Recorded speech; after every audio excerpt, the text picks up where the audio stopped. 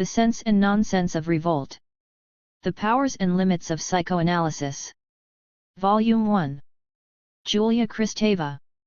Contents. Acknowledgements. 1. What revolt today? 2. The sacred and revolt, various logics. 3. The metamorphoses of language in the Freudian discovery.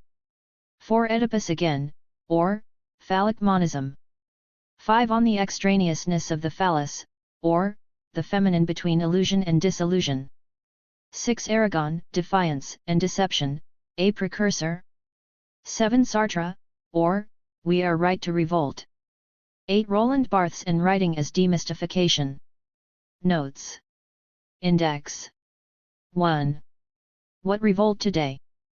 The title of this book is meant to evoke the current political state and the lack of revolt that characterizes it. I promise not to elude this aspect of the problem, but I will approach things from a bit of a distance, from the roots of memory, which is nothing other than language and the unconscious. There are 2 facets to the reflections presented here. The first concerns psychoanalysis, its history, and its present state. The second takes into consideration different literary texts. I will explain first what I mean by revolt and why the problematic of the sense and nonsense of revolt is inscribed in a psychoanalytical perspective.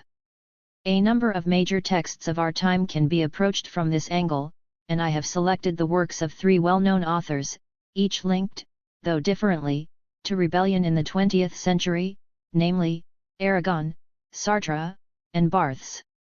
Some psychoanalytical questions will allow us a more profound approach to these 3 authors.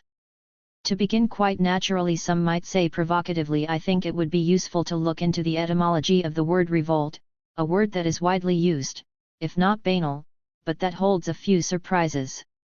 As a linguist by training, I sought out what linguists had to say about it. 1. 2 semantic shifts mark the evolution of the word. The first implies the notion of movement, the second, that of space and time. Movement. The Latin verb volvere, which is at the origin of revolt, was initially far removed from politics. It produced derivatives with meanings semes such as curve, entourage, turn, return. In Old French, it can mean to envelop, curvature, vault, and even omelette, to roll, and to roll oneself in. The extensions go as far as to loaf about, to repair, and vaudeville.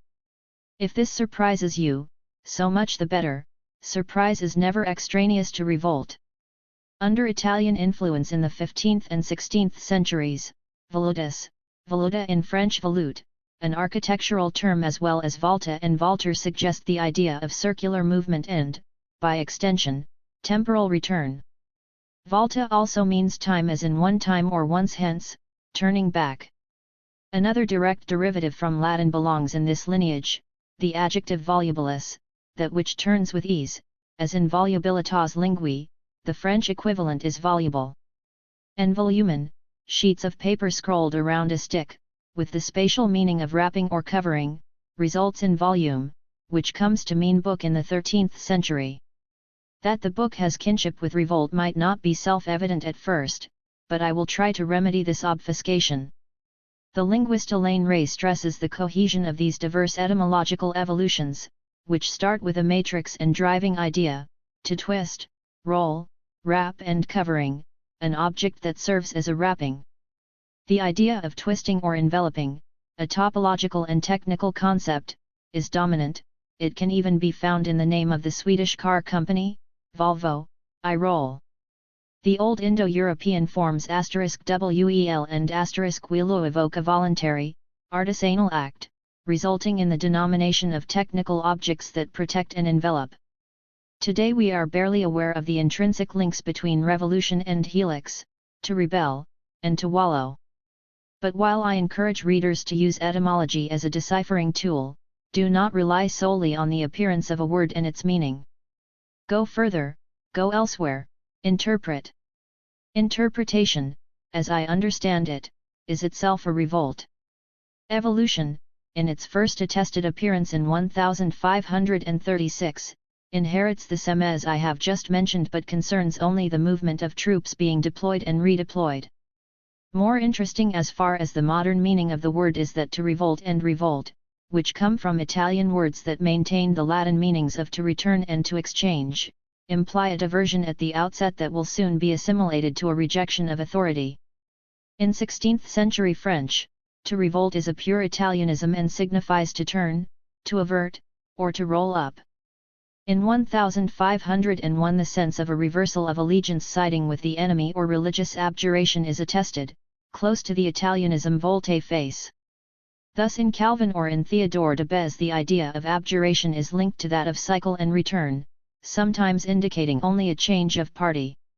In the psychological sense, the word contains an idea of violence and excess in relation to a norm and corresponds to émouvoir, hence émeute for revolt. In the 16th century, the word does not involve the notion of force but strictly indicates opposition, to leave, to abjure, to turn away. Until the 18th century, the word revolt is not used for war, as is the series rebel, rebellion, but is used in the political and psychological domain. It's always been allowed by right of war to fire revolt between one's enemies, Laëtus says to Arsenault. In Corneille's Nicomedes. Point 2 there is also reference to feelings in revolt 3. The historical and political sense of the word prevails until the end of the 17th century and beginning of the 18th. In the age of Louis XIV, Voltaire uses revolt to mean civil war, unrest, cabal, insurrection, war, and revolution when speaking of Mazarine's time. Point 4 the relationship between revolt and revolution is not yet clearly established, revolution maintaining its celestial origins until 1700. Time and space. Turning to the semantic line of time and space, the Latin verb revolvere engenders intellectual meanings, to consult or reread and to tell. Revolution appears later, entering the French language in scholarly astronomical and chronological vocabularies. In the Middle Ages, the word revolution is used to mark the end of a period of time that has evolved. It signifies completion, an occurrence, or a completed duration. In the 14th century, the notion of space is added, mirrors, interlocking objects, the projection of images. Point 5 the revolution of human affairs is a stopping point in a pre-existing curve. Gradually, the term comes to signify change, mutation. In 1550, and for a century afterward, it is applied to another semantic field, that of politics, thus the revolution of time leads to the revolution of state. Point 6 in the second half of the 17th century, in the context of the Fronde and the period that followed, from Gondi to Retz and Bossuet, the word's political sense of conflict or social upheaval is confirmed. Point 7 in the 18th century, revolution becomes more specific and widespread, with parallels frequently drawn between planetary and political mutations. Point 8. That's all I have to say about the evolution of the term revolt, but I hope I have given you an idea of the richness of its polyvalence. I wanted to wrest it, etymologically, from the overly narrow political sense it has taken in our time. From these various etymological uses, I would like you to remember what I will call the plasticity of the term throughout its history, as well as its dependence on historical context. I have made passing reference to its links with astronomy but also with Protestantism, the Fronde, and the Revolution to show how rooted this plasticity is in scientific and political history. This preoccupation will guide the following reflections. In the series of rather disparate semes I proposed, a number of them ought to be thought of in relation to this book's title, which emphasizes the impact, as much as the impasses, of revolt, the nonsense suggested by words such as galvaudige and vaudeville but also the uncertainties and randomness implicit in reversal, abjuration, change, detour, which repeat and transform, as well as the semes curve, quarrel, and book, cycle, stalling, and upheaval, and finally, recovery, unfolding, and the somewhat bland reassessment. Also worth noting are the classic, though very different, uses of this notion by clans, tradesmen, and diverse social groups, as well as its uses in psychology and politics. In short, revolt twists and turns indeed, veers off depending on history. It is up to us to complete it. But why now? Why, given the plasticity I have briefly described, grapple with revolt now? What do I mean to convey in the present context, if it is true that historical context must be taken into account in order to renew the sense of the word? In response, allow me to make a point to which I will not return but which I would like to place on the implicit horizon of this book. This political observation supports a reflection I have expressed and pursued on various occasions that concerns the moment we are traversing and, to my mind, particularly justifies the necessity of re-examining the notion of revolt. A normalizing and pervertible order. The post-industrial and post-communist democracies we live in, with their affairs and scandals, share characteristics that humanity has never confronted. Two of these accompany the society of the image, or of the spectacle, and justify the attempt to rethink the notion of revolt even while they seem to exclude the possibility of it, the status of power and that of the individual. The power vacuum. As watchers and readers of the media, we all know what the power vacuum means, the absence of plans, disorder, all the things we speak of and that political parties show the effects of, that we as citizens show the effects of. Yet in spite of this anarchy, signs of a new world order do exist, and if examined closely this order appears to be both normalizing and falsifiable, normalizing but falsifiable. This is what grounds my inquiry into the possibility of revolt. Consider the status of the legal system, of law. We no longer speak of culpability but of public menace, we no longer speak of fault but of damages. Instead of responsibility, there is liability.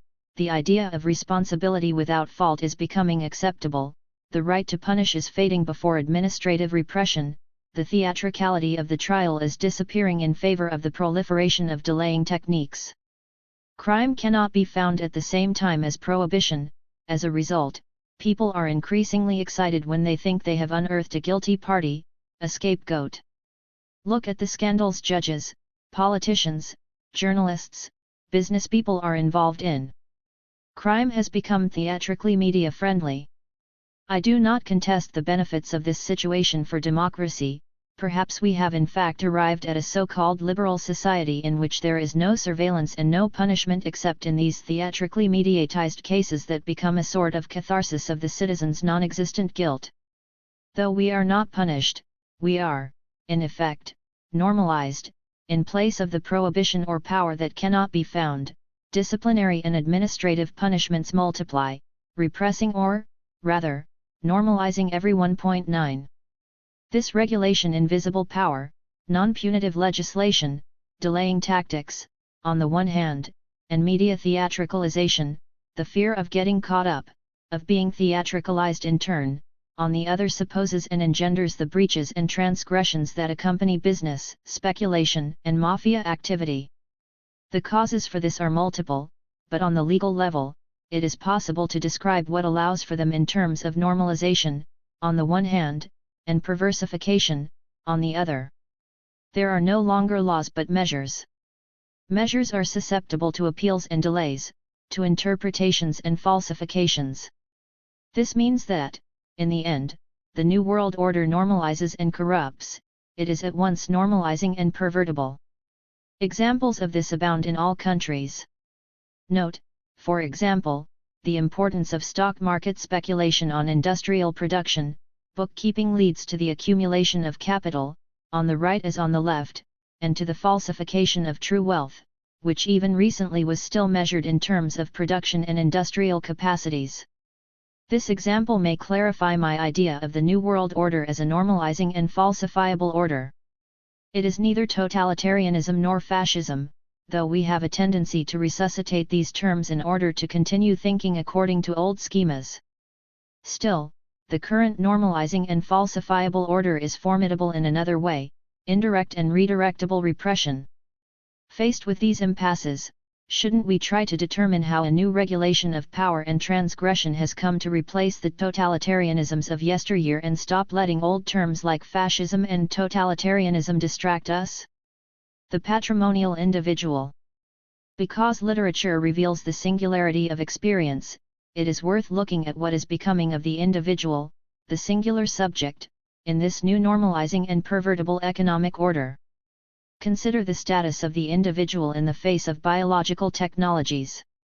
The human being tends to disappear as a person with rights, since he/she is negotiated as possessing organs that are convertible into cash. We are exiting the era of the subject and entering that of the patrimonial individual. I am not a subject, as psychoanalysis continues to assert, attempting the rescue indeed, the salvation of subjectivity. I am not a transcendental subject either, as classical philosophy would have it. Instead, I am, quite simply, the owner of my genetic or organophysiological patrimony. I possess my organs, and that only in the best case scenario, for there are countries where organs are stolen in order to be sold. The whole question is whether my patrimony should be remunerated or free, whether I can enrich myself or, as an altruist, forego payment in the name of humanity, or whether I, as a victim, am dispossessed of it. Some provisions set forth by the European Economic Community concerning the dynamics of the sale of bodies have even found that, thanks to biotechnological advances, the patrimonial individual may favor European economic development. Happily, speculations such as these incite resistance and are challenged by many jurists. Nevertheless, the primacy of the market economy over the body is certainly something to worry about, perhaps even to get dramatic about, to protest before things are firmly established, before it is definitely too late. Again, I am not discussing the democratic advantages that this new world order may entail. They are no doubt considerable. Still, I would underscore that an essential aspect of the European culture of revolt and art is in peril, that the very notion of culture as revolt and of art as revolt is in peril, submerged as we are in the culture of entertainment, the culture of performance, the culture of the show. The culture of revolt. The European tradition, where this phenomenon is most manifest, has an experience of culture that is at once inherent in the social fact and active as its critical conscience. Europeans are cultured in the sense that culture is their critical conscience. It suffices to think of Cartesian doubt, the free thinking of the Enlightenment, Hegelian negativity, Marx's thought, Freud's unconscious, not to mention Zola's j'accuse and formal revolts such as Bauhaus and Surrealism, Artaud and Stockhausen, Picasso, Pollock, and Francis Bacon. The great moments of 20th century art and culture are moments of formal and metaphysical revolt. Stalinism no doubt marked the strangling of the culture of revolt, its deviation into terror and bureaucracy.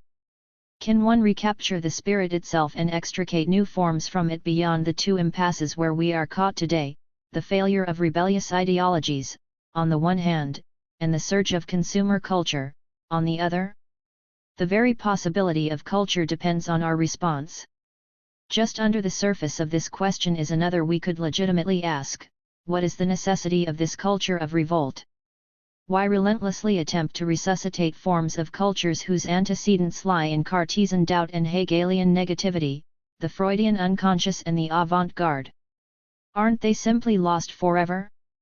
Why should we want to find modern responses to these past experiences? After the death of ideologies, shouldn't we just be content with entertainment culture, show culture, and complacent commentary? We shouldn't. I will try to demonstrate why through a discussion of Freud, for in listening to human experience, psychoanalysis ultimately communicates this: happiness exists only at the price of a revolt. None of us has pleasure without confronting an obstacle, prohibition, authority, or law that allows us to realize ourselves as autonomous and free. The revolt revealed to accompany the private experience of happiness is an integral part of the pleasure principle. Furthermore, on the social level, the normalizing order is far from perfect and fails to support the excluded, jobless youth, the poor in the projects, the homeless, the unemployed, and foreigners, among many others. When the excluded have no culture of revolt and must content themselves with regressive ideologies, with shows and entertainments that far from satisfy the demand of pleasure, they become rioters. The question I would like to examine from the somewhat narrow though not socially irrelevant perspectives of private life, psychological life, art, and literature is the necessity of a culture of revolt in a society that is alive and developing, not stagnating.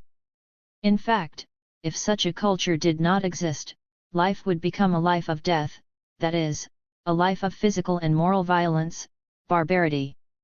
This is a matter of the survival of our civilizations and their freest and most enlightened components. There is an urgent need to develop the culture of revolt starting with our aesthetic heritage and to find new variants of it. Heidegger thought only religion could save us. Faced with the religious and political impasses of our time, an experience of revolt may be the only thing that can save us from the automation of humanity that is threatening us. This revolt is underway, but it has not yet found its voice, any more than it has found the harmony likely to give it the dignity of beauty. And it might not.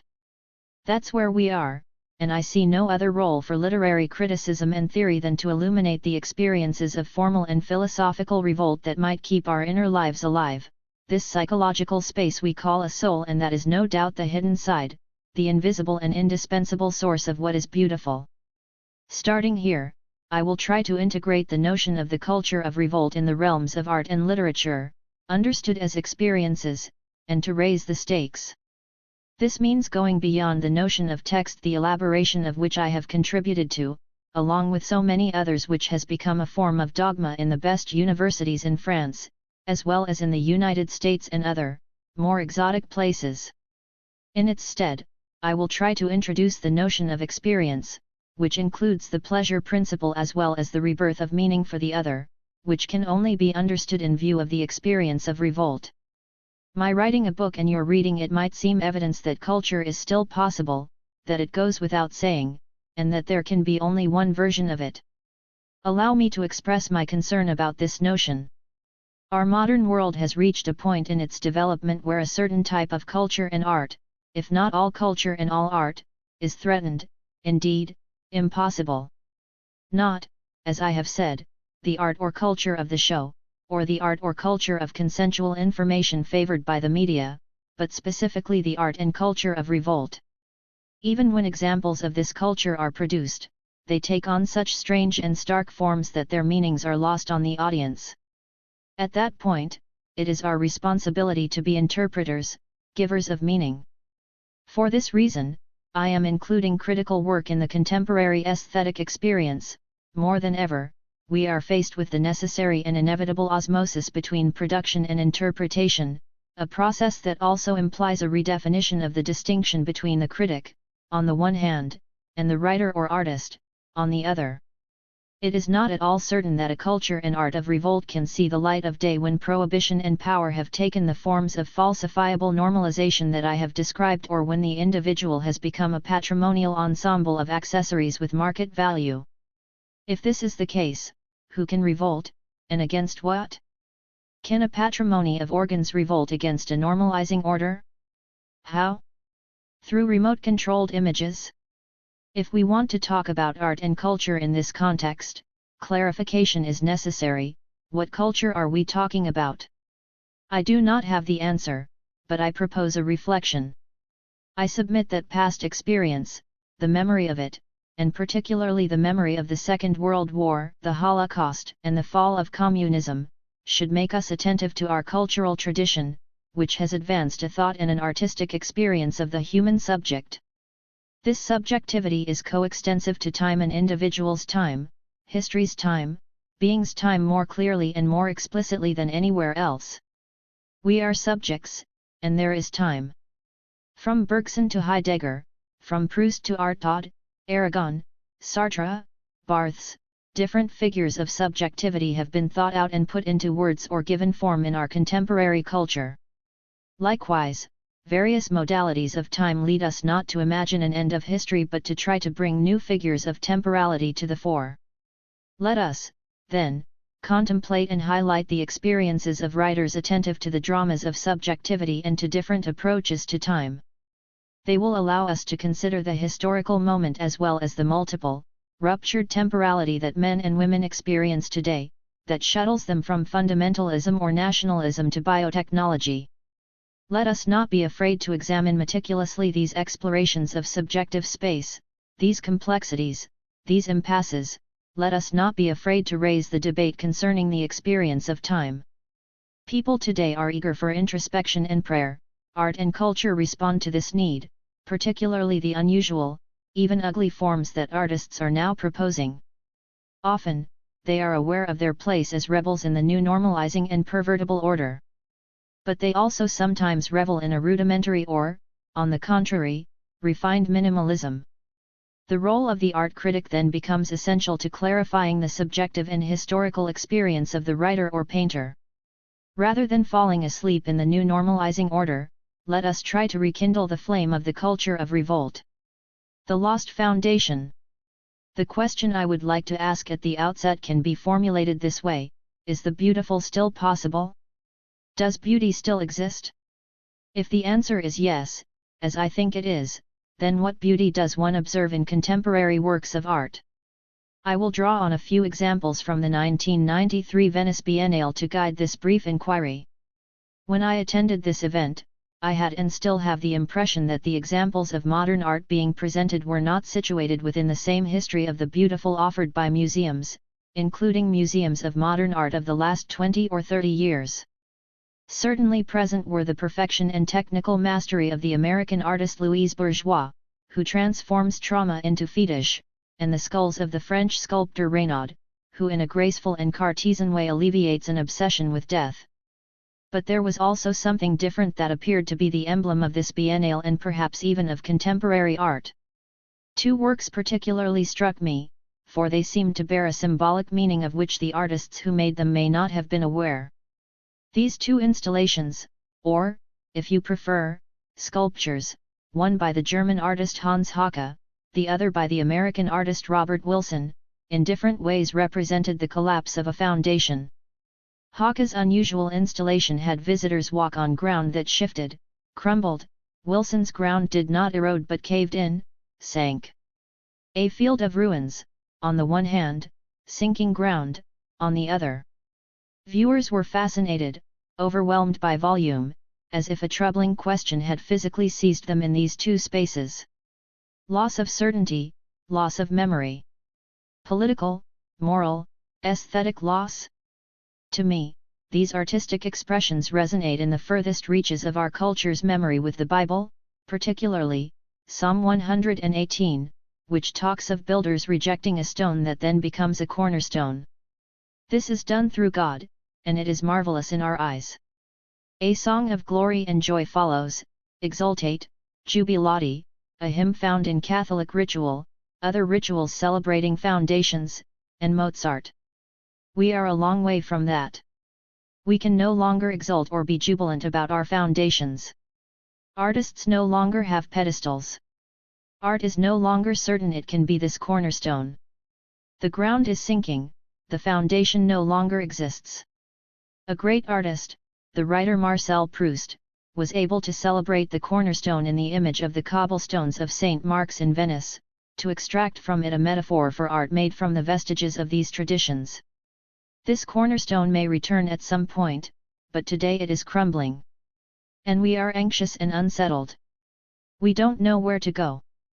Are we still capable of going anywhere? We are confronted with the destruction of our foundation. Part of our pedestal is falling into ruin.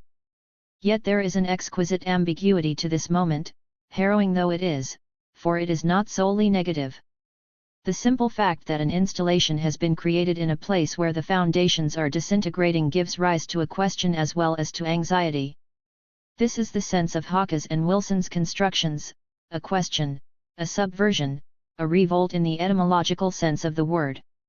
And this question is a sign of life, certainly a modest, humble, minimal one, but already a detour, a revelation, a shifting of the collapse, and it is deeply affecting. Of course, it isn't quite jubilation or exultation, as the response being formulated is minute, but it is a sign of life nevertheless, a timid promise, anguished and yet existent. Many young artists make installations rather than simple art objects. Are these merely signs of an incapacity to produce a distinct and intense object? An inability to concentrate metaphysical and aesthetic energy within a frame, on a piece of wood, in bronze or marble? Perhaps. But I think something else is at stake. In an installation, the entire body is called on to participate through its senses: sight, of course, but also hearing, touch, sometimes smell. As if instead of creating an object, these artists seek to situate us in a space at the borders of the sacred and ask us not to contemplate images but to commune with beings, an unquestionably tentative and sometimes unvarnished communion, but a call nonetheless.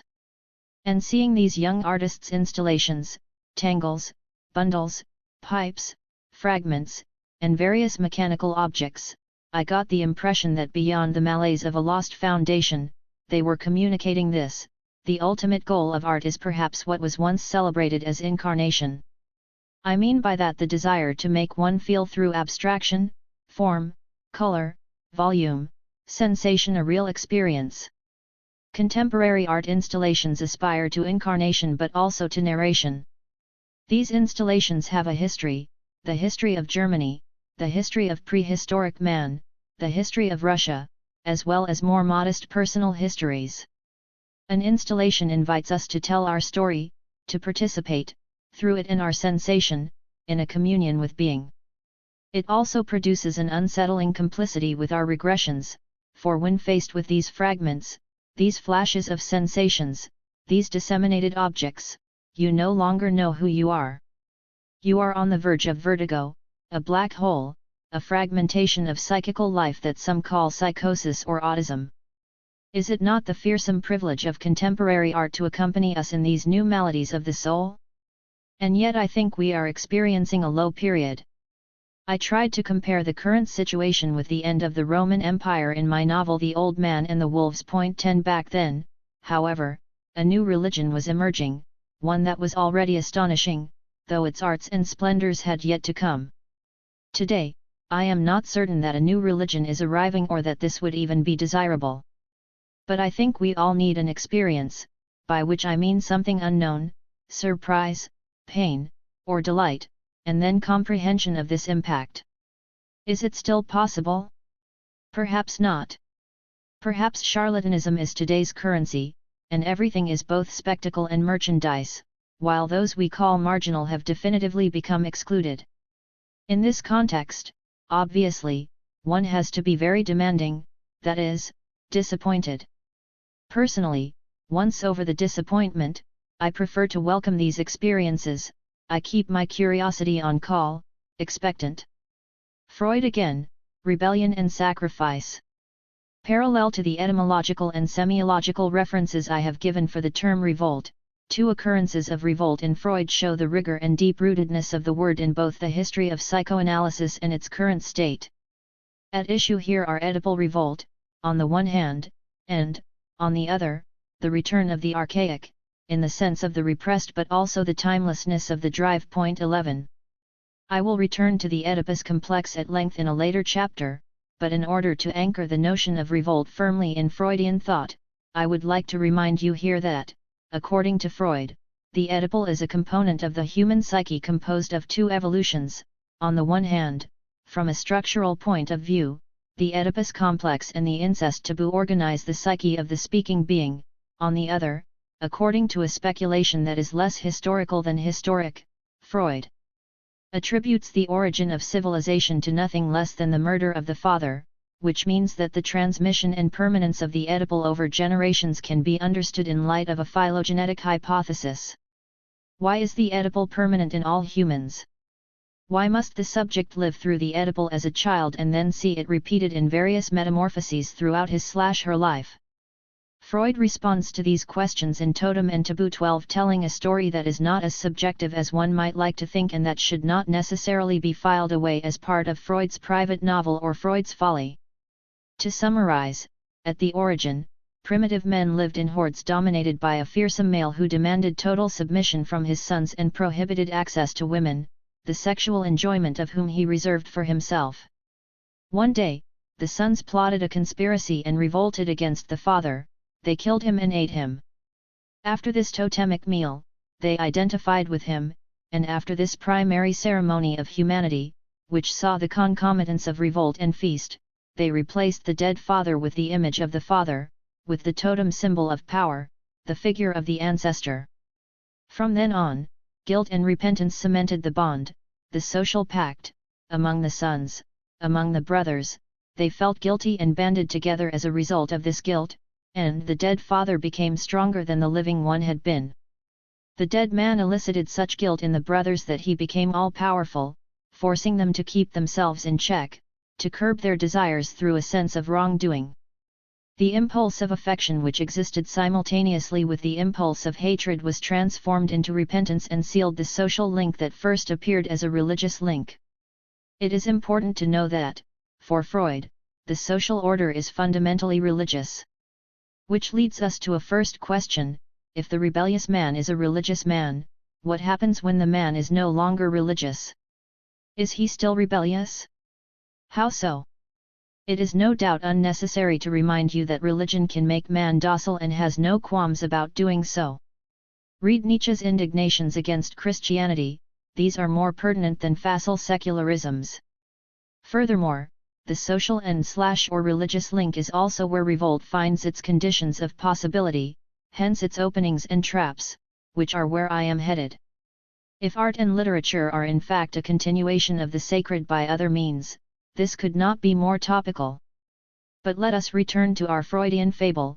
The social link is founded as a religious link, the brothers deny themselves the women, rules of exogamic exchange are elaborated.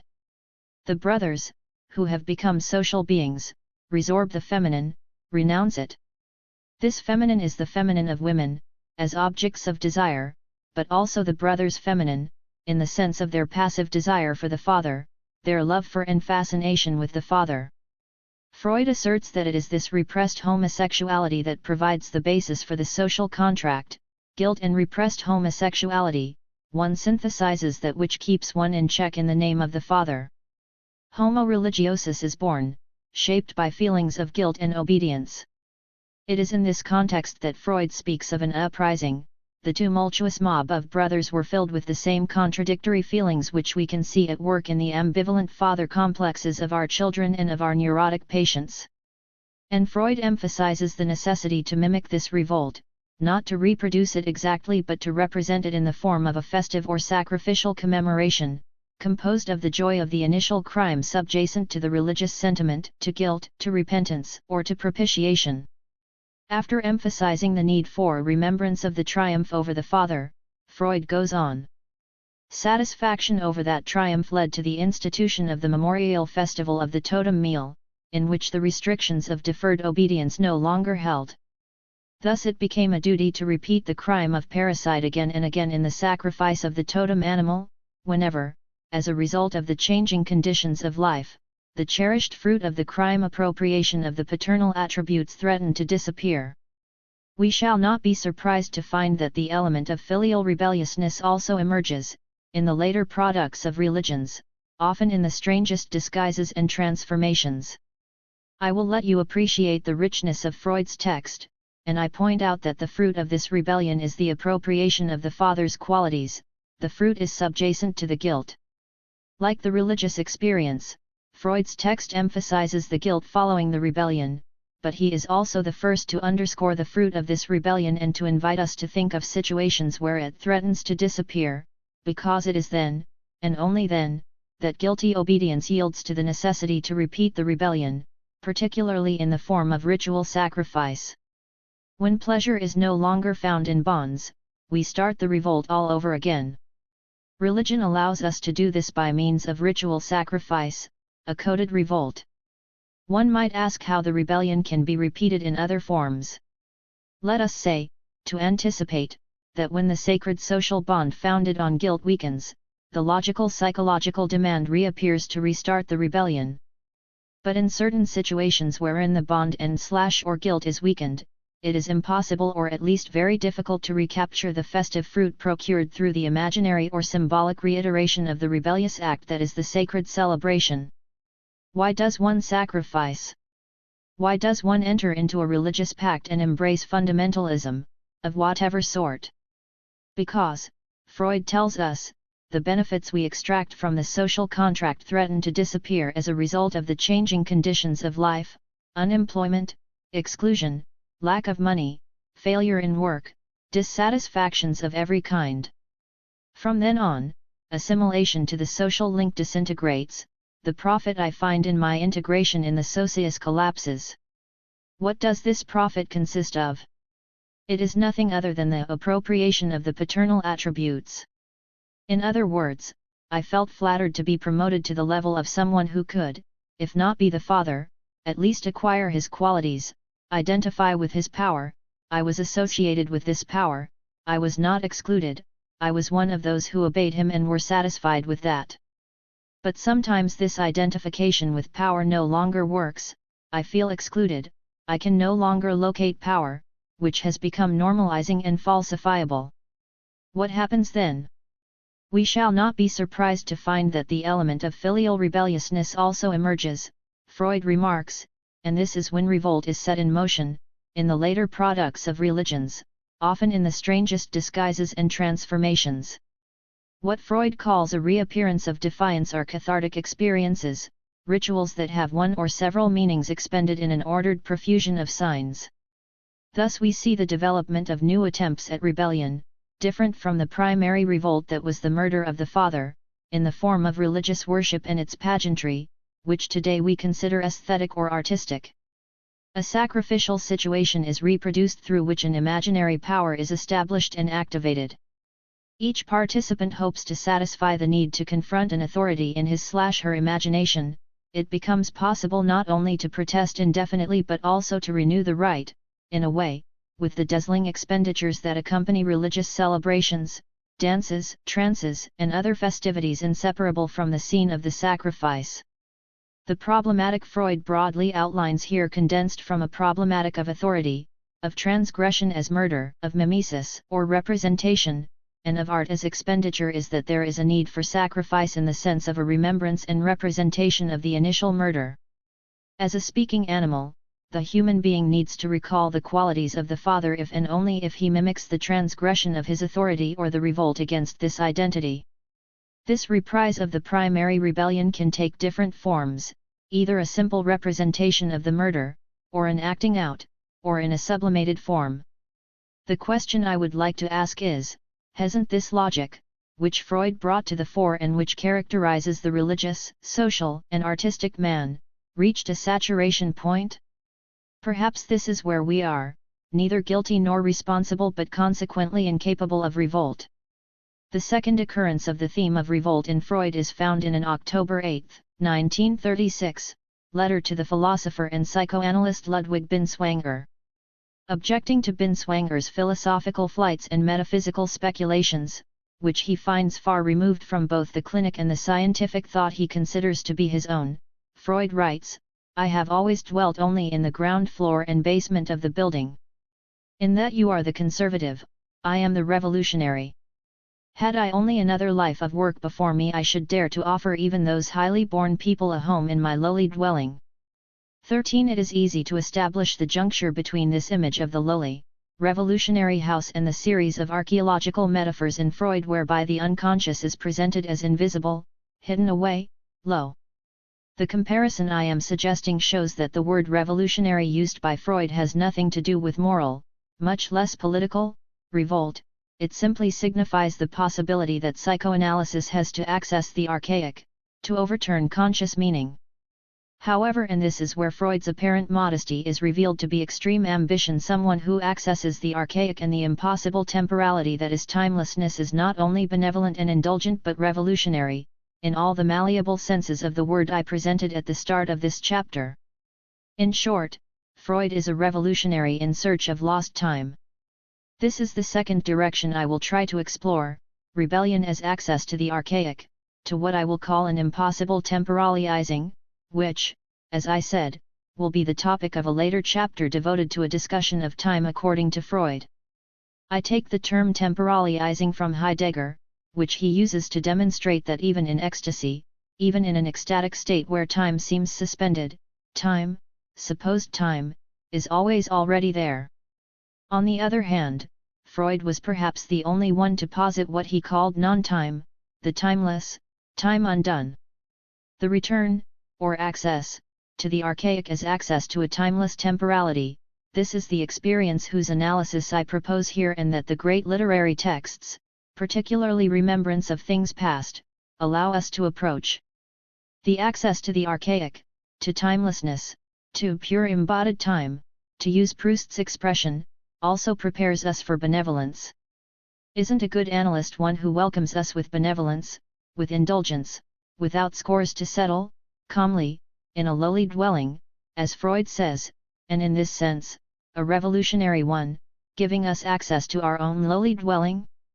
This image brings me back to the lost foundation and the installations of destroyed habitats I spoke of while describing the Venice Biennale.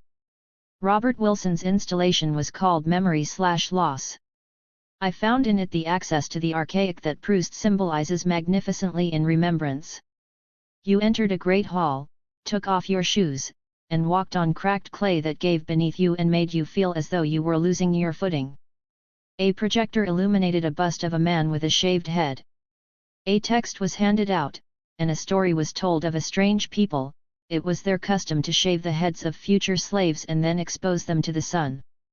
This caused their hair to grow inside as opposed to outside their skulls, which in turn led them to lose their memories. By telling us this fable with the aid of light, texture, and sound, Wilson invited us to experience the threat of the loss of memory that the normalizing order imposes on us. For me, the analytical revolt, in the sense of the Oedipal revolt and the return to the archaic, is an antidote to the threat of lost memory that certain contemporary artists seem to perceive. I propose 3 figures of revolt based on the Freudian experience. Revolt as the transgression of a prohibition. Revolt as repetition, working through, working out, and revolt as displacement, combinatives, games. Logically independent in social behaviors, for example, these figures are nevertheless interdependent in the psychological experience, where they are imbricated in the psychical apparatus as well as in artistic or literary works. Why Aragon, Sartre, and Barthes? Or, more analytically, who's afraid of Aragon, Sartre, and Barthes? Besides the chance encounters and historical influences that have shaped my own course, I consider Aragon, Sartre, and Barthes representative of 3 essential challenges that have marked the century. Even today we have trouble assessing the upheaval their experiences have brought to mindsets, ideas, literature, and language. Point 14. In the wake of surrealism and having succumbed to Stalin's attraction, Aragon's poetic writing links sexual jouissance to the jouissance of language. This approach has inspired French poets from the troubadours to Rimbaud. Georges Bataille proposed a meditation on it, inspired by mystics, Hegel, and Freud. Antonin Artaud burned with the sonorous intensities of a body whose fibers, set ablaze, challenged the facilities of sex and psychological identity, a refusal that toppled into psychosis. Aragon conducts this de-identification of sex and language to 2 unsustainable points, the pleasure of power and the intoxication of lying. Neither true nor false, literary revolt is plausible, as Aristotle's Poetics already asserted. With Aragon, the plausible is pushed to the extremes of identity games, the extremes of sexual roles, the extremes of ideological opinions, the extreme virtuosity of words, and confronts revolt with the risks of compromise and cynicism. Sartre meanwhile anchors this debate on the other and being in the literary experience, a debate that Hegel and Heidegger's philosophy deployed on academic terrain and that French thought has in large part tried to dispel. But having transfused being into the other and vice versa, Sartre applies this vision of being as other to politics and to all human words as long as they are in a political context. One might regret the resulting politicization of the being as other that leads to certain engagements that curiously forget to question their own bad consciences. But one cannot forget the simultaneous elevation of the political to the level of being as other and the virtually mystical implications that Sartre achieves in the literary context and subsequently in politics. In his incisive book, Francis Jeanson rightly questions the beliefs of Sartre the atheist. Sartre's atheism is not a rationalism but a complete engagement in the being as other of human existence. Point 15. We must continue this questioning if we want to find the possible or impossible meaning of modern atheism.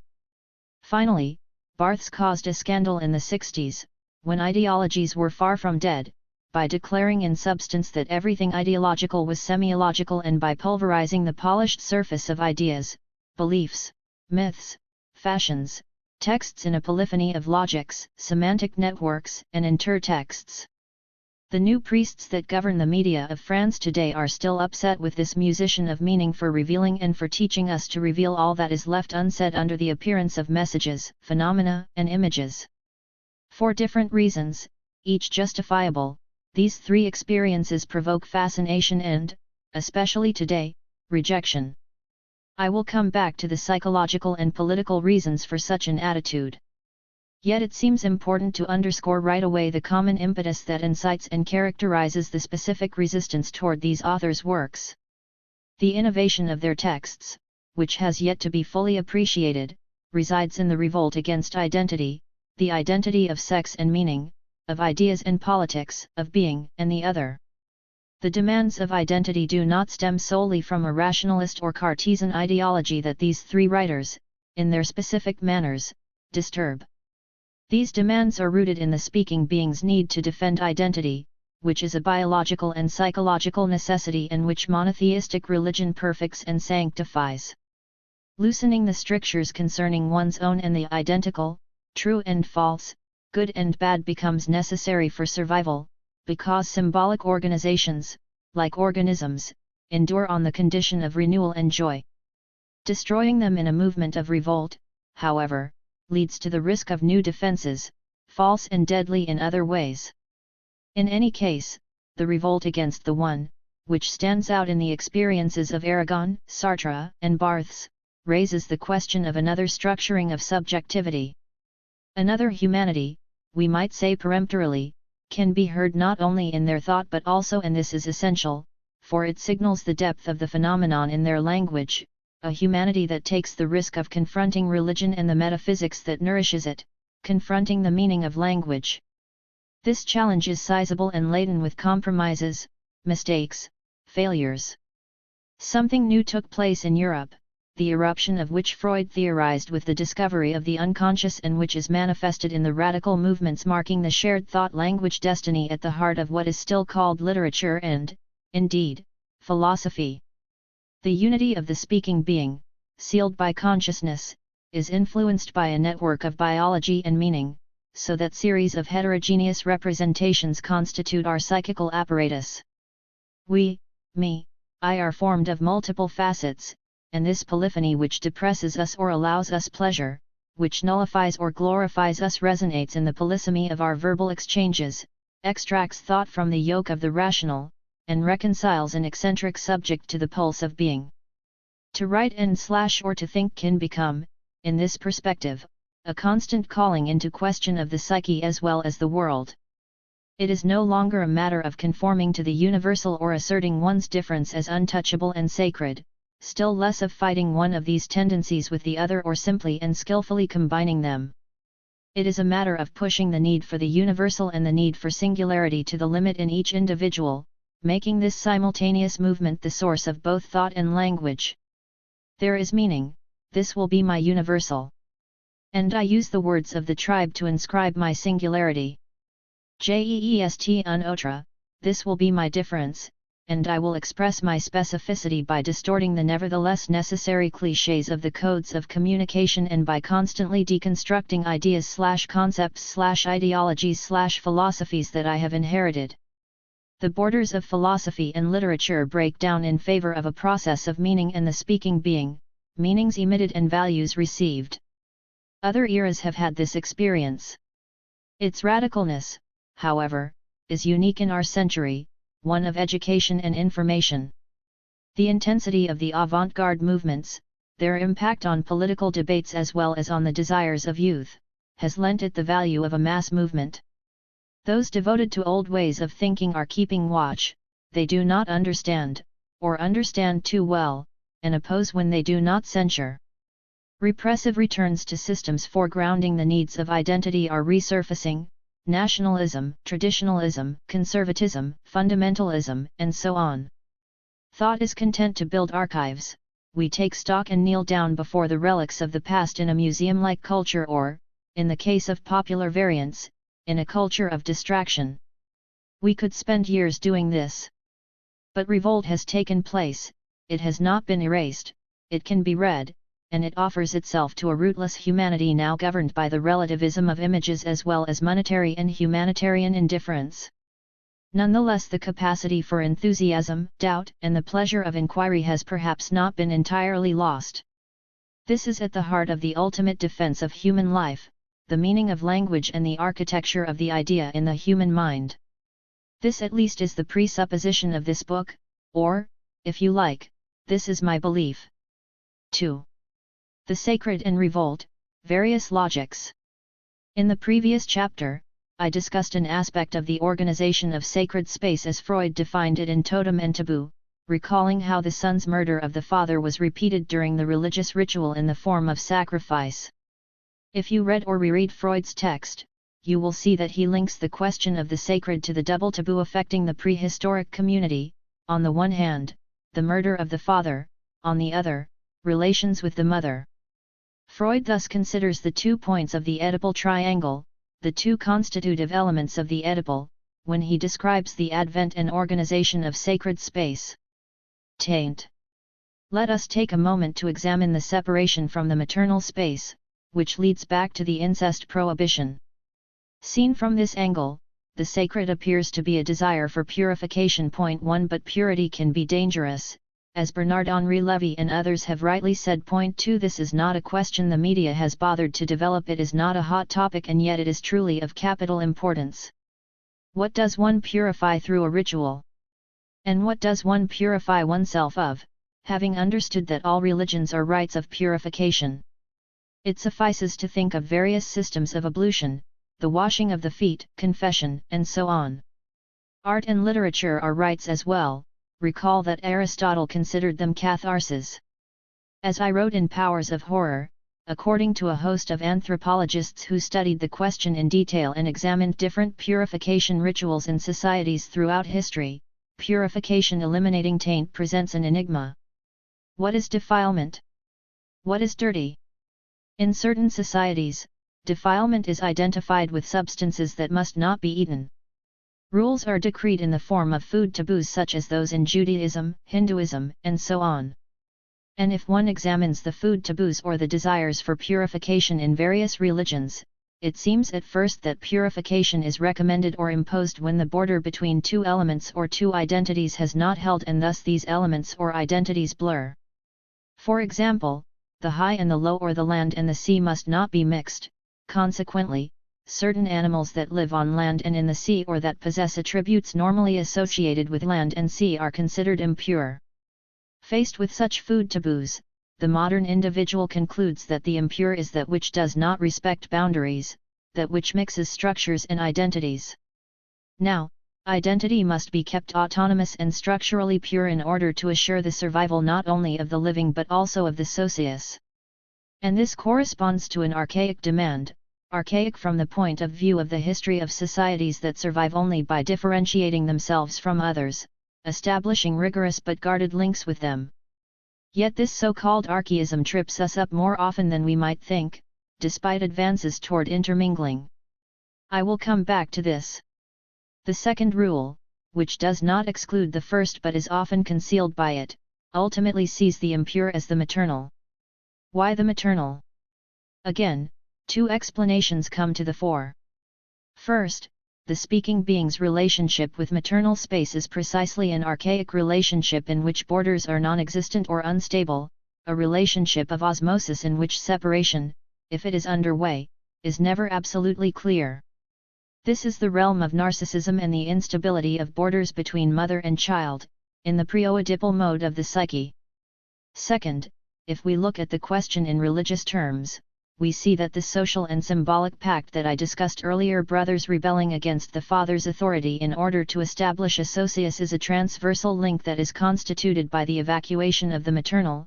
In order to establish the symbolic pact, one has to get rid of the domestic, corporal, maternal container. And even though maternal religions exist, they are always already on a path towards splitting the symbolic being from its psychological and maternal basis. The constitution of the sacred therefore requires separation from the physiological and its framework, the maternal and the carnal, which in fundamentalist monotheism are connoted negatively and sometimes even considered pagan or diabolical. Mystics and artists alike make use of subtle transgressions and skillful mixtures in a magnificent, parallel history. I will not go further into this debate, although I did want to mention that purification, the elimination of taint, and protection against the maternal are at the heart of the constitution of the sacred and can be read beneath the surface of totem and taboo. But the question of the feminine and the maternal is of only secondary interest to Freud, who instead emphasizes the exclusion of the sons and the murder of the father, the abolishing of his tyranny and the constitution of the symbolic pact between the brothers. An archaeology of purity. The most virulent aspects of certain religions today that take the form of fundamentalism and other obscurantisms are presented as so many desires for purification. But analysis should not stop there. The tendency toward purification leads insidiously to the demarcation of a place of purity designated by an officiant, a religious member, a place that might be represented by the following schema. Figure 2.1. The pure and absolute subject, call him the purifier, defends himself against the maternal from which he is separating through anti-taint rituals, while at the same time defending himself against the murder of the father through feelings of guilt, contrition, repentance. Therefore, what appears to be purity in the eyes of the religion and the purifiers is only an obsessional surface that conceals a veritable architecture of purity, which I present schematically in Figure 2.1.3. It is probably impossible to question the validity of this so-called purity or to fight the various forms of fundamentalism and violence that appear to be the sorry privilege of this end of the century by looking exclusively at its surface and not taking into consideration what produces it. Namely, the disgust with taint and the consequent contrition, repentance, and guilt that present themselves as qualities of religion but also profoundly constitute the psychical life of the being capable of symbolicity, the speaking being. It is thus important to examine the unconscious thoughts and desires that accompany the murder of the father, the abolished exclusion, and the constitution of the symbolic pact, an examination that will return us to the core of this book's subject, that is, revolt. To abolish the feeling of exclusion, to be included at all costs, are the slogans and claims not only of religions but also of totalitarianisms and fundamentalisms. For this, the purifier wants to confront an authority, to revolt against it while also being included in it. The purifier is a complex subject. He recognizes authority, value, law, but he claims their power must be broadened, rebelling against a restricted power in order to include a greater number of the purified, the brothers. This evolution of access to power may be accompanied by contrition, and in the ideal hypothesis, certain abuses of power may be renounced as a result, but most often the attraction that authority and law represent imposes on the purifier a paranoid spiral of persecution and revenge. Revolt against exclusion is resolved in the renewal of exclusion at the lower echelons of the social edifice. In the Freudian fable, the father embodies the position of authority, value, and law against which the sons rebel. Their revolt consists in this: they identify with the father and take his place, an integration that constitutes the collective pact, the inclusion forging the link that will be the socius. Thanks to this, the brothers no longer feel excluded but rather have the imaginary certainty of being identified with the power that, prior to the revolt, oppressed them. The benefit Freud observes in this process is one of identification with and inclusion in the law, authority, power.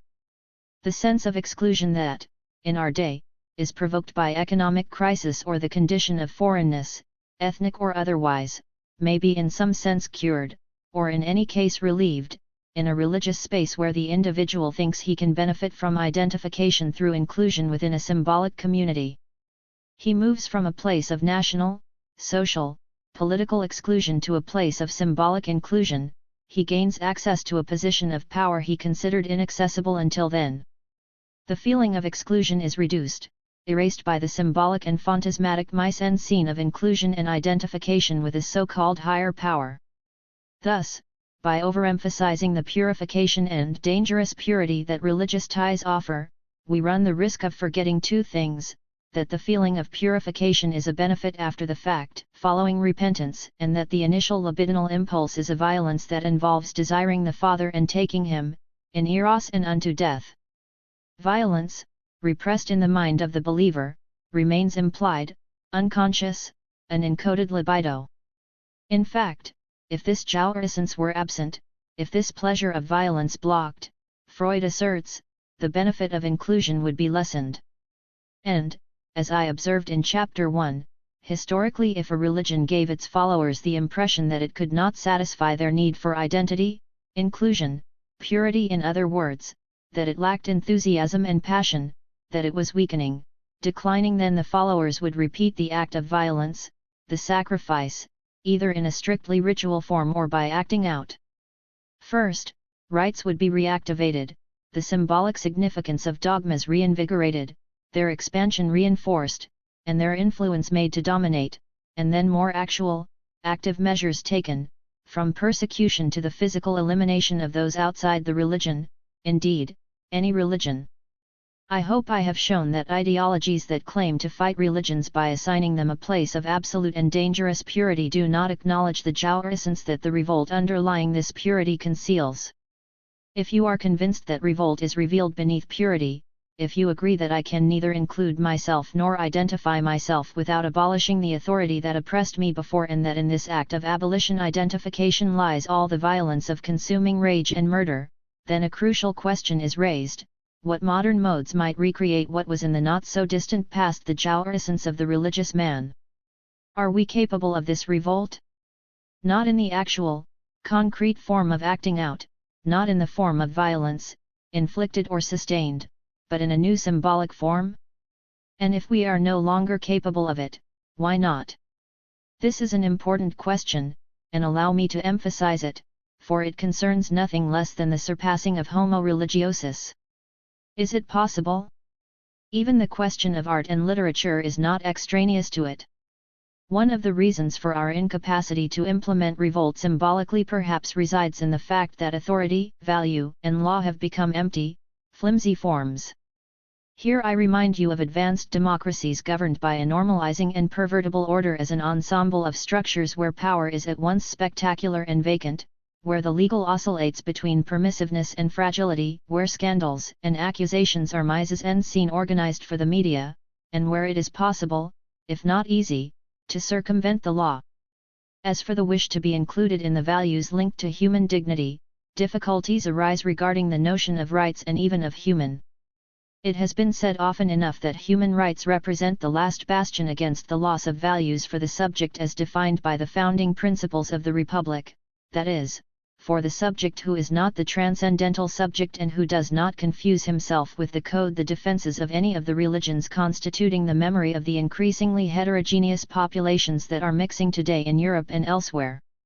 Now, before our eyes, these values, guaranteed until now by human rights, are dissolving under the pressure of technology and the market, threatened by what jurists call the patrimonial person, that is, the human being as an assemblage of organs that are more or less negotiable, that can be transplanted, converted into cash, bequeathed, and the like. Moreover, democracy's frank abandonment of great political, ethnic, and religious conflicts in favor of military and barbarous powers as seen in the former Yugoslavia throws grave discredit on these values that we now call, more and more naturally, so-called values. Finally, revolt as a producer of purity in our modern world is endangered by an easy not to say perverse fit between law and transgression. It is spoiled by constant authorization, if not incentives, made by the law itself, to transgress the law and to be included. Thus at least two things make revolt in this context problematic. The first has to do with the flimsiness of the prohibition, the second has to do with the fact that the possibility of revolt involves a Jiao essence that we do not acknowledge, because the very human being that is the locus of it is dispersed into organs and images, and the new maladies of this deliquescent and centerless soul are confined to passivity and complaint. Priests and the turbulent boys. While examining the texts of Mallarmé and Lautréamont, I came across several figures of revolt and its variants or failures in the religious history of Indo-European societies. As suggested by the title of the work in which I developed these questions, Revolution in Poetic Language, revolt was already the central subject point, for the power vacuum and lack of values were not yet issues when I wrote that book in the 1970s. The change no doubt appeared in a more obvious, more drastic, more threatening way after the recent collapse of communism. On a political level, however, the evolution in question has probably been underway since the end of the French Revolution and the development of democracy that followed. But I leave this question open for now to return to the profound logic of the passageways and impasses of the revolt internal to our cultural memory.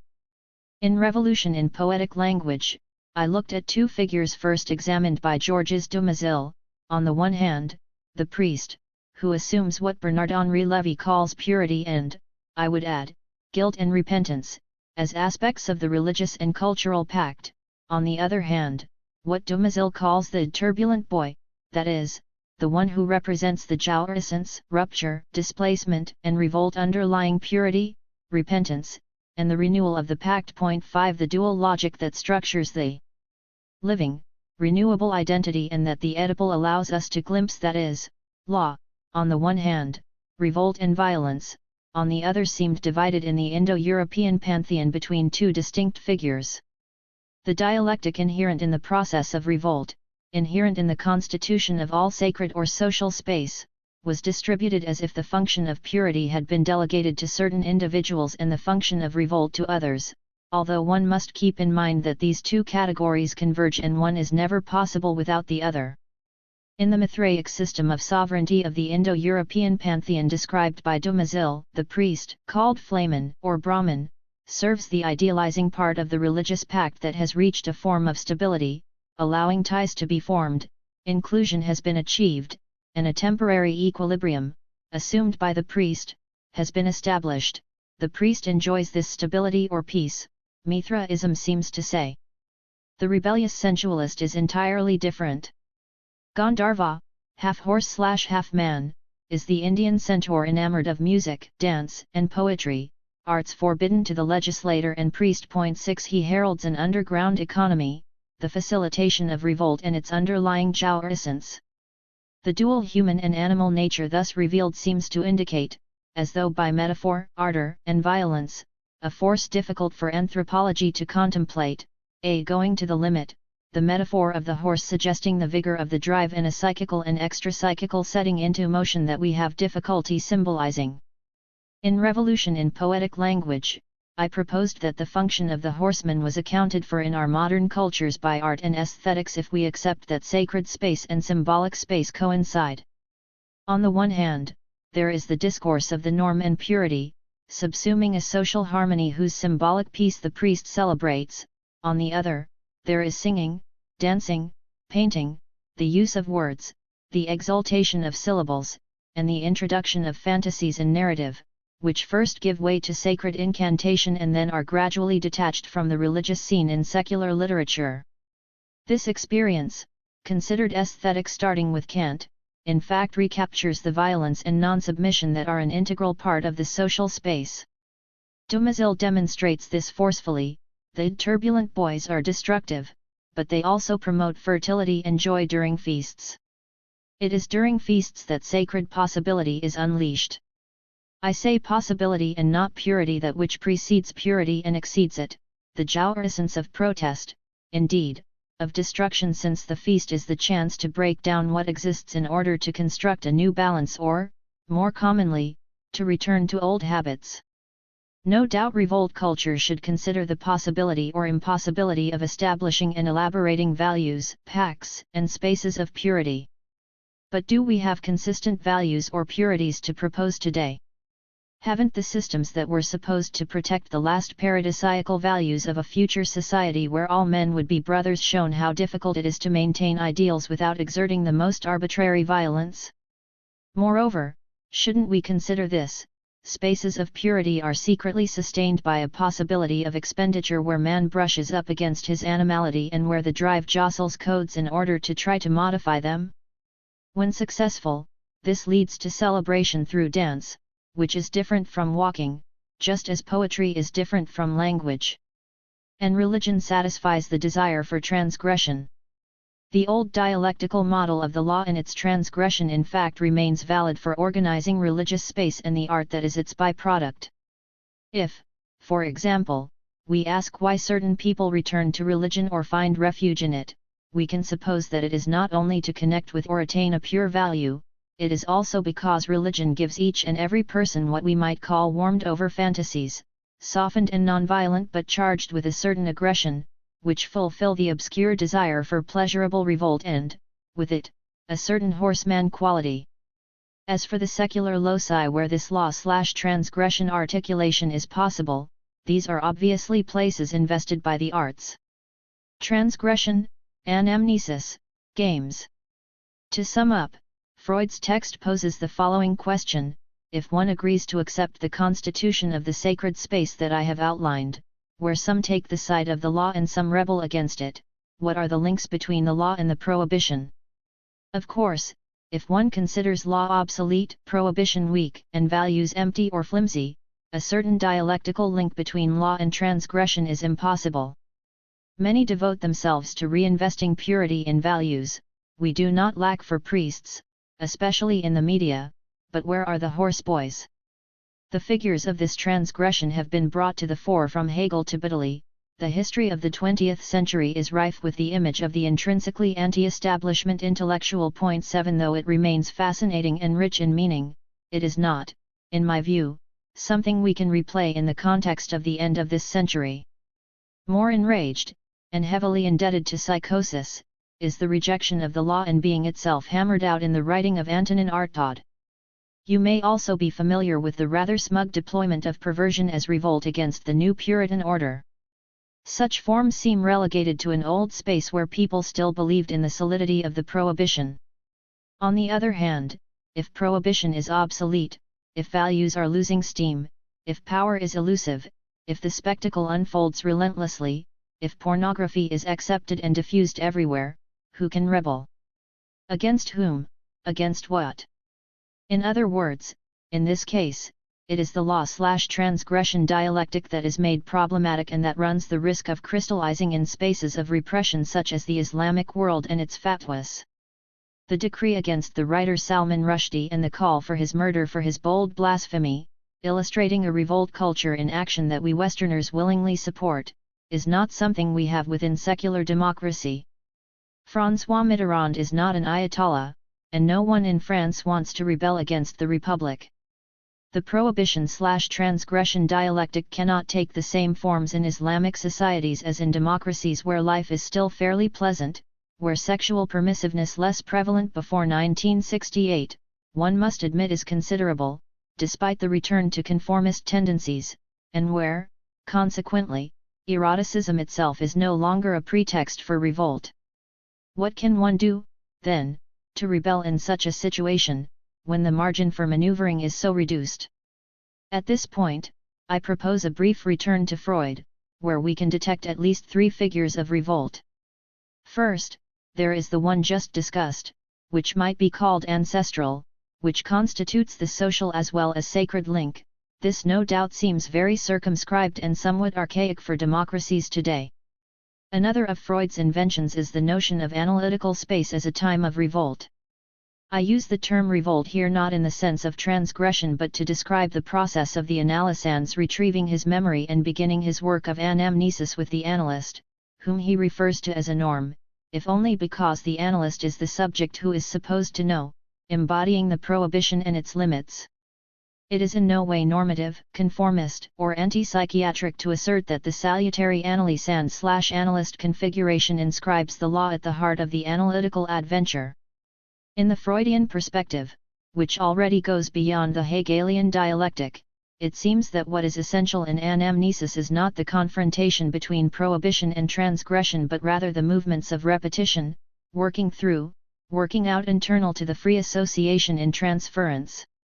It is the course of memory that takes on the Nietzschean vision of an eternal return and permits a renewal of the whole subject. Repetition, working through, working out are logics that, in appearance only, are less conflictual than transgression, softer forms of the displacement of prohibition as the return of the past and possible renewal of the psychical space. Consider the analytical situation. A patient goes to an analyst in order to remember his past, his traumas, his feeling of exclusion. A traumatic event has led him to cut himself off from his family, his circle of friends, the symbolic pact: I am unable to express myself, I am inhibited, I am depressed, I am marginalized because I have this or that sexuality. If the trauma can be understood as a psychical form of exclusion, it will be undone by analysis. This is the sacred space I described earlier, except that the logic of the analytical pact is not that of a transgression, or inclusion in a group that is already there, or a taking of power, but a displacement of the traumatism, a progressive, incessant, and perhaps even interminable displacement, as in Freud's interminable analysis. And to what will this displacement lead the analysand? To the possibility of working out, working through, and therefore to the construction of a veritable culture where displacement constitutes its source and essence. I undertake the narrative, I tell of familial or social situations in a way that is stranger and truer each time. I am a budding narrator. You may recognize here the Proustian embodied time, the search for lost time. In the best cases, analysis is an invitation to become the narrator, the novelist, of one's own story. Memory put into words and the implication of the drive in these words which create a style would be one of the possible variants of revolt culture, again, not in the sense of prohibition/transgression but in the sense of anamnesis as repetition, working through, working out, or, to replace the Freudian problematic with a Proustian one more accessible to students of literature, the search for lost time through narrative enunciation. Which leads me to think that in our civilization, given the impasses of religious forms of revolt as well as conflictual or dialectical political forms of revolt, psychoanalysis, on the one hand, and a certain literature, on the other, perhaps constitute possible instances of revolt culture. Provided we understand the word revolt as it is etymologically accepted, as return, displacement, plasticity of the proper, movement toward the infinite and the indefinite, as I discussed in the first chapter. A third and final configuration will appear when I speak of the style and thought of Aragon, Sartre, and Barthes, that of the combinatory or the game as possible instances of revolt. Here, again, it is not a question of the confrontation between prohibition and transgression, of these dated dialectical forms, though they are still possible in certain contexts, but of topologies, spatial configurations that are more supple and probably more appropriate to this situation, whose difficulty I continue to underscore. How does the patrimonial person that each of us risks becoming confront a power vacuum, armed for discourse with only a remote control? In other words, how, in our societies of the spectacle, does one revolt in the absence of real political power? Throughout this book, I will try to clarify the two logics of revolt I have just described. But first I would like to explain why I did not refer to Moss and Potlatch when I evoked the necessity for jouissance and violence in revolt. There are a number of things I have not made reference to, but I could have talked about Moss, who I deal with rather extensively in Revolution in Poetic Language. It would be equally possible, in discussing the pure and the impure, to cite Mary Douglas's work on the maternal element in the ambiguous figures of defilement. Still other anthropological models could be summoned to echo what I am saying about revolt as sacred space and its realization today. Keep in mind that they take at least two forms: some plunge into fundamentalism, others into nihilism and despair. How can one revolt when one is an ensemble of organs? And against whom? The permanence of the divine and/or the immanence of language. Before going on to Aragon, Sartre, and Barthes, in the next few chapters I will introduce a few aspects of Freudian thought that strike me as important for a better understanding of the place of prohibition and jouissance, as well as the relations between them, in other words, various positions relating to the links that are not necessarily figures of transgression. I will try to analyze the profound logic of what constitutes this higher side of man, as Freud wrote, which is nothing other than the intimate associate of the symbolic link with which, against which, and in which men and women revolt, language. In this examination of Freudian models of language, notions of power and prohibition refer to the paternal figure, the murder of the father, and the institution of the symbolic prohibition. For all human beings, the instance of the paternal function, the function of authority, is given in an immanent manner in our aptitude for language. In other words, language is an immanent God, unless you would prefer to think of God as a metaphorical extrapolation of immanence. The secular belief whose foundations we are still seeking, which must neither be too reductive nor too lethal, might be described as this: with language, we will be better able to think about the meaning of a statement such as God is within us. If God is within us, it is because we are speaking beings.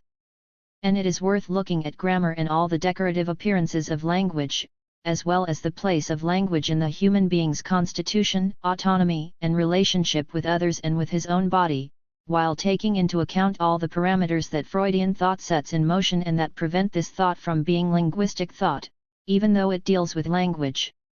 So if I speak of Freudian models of language, it is to situate what seems to me to be the central position of language in Freud, a place that Lacan had the good sense to underscore.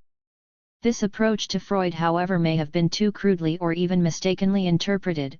Lacan's reading started to head toward what he himself called linguistery, a structural approach to language that reduced the signifying functioning of human beings to a rudimentary linguistic schema. This is not at all the case with Freud.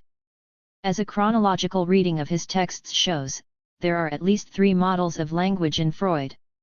These 3 models, which may at first appear far removed from the problematic of revolt, will allow us to define the imbrication of language in a more complex dynamic that includes both the drive and sacrifice, and to address the social link, and the place of literature within it, in another way. 3.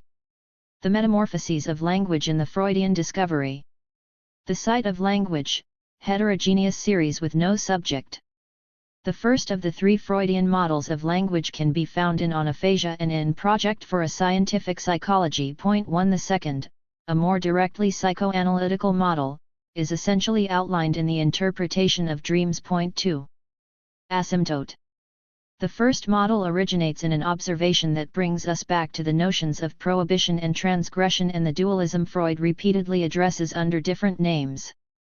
Freud noted an inadequacy, an imbalance, between the sexual and the verbal. What the speaking being says does not subsume sexuality. Sexuality cannot be spoken or, in any case, cannot be entirely spoken. Lacan took up this idea when he asserted that jouissance is not everything and that the truth cannot tell itself entirely. Sexual desire is only apprehended by language and intellect to a very small degree, if at all. I develop my intellect, I develop my language, but a part of my subjectivity functions under a sexual regime represented neither by language nor intellect. Sexual desire is, in sum, asymptotic to language and intellect. This asymptote may be due to neurosis. The gap between the language of neurotics and their sexuality is blatant, one could say. But another more essential hypothesis could also be advanced, that this is a component traceable to the immaturity of infants. Point 3. Human beings, who are speaking beings, are born without the power to speak and, in this way, are more immature than animals who quickly manage to assume the life of their species, including its code of communication. Humans require a long learning period to acquire language, and this immaturity of infants is reflected later in the gap between man's biological aspect, whose maturation follows its own paths, and the symbolic aspect constituted by the acquisition and development of language. The particularity of our species, immature at birth, with an initial linguistic incapacity, carves out the asymptote between the sexual and the verbal and prevents the gap between them from one day being filled. In the 2 hypotheses, according to Freud, this asymptote induces if not an absence of translation then at least a flawed translation between unconscious representation and words. We may have unconscious representations, inscriptions in the deep layers of our psyches, of our activities, particularly sexual traumas we have undergone, other sexual experiences, or even our biology, but words bear witness to these experiences much later, if at all. Therefore, if the translation is flawed, or if it falters to the point of producing symptoms, an intermediary is required, in this case, psychoanalysis, in order to try to transmit unconscious representations across the gap of this asymptote, into words. Freud was preoccupied by the observation of this hiatus in his earliest work and, of course, sought a means to fill it. This, we should recall, occurred between 1881 and 1895, when Freud was a neurologist, before psychoanalysis conceptualized this gap as a repression, cut, splitting, split, and so forth, based on a variety of structures. Freud's work on aphasia essentially used the theories of Maynard and Wernicke but displaced them. What do these theories say and what does Freud's displacement consist of? His predecessors supposed that peripheral sensorial data, what I hear, what I see, trigger a stimulation of the peripheral centers that is then conveyed to the brain, producing in it a univocal projection, hence the idea that nerve centers give commands to which I respond. The well-known form of the reflex arc typifies the articulation of this trajectory. Freud replaced the idea of univocal projection with a series of levels of representations, in order to obtain what he called the psychological schema of word presentation. Point 4. This combines a closed complex called word presentation and an open complex called object or thing presentation. A single representation is not enough for I to speak, two are needed: word presentation and thing presentation that will work together. In addition, each of these representations is a series composed of several levels in itself. For example, if I imagine the thing train, the sound level, visual level, tactile level, and so on of this representation constitute a complex, stratified set, which I will call a layered representation of the object or thing. Moreover, word presentation, too, is composed of several elements of representation. The word train comprises not only its acoustic representation but also its reading image, for I know how this word is spelled, the spelling of train is added to the sound train. I must also consider graphic representation, because I can write, and therefore the representation of my motivity comes into play. Thus, as far as words are concerned, Freud positioned complex representations in series or levels. This polyphony and heterogeneity constituted the essence of his conception of language, at least at this point in his work. It is useless to point out that the preceding description is very different from that of the sign proposed by Saussure, the signifier and the signified. Though one could say that word presentation recalls the signifier and that object or thing presentation evokes the signified, both elements in Freud are composed of multiple strata, and this is far from the Saussurian images of a sheet of paper with its recto and verso. Instead, what we see unfold is a truly layered model of the system of psychical representation, or, as Freud says in his text on aphasia, a speech apparatus made up of series of representations. Heterogeneity. I would like to emphasize the heterogeneity inherent in what I call the first Freudian model of language. Not only is the energetic facilitation what Freud would later call drive considerable in this model, but the types of representability or representation in question here are unwedged from language. Freud uses at least two registers of representation. One involves words and in part resembles the signifier of Saussurian semiology, the other involves objects and evokes something pictorial and invested with energy, for which we do not, strictly speaking, have a semiological term. Keep in mind, in any case, that starting with his work on aphasia, Freud formulated different levels of representation and, more profoundly still, a heterogeneity of these levels marked in this way. Language is certainly the organizer, but one must also consider the representations of things, which, while linked to words, are not part of the same domain of representation. In this sense, the psychical apparatus is made up of a series of representations in the plural whose differences have yet to be fully explored. Freud sorts out this complex arrangement in Project, emphasizing the energetic aspect of psychical representatives. Freud maintains the principle of heterogeneity and remains essentially dualist. There are two systems, he explains in substance, the external phi system and the internal psi system, which can be joined or separated according to the passage of the quantitative charge Q, which transforms into a qualitative or psychological charge. Light hits my eye, so I see, my skin is burnt, so I feel, my eardrum vibrates, so I hear, and so on. The energetic quantity surging in the perceptual system is propagated along the nerves in order to arrive at the brain and, thanks to a system of filters, resistances, and protections, manages to inscribe a trace, the foundation of memory. Intermediary. It is at this point that Freud assigns an intermediary role to language, which has not been sufficiently underscored or even noted. We think we have said it all when we repeat after Lacan that the subconscious is structured like a language, and we neglect the contribution of Freud, who, as a prudent man of science, sought to reconcile the body and the mind without eliminating any of these levels. He thus introduces a subsystem that serves as a junction between the quantitative and the psychological. Verbal associations allow thought to invest certain mnemic traces, assuring attention and making knowledge possible. Situated between thought and energy, language allows thought to reach and stabilize energy, it allows attention to be fixed and thought to be deployed. In sum, it balances the sensorial and/or the quantitative and abstraction. When I outline the second Freudian model of language, you will understand the essential role of language as a carrier wave of anamnesis and how it allows the passage of the abstract signified to unconscious and even corporal trauma, which permits psychoanalysis to use it as a laboratory for its investigations into the desired rebirth of the subject. But starting with project, language constitutes the subsystem situated between phi and psi. Language is at once phi and psi, physical and psychological.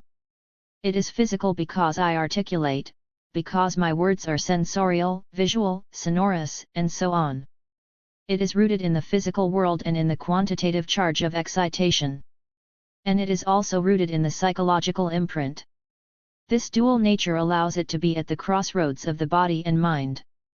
Here is how Freud describes the process in his own terminology: verbal associations put thought processes on a level with perceptual processes, lend them reality and make memory of them possible. 5.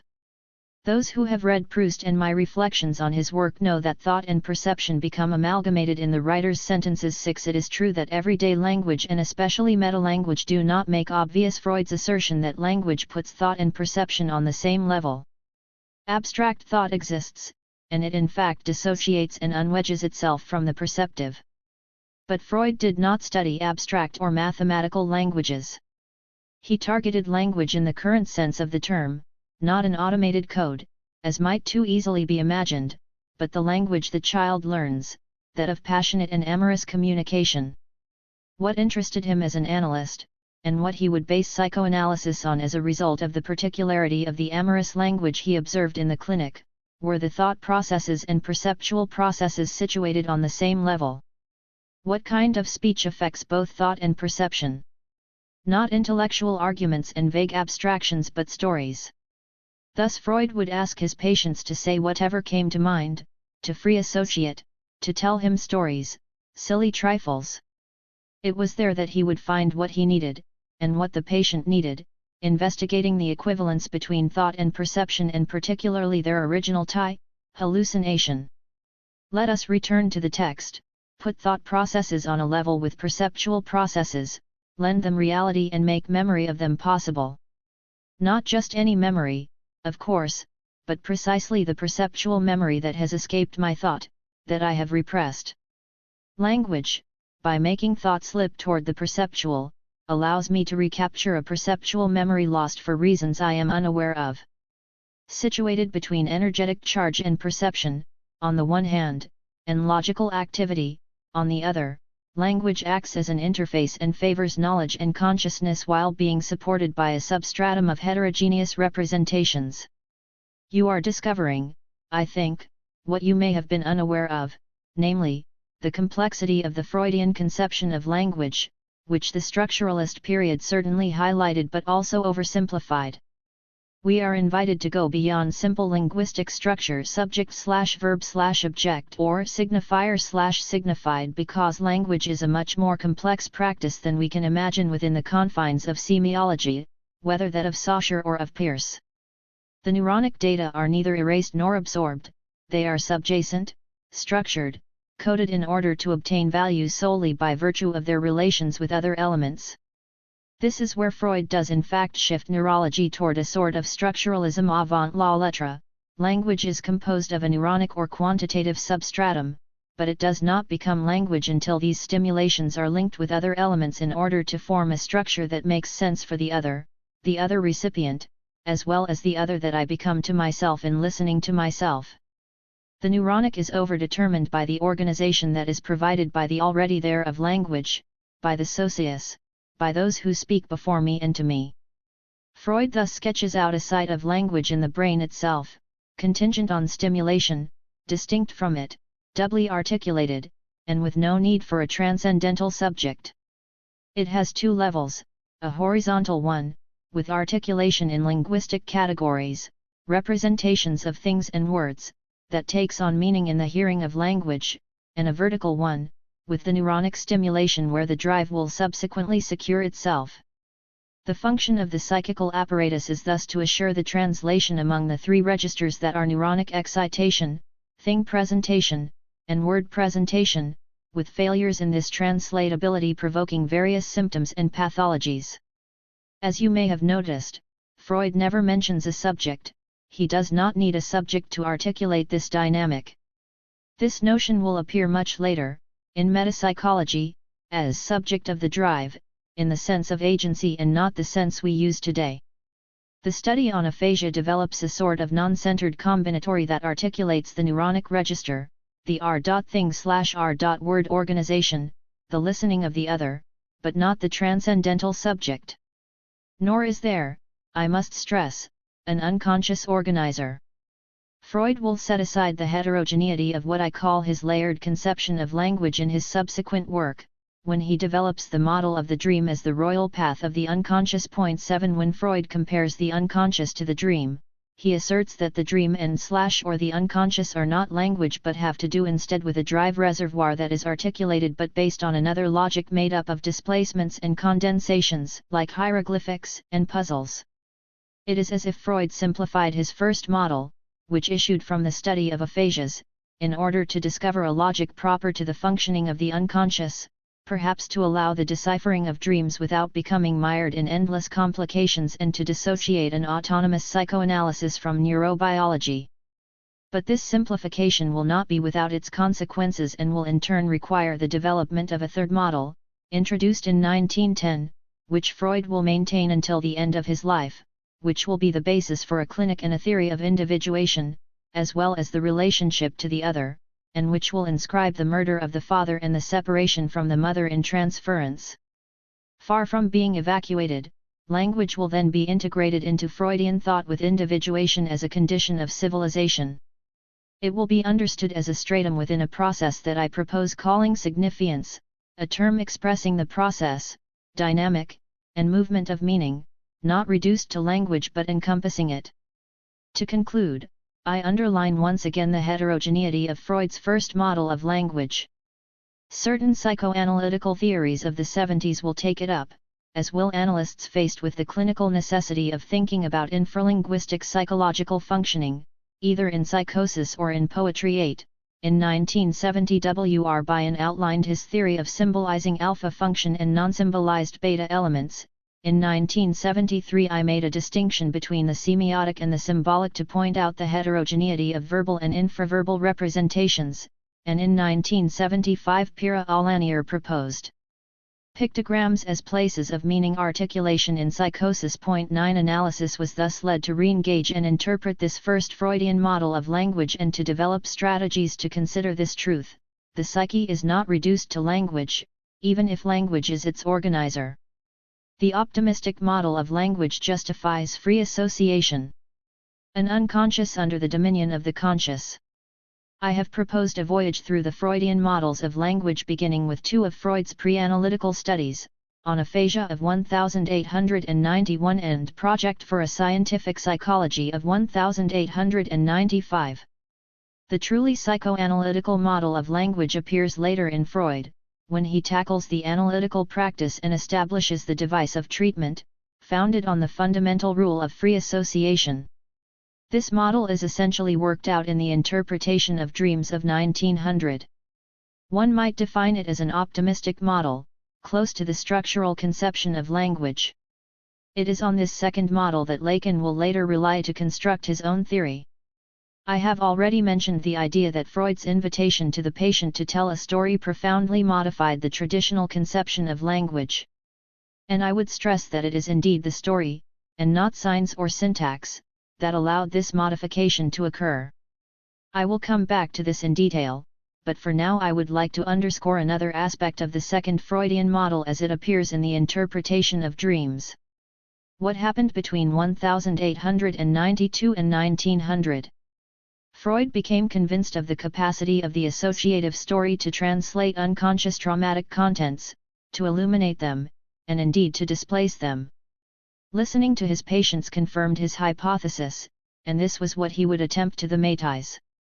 Language is made up of preconscious intermediate links, as Freud would point out later in The Ego and the ID-10, but starting with the interpretation of dreams, he asserted that the unconscious is dominated by the preconscious in treatment, for this occurs through language, on which treatment is based.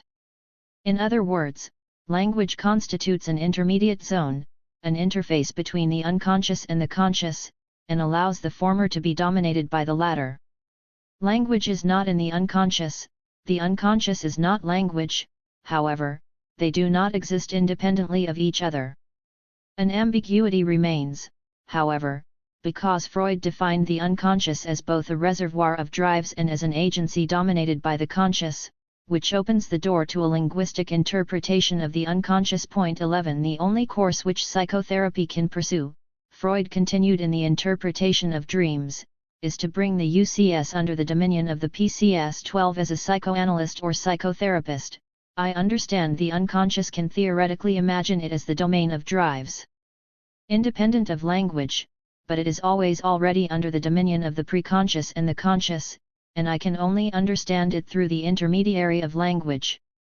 Thus, by respecting the fundamental rule of free association, the patient reveals not his biological surface or his libidinal surface but, says Freud, his mental surface, from instant to instant.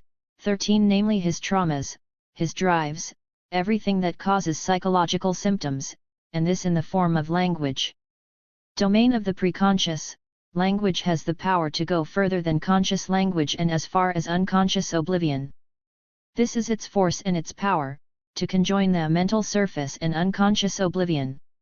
And this is the effectiveness, in therapy, of the fundamental rule of free association, where language serves as fertile soil and has the capacity to pick out the memory trace as well as the unconscious libidinal charge, precisely because of the thing presentation/word presentation heterogeneity in the first model, which here is no longer hypostatized. Indeed, if the end of the interpretation of dreams takes up the model of project, it is not to accentuate the quantitative charge that circulates among neurons or other aspects of the first stratified model, but to depart from these quantitative and biological aspects and instead chart the progressive passage of the dream's instinctual force, furnished by the unconscious in preconscious thought and thus linguistically formed and destined finally, and solely, to the conscious. For the successful dominion of the conscious over the subconscious, the model of the unconscious must in turn be influenced by the linguistic conscious. Not only is language the intermediary between the unconscious and the conscious, but, so that the analyst can better understand it, so that I can see myself as a speaking and conscious subject, a structure must be conferred on it that resembles the linguistic conscious, that represents a certain audible, comprehensible linguistic form. Thus the dream, thought to be an exemplary actualization of the unconscious, its royal path, according to the interpretation of dreams, is certainly modeled as an other scene but also equipped from the start with a grammar and a rhetoric in the manner of conscious language. In other words, language is preconscious, it has a biological foundation and a mental surface, but it is articulated based on rules drawn from the language sciences. As for the dream, Freud would rid it of its mystery and hieroglyphic esotericism in order to compare it to language. You see now why I qualify this second model as optimistic. Because the unconscious is articulated like a language, I can decipher it, I can discover its rules. In addition, because it is situated in an intermediary position between different agencies, it will give me access to the unknowable, that is, to trauma. The unconscious, a theoretical construction, will for these two reasons be the promised land of analysis. Who has had no experience of contradiction? The antithetical meanings of primal words, an article by Freud dating from 1910, which I situate in the same second, optimistic period of this model of language, is not very well known but was studied closely by several linguists. Émile Benvenisti, in particular. 14 Freud established, you will recall, the non-existence of contradiction or the absence of negation in the language of the dream and the unconscious. The dream is not aware of contradiction, there is no no in dreams, no does not exist for the unconscious. If, however, a contradiction, a no appeared in a dream, it would not be read as such but as the affirmation of a desire. I did not dream of my mother, our patient tells us. You did dream of your mother, Freud corrects. And just as there is no negation in the unconscious, there is no duration, or time. Freud was delighted to find the same logic of the absence of contradiction, a feature of the unconscious, in primal words as described in Karl Abel's etymological speculations. In certain so-called primitive languages including Latin, Abel explained, the same word might express two opposite ideas, the same word might signify deep and high, for example. This shows, Freud adds, that primitive languages function like the unconscious, without contradiction, that they demonstrate in a way the functioning of the unconscious. The dream state and primal languages thus share the absence of contradiction. How can one interpret this comparison of unconscious logic to that of primal language? In two ways, I think. On the one hand, Freud tends to erase the irreducible alterity of the unconscious in relation to the conscious, which he has nevertheless postulated, by discovering in this other scene a functioning identical to that of eminently conscious language. The unconscious has nothing to do with the conscious, he asserted in the interpretation of dreams, but not long afterward claimed in primal words that language exists that of primitive languages that shares the properties of the unconscious. This may appear to be a direct result of Freud's intention, already mentioned, to place the unconscious under the dominion of the conscious. The unconscious is not an obscure, illogical, aberrant state of mind, the conscious is present in these secret and mysterious regions and dominates them. On the other hand, and conversely, as a result of Freud's comparison of primitive languages and the unconscious, language traditionally considered conscious finds itself invested with paradoxical logics, unconscious logics, words, even primitive ones, act as a dream does. This would allow one to infer that a social practice might exist where words act as in dreams, and there may be other situations, poetry, myths, where conscious discourse also acts as dreams. This considerably expands, I'm sure you would agree, the field of the unconscious. An interpretation of the two scenes results, which no doubt satisfies the Freudian intuition of the human mind's permanent dualism and for the moment does not call into question Freud's confidence in language as a link between the conscious and the unconscious. It consequently raises amnesia to the status of instinctual trauma.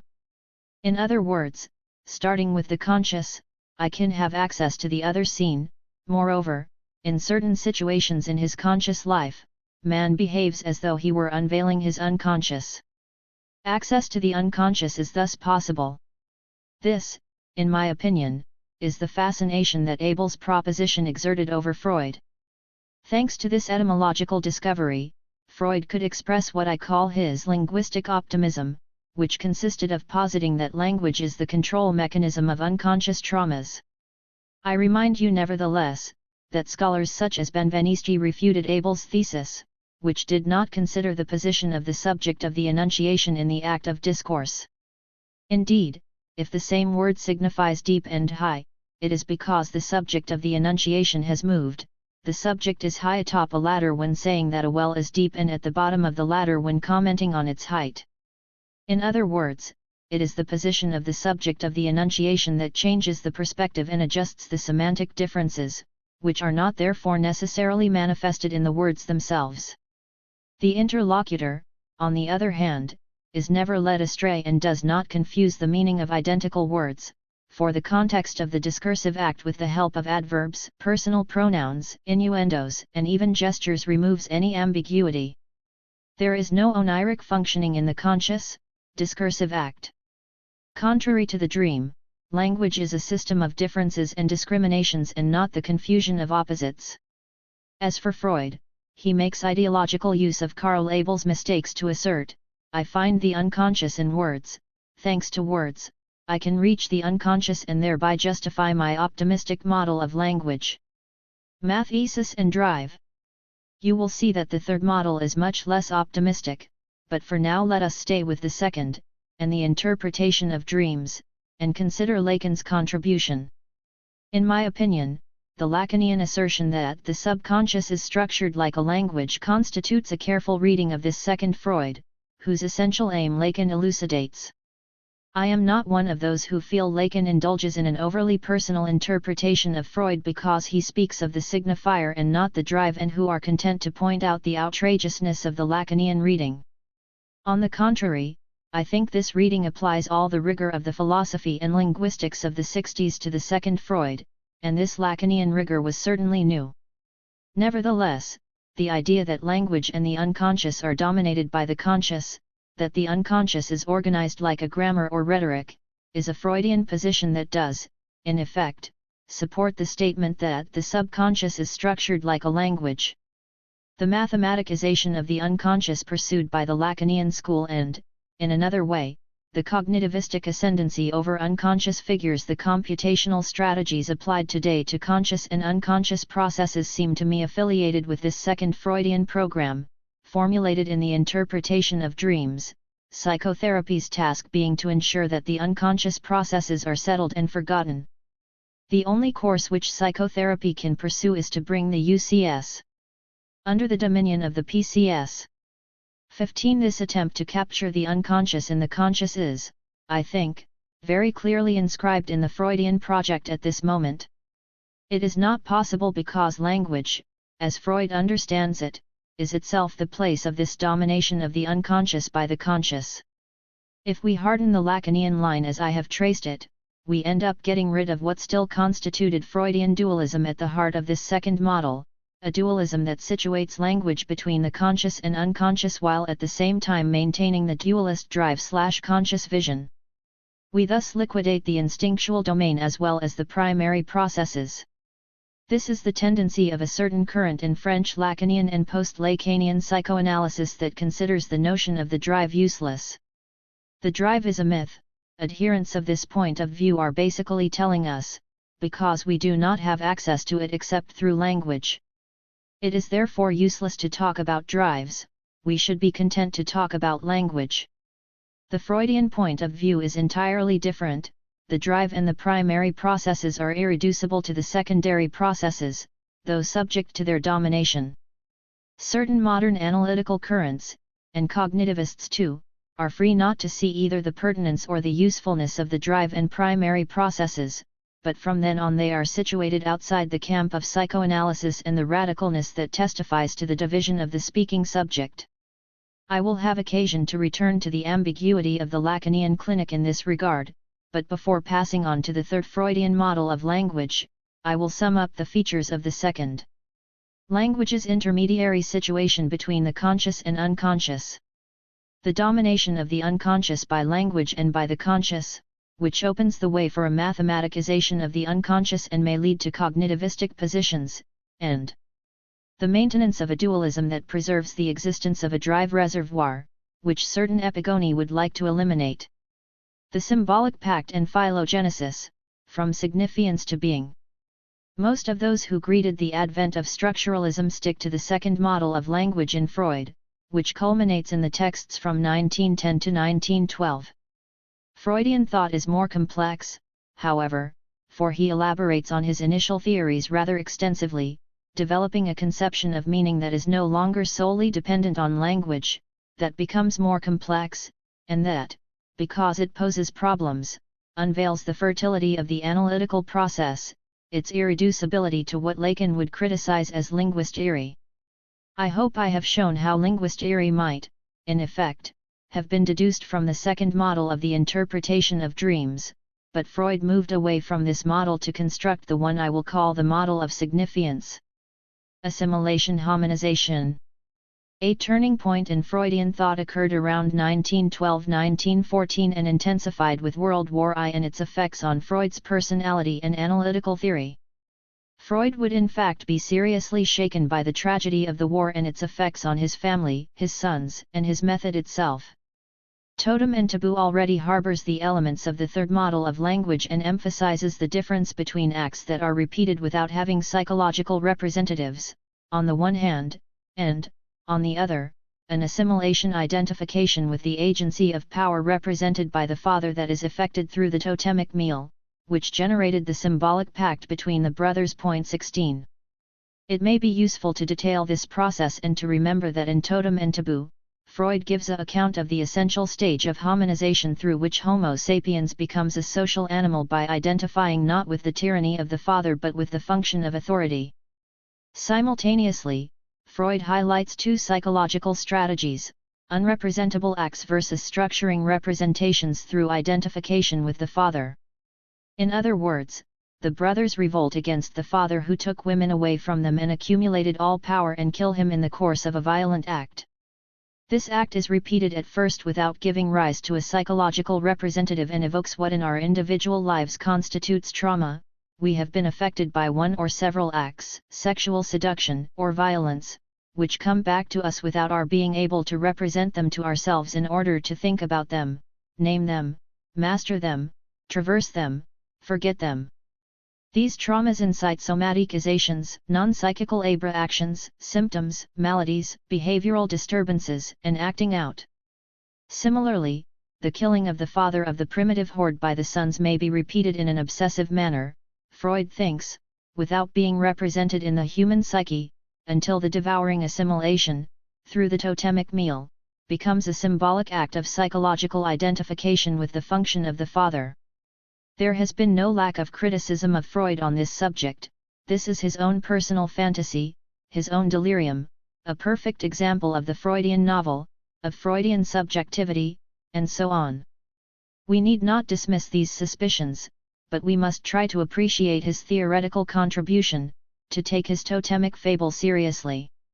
Through this scenario, beyond the problematics of prehistory, Freud is trying to contemplate the traumatic acts his patients, and perhaps he himself, suffered during childhood. Why are these acts traumatic?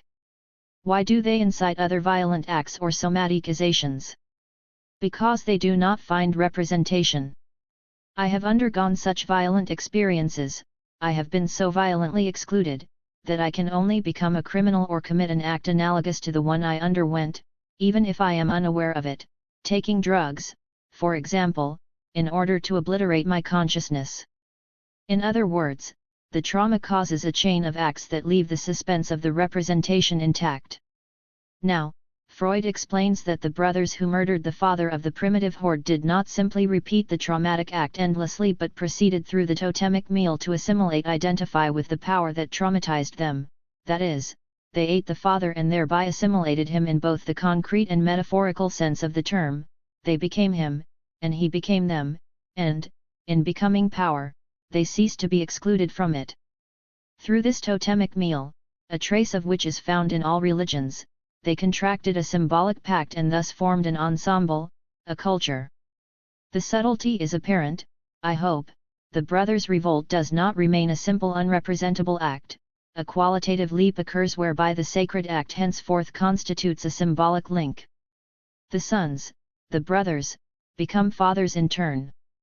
Totem and taboo places in narrative form a very important stage in hominization whereby Homo sapiens becomes a social animal, identifying not with the tyranny of the father but with his function of authority. This is the act of hominization, the act of culture. The absence of women is glaring here, as you have no doubt noticed. I will later address the question of the feminine and the symbolic pact specifically, but for now it must be noted that in this text Freud remains discreet as to the fate of the brothers' femininity. How did they resolve their potentiality of being the wives of the father, that is, the submissive or passive victims of the paternal sexual drive, a potentiality suggested by the emphasis on the homosexual bond established among the brothers as they gathered around the dead father? Freud tells us even less about the fate of the women who, after the murder of the father and the creation of the pact, become objects of desire and exchange among the brothers. By saying nothing about the feminine, Freud remains faithful to the social pact, to the rule of the society that excludes women from the brothers' religion, and perhaps faithful to his own tendencies as well. Nevertheless, we ought to recognize that the founder of psychoanalysis had the honesty to express the homosexual substratum of the sacred understanding, the split of this social destiny into homosexual destiny, which he does not, however, investigate further. The brothers band together by repressing their femininity and distancing the sexual exchange of women from the sacred and social space. This will constitute the sphere of the private, the erotic, and the repressed. Now I return to two psychological strategies Freud outlines in Totem and Taboo. On the one hand, unrepresentable acts, the prototypes of which are the murder of the father and coitus, and, on the other hand, structuring representations through identification with the father. It is here that the notion of significance emerges, which has nothing linguistic about it, because Freud is investigating not the structure of language but the psychological dynamic and the dichotomy between act and representation, between the unrepresentable and the symbolic contract surrounding authority. These parameters, strictly speaking, have nothing to do with linguistics. Narcissism, melancholia, and the death drive. In the period following Totem and Taboo, Freud continues to refine his theory on variants of psychical representations, or formations, being careful not to put language at the forefront. In 1914 he defines narcissism as a new psychical action, new because distinct from autoeroticism but anterior to the object triangulations in Oedipus. 17 Autoeroticism, narcissism, and the Oedipal stage are thus gradually introduced in the life of the subject, and narcissism appears as a primary identity organization, a primary autonomization that is neither very strict nor very clear at this point, because we will have to wait for the Oedipal triangulation for psychical autonomy to occur. 18. As Freud underscores in his 1914 text, narcissism is characterized by instability. Why is this organization unstable, on the border? Because it is still too dependent on the other, in this case, the mother from whom the subject is in the process of separating. It is a pseudo-identity on the way to constitution, not yet stabilized by the Oedipal triangulation. Freud thus situates himself in a new perspective, quite different from the earlier linguistic optimism, in which he details the stages of what I call significance, which, instead of separating drives and words, is organized in intermediary structures. In 1915 the term subject, as opposed to object, appeared in Freud's writings on the drive. 19 The subject, he says, is the subject of the drive, and not the subject of language. I must emphasize this point. Three polarities of psychical life are distinguished, which will articulate the Freudian metapsychology: subject-object, pleasure-displeasure, and active-passive. Let us explore the evolution of these elements of Freudian theory, which allow a definition of this third model of language that I call significance. In 1917 Mourning and Melancholia deepened the ambivalence between subject and object. 20 In Melancholia, for example, the object is at once external and internal, at once loved and hated, and for this reason, it engenders depression. I was abandoned by my lover, a colleague at work hurt me, he/she is my enemy, and the like. But it does not stop there. It is impossible to change partners or plans, for the object that has caused me pain is not only hated but also loved and thus identified with me. I am this detestable other, I hate myself in his/her place, that is why he/she incites my depression, which sometimes goes as far as suicide, an impossible, disguised murder. The fourth and last movement occurs in 1920, with the appearance of the extraordinary postulate of the death drive, which is the carrier wave of the life drive. Freud postulated the life drive as libido during the construction of the optimistic model in the interpretation of dreams, where he told us the dream is the realization of a desire acted on by a linking drive, a binding drive that founds desire, the sexual act, and love. But as the analysis of his patients gradually unfolded, Freud recognized that the binding drive is not the only thing that programs our physical life. There are also resistances to the optimal evolution of the subject and to analysis. He then posited the existence of another drive that goes against the life drive, which he called the death drive, the unbinding drive. 21. We often fail to differentiate between the erotic drive and the death drive, between eros and thanatos. We should recall that eros is linking, while thanatos is unlinking, it cuts. Melancholia offers a striking representation of this: links with the other are cut, I isolate myself from the world, I withdraw into my sadness, I do not speak, I cry, I kill myself. And this unbinding that has cut me off from the world will end up cutting me off from myself, destroying my thought as it cuts off the continuity of representation. The most radical Freudian postulate, which has often been perceived as Freud's pessimism but perhaps at bottom is merely evidence of his lucidity, consists in positing the death drive as the most instinctual. An enigmatic postulate, to be sure, but it affirms that the carrier wave is the unbinding drive and the life drive is only a sort of calming, or ordering, of it. In other words, beneath the life drive, beneath eroticism, we must expect to find the diabolical work of the death drive. Language, source of errors. What becomes of language as a result of this construction? How does it allow us to understand language? A detour is necessary before answering these questions.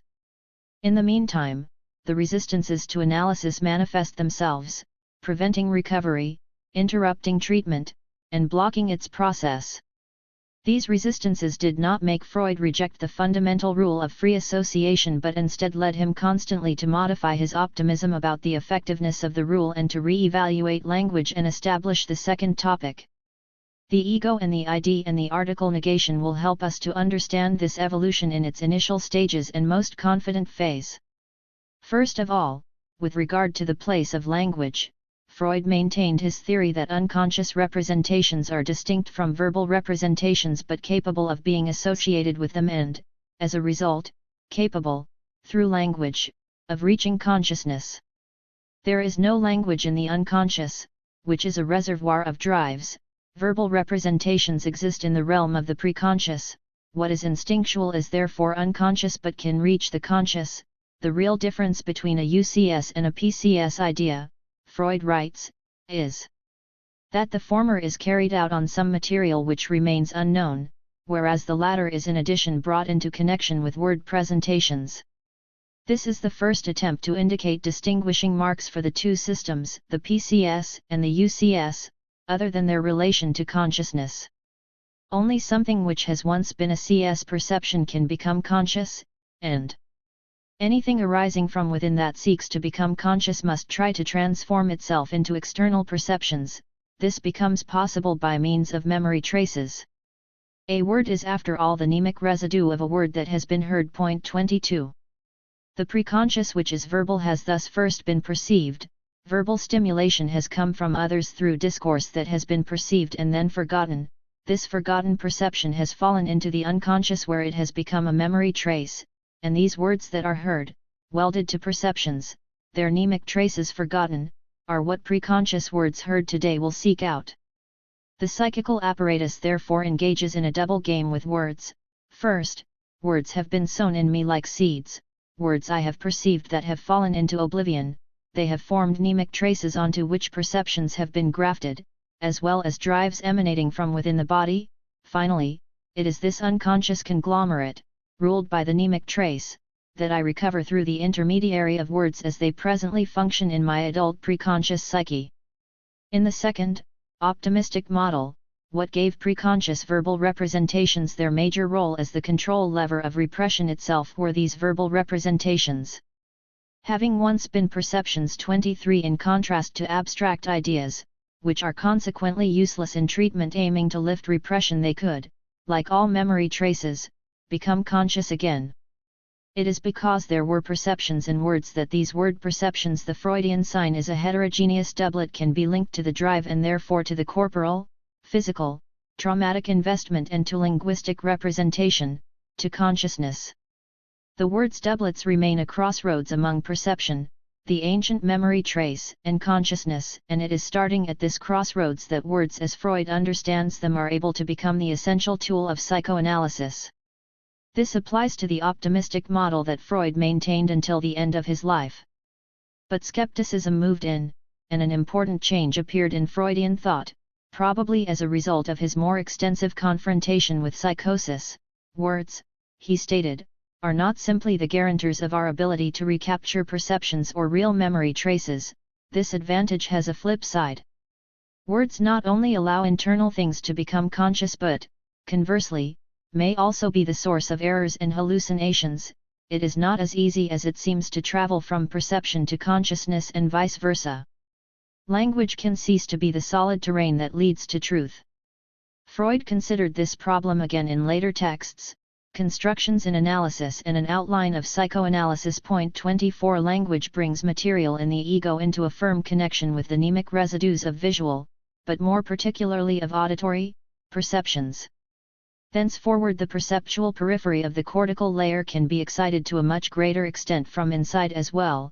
Internal events such as passages of ideas and thought processes can become conscious. The equation perception equals reality no longer holds. Errors, which can now easily arise and do so regularly in dreams, are called hallucinations.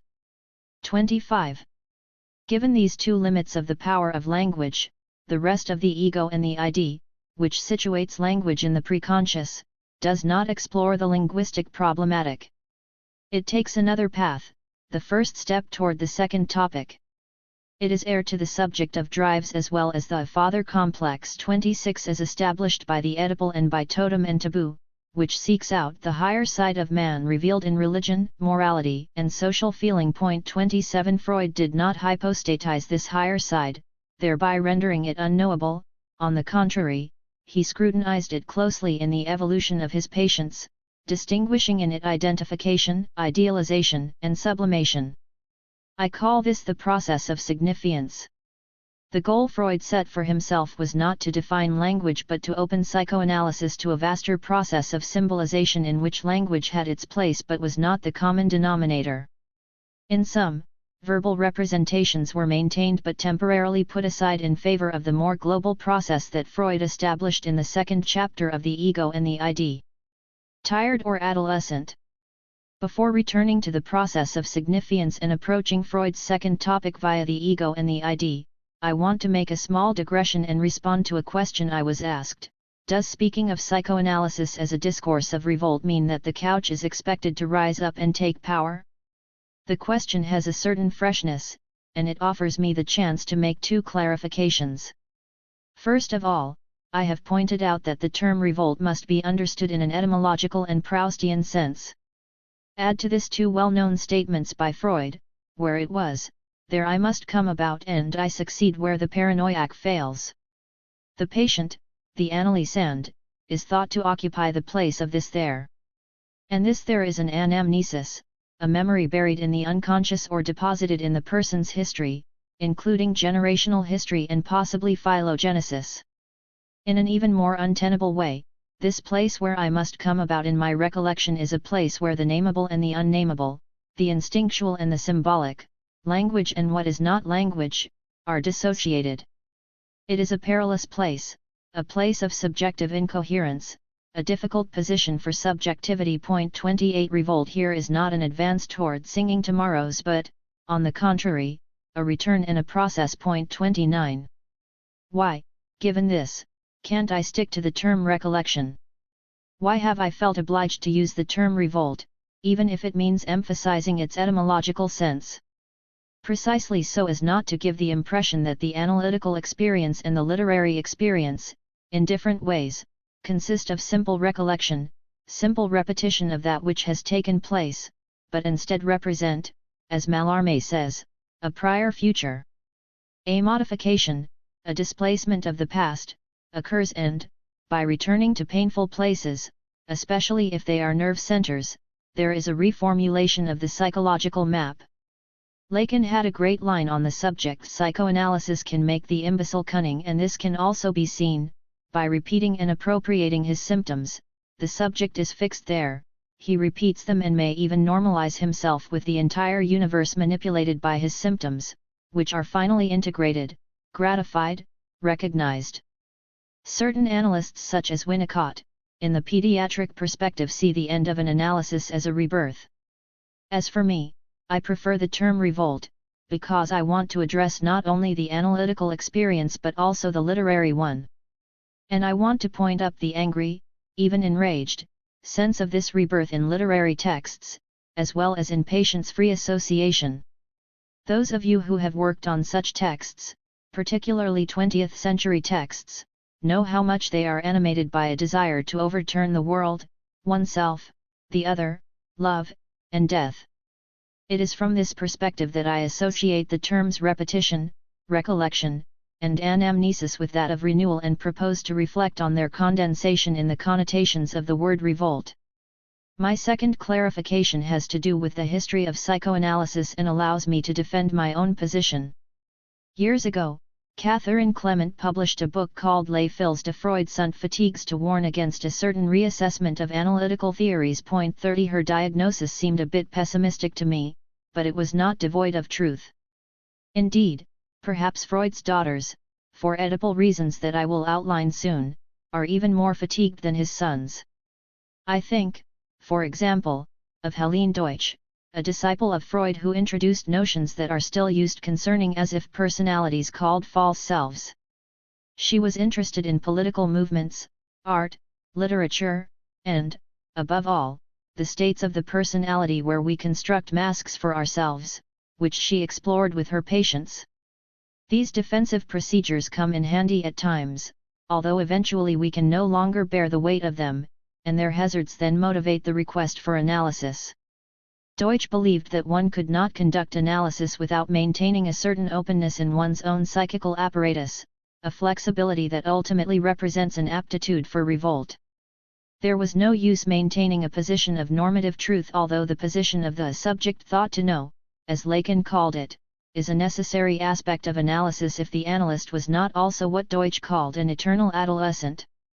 This may sound odd, because we know that the eternal adolescent is immature and capriciously fragile, moving from depression to hysteria, from amorous infatuation to disappointment. But eternal adolescence also indicates a certain suppleness of agencies, an adaptability, a capacity to modify oneself according to the environment and the other, as well as against them. It is this aspect that it is important to cultivate, not only when one listens to patients but also when one reads literary texts. Then, and only then, will texts appear not as fetishes or dead objects corresponding to definite states of history or rhetoric but as so many experiences of psychical survival on the part of those who have engaged in the struggle and on our part as well. And now for one last digression, a few words about Guy Debord's suicide, which was a cultural and literary event. 31 He was a rebellious man, and it was as a rebellious man that he diagnosed this society as a society of the spectacle, whose cogs he revealed in the East as well as the West, whose evolution he analyzed in an ultra-classical manner, borrowing the tones of Cardinal de Retz, Bossuet, Saint-Simon, and finally Lautréamont when he was formulary and classically dense. It was certainly an act of revolt to adopt this style, and one may consider Debord's suicide the ultimate gesture of revolt as well. Unless, as certain of his friends and associates fear and regret, it was an involuntary affirmation of the all-powerfulness of the spectacle that had managed to force its most violent detractor into a voluntary and dramatic annihilation that was immediately celebrated and nullified. Is all pathetic resistance to the spectacle destined to be reduced and remote-controlled? Does the spectacle feed on spectacular death? The question is worth asking, if only to try to step outside the ranks where the murderous align, to use Kafka's phrase, to step to the side, into the invisible labyrinth of inquiry, into a clamorous struggle against morality, or simply to search for a style. Indeed, to denounce something in a classically bombastic way clearly required admirable courage. To seek, in the negative, to arrive where it was is another path I will try to illuminate in this book. It does not contrast with Debord's but is connected to it, discreetly. As you can see, even the most untenable revolt leads me to acts of language and to their traps. Here I return to the third model of language that seems to me to be sketched out in Freudian theory and that I have begun to explain as a process of signifiance founded on the negative. Without analyzing language, strictly speaking, Freud includes it in the signifying capacity of speaking beings, the signifiance that interests the semiotician and that Freud calls, in the ego and the ID, the higher side of man. According to Freud, it is made accessible to the psychoanalytical experience through three modalities that I will detail here and then illustrate with a clinical example. These modalities are identification, idealization, and sublimation, found in the analytical as well as aesthetic experience. Einfühlung. The first variant of identification, which Freud called primary, occurs with an imaginary schema, with the father of the individual's own personal prehistory, which is totally different from libidinal object cathexis. 32 This phenomenon recurs with amorous idealization in the lover's discourse.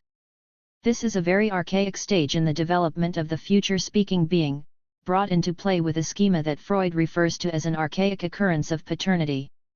This has nothing to do with the subsequent father who forbids, the Oedipal father, the father of the law. Direct and immediate, this primary identification Freud speaks of an Einfühlung is a sort of flash, not unlike the hypothesis of the eruption of language in human history. 33. Although the primary identity occurs with the father in the individual's own personal prehistory and seems at the outset connoted in the masculine, Freud points out that it also creates an ambivalence, for this archaic father comprises the characteristics of both parents. Is this an identification with the phallic mother? Not really. At this archaic stage of the psychical evolution, the subject already moves away from the mother/child dyad and toward a third pole, not yet a symbolic agency but already the beginning of the thirdness prefigured by the mother's desire for someone other than the child. In the uncertainty of this disengagement, however, an imaginary space is sketched out where this loving third party is found, the father of the individual's prehistory, the keystone of our loves and imagination. With this primary identification degree 0 of identity, according to Freud, I will try to put into perspective two more recent propositions concerning the archaisms of the subject, Lacan's mirror stage and Didier Ancieu's ego skin. 34. The mirror stage is thought to constitute the primordial stage of an imaginary identification. Influenced by the maternal relationship, the image of the ego is already recognized as separate from the mother's, though dependent on her presence. The tactile contact with the maternal container is primordial in another way. The sensitivity of the skin furnishes a primary delimitation of the future ego vis-a-vis the rest of the world that the mother announces. It is on this skin surface that the numerous difficulties of individuation will be played out, from eczema to the most diverse eruptions, concerning the boundaries not only of the skin but also of psychical endurance. Skin as a surface of perception and projection of the ego is the substrata of the mirror, the first container able to reassure, to calm, to give the child a certain autonomy, on which the narcissistic image may be supported and without which the mirror will smash into pieces. The psychotic fragmentation of the subject suggests a damaged skin as well as a mirror without silvering. And although these skin and mirror stages are maternal in the identification of the subject, they are dependent on the father of the individual's prehistory. If it is true that the skin is the first container, the archaic limit of the ego, and that the mirror is the first vector of represented and representable identity on the other sensorial vector that is the gaze, what are the conditions for both of them occurring and becoming optimal containers? The answer is to be found in the father of prehistory. This primary thirdness allows a space between the mother and the child, perhaps it prevents osmosis as well as the merciless war where self-destruction alternates with destruction of the other. For this reason, the father of the individual's own personal prehistory well before the Oedipal prohibition is a barrier against infantile psychosis. Later, in the aesthetic experience, it is this figure of the loving father which so many religions celebrate, particularly the Christian religion, forgetting the war of Oedipus against Laius and denying the revolt of the son against the law on which the artist relies when, in paintings or texts, he depicts the diabolical or abject figure of a woman mother from whom it is vital that he separate. The idealization of the father, the beatific reparation of his image that supports these experiences, in effect constitutes a denial of the Oedipal reality. It is indispensable to note, however, that this denial is in some way counterbalanced by the rehabilitation of the father of the individual's own personal prehistory, thanks to which the subject is not mired in perversion but finds the resources to continue the revolt integral to his autonomy and to his creative freedom. The artist's debt to the maternal grandfather or uncle, and, of course, the religious allegiances that lead him to celebrate the sacred figures of paternity in the religion of his choice, function in this same vein. Sublimation. After this initial phase of subjectification, two additional stages detail the significance Freud points out in the second topic. First, the ego primitively identified with the father of prehistory takes itself for the object or rather may become the object of the idea, look, you can love me, I so resemble the object. Note what the sublimatory process consists of. Initially identified with the father of the individual's own personal prehistory, the ego invests itself, that is, it loves itself insofar as it is identified with the imaginary loving father, and this love is not a sexual libido but a narcissistic one. The transformation of object libido into narcissistic libido obviously implies an abandonment of sexual aims, a desexualization, a kind of sublimation, therefore. 35 Such a transformation leads to the dissociation or diffusion of different drives and liberates the death drive. Here we confront a strange capacity of the ego identified with the imaginary father of the individual's prehistory. By disengaging from the drives to become humanized and gain access to the imaginary that will lead to linguistic representation, the ego deroticizes itself and, in so doing, exposes itself to the death drive, by thus getting hold of the libido from the object cathexis, setting itself up as sole love object, and desexualizing or sublimating the libido of the ID. The ego is working in opposition to the purposes of eros and placing itself at the service of the opposing instinctual impulses. Isn't this outrageous? Narcissus placing himself at the service of the death drive. Freud is telling us that the death drive is inscribed at the outset in the process of subjectification, or the constitution of the ego as the initial and indispensable stage in the transformation of the drive into signifiance. Put otherwise, even more paradoxically, it is the death drive that consolidates the narcissistic ego and allows the prospect of investing not an erotic object but a pseudo-object, a production of the ego itself, that is quite simply its own aptitude to imagine, to signify, to speak, to think. The ego invests significance when it deroticizes and utilizes the death drive internal to its narcissism. You must admit, at the very least, it's dramatic. Language abandoned in favor of a vaster process that I have called signifiance and that Freud calls the thought process or intellectualization leads the founder of psychoanalysis to relate the idealization sublimation religion culture series to the death drive.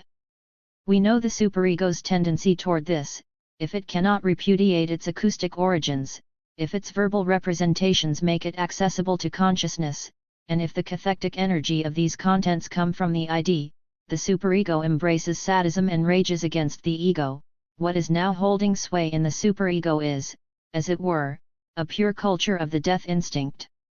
Kleinians have moreover remarked that when language manifests itself in the child, the future speaking subject goes through a depressive phase, he experiences and, through the affect of sadness, depicts his separation from the mother. Only following this melancholic experience is he able to recapture the lost object in the imagination, first by seeing her and then by naming her, transforming echalalia into veritable linguistic signs. 36. Once again I emphasize the ambiguity at the heart of sublimation, as well as in any access to the symbolic that sublimation illuminates. At the core of this narcissistic withdrawal, the death drive invests Narcissus and threatens his integrity. The thought process is set in motion at the price of this threat. The psychical apparatus uses the negative and assumes its risks in order to produce what Andre Green calls the work of the negative, which Freud developed in his text Negation 37. The death drive, reflected on the ego, makes a qualitative leap to inscribe not relations with the other but representations with it in the excrescence of the ego that the psyche becomes. Although not limited to sublimation alone, the psyche is founded by it through and through, for it is the capacity of signifiance based on sublimation that structures all the other psychical manifestations. This, in sum, represents a profound integration of the Hegelian dialectic into Freudian thought. The libido detached from the object turns toward Narcissus and threatens him. What will act as a counterbalance and prevent Narcissus from being destroyed? It is a new object, which is not mommy or daddy, the breast, or any other external erotic object, or the body itself, but an artificial, internal object that Narcissus is capable of producing, his own representations, speech, sounds, colors, and so forth. This alchemy of sublimation, which Freud placed at the heart of the ability to think, is of the greatest interest to us in understanding the work of writers.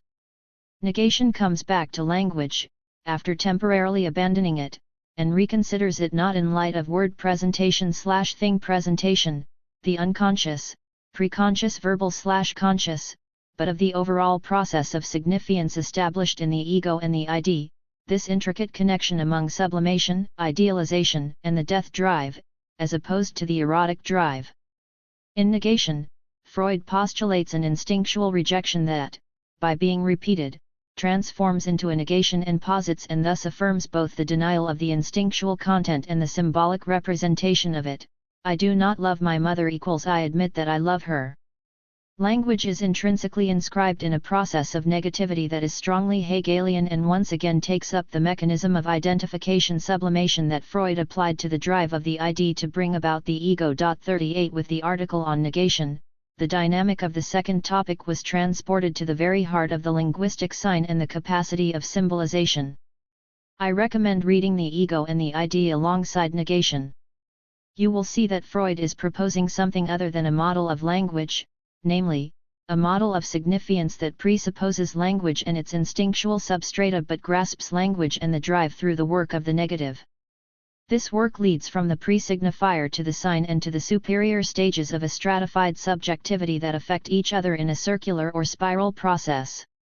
Thus in the ID, which is capable of being inherited, are harbored residues of the existences of countless egos, and, when the ego forms its superego out of the ID, it may perhaps only be reviving shapes of former egos and be bringing them to resurrection. 39. Lacanians have often asked me where the object A would be in, say, Barthes's work. In other words, they have wanted to know how to locate the object of desire in a text or textual theory. Well, the object A in literature and literary theory is language, not this or that lover, fetish, or social code located on a thematic or psychological level but language. Extreme narcissism? Not solely, because language, and nothing else, leads to exteriority. If the moment of sublimation has failed, however, the signs of language will not be invested in any way, and thought processes will have no interest for the subject. Hallucination, or psychosis, is the result of this failure. And as for writers, they assume this alchemy of sublimation most intensely. I am not trying to suggest that sublimation is only an aesthetic activity. In aesthetic activity, however, this rather dangerous dynamic is hypostatized, its objects, sounds, colors, words, and so on become a narcissistically invested production as well as a mode of life with others. Yet the mechanism of sublimation is indispensable and subjacent to the thought process in every speaking being. Phylogenesis or being. The negativity of signifiance is not the only characteristic of this third model that we might deduce from Freudian thought. The most troubling aspect of the enigmatic fable of totem and taboo consists less in explaining ontogenesis with phylogenesis than in asserting the real character of acts attributed to Homo sapiens of the glacial period. The brothers did not have a fantasy of murdering or devouring the father, Freud maintains, though prudent friends and disciples encouraged him to abandon this hypothesis. They really killed and ate him. We might be content to uphold that Freud needed this reality of phylogenesis in order to link individuals' psychical destinies to earlier human history. I would go further. Given the incommensurable periods Freud evokes and the fact that they suppose monumental human mutations rather than real events that can be located in a historical progression, Freud's main concern seems to be to open the subjective destiny to the historic and to the trans-subjective appeal of a ray of light in what Heidegger calls being. The problem is stated in paleontological or Darwinian terms, as befits a Viennese doctor suspicious of philosophy. Thus Freud explains bisexuality either ontogenetically, through the impotence of neoteny and the evolution of the Oedipus complex, or phylogenetically, according to one psychoanalytical hypothesis. Is a heritage of the cultural development necessitated by the glacial epoch. We see, then, that the differentiation of the superego from the ego is no matter of chance, it represents the most important characteristics of the development both of the individual and of the species. Indeed, by giving permanent expression to the influence of the parents it perpetuates the existence of factors to which it owes its origin. Moreover, the factors that organize the differentiation of the psychical apparatus into ID and ego, or, more generally, the negativity that generates a stratified signifying functioning, are attributed not only to primitive man but even to much simpler organisms, for it is the inevitable expression of the influence of the external world. Freud's phylogenesis was a response to the necessity that had emerged to contemplate the extra-psychical. Against panpsychology and the negativity of the signifiance whose layers he was refining, he called on monumental history or an external reality distinct from psychical activity and yet inseparable from signifiance. This historic outside that does not signify in the linguistic sense of the term nevertheless persists in the id and in its conflicts with the ego and continues in the heir to the id, the superego. The struggle which once raged in the deepest strata of the mind, and was not brought to an end by rapid sublimation and identification, is now continued in a higher region, like the battle of the Huns in Kalbaka's painting. Freud multiplied the metaphors, constantly examining primitive history as an external reality resistant to psychical and more narrowly linguistic representation as well as a source of its signifying negativity. I remind you that Freud abandoned language, here, in the narrow sense of a grammatical or rhetorical system, in order to speak of it as an inter- and intrasubjective dynamic. Freud's heirs Andre Green, in particular, tend to interpret this new phylogenetic fable as a rehabilitation of the archaic, or as an invitation to include generations anterior to the subject in the psychical destiny of the subject itself, or even as a project using Hegelian history to provide an optimal interpretation of the unconscious. Only Lacan took a path unforeseeable to Freud, a path suggested to him by contemporary philosophy, which was concerned with bypassing metaphysics and investigating the pre-Socratic being. In the wake of this later Freud, I will situate the Lacanian formulation of the speaking subject as parlitra, a play on words echoing Heidegger's Dasein that expresses the unavoidable insistence of being at the heart of human speech as it unfolds its negativity. There, I speak, thrown out, cast out as I am, by being. My speech joins the historic meaning that exceeds the subjective signification of my discourse. When Freud compares this to a delirium in Constructions in Analysis, it is useful to recall what he wrote to Ferenczi on October 6, 1910, I succeed where the paranoiac fails. Delirium takes words for things and fails at symbolization, while at the same time repudiating the other and projecting drives onto it, the death drive, in particular. In other words, words do not take the place of symbolic protection, the paternal function is obsolete, the pact with the other is abolished, in the place of the other I put my death drive, which I henceforth believe I receive from outside. In this logic, which is that of the paranoiac, the outside, the other, and language are not preserved. Yet in its mad truth, psychosis unveils the heterogeneity of the psychical apparatus sustained and activated by an outside transmuted into other as well as language and constantly threatened by this same outside. Freud's extreme daring, which is clear today, was not rejecting the delirious latency integral to the psychical apparatus given over to rebellious being. Freud was not content to protect himself from it through the reality testing that a certain psychoanalytical approach has retained from his work. If he succeeded where the paranoiac failed, it was because he constantly returned to the historic, being, the trans-psychical, the trans-subjective. To what end? Is free association only a language? The field of discourse and interpretation can be understood as a narration nourished by sensations/mnemic traces transposed into narrative signs that are invested themselves. The human being is a speaking being inhabited by eros thanatos and by a third component that is neither language nor drive but overdetermines both, signifiance. The two scenes of the conscious and the unconscious adjoin a third, the extra-psychical. There is a horizon of being outside the psychical where human subjectivity is inscribed without being reduced, where psychical life is exceeded by signifiance. Freud defined the capacity to idealize and to sublimate by forming an ego from the id. Bion speaks of function K, added to L and H. Andre Green proposes an objectifying function that transforms activity into object possession through the ego. Freud the analyst devoted his last years to the works of sublimation by deciphering art and religion. At the same time, in treatment, he tried to draw patients to narrative activity focused on being as both source and otherness. Note the difference with regard to the initial discovery of the unconscious. The issue is no longer the structure of language as such but the phantasmatic narrative constructed with the material of this language. What else is this if not the full value, recaptured, of the so-called fundamental rule of free association? Tell me your fantasies, put the sadomasochism of your drives, your parents, your grandparents, transgenerational and primitive histories in narrative form, make yourself an animal, plant, amoeba, rock, make the unrepresentable enter representation. The word can reveal your truths to you by reconciling you with whom? Not merely with yourself but with the other of the psychical, indeed, the other of language. There is no modern word for this. It was logos for the pre-Socratics. The Greeks said being. Lacan did not hesitate to adopt this interpretation. Most analysts recoil from it, because they do not see how to integrate the notion of being into the clinic, and they remain resistant, for good reason, to German phenomenologist Binswanger, for example, who, by dint of investigating the extra-psychical and the extra-subjective, made inquiry into the human being so noble and abstract that sexuality was obliterated and human experience ended up dissolving.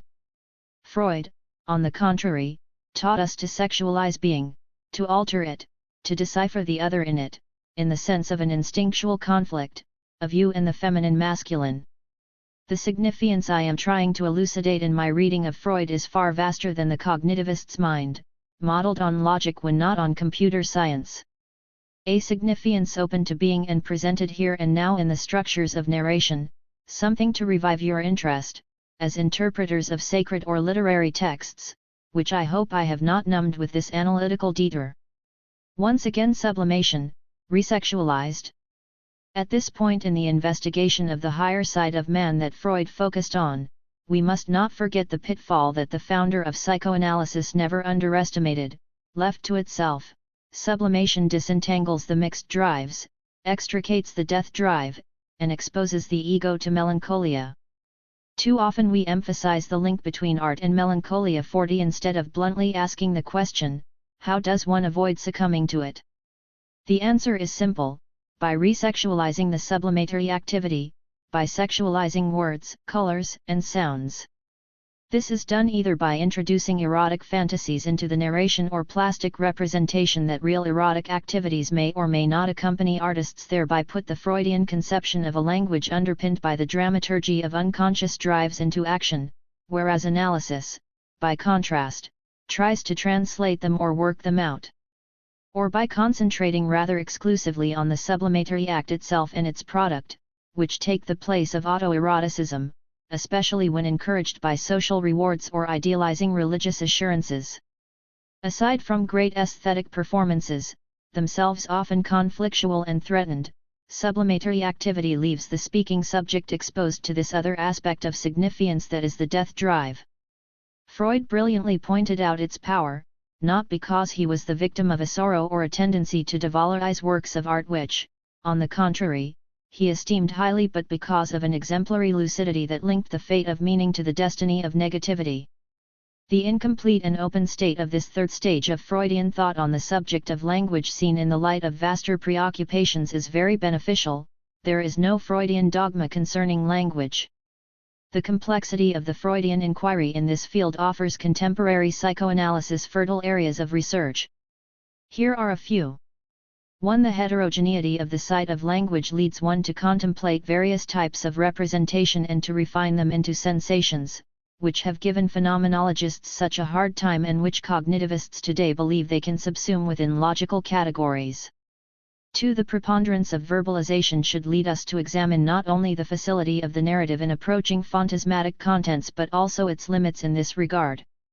3. Serious consideration of the non-verbalizable psychical act allows diagnosis of operational psychosomatic functionings or operational phantasmatic constructions made of images and split from words. 41.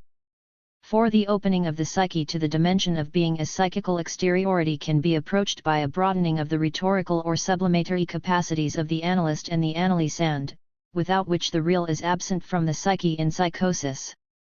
English analysts' interest in beauty in the treatment of autism and other disturbances is a step in this direction. 42. Does the Lacanian conception of language respond to these avenues left unexplored by Freud? I said earlier that Lacan's formulation "the subconscious is structured like a language" was an interpretation of the optimistic model of the interpretation of dreams. Later, Lacan's warnings against linguistery and his portmanteau word lolling opened analysis to the translinguistic and the infantile. The paternal function according to Lacan resonates pertinently with the preoccupations of totem and taboo and the ego and the ID. The major difference between Lacan and Freud resides in the postulate according to which the heterogeneity of the drive would be impossible to enunciate in the field of free association. Nevertheless, the practice of scansion and even the short session, which lead to psychodrama rather than psychoanalysis, indicate a consideration of the unrepresentable, the unverbalizable, that operates within the psychical apparatus and is plainly revealed in countertransference. The one who seemed to hypostatize language as a control lever of therapy ultimately gave language the least possibility to express itself there, as if the extralinguistic rebounded and sent transference and countertransference, patients and analysts, back to prelinguistic psychical representations or acting without representation. Others in England and France have tried to furnish concepts of this, to allow it within treatment, to interpret it. The three models in the complex course of Freudian thought on language that I have schematically outlined here should be understood in resonance with each other and together, based on our means of transference and countertransference, allowed to expand our various registers of signifiance, listening, and interpretation. Dangers and benefits of free association. I will end with a clinical vignette that will allow you to penetrate the complexity of the third model in the experience of a patient and that demonstrates two limits of the fundamental rule of free association. First, the difficulty of inscribing the symptom in language and, consequently, the recourse to the compromise of the sublimation. Second, the psychical confusion that the verbal translation of the drive provokes and the subsequent necessity to go outside, to the cultural or historical. In order to modulate the translation of the drives into psychical representations. A bulimic patient managed to rid herself of her symptoms after a year of face-to-face analytical psychotherapy. She began a sexual relationship with a man, which she said she found more satisfying than the rare relationships she had had before, until she realized during a visit that her partner resembled her mother. The vomiting started again, and on top of it, the patient could no longer curtail it in her usual manner, writing poetic texts, which previously had given expression to her violence while fragmenting the world, people, and language itself. The vomiting, which emptied her, was also evacuated, emptied, from the sessions. Only a few allusions and a show of secret sorrow suggested an alternative to this jouissance as painful as it was private. I advanced that the vomiting was a speechless writing, severing and excising internal matter and the patient's body itself. A rich associative discourse followed, as the patient tried to put into words specific olfactory, tactile, and auditory sensations internal to her attacks, with an obvious exhibitionistic pleasure in seduction but also with aggression toward me, to which the pleasure of mentalization, leading things to words and vice versa, was added. Note how the dramaturgy of this narrative of sensorial naming was at once pleasure and attack. Note also that language hovered between what Freud called thing presentation and word presentation. Words were not dissociated but attached to things the patient experienced sensorially. The putting into words of her perceptions was soon followed by the memory, in a dream, of her first episode of binging and purging, which occurred when she was a little girl, on vacation by the seaside with her parents and sharing a bedroom with them. The account of this episode revealed an erotic conflict and led the patient to a grave difficulty, as if the words of the story had confronted her with an experience contemplated but still active, traumatic. After recounting the dream, the patient seemed almost paralyzed, plunged in verbal and mental confusion. She forgot words, even sentences, and then fell silent. For a few sessions, she was unable to pick up the thread of the story or even discuss her complaint, a performance that was usually economical but very logically constructed. The verbalization of the trauma had threatened verbal construction itself, as if the expulsion of matter had affected her words, emptying not only her stomach but also her syntax and signs themselves of their meaning. When she managed to speak again, her speech resembled her poems, sparse, obscure. I made out the words sea, water, viscosity, death, mother, stream, horror, and dejection. The patient was a reader of Celine. She had even written a thesis on him. The first scene of vomiting in her childhood, which she had tried to recount to me, an attempt that had placed her in this state of mental and linguistic confusion, made me think of an analogous scene in Death on the Installment Plan, in which the narrator and his mother are seized by violent and abject vomiting during a sea voyage to England.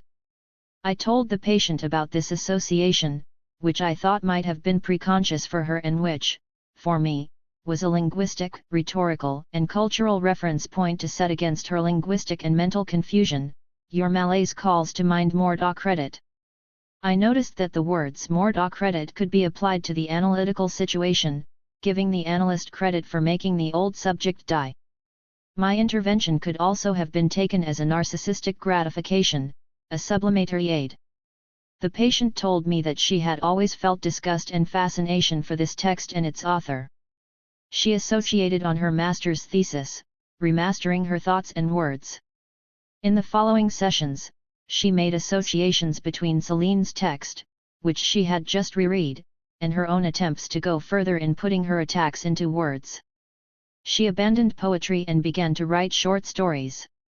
In them, she talked about her hatred for a man and a woman, for her boyfriend, for her mother, and, discreetly but rather clearly, for me and my abstractions. The symptoms bulimia, vomiting, once again disappeared. A new narrative, of violent cruelty, had swallowed it. I didn't know if this was progress. The patient continued to have difficulties with her boyfriend, her mother, and her co-workers.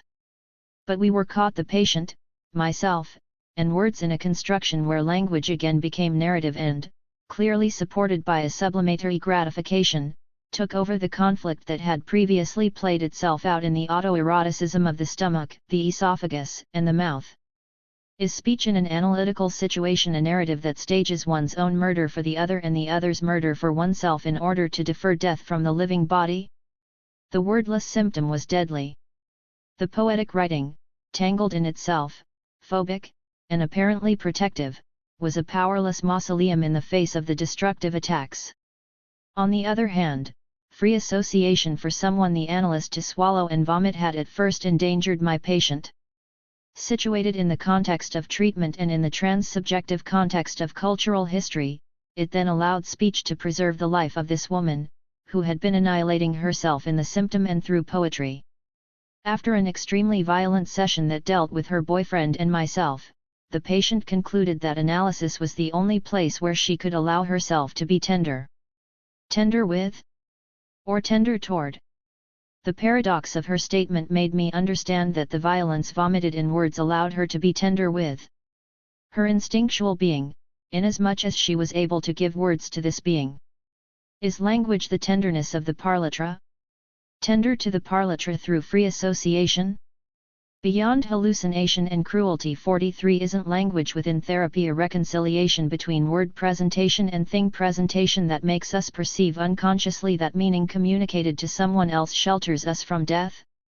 Language, as Freud would have us understand it, is this sublimation that uses signs and syntax in a narration in order to allow passage from the being external to the subject to the other that makes me a subject. But is this solely a matter of language? Or is it what Freud the rationalist called in his third model, with a certain infelicity, the higher side? Analysts are left to listen indefinitely to the infinite folds that form language, the unknown. Moreover, where is this language? Does it exist outside the specific listening of the analyst who broadens it and narrows it, proposes models of it according to his own higher side, his own significance? What remains of language after Freud? An artifact dependent on the higher side of the subject of the interpretation? In any case, the language of the analyst is not the language of the linguist. But what control, what tension, what tenderness? These are the paths of revolt, in the sense I give it in this book. 4. Oedipus again, or, phallic monism. The conscious/unconscious versus knowledge. Before going on to Oedipus, I will conclude my remarks on the three models of language in Freud by responding to a question concerning the link that may be established in the solitude of analytical treatment. A great analyst, Michel de Emouzin, asked in his seminar one day, what is the analyst's organ? The brain? The unconscious? The erogenous zones? Analysts no doubt use all these as well as personality, history, rhetoric, culture, and politics. Consequently, we also use our capacity for revolt as I am trying to define it here. Solitude then becomes an open solitude, and a link is possible between the experiences of those who are attempting to speak. Now I will return to free association, which provided Freud with the complex model of language on which he based his experiment. Why free association? Why the narrative? This, at bottom, is what interests us as literary scholars. What are the stories that Freud asked his patients to tell? Stories full of gaps, silences, awkwardness in a way, novels deprived of an audience. The free association Freud bequeaths us as an essential tool of analysis is not the language sign, the language sentence, but the narrative. To associate is to recount, to develop a narrative activated by drives and sensations, in which phylogenesis is implicated. Moreover, this narrative is bordered by acts which are unrepresentable in the sense that their intensity destabilizes language, as well as by the feminine, which we have seen obscured, absorbed, and resorbed in the pact among the brothers. Finally, this narrative is tuned into being, the being of monumental history that Freud intuited through phylogenesis. Narrative, drives, sensations, acts, the feminine in being. Freud invites us to see all these in the free associations of patients.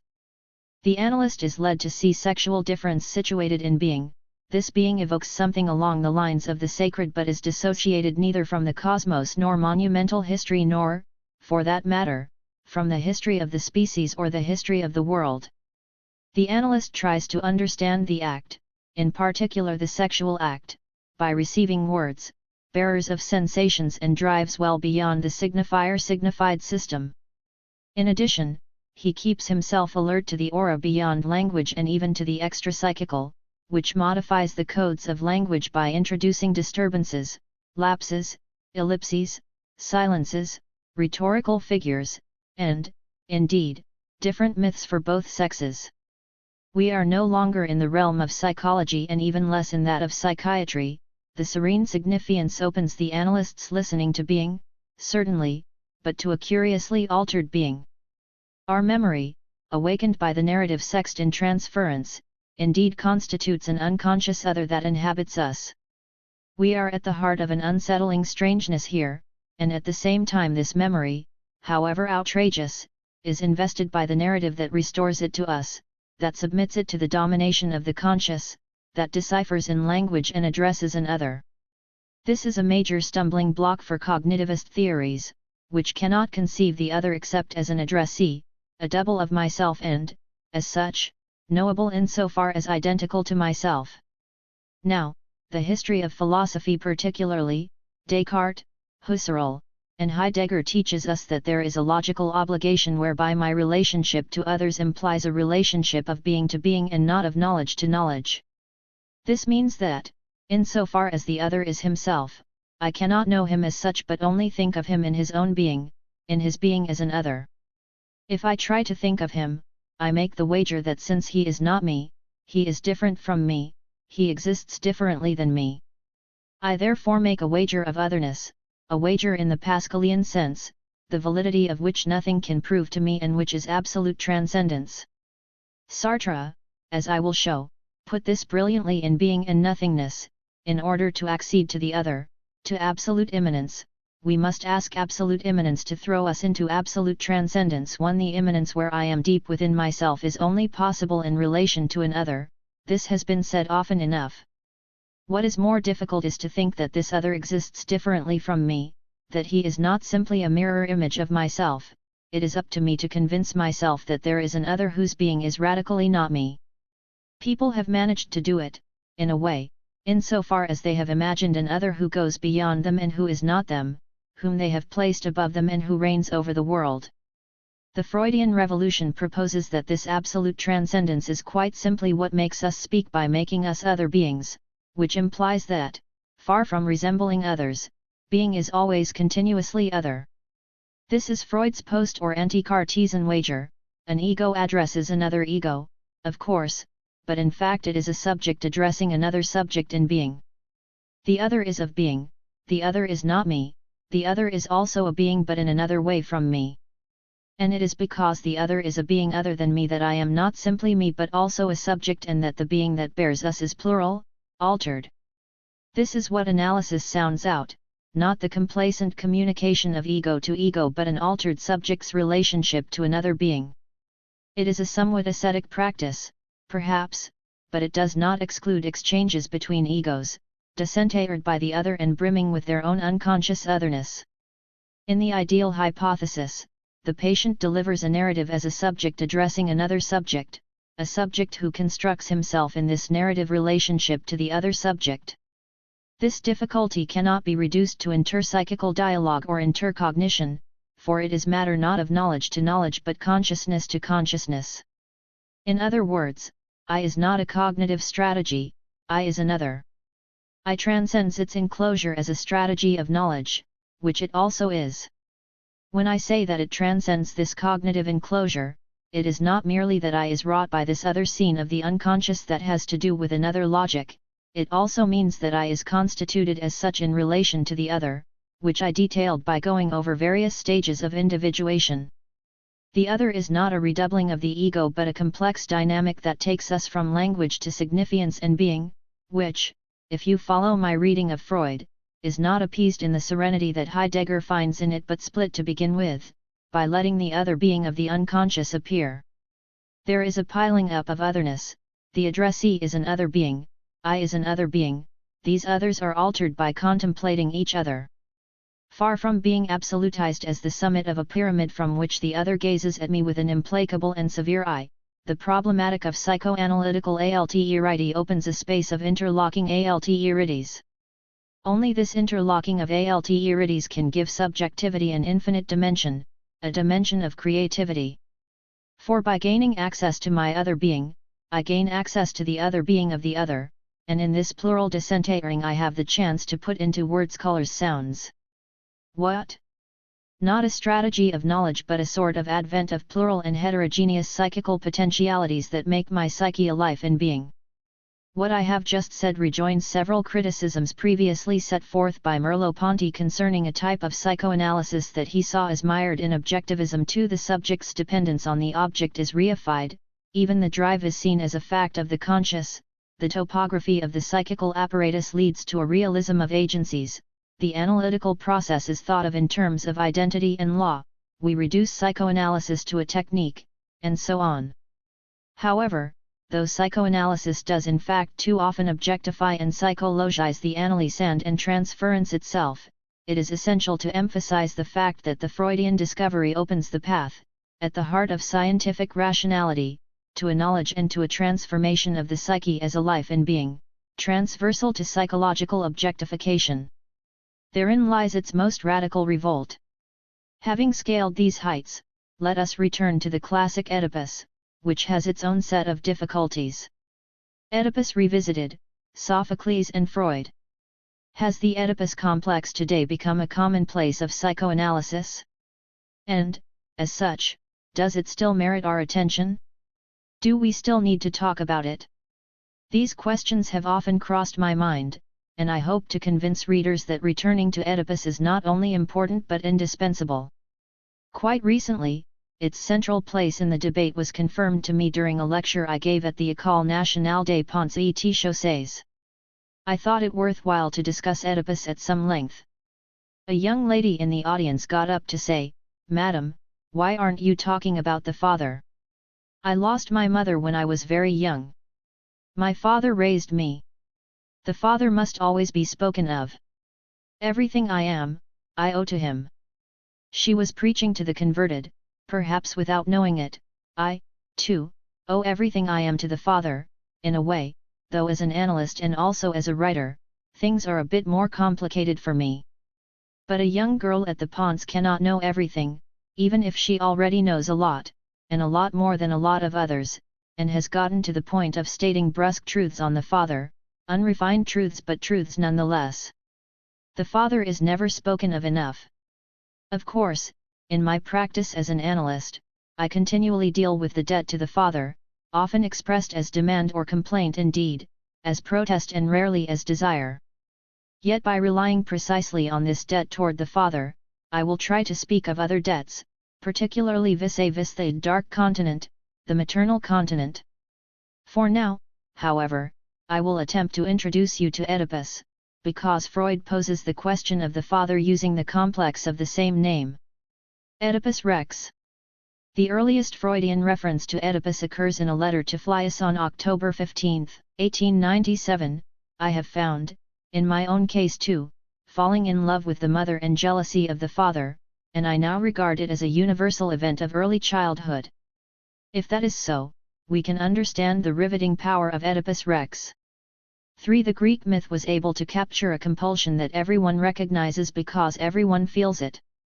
We have all contained within us the seeds of an Oedipus at one point. There are two Oedipuses, as you know, Oedipus the king and Oedipus at Colonus, which is the story of the blind king who withdraws with his daughter to die at Colonus, in other words, the story of the death of the father. Wanting to leave a testament of his art, Sophocles made Oedipus at Colonus the longest play of the Greek repertory. But Freud was referring to his Oedipus the King, a play that dates from circa 320 BC. If you reread this text, you will not fail to be struck by what is called the Greek miracle, a major aspect of which is bringing forth what we continue to consider our inner life: love, hate, guilt, defilement, the defilement that designates desire as desire for incest and death, without which there is neither happiness nor unhappiness. Given how many years separate us from this text, we can only be impressed by the paradox of this temporality linking such an ancient truth to one so close to us. Oedipus the King was written 23 centuries ago, and for almost a century, we continuously return, with Freud, to the topicality of this play. Why this permanence? Is it because it is still alive? We are all constituted this way, and we have simply subjectified or psychologized the same logic that for the Greeks was a fate inflicted by the gods. And what if, at the same time and on the contrary, the constellation of desire, transgression, happiness and unhappiness that Sophocles put before us were henceforth threatened? Perhaps Freud revisited Sophocles in order to contemplate this threat. In any case, he recognized that the miracle of a psyche taking into account desire, law, transgression, defilement and guilt had occurred there and not in China or India. In Greece we find the origins of, if not the desiring subject which, as a subject, must await the Judaic interpellation and the Christian incarnation in order to be designated and contemplated, then at least its logic. The logic of the desiring subject is just another side of the logic of the philosophical subject, which we often forget. It is also another side of the subject of science, for the philosophical subject and the subject of science, as Plato and Aristotle bequeath them to us, appear around the same time as the tragedy. Obviously, what Sophocles says does not fall from the sky, it is born by myths and preceded by the epic, incantatory narration of Greek history. But it is through Sophocles' tragedy that these words are crystallized in the Oedipal subject that is at once tragic, philosophical and scientific. It is what we are, it is what the best among us are, and it is what Sophocles formulated in Oedipus the King. Here are two passages from the text that seem to me to define the problematic of the tragic man, this hidden side of the desiring man, also revealed to be clever and knowing. You remember that Oedipus killed his father at a crossroads in the shape of the Greek gamma.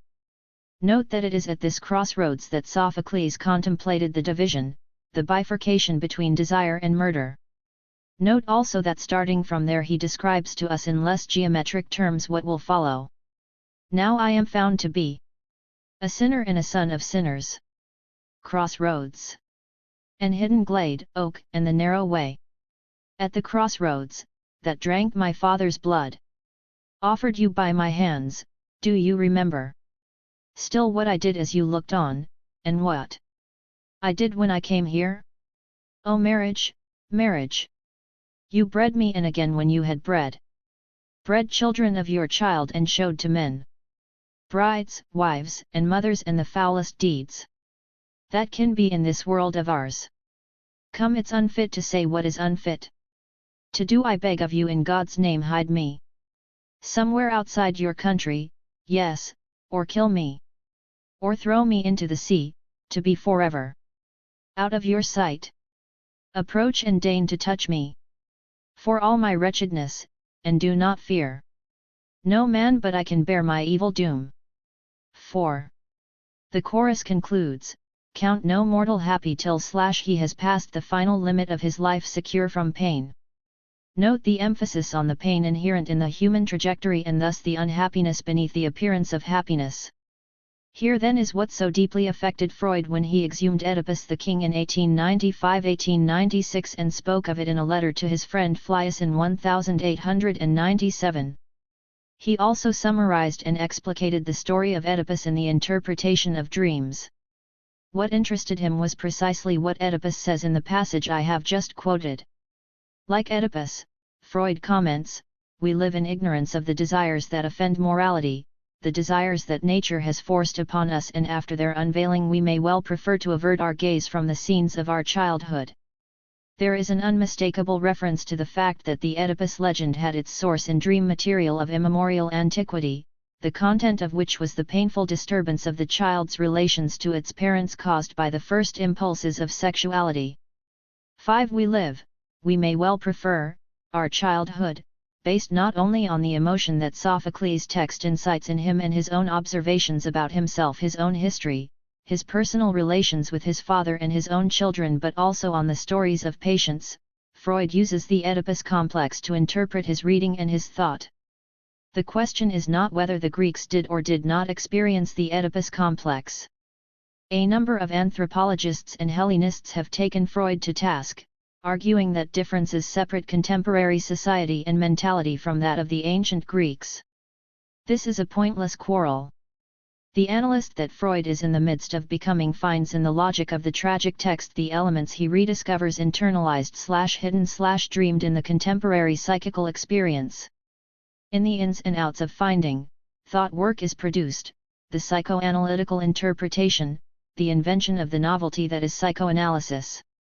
Consequently, psychoanalysis is not tragedy, and Freud does not say the truth of Sophocles. The concept of Oedipus on which Freud worked after 1897 and that he developed in particular in 3 essays on the theory of sexuality did not appear until 1910 in the first of his contributions to the psychology of love. Only 26 years after his letter to Fliess did Freud formulate the theory definitively, in The Infantile Genital Organization and the Dissolution of the Oedipus Complex. In The Dissolution of the Oedipus Complex, Freud emphasizes what he calls the central place of this complex. To an ever-increasing extent, the Oedipus complex reveals its importance as the central phenomenon of the sexual period of early childhood. After that, its dissolution takes place, it succumbs to repression, as we say, and is followed by the latency period. 7. For now, note that Freud emphasizes the central place of the Oedipus complex as an organizer of the psychical life of early childhood. In The Infantile Genital Organization, Freud takes up the theses he already formulated in 1905 in 3 essays.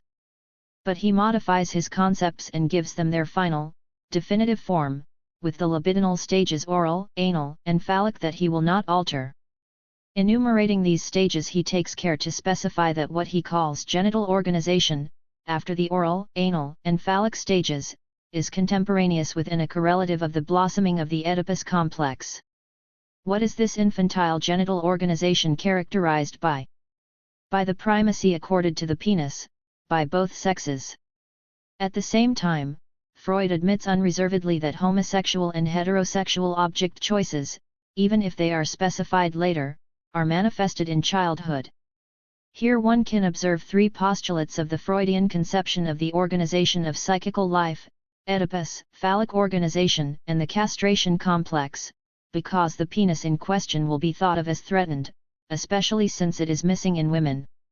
These ideas, which we see explicated in their definitive form in The Infantile Genital Organization, had already been advanced by Freud earlier. Elements of them are present in texts such as Little Hans or The Wolf Man, where Freud emphasizes the importance of the penis in his patient's psychical life and symptoms. 8 Later, he continues to maintain the primacy of the male sexual organ. In 1923 he asserts it for the boy as well as the girl, and this is where a number of major challenges arise, spurred by feminism, as you might suspect. I will examine this debate in my discussion of feminine sexuality, but let us start with the boy's point of view, as Freud explains it, and consider the primacy of the penis, or the phallus, in the boy's sexuality. The primacy of the penis. Why is the penis the narcissistically invested organ? Because it is visible. Representation, as a subsequent psychical capacity, allows one to displace the narcissistic image of the face or any other object of need linked to the maternal presence, onto the eroticized visible thing that is the male sexual organ. Visible, then, and, in addition, eroticized. Why? Because of the erection observed, undergone, or experienced. Finally, the penis is an organ that is detached, in the dual sense of the word in French. Its tumescence/detumescence induces the threat of deprivation in the little boy, confirmed by the absence of the organ in the little girl, and provides the basis for the fantasy of castration. Starting with this latent absence, the penis can become the representative of other ordeals of separation and lack experienced earlier by the subject. What other events are organized around the detachable character of the penis? Birth, oral deprivation, and anal separation. The penis ceases to be a physiological organ in order to become a phallus in the psychical experience, the signifier of the lack, to use Lacanian terminology, because it may be lacking and because it subsumes other lacks already experienced. To this we must add that the signifier of the lack is the paradigm of the signifier itself, of all that signifies. The penis as phallus becomes, so to speak, the symbol of the signifier and the symbolic capacity. I will discuss the copresence of eroticism in symbolization later. For now, it suffices to locate the link between Freud's and Lacan's reading of this moment in infantile genital organization. The investment of the penis is an investment of all that may be lacking and, starting from that, of all lack as paradigm of the signifiable and the signifier, corporal lack, but also, in the field of representation, the thought that represents what is lacking. Phallic monism. A second question in the analytic theory surrounding Oedipus concerns phallic monism, the notion that every human being unconsciously imagines every other human being to possess a penis. The theory of phallic monism supposes an ignorance of the vagina for both sexes. I will come back to this, but for now let me observe that this ignorance occurs differently in men and women. The theory of phallic monism implies not only that the subject of both sexes is unaware of the existence of a sexual organ other than the penis, but also that, correlatively, the absence of the penis, or even castration, is considered a sort of eye for an eye punishment against the man or the woman. This punishment is inflicted on the man to punish him and on the woman at the outset, because she is not equipped with this signifier at birth. The question then becomes who is responsible for the punishment, having deprived one sex of this organ and having the capacity to remove it from the other sex. It is the father, as you may have guessed, who is phantasmatically responsible, who executes this punishment for both sexes. This is the theory of phallic monism. I am only summing up the doxa. I will add that it is a fantasy. At no moment does Freud say that this is what must be thought or what is definitively thought by the human being. This phantasmatic organization depends on infantile genital organization. And I underscore this last idea, which has not, I think, been sufficiently acknowledged. Read The Infantile Genital Organization, which posits the primacy of the phallus, and you will see that its author specifies that this concerns the development of the child and does not in any way coincide with adult genital organization. The main characteristic of this infantile genital organization is its difference from the definitive genital organization of the adult. This consists in the fact that, for both sexes, only one genital, namely the male one, comes into account. What is present, therefore, is not a primacy of genitals but a primacy of the phallus. 9. Freud makes a clear distinction here that his later readers have had a tendency to neglect. He emphasizes the fact that it is a matter of a phallic organization localized at a certain moment in the subject's history, which endures as an unconscious fantasy but is not at all the optimal outcome of adult human sexuality. The optimal outcome would be the recognition of both sexes and relations between them. When one speaks of the primacy of the phallus, therefore, one must not lose sight of the fact that it is, I repeat, a matter of a fantasy linked to infantile genital sexuality. If some remain fixed there, it is their structure, but it is not the path Freud envisages in the development of the human psyche. This stage, these phantasmatic unconscious contents, are repressed in the adult, and Freud does not in any way identify phallic monism thus defined with completed adult sexuality, the advent of which he assumes, and that is perhaps somewhat of a utopia. Perhaps none of us ever really accedes to this supposed genitality where we recognize our sexual difference and can have relations with beings of different sexes. Perhaps this is another utopic fantasy, indispensable to psychoanalytical theory this time, but rarely if ever attained by real subjects. Let us nevertheless continue to interpret the Freudian idea of a phallic phase as an organizing structure in no way exclusive of adult genitality. A fundamental organizing structure, certainly, but not definitive in psychosexual development.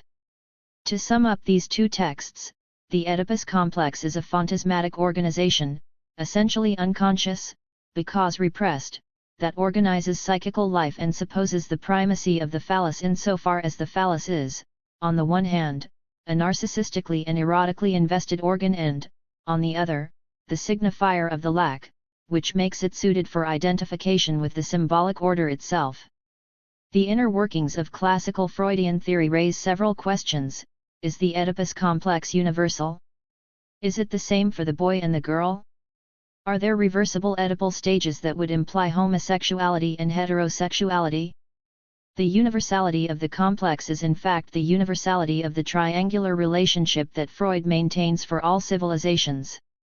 Triangular relationship describes the child-father-mother link, with the father occupying the summit of the triangle, though the relationship may have variations. The role of the father, for example, may be occupied by a maternal uncle in matrilineal societies or, indeed, by a woman, hence the various configurations of Oedipus, but one never observes its non-existence. The proof of this universality is the incest theory. Levi Strauss nevertheless maintained the principle of the incest prohibition as the organizer of all societies. Now, what does this rule of the incest ban suppose? The recognition of sexual difference, the institution of marriage in various forms with always a contract between the two sexes, and, finally, the attribution of the child to the mother and the father, that is, the recognition of generational difference.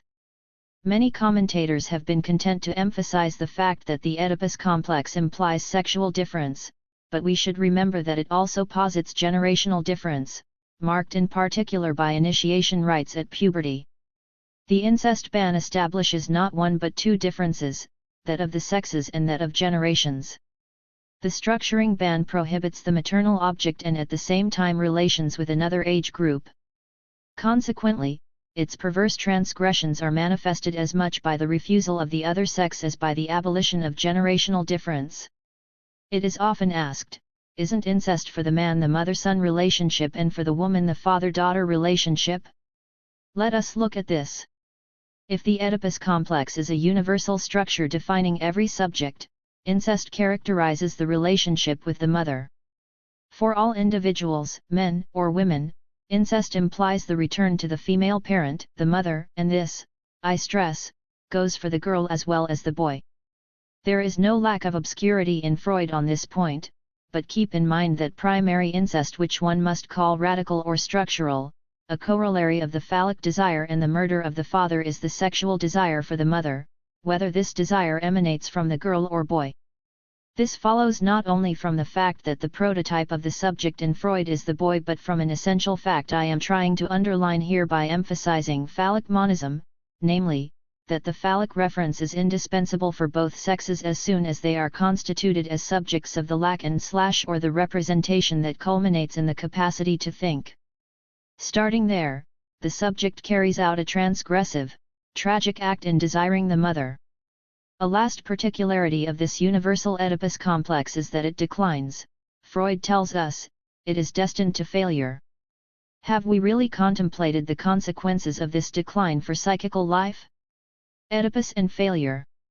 Though certainly a figure of revolt, the Freudian Oedipus is also one of failure, a failure that most of Freud's commentators say nothing about, so powerful is our unconscious desire for a transgressive figure that defies the law and breaches taboos. We might know that Sophocles' Oedipus is a tragedy, for his revolt is paid for with condemnation and severe punishment. We might read in Freud and observe in anyone that the genital Oedipal impulse at the age of 5 ends in renouncement, and that of adolescence is elaborated in a change of object. It doesn't matter. Oedipus remains a hero for the unconscious. We repress the universality and ineluctability of the Oedipal failure. That the Oedipal object is an object forever lost and sought is important to repeat forcefully, rereading the Freudian formulation. The early efflorescence of infantile sexual life is doomed to extinction because its wishes are incompatible with reality and with the inadequate stage of development which the child has reached. That efflorescence comes to an end in the most distressing circumstances and to the accompaniment of the most painful feelings. Loss of love and failure leave behind them a permanent injury to self-regard in the form of a narcissistic scar, which in my opinion contributes more than anything to the sense of inferiority. 10. In this way the Oedipus complex would go to its destruction from its lack of success, from the effects of its internal impossibility. 11. Why this failure?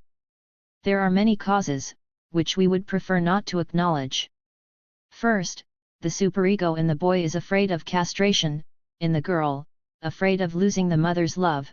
Then, the premature beings that we are have a regressive need to conserve the identification with the same sex that precedes the Oedipus and assures and protects us. Finally and above all, the child, whatever the sex, feels the intergenerational inadequacy between itself and the desired or hated adult, an inadequacy that magnifies its parent at the same time that it sends back a devalorizing image and perception of its own weakness, of its infantile impotence. The failure of the Oedipus is probably this intrapsychical condition that accompanies and consolidates the access to the symbolic function. The renunciation of infantile genitality inscribes impossibility at the heart of the psychical apparatus, and it is on this impossibility that an other unfolds, intrinsic to the matrix of meaning, which is precisely the inadequacy of the signified to the signifier and to the referent, what Saussure called the arbitrariness of the sign. By relying on the impossibility of Oedipus, the arbitrariness of the sign already acquired during the depressive position is developed in thought. 12 and the speaking being invests thought as its privileged object, tentatively or brilliantly, as the history of culture and the academy attest. Moreover, the Greek man named Oedipus was himself subjected to the failure of the Oedipus complex, which explains how he learned to speak and to think and finally to become king. He had to renounce his complex with the substitute parents who raised him and to whom he owed everything, or, at least, his conscious being, namely, Polybus and Merope, who took him in as a child and with whom he apparently behaved normally, that is, like you and I, renouncing his genital impulse of the 5th year, at the risk of unleashing the most distressing and painful feelings, as Freud says. Here we are at a crossroads that is no less problematic than the one where Oedipus stood in Sophocles' text. Is the Oedipal revolt absolutely necessary at the same time that its failure is necessary? How are we to understand the sense of this impasse? A particular destiny of the human being is in question here, the logic of which the Greek tragedy already illustrates forcefully. By harboring the desire for incest and murder as well as renouncing it, are we on a slope that inevitably leads to renouncing revolt or else to displacing it indefinitely, renewing it, refining it? Perhaps the amorous link and with some luck, a love relationship, and maybe even marriage consecrates both the failure of Oedipus and its renewal. The amorous couple thus succeeds at what has been called an Oedipal organization, a fragile success and one irremediably challenged by Oedipal conflict, which is unleashed each time a disappointment or a new object disrupts the equilibrium. The twofold danger threatening this Oedipal revolt, at once indispensable and destined to failure, is all too clear. On the one hand, there is the definitive renunciation from the ennui of monogamy, which normalizes and ends up extinguishing desire, to the social group, which impresses its constraints. Numerous configurations of our socialization emphasize the impossible aspect of our Oedipal structuring and doom the revolt to failure. On the other hand, there is the defiance of the man who has never given up, at least in fantasy. Although he accedes to language and thought and thereby is constituted as a subject, the eccentric personality denies the renunciation and the castration that it implies, though these still organize him as the subject of a symbolic pact. Favored, perhaps, by an indulgent mother who, oh so frequently, has reasons to prefer her son to her husband, or encouraged in his narcissism by a permissive or even perverse familial or social group, the eccentric subject does not want to know about failure and, not least, about the failure of the Oedipus. All-powerful, megalomaniac, feeling persecuted at the slightest sign of constraint from others who do not allow themselves to be manipulated as faithful intimates do, our hero is fixed at the Oedipal level and uses it. He appears to be a rebel, for he violently rejects the symbolic pact whose norm wounds his narcissism as well as his impulse for genital or, rather, anal control over the incestuous mother. But his defiance keeps him outside the framework, and, starting from this eccentricity, not wanting to know that the impossible exists while at the same time using it, he cannot construct a veritable revolt but only the signs of a depressed or amused but definitively perverse marginality. Between these two impasses, the path for revolt is narrow, as you might imagine, dealing with failure, keeping one's head up, taking new paths, leaving the nest, refashioning the wager of loving/killing over and over with new objects and strange signs. All this makes us autonomous, guilty, and thinking. Happy? In any case, amorous, for the amorous couple realizes the precariousness, as altruistic as it is inevitable, of the Oedipal organization. I will try to show that the experience of writing not only transposes or transcribes the amorous event in the body of language but quite often substitutes for it, when it does not surpass it. Writing as realization of the Oedipal organization, as recognition of the failure and renewal of revolt, this is perhaps the secret of what we call sublimation. Structural Oedipus for both sexes. In the current evolution, the boy feels a sexual desire for the mother and a desire for death for his rival, the father. Inversely, the girl sexually desires the father and feels a jealous hatred toward the mother. Given this reversal, shouldn't we reserve the term Oedipus complex solely for the boy and use another term for the girl, the Electra complex, for example, as Jung proposes? Freud was ferociously opposed to this proposition. As for Lacan, who was brilliant, as you know, he did not bother himself with such minutiae. In a structural perspective, he preserved the universality of Oedipus and the incest prohibition for both sexes. Yet the rigor of this structuralism is still an oversimplification. When Lacan spoke of incest, he did not specify the sex of the subject in question. I will add that the subtle distinctions of same, other, and other allow one to eliminate the question of the maternal. This is why I prefer Freud's theses, which, though imprecise and mutable, seem better able to help us understand how biological difference and the symbolic pact establish the Oedipus as a universal structure. For the most part, controversies concerning Freudian theory and different currents of research in psychoanalysis bear on the question of the female Oedipus and its differences from the male Oedipus. As for Freud, he maintains it is the father who represents the fundamental reference for both sexes. It is the father the child wants to eliminate in order to inscribe himself in the law, and it is the attachment to the mother that the two sexes have to transgress. Two sides. I must emphasize, however, that although it is structural, even the Oedipus has two sides, which are described at the outset of Freudian theory. Freud calls them the direct or positive Oedipus and the inverted or negative Oedipus, respectively. The direct or positive Oedipus is the incestuous desire for the parent of the opposite sex, the boy's desire for the mother, the girl's desire for the father. I underscore once again the position of the girl who must separate from her mother in order to desire the other sex, whereas the boy's desire exists within the continuity of his primary desire. But Freud recognizes the structural implications at stake here.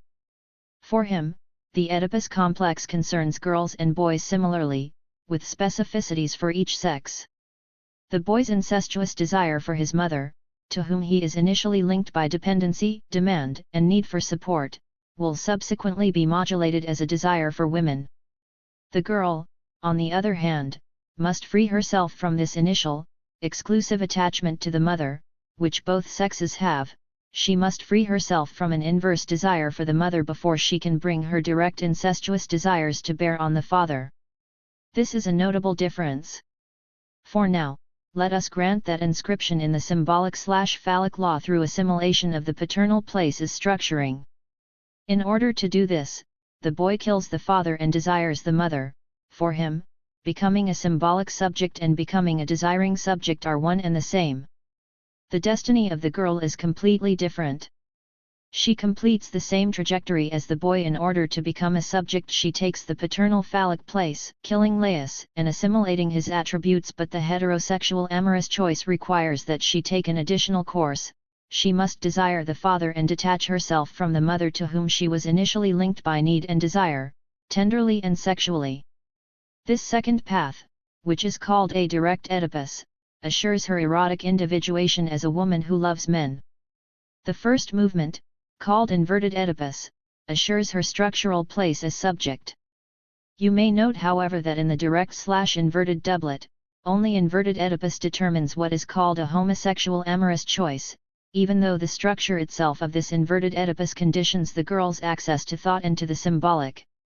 This leads to questions concerning certain structural aspects of feminine homosexuality. Add to this structural homosexuality the archaic daughter-mother link that normal evolution abandons in favor of the daughter-father erotic choice, a link that will be called a link of primary homosexuality. Thus we have an endemic and ineluctable female homosexuality, subordinated to female heterosexuality, that does not cease to mobilize feminists in a rather dramatic way and, more lucidly, the great literature of remembrance/revolt, such as that of Proust and Albertine. Precocious and biphasic. A final remark will define the complexity of the Oedipal organization more clearly. Is Oedipus ontogenetic or phylogenetic? In other words, is it inherited from the history of the species or is it constituted solely in the human being? The Oedipus complex appears late in the child's development. It refers to the genital phase between the ages of 3 and 6. Nevertheless, Freud considers this stage, and consequently this complex, as being established progressively from the beginning of life. Moreover, in his texts on ontogenesis and phylogenesis, particularly Totem and Taboo, he situates the murder of the father in an archaic history of humanity and, even earlier, to the dawn of hominization. The crossing of an ontogenetic causality with a phylogenetic causality has led numerous analytical currents, from Melanie Klein to Lacan, to consider a precocious Oedipus, what Lacanians call the always already there of Oedipus, well before ages 3 to 6. This always already there is explained in particular by the precondition of the paternal function and language. I will have occasion to speak of this again, but for now I will outline the classic postulates of Freudian theory. The Oedipus complex intervenes between the age of 3 and 6, after which the latency period sets in. Then, at puberty, the Oedipus is reactivated by the development of the subject's genital sexuality, that is, it culminates when biophysiological maturation makes the subject capable of genital sexuality. Point 13. These two occurrences of the Oedipus complex represent what is called the biphasism of human sexuality, which constitutes the definitive organization of the Oedipus, which in fact always accompanies human psychosexuality. I will add a last word on early Oedipus. Melanie Klein, for example, situates the Oedipus phase much earlier than Freud does. She believes the incestuous desire for the mother and the desire to murder the father can be observed in the second semester of life, starting at 6 months.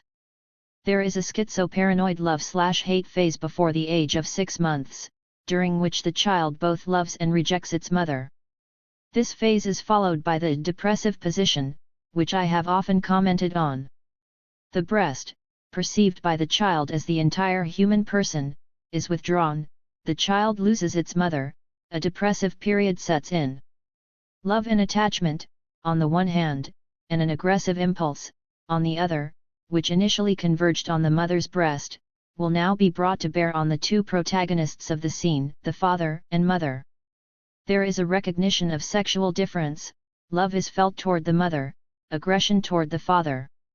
Klein goes even further, and her position seems untenable to many. She considers the child's aggression toward the father as being directed toward the father's sexual organ in particular, while at the same time the child fantasizes the presence of this organ in the mother's body. A fantasy of coitus interruptus makes the child aggressive toward both parents, particularly toward the maternal body fantasized as containing a penis. The Kleinian fantasy, which supposes the three familial protagonists to be distinct at the outset, nevertheless refers to a universe of organs and drives that remains dual. Why is there not a third? Because, I think, of the absence of language in the Kleinian model of psychogenesis. The human being, the child Klein speaks of, is an infans in the etymological sense of the word. The child operates with imagos and does not seem to be motivated by the symbolic third that, at the outset and no doubt well before the child's birth, inscribes its thirdness in the mother-baby relationship and favors the development of thought. The paternal penis, which is so present and so incites the child's aggressivity, remains in Klein a maternal imago, a sort of other maternal breast, maleficent and competitive but not a third. It is here, I think, that Lacan's decisive contribution is situated, which should be explained because it shows how the place of the third, that is, the father who will be put to death by Oedipus, is the place of the symbolic. Sexuality thought co-presents. I propose a reinterpretation of the set of theories I have presented that remains close to the Freudian text and follows from it. This is my conception of psychoanalysis, and I will attempt to clarify it as a theory not of sexuality exclusively but of the development of thought co-present to sexuality. This is no doubt what characterizes the novelty of the psychoanalytical intervention and what has been disturbing about it since its foundation. Psychoanalysis neither biologizes nor sexualizes the essence of man but emphasizes the co-presence of sexuality and thought. It is on this point that cognitivist theories could make an interesting contribution, for they constitute an attempt to construct a theory of thought in relation to biological and sensorial development. But this is also their limitation, for they pretend to do without sexual development.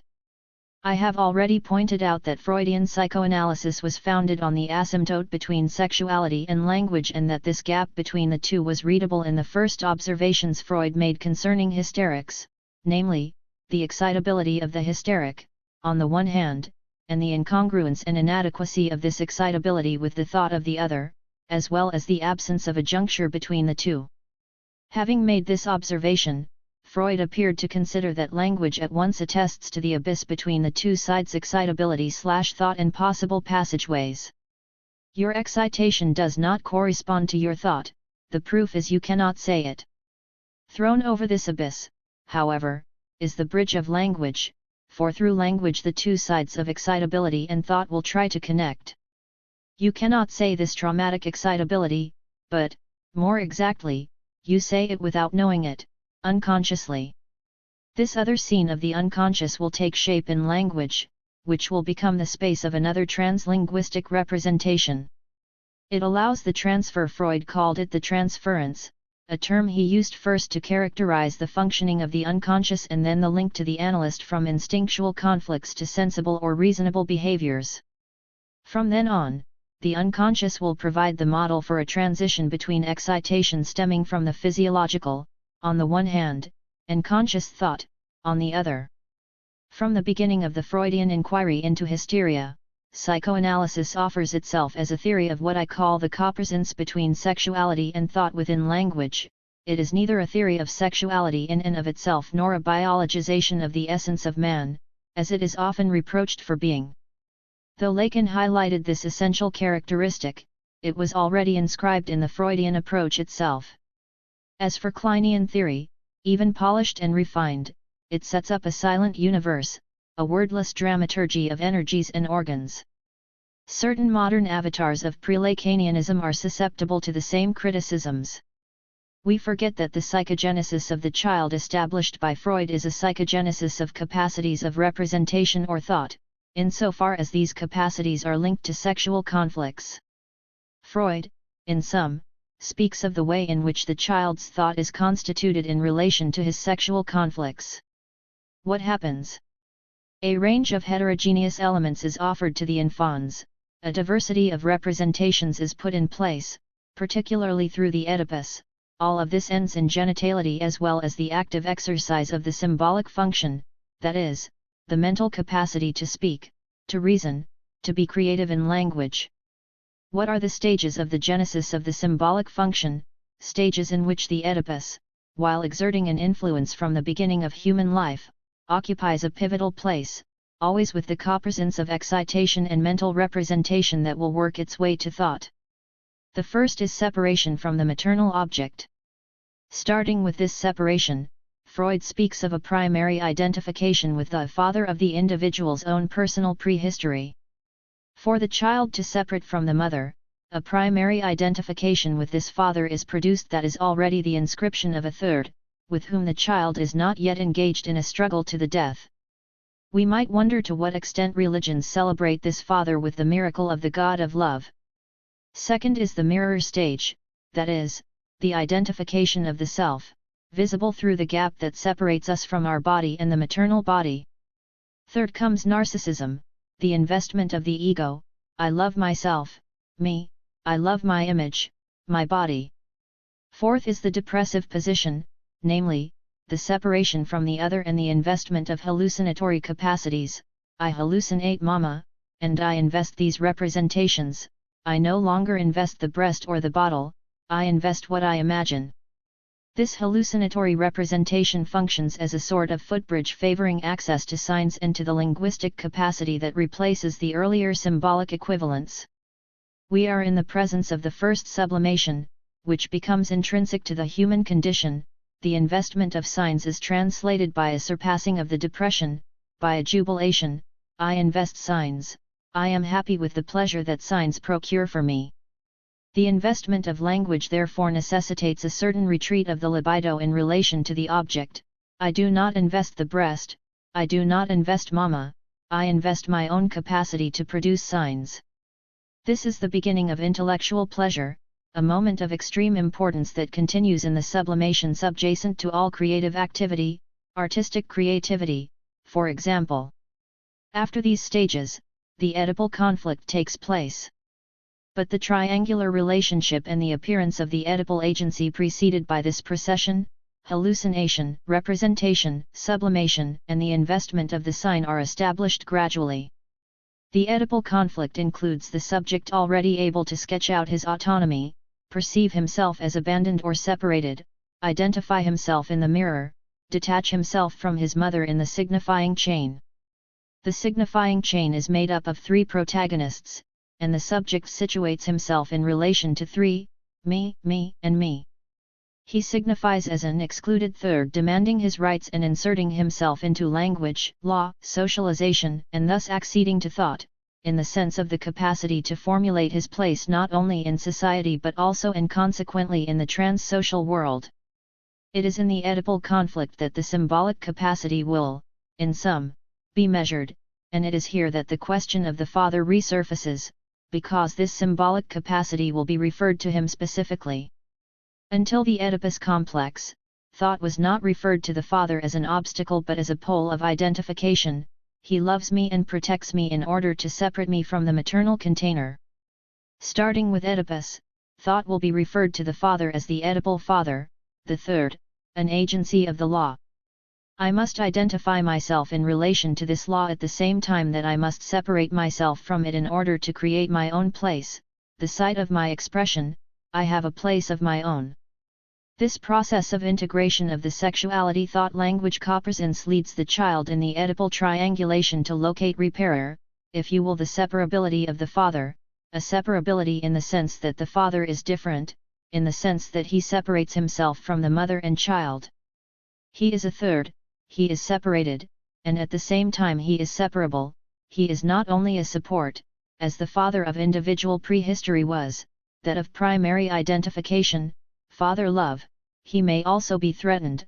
I can take his place, I can dislodge him, I can displace him, I can differ him, as Derrida says, with this term's unconscious psychoanalytical implication, the violence of the rejection attending difference. Because of the phallic investment, this separability of the law is referred to the father, who is not only the third but also the bearer of the penis endowed with all the imaginary implications I pointed out earlier. While language is strongly implicated in the Oedipal conflict, the little boy imagines an identification between the strange function he acquires progressively, which is speech, and the gratifying yet threatened edible experience, which is penile or phallic pleasure. This pleasure is at once referred to his own body, the father's body as the bearer of the penis, and the social function the father represents. In other words, during this edible experience that characterizes us as human beings, an equivalence is produced between phallic pleasure, on the one hand, and access to language, the function of speech the child acquires, on the other. This speech is a cold abstraction, extraneous to the body-to-body contact with the mother, to the warm dimension of echolalia, rhythms, perceptions, and sensations, extraneous to the sensory. It situates the subject in the frustration of the absence of objects that were once immediately satisfying. Speech is frustration but also compensation, for it is the source of new pleasures and new powers, which are the benefits contributed by the abstract, hallucinations, representations, and thought salvage and refashion what was lost. The complex experience of the access to language that I am describing here, which is consolidated through the Oedipus as a result of the child's neurophysiological evolution, demonstrates the copresence of thought and pleasure all the more gratifying in that it is threatened that the little boy experiences with his genital organ, which is also his father's. In this parallel between the sexual experience and the experience of thought, this transference that articulates mental space, our interiority, occurs at a precise moment of the evolution that will be reactivated at puberty. Essential to this is the development of the repressed construction that is the symbolic phallus, a function of the father and language, which remains in our unconscious. Added to this is the imaginary phallus, which is phallic power accompanied by the threat of castration. Finally, there is the real power, that is, the erection, or powerlessness, impotence on the physiological level. Corresponding to these three levels are the surges as well as the disturbances of thought and language. Presence and death of the father. This dynamic of simultaneity between eroticism and symbolism is present from the very start of the speaking being's life. The different stages of the dual neurological and psychical maturation impose it throughout the subject's existence. But during the Oedipal ordeal, a first coincidence occurs between the investment of the phallus and its lack on the real and imaginary level in the little boy, on the one hand, and the order of language, on the other. The trial of the third accommodates not only the coincidence between the phallus and its lack in language but also, and consequently, a coincidence between the speaking desiring subject and the place of the father as father of the law. In this complex problematic, what does the term of lack signify? What is lacking? And how is it lacking? The lacking penis is castration. The lacking father is his absence or death. The paradigm that we have just elaborated thus comprises the penile organ, the order of language, and the place of the father insofar as he is both presence and death. The father is the dead father and nothing else, Lacanian theory tells us. This means he only exercises his signifying role of guarantor of authority if he is capable of lacking this authority. How? By being put to death, which is another, more dramatic form of absence. But the father is not always already dead on his own. He dies by and through the subject, precisely, who must put him to death in order to become a subject. Here we find the logical necessity of the Oedipal tragedy mentioned at the beginning. In effect, if the father is always there to block the horizon, if he does not become dead, I have no chance of inscribing myself in the power that is corporal, penile power but also the symbolic power of language. Male or female, in order to find my place in the sun of the intelligible and the other, I must kill the father, holder of phallic or symbolic power, and at the same time wage a war against my drives in order to translate them into representations and thereby not only be an instinctual being but also a being who first hallucinates and imagines and finally thinks with a little luck. This split, or internal unfolding, that I force on myself in order to become a being of thought finds its external correlate in the struggle, the revolt against the paternal agency, in his being put to death, which is, once again, manifested in the tragedy. In order to become myself, for the subject to become himself, the death of the father and / or the lacking signifier is necessary. The desire for the mother, an unconscious, incestuous desire, supports and propels this struggle to the death that consolidates access to thought. There is no signifier that is not lacking, no father who does not become dead. These are the two aspects of the castration fantasy because, of course, this is an imaginary construction, which does not at all mean that it is unessential. Starting from this fantasy, every subject is constructed as such, that is, as desiring and thinking. Perhaps you believe, as some do, that no one is obliged to be a subject, no one is obliged to posit himself as envious of the place of the father, desirous of occupying the place of the father, assuming a law and being put to death oneself, for, of course, if I put myself in the place of the father, I risk being subjected to the same hazards I inflict. The tragedy calls us to occupy this place of death and desire. It is even the condition for becoming a knowing, philosophizing, thinking subject. But are we necessarily forced to submit to this uncomfortable logic? Are we necessarily subjected to this crossroads, this gamma-shaped bifurcation where Oedipus stood? Can't we slip away and occupy other places in human history, the anti-Oedipus? Or the normalizing and corruptible New World Order I described earlier, where we would be neither guilty nor responsible? Wouldn't this allow us to avoid having to confront the paternal function, to avoid being subjects in the sense I have just described, that is, in the classical sense, meaning the Greek, tragic, knowing, and thinking sense? But then, what would we be? Neither guilty nor responsible, is that to say free? Or rather mechanized, roboticized, lobotomized, a sorry and embarrassing version of the human? That said, the phallic issue as the Oedipus presents it to us and which, once again, is linked to the destiny of the subject in our civilization, even if it is threatened by the hybrid forms I evoked, cannot be the sole issue. Civilizations exist in which the place of speaking beings, while structured in relation to power and law and thus referred to the father, is not thematized as such. These are civilizations in which the subject does not confront the phallus but the void Taoism, for example, or the maternal. These are religions, philosophies in the non-Greek sense of the term, hence the quotation marks, human organizations that emphasize not the ordeal of power but other modulations of the symbolic sexual copresence. In this different pre-Oedipal or trans-Oedipal order, articulations of representation are produced that I define as semiotic 14 and that return above and beyond the Oedipal barrier that constitutes the sign, the signifier, and the entire mental organization targeting univocal communication. These earlier elements return in symbolic organization, disturb it, modify it, and constitute highly curious signifying manifestations. For example, the symbolic practices that one finds in societies where writing is not based on the phoneme and the sign in the Western sense of the term but on gesture, calligraphy, and rhythm. In our societies, heirs to Greece, the Bible, and the Gospels, the equivalent might be signifying practices that constitute revolt in relation to the law and the univocal signifier, for example, aesthetic practices, artistic practices that redistribute the phallic signifying order by causing the pre-Oedipal register to intervene, with its procession of sensoriality, echolalia, and ambiguous meaning. Whatever these practices and manifestations, it is indispensable to point out the structuring yet traversable role of phallic organization, which can be challenged. The Freudian tradition has the advantage of having underscored the structuring role of Oedipus and the phallus. But it perhaps has the disadvantage of having done so without indicating forms of modification, transgression, and revolt vis-a-vis this order.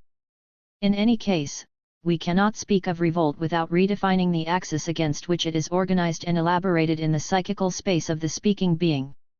The phallic mysteries.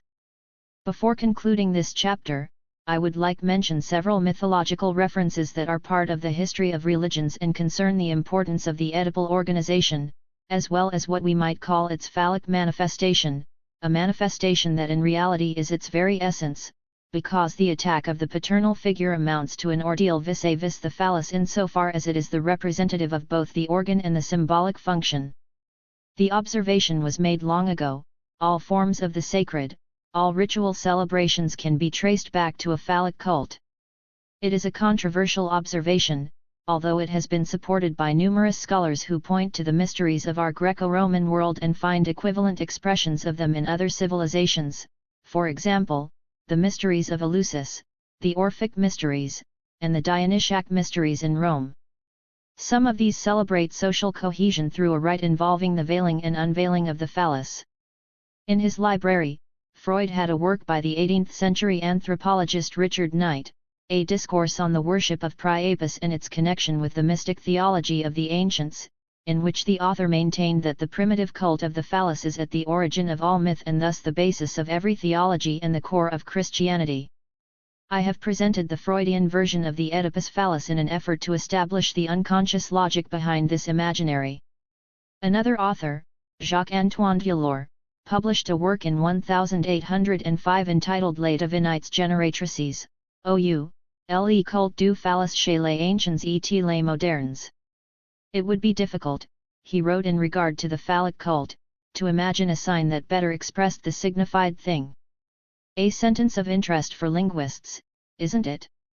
I do not know if Lacan was aware of this book, and, needless to say, for this author in 1805, the words sign and signified have no relationship to the signifier and the signified as we understand them after Saussure. Still, they highlight the fact that in the phallic celebrations the phallus is a signifier, a sign in relation to a signified, this latter being nothing other than the possibility of generation, the genital capacity, the power to procreate, the aptitude for being sexually creative. This creativity is no doubt cosmic, not necessarily the sexual desire of interest to psychoanalysts but an extension of it, which Delors explains as the thing signified by a signifier or sign, the phallus. The binary logic that the phallus symbolizes is contained in the presence/absence dichotomy inherent in the threat of castration, or the referent/sign dichotomy, or even that of every marked/unmarked signifying articulation. Here the phallus object plays a role of sealing the signifying dichotomy. It organizes the sacred space in which the cult of our capacity to signify is developed.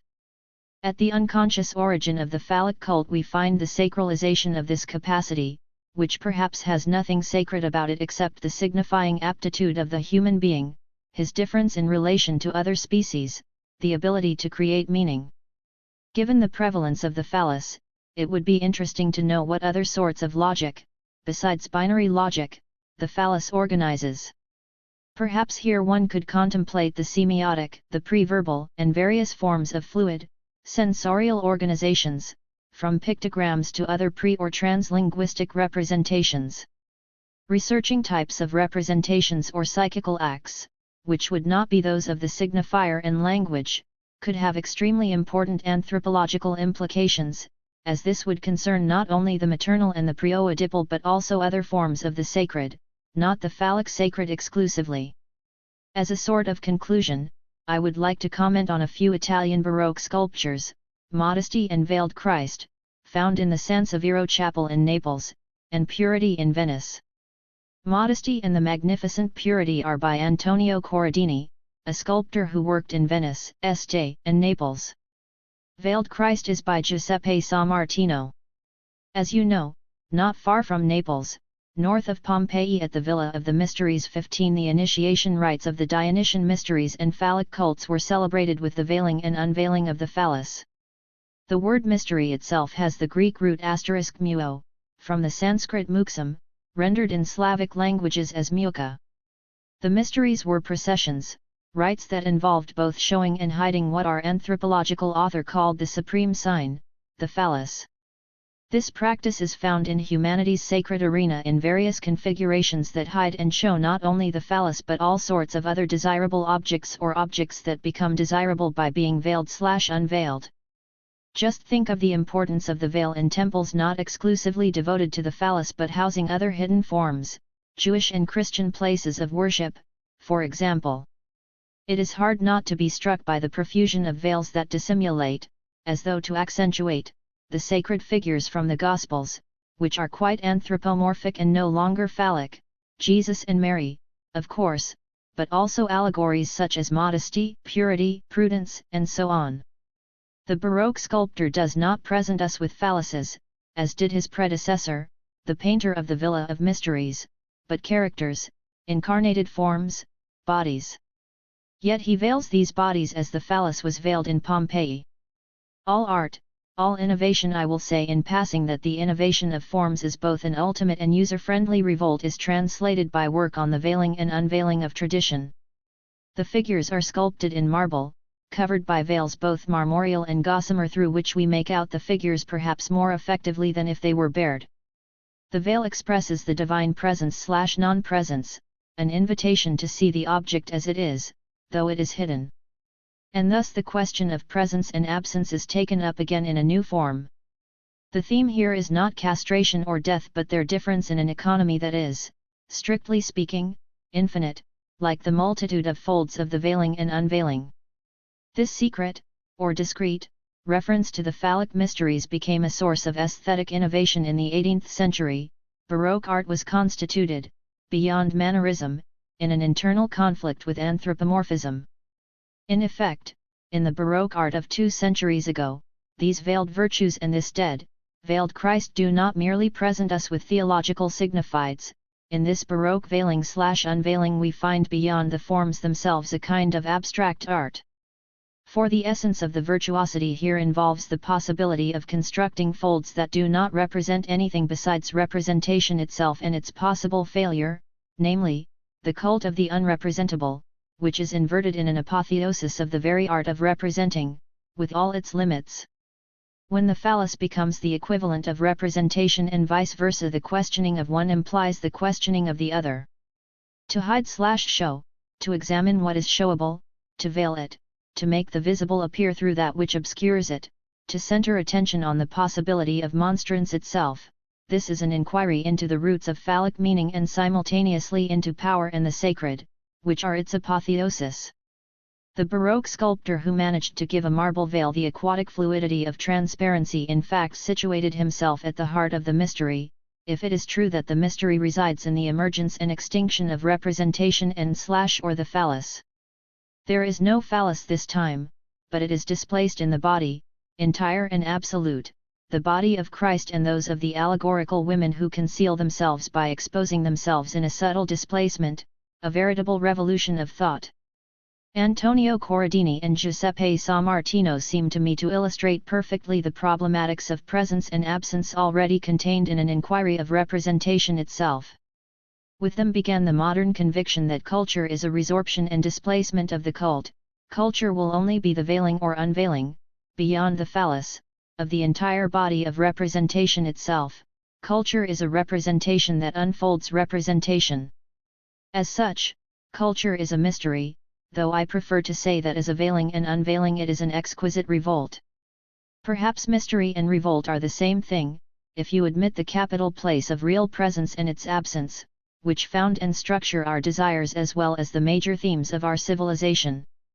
If revolt/transgression is impossible or exhausted today, the Baroque sculptor's exquisite gesture invites us to seek ways to veil/unveil the key values of a culture in crisis and to transmute them.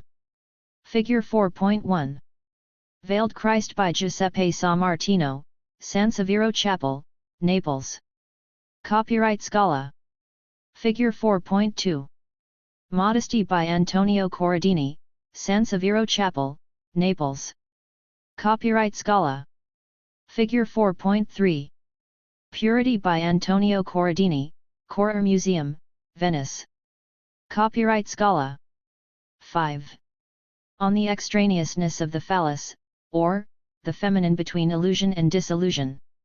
From the perspective of psychoanalysis as a theory of sexuality and thought, I will now deal with the question of female sexuality, or rather bisexuality, and in particular the girl's relationship to the Oedipus, the law, and the phallus. This is of interest, of course, insofar as the question of revolt is also situated in relation to the law.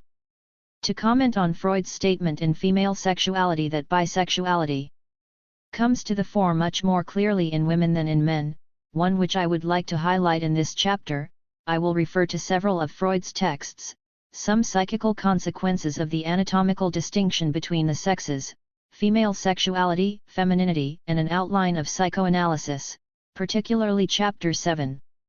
The phallic kairos.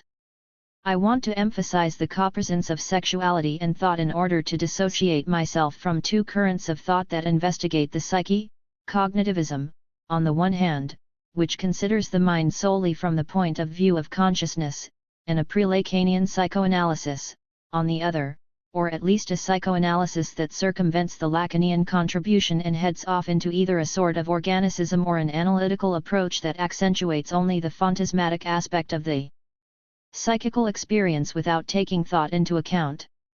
Instead of psychoanalysis as a matheme of the signifier, or a theory of the mind, or the transaction of organs and drives, I will try to show that the originality of the Freudian discovery resides in this. Psychoanalysis is a clinic and a theory of the copresence of the development of thought and of sexuality. This two-sided approach to the speaking being, which I see at the heart of the analytical experience, is an original variant of the age-old notion of dualism, and far from biologizing the essence of man, it centers the study of the psychical apparatus, its deployment and its obstacles, in the biunivocal dependency of thought-sexuality/sexuality thought. As language is the domain of this interaction, it is here that Freud found the other scene, that of the unconscious, with its components and its logic irreducible to conscious linguistic communication. I will therefore present my reflections on female bisexuality by trying to define it from the angle of women's specific relationship to the phallus, the unbearable and the mystery. To make this difficult question more concrete, I will give a few paroxysmal examples of feminine positions that demonstrate a somewhat dramatic adherence to the phallic, a structural adherence, but at the price of often traumatic suffering. Armel had a high-powered position in an international organization. A wife, mother, mistress, and author, she had everything except personal satisfaction. This was accompanied by the feeling of being a little girl, never taken seriously, never operating at her true capacities. She took on all tasks, chores, and obligations, regardless of their difficulty. Armel was fixed at the pivotal scene that I situate between her Oedipus I and her Oedipus II. She had a bed of nails made and would lie on the spiked surface, pressing her back or stomach into it until she bled. The martyrology of saints, transmitted by familial tradition, was added to the structural jouissance of a child is being beaten to Armel is being beaten, Armel beats Armel, Armel punctures Armel until she bleeds. The entire body is a penis phallus that takes pleasure in sadomasochism to punish itself for clitoral pleasure and to avoid acknowledging itself as a punctured/castrated body. Armel achieved her professional excellence, her phallicism in the symbolic order, at the price of the denial of her bisexuality. She wanted to be all phallus. Her perverse jouissance was paid for by the physical and mental exhaustion of the superwoman. Dominique had a boy's slender body and an elusive way of speaking. Her computer skills were not enough to explain this reserve. She reluctantly revealed that she had had erotic encounters with women but preferred a man, whose masochistic partner she was. Much later, Dominique revealed to me that this man was her hierarchical superior and, later still, that he was black. Dominique had greatly admired her brother, who was a year older, a sort of twin. A younger sister was born 5 years later. The idyll of Dominique as a boy ended in adolescence when her brother was hit by a car. I don't think women have a sex. After my brother's death, I noticed I was smooth between my legs, like a plastic doll. Without a penis, without a clitoris, without a vagina, Dominique lived out the failure of her psychical bisexuality by offering her anus as a hollow penis to her sadistic partner. Another configuration of phallic monism. Florence alternated between anorexia and bulimia, trying to vomit up an abandoned and abandoning mother, whom she protected and suffered for with her entire body. Too early Florence had taken the place of her divorced father for her loved-hated mother. This maternal score settling led to Russian roulette. A dream, I'm playing Russian roulette, which is actually Belgian roulette, you lose every time, meaning you win death. There is no empty slot in the cartridge. You won't believe this, but I pulled the trigger, and I won a sort of big phallus, only it meant that I was dead. It was an absurd dream. Gambling doesn't interest me. My brother is the one who gambles, it's disastrous, he's pathological, he's destroying his family. Florence swallows vomits the penis and wins her big phallus, but these creative performances that signal her gain are paid for by a putting to death of the entire body, which has become an imaginary phallus that she prefers to erect as well as abolish in anorexia rather than pay the price of the lack through the recognition of bisexuality. I will come back to this unbearable phallicism in women. For now, I would like to emphasize once again the universality of the phallic reference, which is manifested in both sexes, although in different ways, well before the phallic phase and the Oedipal phase it announces and thus before the child locates the importance of the third. This, as I have already mentioned, is what psychoanalysis calls phallic monism, which emerged with the clinic and refers to the universality of the phallic reference in the girl as well as the boy, although again in different ways. It appears because of language, because of the paternal function, and because of the maternal desire for the father. What we call phallic is the conjunction, encounter, intersection between the importance of the symbol of thought on the one hand, and genital excitation, on the other. Lacan points out this trace of the phallus and speaks of a phallus without incarnation 3 that always already organizes the subject's psychosexuality. Primary identification, narcissism, sublimation, idealization, the imposition of the ego ideal and the superego are only a few of the well-known stages of the positioning of the future subject vis-a-vis this phallic reference, in other words, this unity of sense and law. Desire and meaning.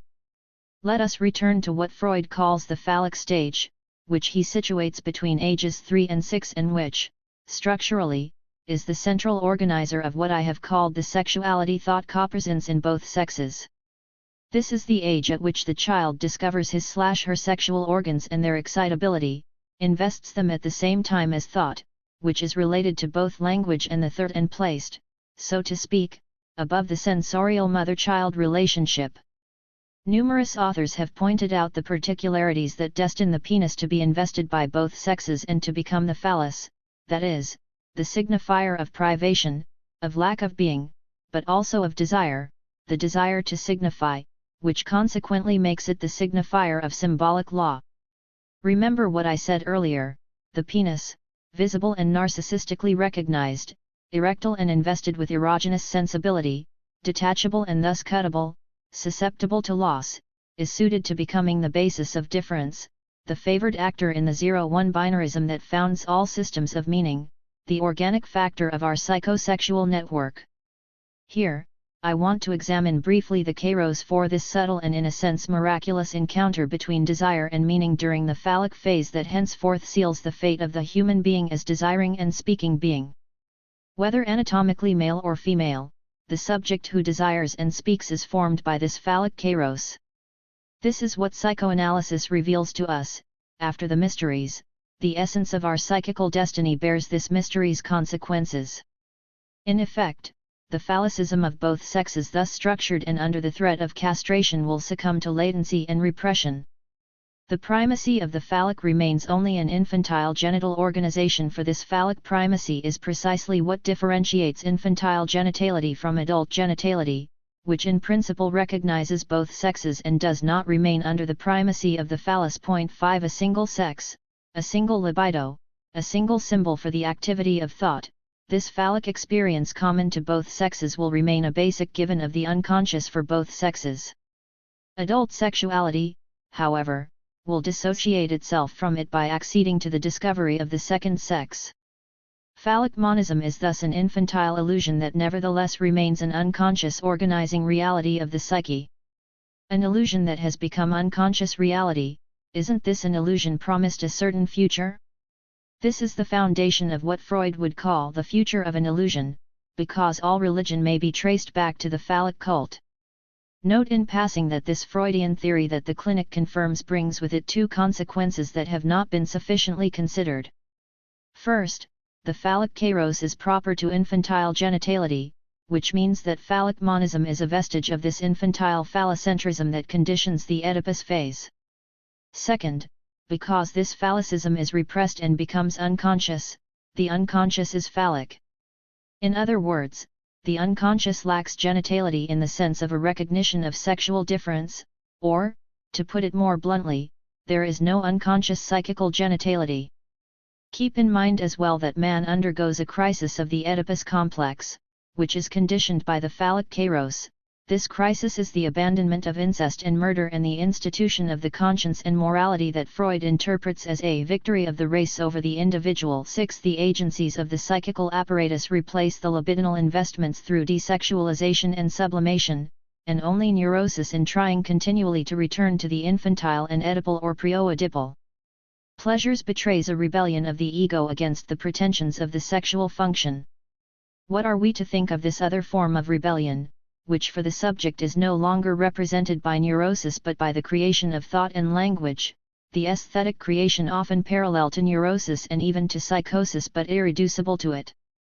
This inquiry into bisexuality will perhaps make it possible to sketch out an answer to this question that Freud did not raise. The fate that Freud accords the primacy of the phallic can be summed up this way: it is the central organizer, it is illusory, and it shatters under the threat of castration and when the individual is effaced in favor of the race. We know the revenge and the overinvestment of the phallic to which Lacan devoted himself in order to restore the function of the father and language in the speaking being, a lacking, evanescent phallic, commonplace of anxiety and, for this very reason, the first symbol that determines sexuation. I emphasize the fact that this is not simply a matter of the erected organ. The penis becomes a symbol susceptible to lacking, to not being. Is not without having it. Woman is without having it. 7. I would like to compare this statement with Winnicott's proposition of a driveless maternal that quite simply is and does not do. 8. To be, to have, to do, are the differences so clear? I propose the following as an extension and counterpoint to these two propositions by Lacan and Winnicott. The two-sided Oedipus phase of the girl. In the little girl, too, a decisive encounter fuses her being as thinking and desiring subject, the encounter between the mastery of signs and genital sexual excitation. Whether the vagina is or is not perceived, it is essentially the clitoris that concentrates this phallic assumption, at once felt, imaginary, and symbolic. Masturbation, incestuous desire for the mother, here is the first aspect of the Oedipus complex that structurally defines the girl, as well as the boy, before she arrives at Oedipus II, which causes her to change objects. Yet, starting with this structuring, there are differences between the girl's phallicism and the boy's, which perhaps have not been sufficiently underscored. Sensory versus signifying, the extraneousness of the phallus and the illusory. The emphasis placed on language as the organizer of psychical life, though judicious, has too often prevented us from fully appreciating the sensory experience. Now, sensoriality, strongly stimulated in the little girl in the pre-Oedipal phases by the symbiotic link to the mother, allows her to appreciate the difference of the boy's organic sexual performances as well as the narcissistic overinvestment of which he is the object.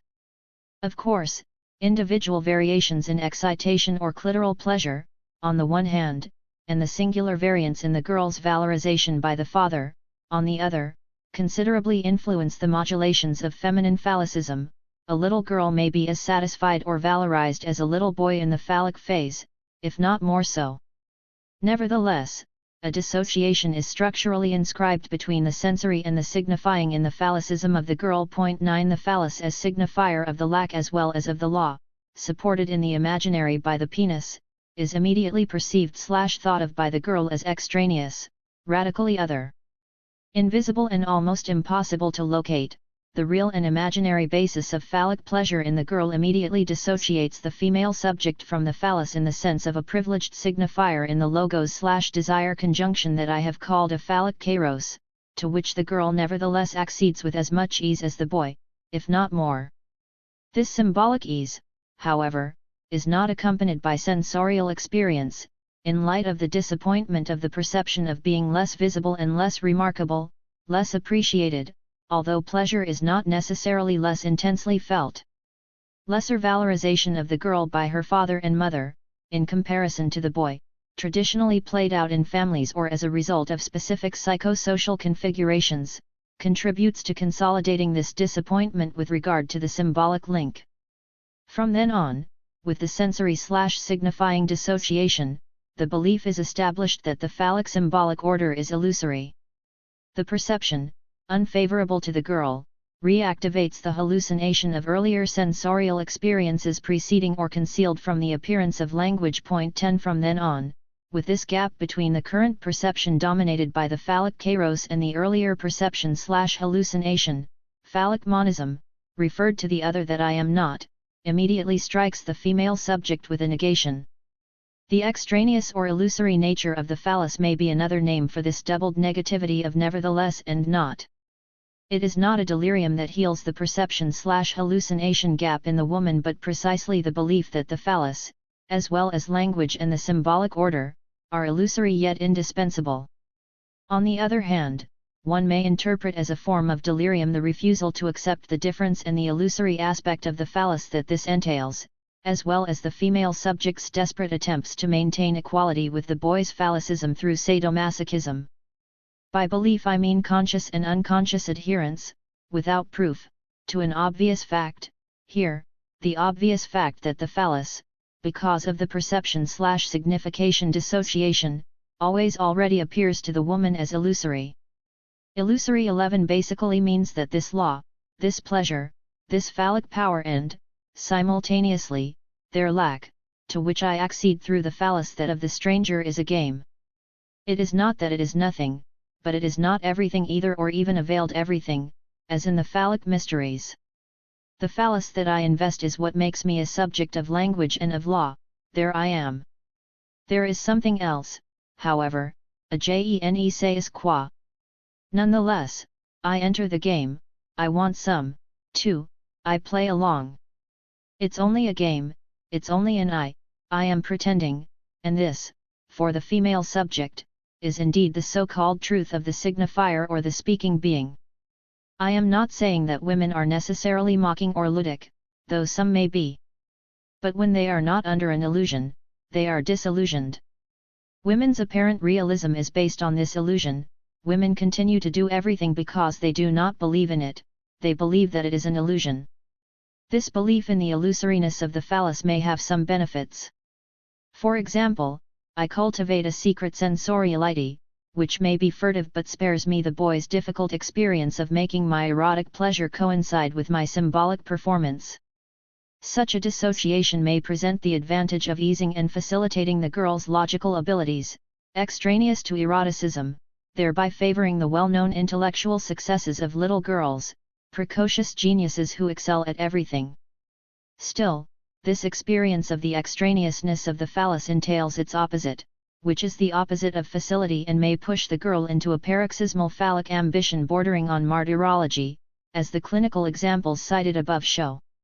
In women, the extraneousness of the phallus may sustain an aspect of what we too summarily call female masochism, namely, the sadomasochistic phallic competition not compensated by Oedipus II or by reconciliation with pre-Oedipal femininity. In struggling against the extraneousness of the phallus, the phallic girl who wants to have one, like the boy, makes herself more Catholic than the Pope, becoming saint, martyr, and militant of a signifier whose illusory aspect all her erogenous zones are mobilized to deny and that she would like to persuade herself she believes in, with rock-hard certainty. The belief in the phallus as illusory seems to me an immediate indication of female psychical bisexuality, insofar as the illusoriness relies on the dehiscence between the sensory and the signifiable resulting from an always present adherence in the girl to the pre-Oedipal daughter-mother osmosis and to the code in which this osmosis occurs, sensorial exchanges and prelanguage. The abandon of this semiotic modality of signifiance in favor of linguistic signs during the depressive position characterizes the boy as well as the girl, though again, there are no doubt differences between the sexes that have barely been explored. Later, the phallic structuring of the subject is added to the acquisition of language and consolidates it. But because of the experience of the extraneousness of the phallus in the little girl, the phallic kairos reactivates the depressive position and thereby accentuates in the woman the belief in the illusory nature of the phallus and of language. A clarification, which is also a warning, is in order. The particularity that I am bringing to the fore is a manifestation of the woman's psychical bisexuality and does not necessarily lead to as-if personalities or false selves, the etiology of which requires traumatic splittings. I did not mention splittings but games, extraneousness, the illusory aspect of the phallic being the trace of two continents, the phallic continent and the Minoan-Mycenaean continent in the female psychical experience. I think that the illusory phallic in the woman may lead her to inscribe herself in the social order with an aloof efficiency. Hegel referred to this in speaking of women as the irony in the life of the community.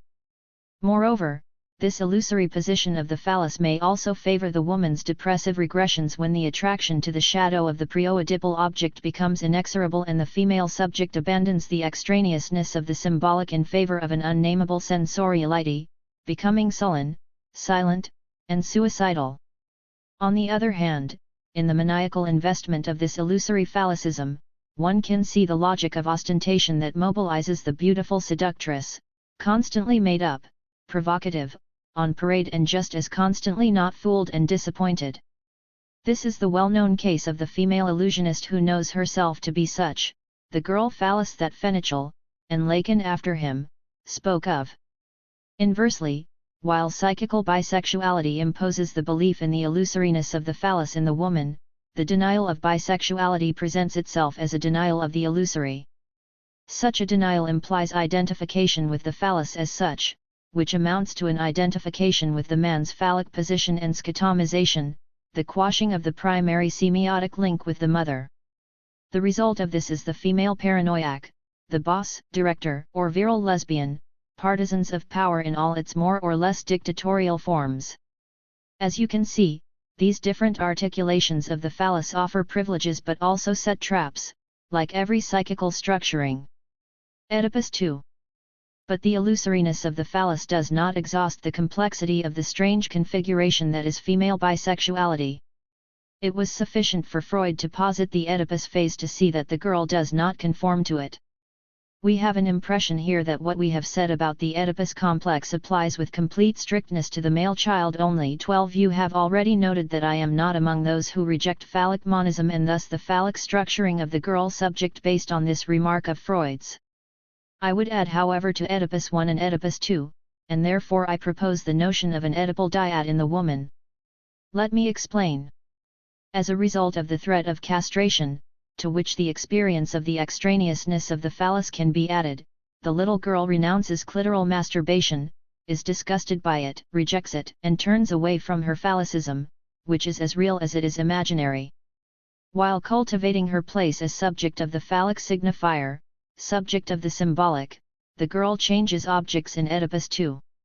She starts by hating the mother who was the object of her phallic desire, becoming hostile to this mother responsible for castration and illusion, as illusion entails disappointment. The girl, however, still identifies with the same mother who was the object of her phallic desire during Oedipus I and moreover identifies with the pre-Oedipal mother of Minoan-Mycenaean perfumed paradises. It is from this place of identification beyond hate that she changes objects and from now on no longer desires the mother but what the mother desires, the love of the father. More precisely, the girl wants the father to give her his own penis/phallus, in the form of children that the girl would have as if she were the mother. The renewal of phallic aspiration therefore continues in this Oedipus II, which we could say is interminable, and we see how Freud postulates that, unlike the boy whose Oedipus complex dissolves as a result of the castration complex, the Oedipus of the girl, which I call Oedipus II, not only does not dissolve but is only beginning, specifically speaking, as female Oedipus. It is introduced by the castration complex. Point 13. The integration of this feminine position vis-a-vis the father is not free of ambiguity. Indeed, it results from an identification with the castrating/castrated mother, at first abhorred and then accepted, and is accompanied by a lowering of the active sexual impulses, and a repression of masculinity. A considerable portion of her sexual trends in general is permanently injured. 14. Does passivation follow the illusory? Whatever the answer, parallel to this passivation, or depression, penis envy persists as a variant of phallicism which would suggest that the active sexual trends are far from abolished as either a behavioral or a professional masculine claim or, more naturally, in the desire for a child and maternity. This is perhaps where the world as illusory stops for the woman and where that of real presence begins. Motherhood, fulfillment and void. A child, as the real presence of the phallus, is invested by its mother quite differently from any sign or symbol, even a phallic one. This is what the last religion, Christianity, clearly understood, in making its God a child and thereby definitively endearing itself to women, so given to disillusion 15, so incredulous when presented with an ideal or disembodied superego, that Freud himself was struck by it and severely criticized women's incapacity for morality. Rather than incapacity, I would say estrangement, a critical and ironic capacity. If it is true that the desire for a child incarnates the permanent feminine Oedipus, the last and therefore interminable phallic revolt in the woman's Oedipus too, it is no less true that the woman finds another variant of her bisexuality here. Why? Because the child is her penis, she does not renounce masculinity. But at the same time, and still through the child, she accedes to the quality of being the other of the man, that is, a woman who has given her child, emptied herself of it, separated from it. Yet, maternity is most often perceived or experienced not as a disequilibrium of identity and even less as an open structure but as fulfillment, to which the term androgyny would be better suited than bisexuality. When the symbolic order is incarnated in real presence, the woman finds in it the conjunction of her symbolic essence and her carnal essence. As a result, achieving her bisexuality in androgyny in an Oedipus phase that is never completed and always renewed, the woman-mother may appear to be the guarantor of both the social order and the continuation of the species. Freud's observation of women as social beings culminates in Maternal Omnipotence 16, which, following directly from the mother as guarantor of the social and the biological, strives today with the aid of the gynecologist and the geneticist to restore real presence. The maternal woman, served by science and technology, has the fantasy of being able to do everything and often does do everything to bring the real presence of the phallus into existence, and to improve it, through her child. Hypersocial and vulnerable.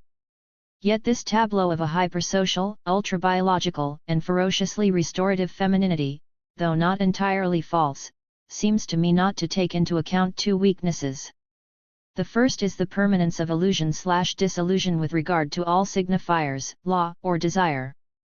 The other is the vulnerability of the woman who delegates her real presence to that of her child and who, at each attack on her child's integrity, relives the throes of castration, if not a brutal identity crisis.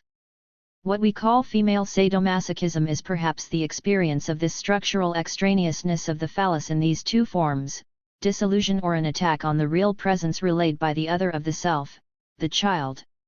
If it is not fixed in omnipotence, female bisexuality tends toward the trials of sadomasochism.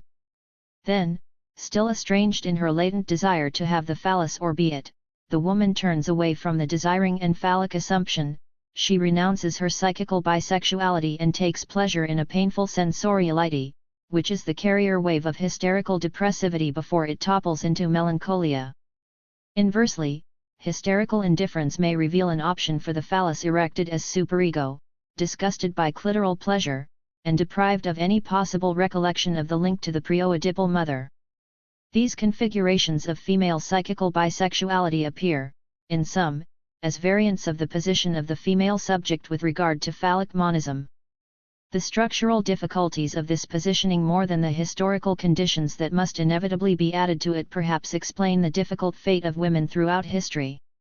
Remember the phallic adherents in Armel, Dominique, and Florence, mentioned at the beginning of this chapter, whose suffering now appears as a denial of bisexuality in favor of a fantasy of androgynous totality. I gave you these brief sketches of a few dramatic aspects of the difficult female condition to emphasize that by avoiding these impasses, the mystery of female bisexuality may shine forth. Like all successes, female psychical bisexuality is certainly a fantasy. It supposes the inscription of the female subject in the phallic signifying order, with the procession of symbolic pleasures and gratifications that this strange and illusory order provides. It also supposes the displacement of castration, depression, and sexual diminishment in a revalorization of the maternal, and consequently feminine, role, which goes through a reconciliation with primary homosexuality. Finally, it implies the investment of the real presence of the child phallus, trial of glory and castration, which is finally less illusory, although always already somewhat extraneous. In this veritable vortex of adherence and non-adherence to the phallus, female bisexuality is nothing more or less than an experience of meaning and its gestation, language and its erosion, being and its reserve. These are the true stakes of the aesthetic experience, this contemporary and lucid variant of the sacred. I am hoping you will meditate on the reason why, in searching for lost time, it is the bisexuality of the Gamarahan libertine that Proust made the focus of the narrator's fantasy. Might female bisexuality be the object par excellence of literature and art? This is what many writers seem to suggest to us, caught in the vortex of meaning's position and deposition. Point 17. But Albertine dies falling from a horse, unless she committed suicide. And beyond the uncomfortable feminine position that many of us are familiar with, the psychical bisexuality of the woman remains a promised land that we must attain, particularly in psychoanalysis, by curving the pleasure that our professional, clinical, theoretical, and clearly phallic accomplishments give us toward the barely expressible and highly sensitive territory of our silent mothers. Transphallic, and in this sense not less phallic but more than phallic, this bisexual jouissance would then be, strictly speaking, mysterious, in the etymological sense that I have already pointed out. Is pain the ultimate mystery? If there is a resolution of female masochism, it perhaps involves the resolution of what I have called Oedipus II, assumption of the phallic and its traverse in the real presence of the child and reconciliation with the unrepresentable anti-phallic of the pre-oedipal maternal and prelanguage. The immense psychical work that such a trajectory requires, though never entirely complete, can be measured in the strange, disillusioned, and yet lively and reliable air of certain women. To suffer the androgynous fantasy or explore illusion. With bisexuality understood as the resolution of female masochism, I am convinced we are touching on the psychical spring of atheism, were the speaking being able to accede to it without militant anti-religious counter-investment. For I see in the psychical bisexuality of the woman not a cult of the phallus or something beyond it, much less beneath it, but a maintenance and an estrangement of illusion as illusion. The future of an illusion? Necessarily. Freud the rationalist was right, everyone wants an illusion and insists on not knowing that it is one. Structurally, however, a woman is better placed than anyone to explore illusion. I am not sure atheism means anything more than taking the other and exploring it. The few guiding lights left to us by 18th-century French women may one day lead us in this direction toward women and atheism, though the current international climate suggests this may be highly perilous. A discussion of that question must wait. For now, I will conclude by pointing up the incommensurable psychical effort required in acceding to this psychically bisexual being that is woman, a being, one might even say, that never adheres to the illusion of being, any more than to the being of this illusion itself. And I admit that what I have said may only be illusion as well. 6. Aragon, Defiance and Deception, a precursor. The name Louis Aragon is linked to two movements that shook the century, Surrealism and Stalinism. I will discuss Stalinism in passing, but Aragon's so-called Surrealist period will draw the most of my attention. You may think you know everything about Surrealism, provocation, scandal, rejection of bourgeois conformism, automatic writing, adulated and repressed women, tender passions between men, painting devoted to dreams and shopkeepers. We're all familiar with the leaders, popes, gurus, schisms, excommunications, epigony, international dissemination, political esoterics exom to physical contamination, and so on. The legend has been made, it is impressive, and it sells. And yet, what if there were something left unsaid in the Surrealist revolt? What if it were still possible to take it literally, as a revolt in the sense I gave this word at the beginning of this book? Let us try to move humbly forward along this path, though it has been closely watched. To simplify things, consider this: for a century, perhaps a bit more, an event profoundly marked the European literary experience, literature's encounter with the impossible. Beginning with German Romanticism, marked by the Schlegel brothers, Schelling, Hegel, Schopenhauer, and Nietzsche, and up to Hölderlin's dramatic lucidity, clearly documented by the Revue Athénome, literature's encounter with the impossible took its most radical form in the French language. Literature renounced its role as purveyor of beautiful language and seductive beauty, religion's little sister. By exploring the resources of the word what to say? How to say it? What does say mean? To make and unmake sense, it first entered a radical debate, or face-to-face confrontation, with religion and philosophy. It explored the impasses of consciousness and associated itself with madness.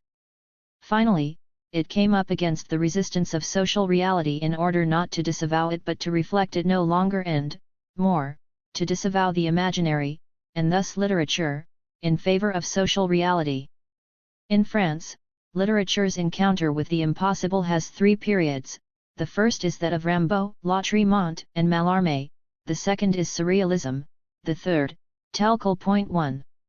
Here are Rimbaud's verses from A Season in Hell, Second Delirium, The Alchemy of the Word, Never Any Hopes, /No Orateur, /Science and Patience, /The Suffering is Sure. 2. And this is from Farewell, also in A Season in Hell. I who called myself Magus or Angel, exempt from all morality, I am thrown back to the earth, with the duty to find, and rough reality to embrace. Peasant. Was I wrong? Could charity be the sister of death for me? At least I will ask forgiveness for having fed on lies. Let us go now. But not a friendly hand. Where can I find help? Yes, at least the new hour is very harsh. We must be absolutely modern. I saw the hell of women down there. And finally, in Illuminations, Morning of Drunkenness, Elegance, Science, Violence. We assert you, method. Behold the age of murderers.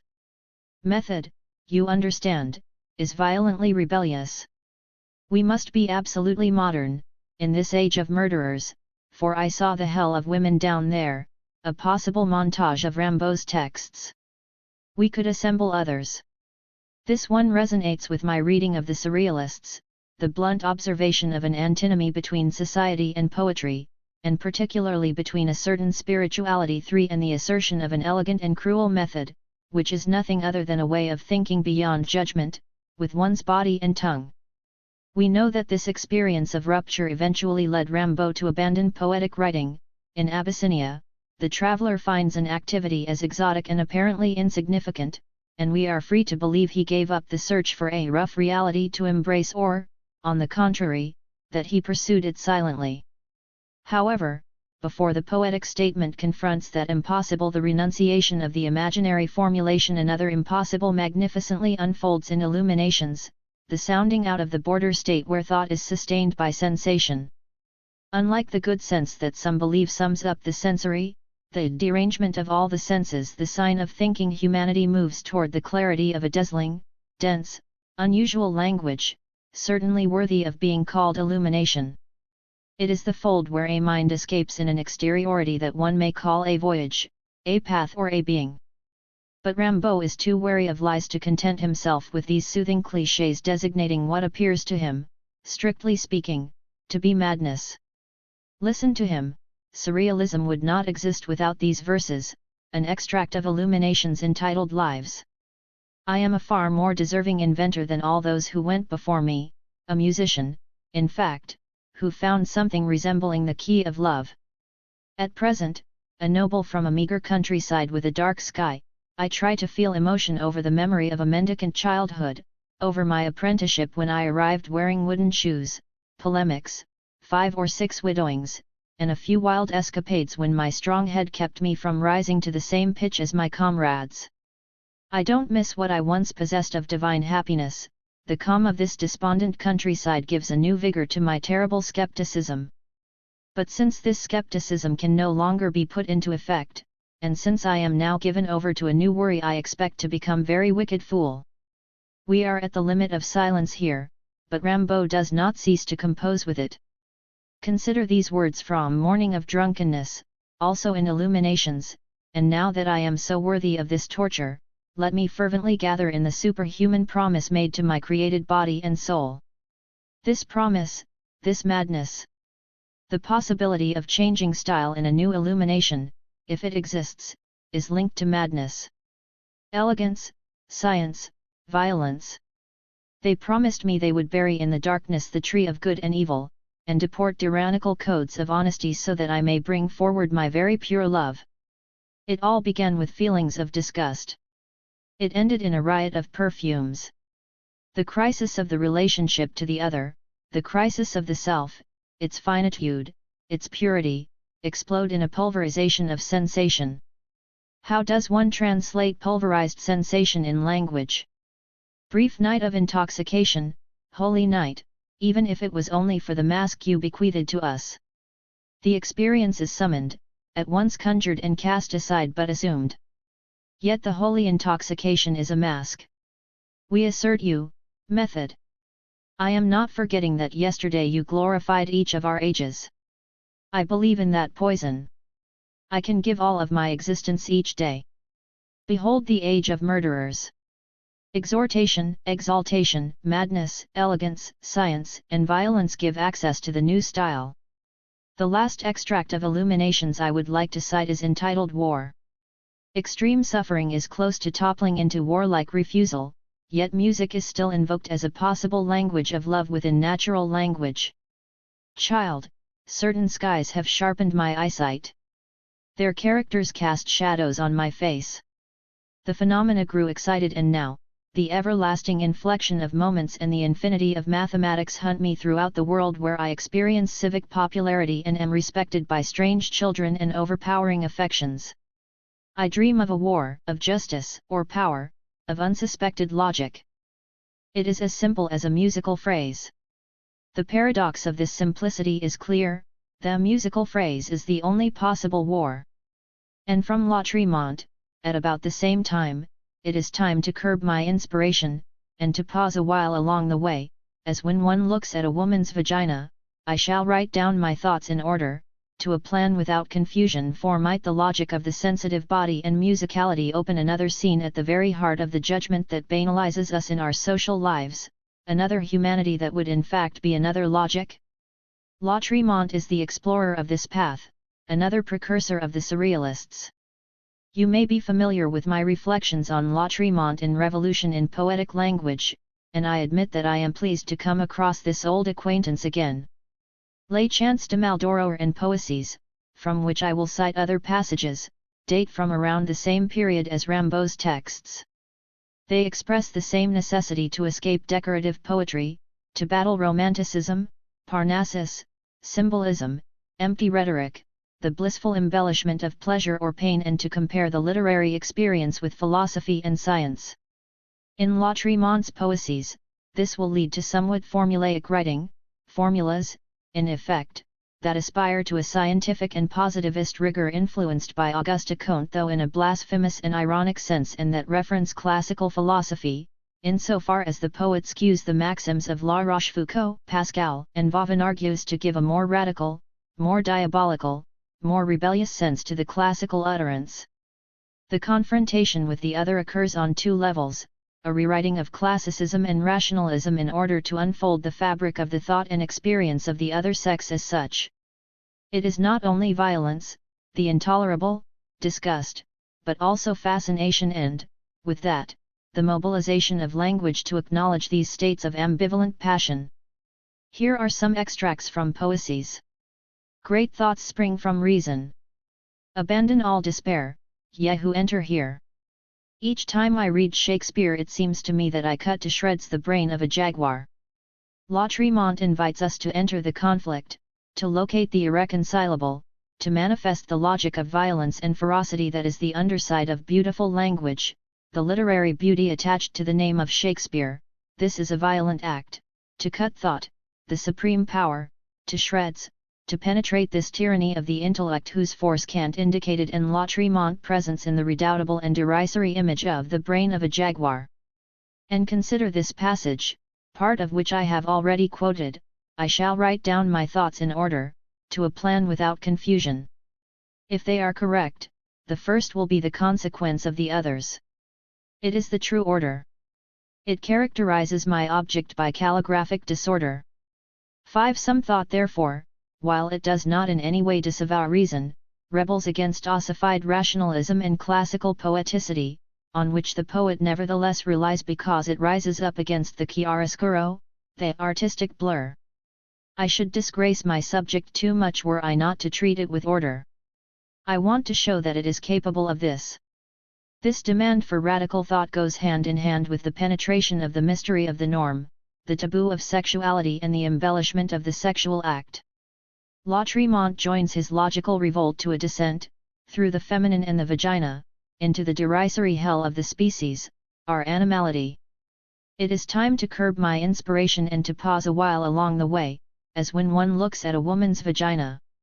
It is good to inspect the course already run, and then, limbs rested, to dart forward with an impetuous bound.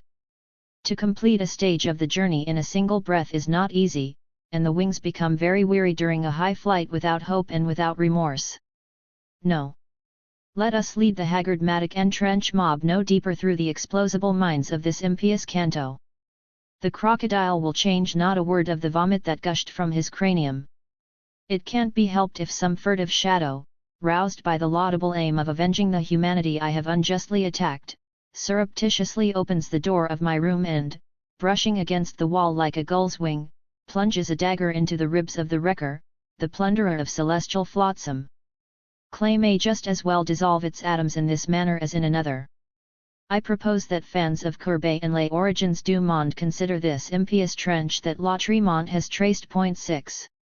I am citing Rimbaud and Lautréamont in order to point out two elements of literature's encounter with the impossible, which Telkel took up.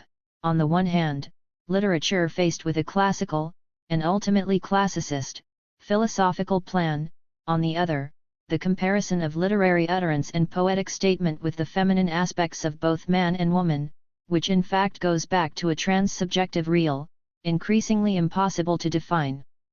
We would seek it in a way that seemed oniric to some but was perhaps the root of things, through the prism of the Chinese ideogram and its battle between gesture and sign, reality and sense. Literature's second encounter with the impossible was that of surrealism. By taking up the message of these two authors, it knew anti-lyrical rage and the concern for objective discourse which would exasperate the bourgeois, as well as the journey toward the impossible that I mentioned earlier, with its two variants, the feminine and the real. This voyage, however, would be mired in the cult of the providential woman and in the adherence to a providential institution, the Communist Party, for Aragon. What interests me in the experience of Telkel is the third still invisible variant of this encounter between literature and the impossible, a variant that is still invisible for almost the entire media-saturated planet. Why? Perhaps because it was too radical. And because it was not taken up by any institution, given that these are precisely the takeovers that make an experience visible, that make visible defiant experiences that otherwise continue to work on the fringes. Why was it radical? Because it assumed the legacy of the predecessors, the exhaustion of beautiful language, the desire to irradiate universal journalistic style, storytelling, literature as distraction. But, in addition, it compared this experience more specifically with the history of philosophy, religion, and psychoanalysis.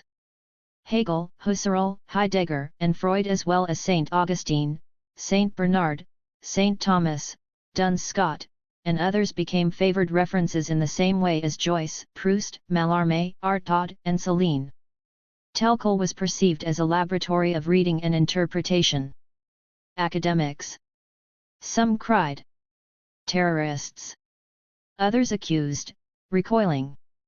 The aim of the comparisons with these philosophers, theologians, and writers was to see how far literature could go as a journey to the end of the night as limit of the absolute, limit of meaning, limit of being, limit of seduction and delirium. And all without the romantic hope of once again establishing a community extolling the cult of ancient Greece, for example, or the cult of cathedrals, or of singing tomorrows, and instead confronting today's men and women with their solitude and disillusions, perhaps never before suffered to such an extent in human history. The paradox, hence the accusation of terrorism, was that this confrontation with the impossible was not cloaked in complacent despair but took the form of irony and vitality. Because it was beyond the impossible, the imaginary was rehabilitated and asserted, whereas before it had been put aside, rejected, particularly by certain currents of surrealism and existentialism. A book such as Philippe Sollars's Femme is proof of this assertion of the imaginary beyond the analysis of its imposture, offering the condensation of ironic lucidity and philosophical concern, as well as the paradise of poetry and the affirmation of an imaginary romantic vein. There may have been a crisis of love, values, meaning, men, women, history, but I am not going to Abyssinia, I do not belong to the Communist Party, and if I venture to China or into structuralism, I come back. I pursue the journey to the end of the night. This might be called thought as writing. It isn't much, but without it, there is perhaps nothing. This is the path of the samurais. Breton, Revolt against art. I return now to several key points in the surrealist adventure, which I will discuss in light of what I have just said about literature as thought of the impossible or, perhaps, literature as a thought. Remember what I said about the thought sexuality copresents, the phallic kairos during the Oedipal phase. This complex dynamic is laid bare, its heterogeneity and its difficulties brought to the fore, when writing dissolves the apparent coherence of reasoning and deploys the dynamic of thought, a thought, to show that thought as writing exhibits repressed logic, in contrast with the calm of metaphysical thought. French literature has been too accustomed to beautiful language and too afraid of reason for anyone to advance with impunity the notion that writing can be an act of thought. Bookstores are full of examples to the contrary. The surrealist revolt seems radical to me precisely insofar as it tried to specify the unbearable aspects of the variant of thought that the human being carries out by writing. When Aragon continually asserts what he calls the will of the novel, it is important not to forget the profession of faith in Paris Peasant. My concern is with metaphysics. 7 The will of the novel is a continuation and, as we will see, a mutation of metaphysics when metaphysics starts to listen to poetry and the senses. By paying too much attention to the New World prophesied as a social world by the surrealists, and this was in fact an aspect of the project, we underestimate the philosophical subversion represented by writing opposed to both action and art. Yet the modernity of this project is incontestable and striking. At this fin de siècle, even more than in the surrealist era, we know that the rationality of action does not exhaust the potentialities of being. The surrealist revolt would first be unleashed on a world where action is no kin to dreams, as Baudelaire put it. 8 Given that all society, bourgeois society above all, is a society of doers from noble workers to less noble shareholders, the homo faber has difficulty not thinking of thought as thought action. Yet the entire history of philosophy shows, if in vain, that philosophy, the love of thought, demands solitude, inaction, contemplation, until the metaphor of not acting, that is death, is identified metaphorically with the experience of thinking. It was not wise metaphysical contemplation, as opposed to the pragmatic activism of the worker always already on the road to robotization, that André Breton invoked when he repudiated a world where action was asserted against the dream. 9 He was simultaneously opposed to contemplative thought and to pragmatic reason in order to explore the other scene that Freud had been exploring since the end of the preceding century. There was thought at the limits of the thinkable, a practice of language liberated from the harness of the judging consciousness gave access to it and evidence of it.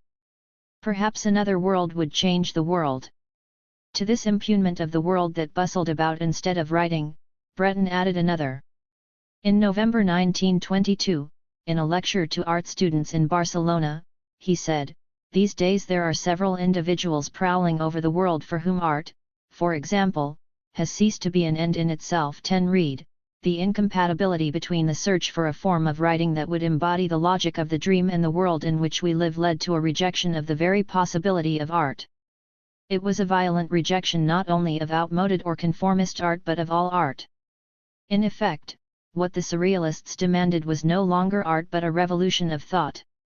Breton made reference to Rimbaud, whose work revolutionized poetry, adding that one had to manifest an awareness of that terrifying duality that is the marvelous wound on which he put his finger. Baudelaire was the first to explore the fertile sorrow of this terrifying duality that had already rendered poetry and social action incompatible. In 1919 Tristan Tzara asserted, "Art is putting itself to sleep to bring about the birth of a new world." 11 Another world was coming to lay waste to outdated art. The Dadaist movement execrated the fossilized forms of bourgeois civilization. The revolution of poets had no relationship with the ancient figures of poetry. The incoherence of the world was its objective, as well as man's unacceptable condition. However, a shift was occurring between the observation of the difficulty of pursuing the poetic experience seeking the logic of the impossible, the logic of the dream, the logic of contradiction, the logic of the limits of the thinkable and the utopia of a realization in the world of this extravagant logic liberated from the constraints of action and judgment. A progressive utopia was built against this vertiginous exploration of a thought, a utopia that drew from Marxism and prophetic Hegelianism well before the actual apocalypse of an end of history. The illuminated poet forgot his Rambo and set out to produce this antinomy in the world of action that could only be a counterbalance to it or the thorn in its side.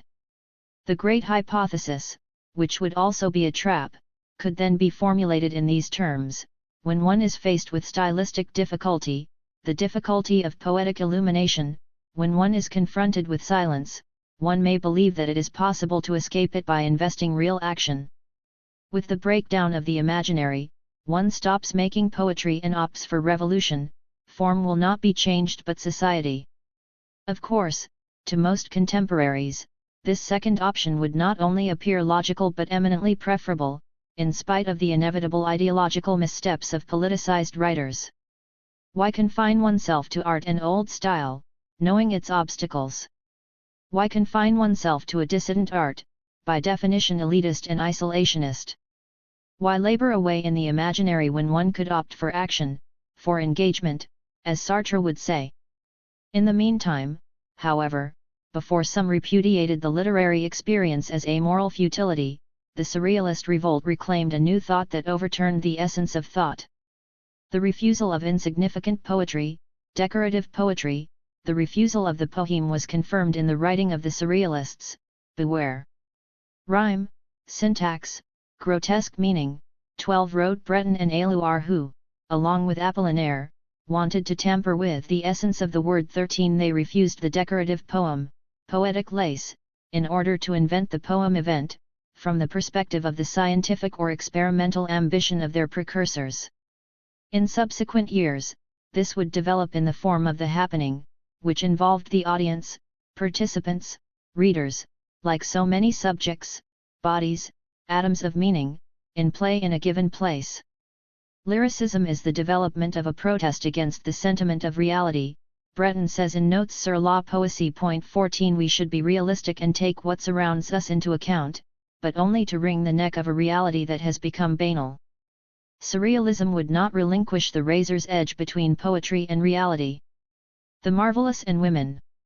To transubstantiate each thing into a miracle was the objective of the new poetry. 15 Aragon proposed this in Treatise on Style, in accord with both Rimbaud's illuminations, which sought to traverse everyday life and attain the miraculous, itself amalgamated to Catholicism, and with Proust's desire for the written word to become flesh through transubstantiation, the novel becoming a physical experience. 16 Initially, of course, the issue was to attain a type of illumination or magic through the cult of writing, writing as favored, if not exclusive, access to a thought. Then, when this cult of writing was in distress or in danger, a double pitfall lay in wait for the new poets, as we see with Aragon: the temptation either to abandon one's work, burn it, or to pursue a political path. I should underscore that it was the social and political lure that constituted the tragic dimension of this encounter of poetry with the impossible, and that manifested it much more radically than the depressive symptoms or even the suicides. I will come back to this specifically in my discussion of Aragon and his defense de l'Infini 17, which adjoins the burning of his manuscript and Stalinian engagement. Do not forget this tragic dimension. It extends to the spectacular posturing in which some take pleasure today when we flush out this or that cynicism or manipulation by the media. This tragic dimension is on the same scale as the cult of writing as radical source of a thought. I thus belonged from the earliest age to this zoological species of writers for whom thought is formed in writing, Aragon asserted in the second 1964 preface to the Libertine 18, recognizing that there were no other solutions to thought or living but writing, that only writing could legitimately rise up against watered-down opinion and art, that writing alone was a revolt in favor of the miraculous and the seizure of thought without utilitarian compromise. Note the ambiguity of the project and its outrageous ambition to create magic with logic. In this rebellion against calculating and pragmatic reason, against prefabricated arguments and well-worn signs, Surrealism and Aragon along with it started a veritable cult of mysterious signs, signs that eluded judgments, that concealed an enchanted reality. This search would lead the Surrealist group in two opposite directions, with some turning toward occultism as was the case of Breton and others toward an explicitly more sexualized, erotic direction. These last would seek enchantment in scandalous libido, whether that of female prostitution or, subsequently, male homosexuality, insofar as these were nonconformist. In any case, from the start, these two quests for the marvelous, for the occult or the erotic, stimulated a new style, achieved by destabilizing values and their protagonists, finding signs in them that eluded commentary. A paroxysmal sexuality was called on to support the language of enchantment so that it revolted against that French language obviously imaginary, perceived as rational, flat, resistant to enchantment. The French language was a cashier's language.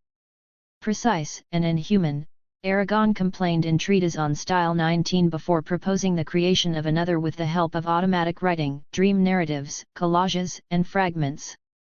Happily, some escaped the Frenchness of precise cashiers, among them Rimbaud, illuminated and an assassin. La Fontaine, on the other hand, was considered very French and utilitarian, although another reading would show he was neither inhuman nor a cashier. Still, this was Aragon's position when he wrote his treatise. And if you look at his insurrection against pragmatic rationality, which was accompanied by a rejection of an already there, pre-packaged poetics, a harness to the imaginary, it becomes clear that he mobilized eroticism to provoke the unusual and to breathe new life into the imaginary. Indeed, this would be the ambition of La Défense de l'Infini. I want to point out other themes in Aragon and the Surrealists, part of the debate internal to all European culture of the first half of the 20th century, in the face of the crisis of pragmatic rationality. Among them is the theme of the ephemeral, which was at the very core of the Romantic encounter, a delight with no tomorrow that devalorized the bourgeois relationship, marriage, and familial conformism, and humor, particularly through the inconstancy of the visible was facetious in its various facets. In this domain, the Surrealists were the precursors of the confrontation we are currently experiencing between the rhetoric of the word and the rhetoric of the image that television, for example, imposes on us. In Paris Peasant, Aragon emphasizes the pregnancy which is also an inconstancy of the image and points out the competition of word and image. Each image forces you to revise the entire universe, he writes. Point 20 Each image forces you to redeploy the word in order to allow yourself to translate the world in a lighter, more playful way. Thus we arrive at the cascading definition of images of verbal style for which the writer is only an occasion. I call style the accent adopted by the flow of the symbolic ocean, reflected by a given man, that universally mines the earth with metaphors. 21 Style opens language in such a way that each individual, any given man, is the representative of the symbolic ocean, of the infiniteness of language, to which we are led if we truly acknowledge the confrontation with the ephemeral, humor, and the image. For the poet, these phenomena are only pretexts for a perpetual revolution, conveyed in turn through metaphors. And the accent, the music, what I call the semiotic, must be emphasized, the singular experience that insufflates an irreducible sensibility into the communal use of language. As you see, the Surrealist Aragon rehabilitated metaphor, whose transubstantiational profusion we see in Proust. But Proust was a shameful reference for the Surrealists, the novel having been rejected as an insufficiently miraculous genre. It was poetry and its impact as event, violence, and act that were prized by the Surrealist group over the novel. Aragon's reaction, however, was to vindicate the novel against poetry, not solely in order to return to utilitarian reason, though he did that as well, but also, and above all, to drown in the symbolic ocean. Point 22. The Libertine reveals a complex vision of the poetic art that I think it is important to underscore before tackling the other texts. Besides the poet's implication in the infiniteness of language, Aragon's experience involved a parallel engagement in the plenitude of the world and real history, defined in the second preface of 1964 as the lifelong attempt to wed this full thought, which is my own, to the outside world. 23 In the conjunction of the infiniteness of the symbolic ocean, the solicitation of the outside world in its instability or banality, and the promises of change offered by technology and revolutionary movements, the external event that attracted Dadaist as well as Surrealist poets, and in particular Aragon, was scandal. The Surrealists always sought out unbearable, provocative, or erotic events to repel the bourgeois. We see this obsession with scandal starting in the 19th century with dandyism and then, for example, in Mallarmé's fascination with anarchy, but these were relatively tame, socialized forms of scandal. At the dawn of Surrealism, scandal was a favorite and violently adopted term, and although in 1922 Breton distanced himself from the Dadaist taste for scandal's sake, Aragon wrote, in 1924 in the first preface to the Libertine, "I've never looked for anything but scandal." 24 Scandal was now to be seen as the association of a lifestyle with the insolent themes of a kind of writing whose very logic was raving mad. The choice of characters in Surrealist poetic and prose texts was itself dictated by the notion of the scandalous event.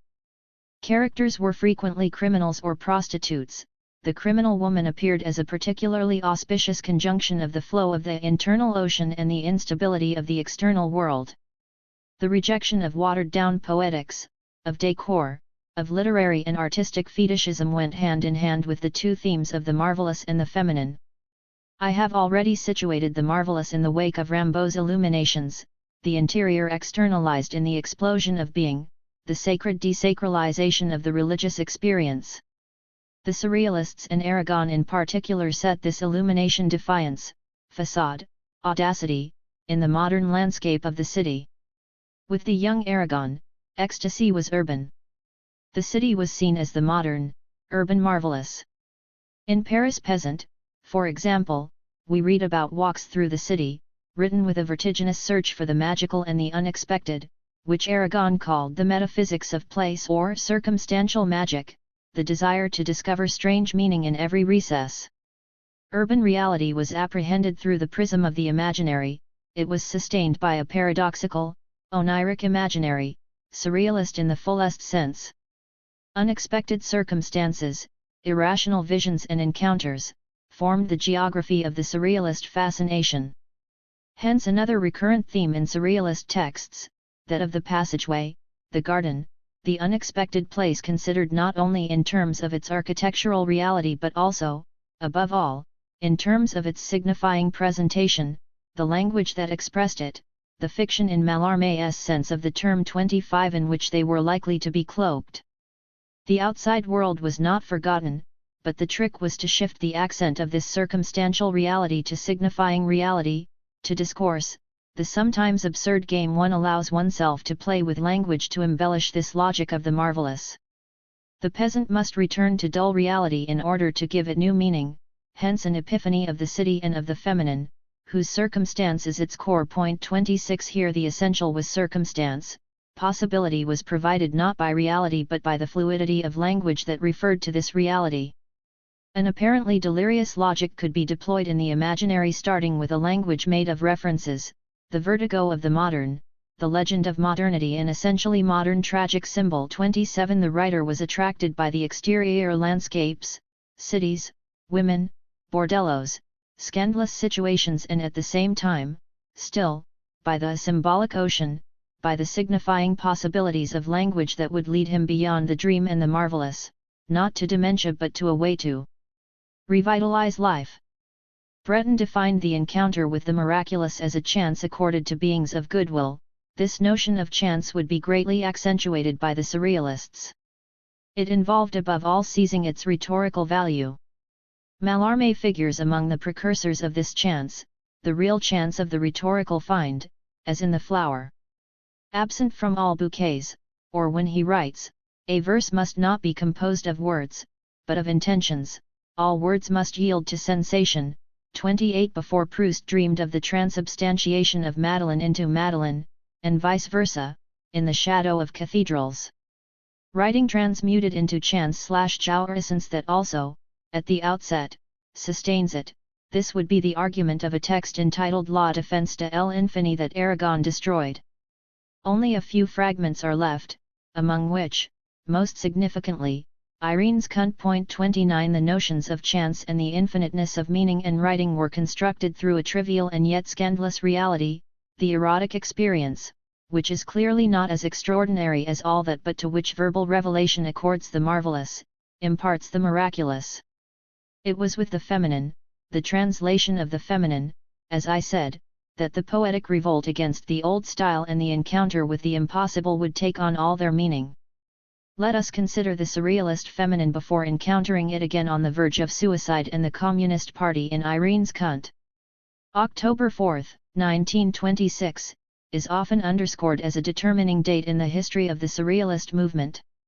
On that day, André Breton met a young woman called Nadia on the Rue Lafayette in Paris. 30 A conjunction of the ephemeral, scandal, and the feminine, this encounter was in effect essential.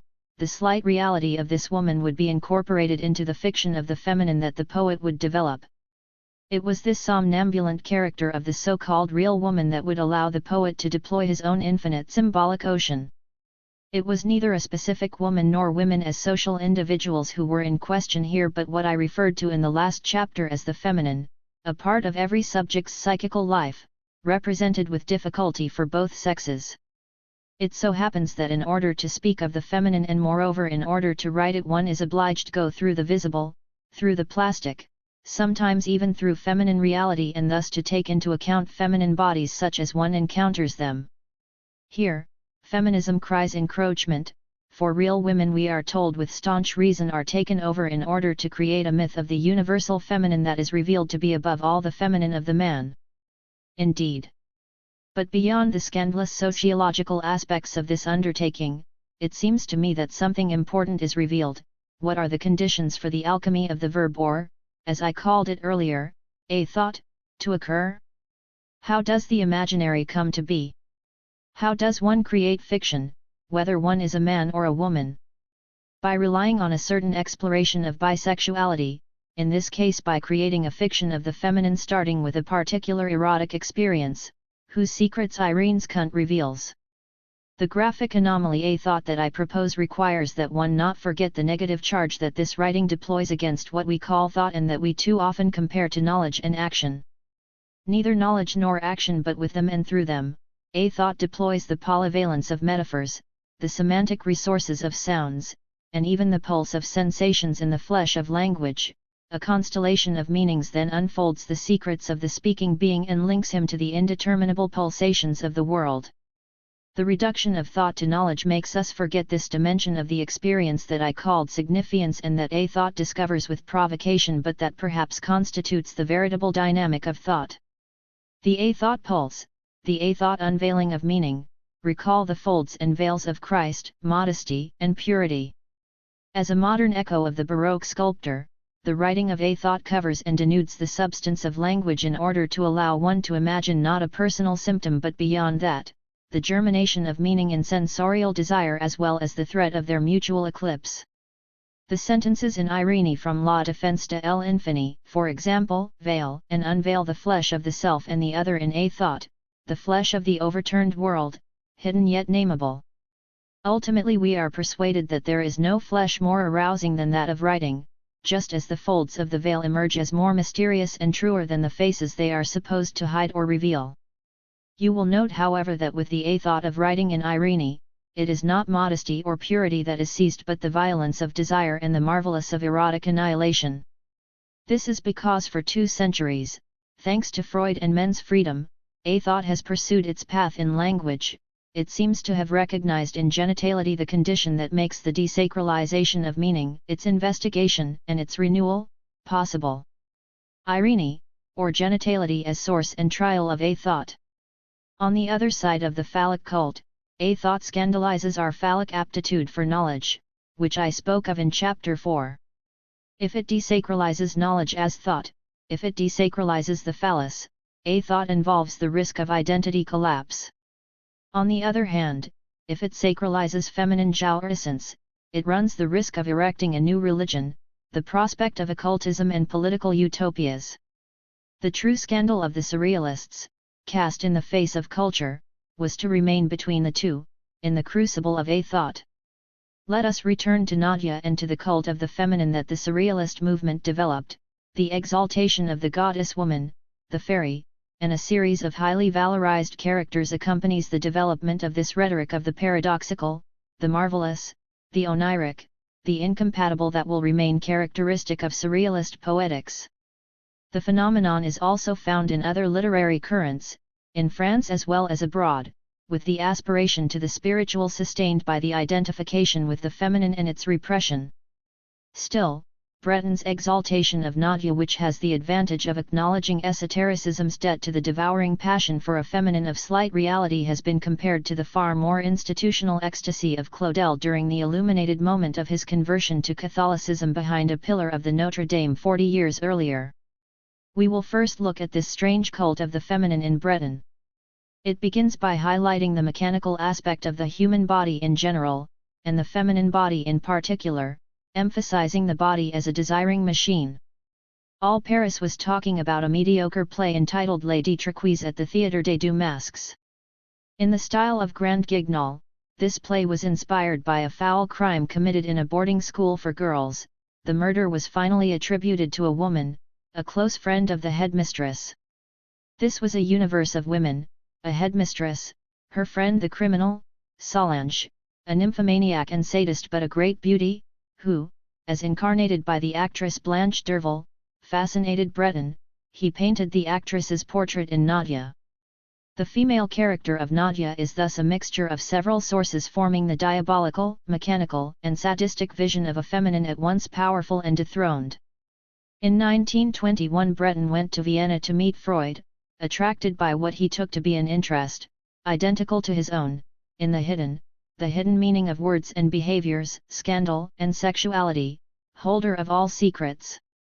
The encounter was doomed, given that Freud ferociously refused these poetic transactions, which appeared suspect to him.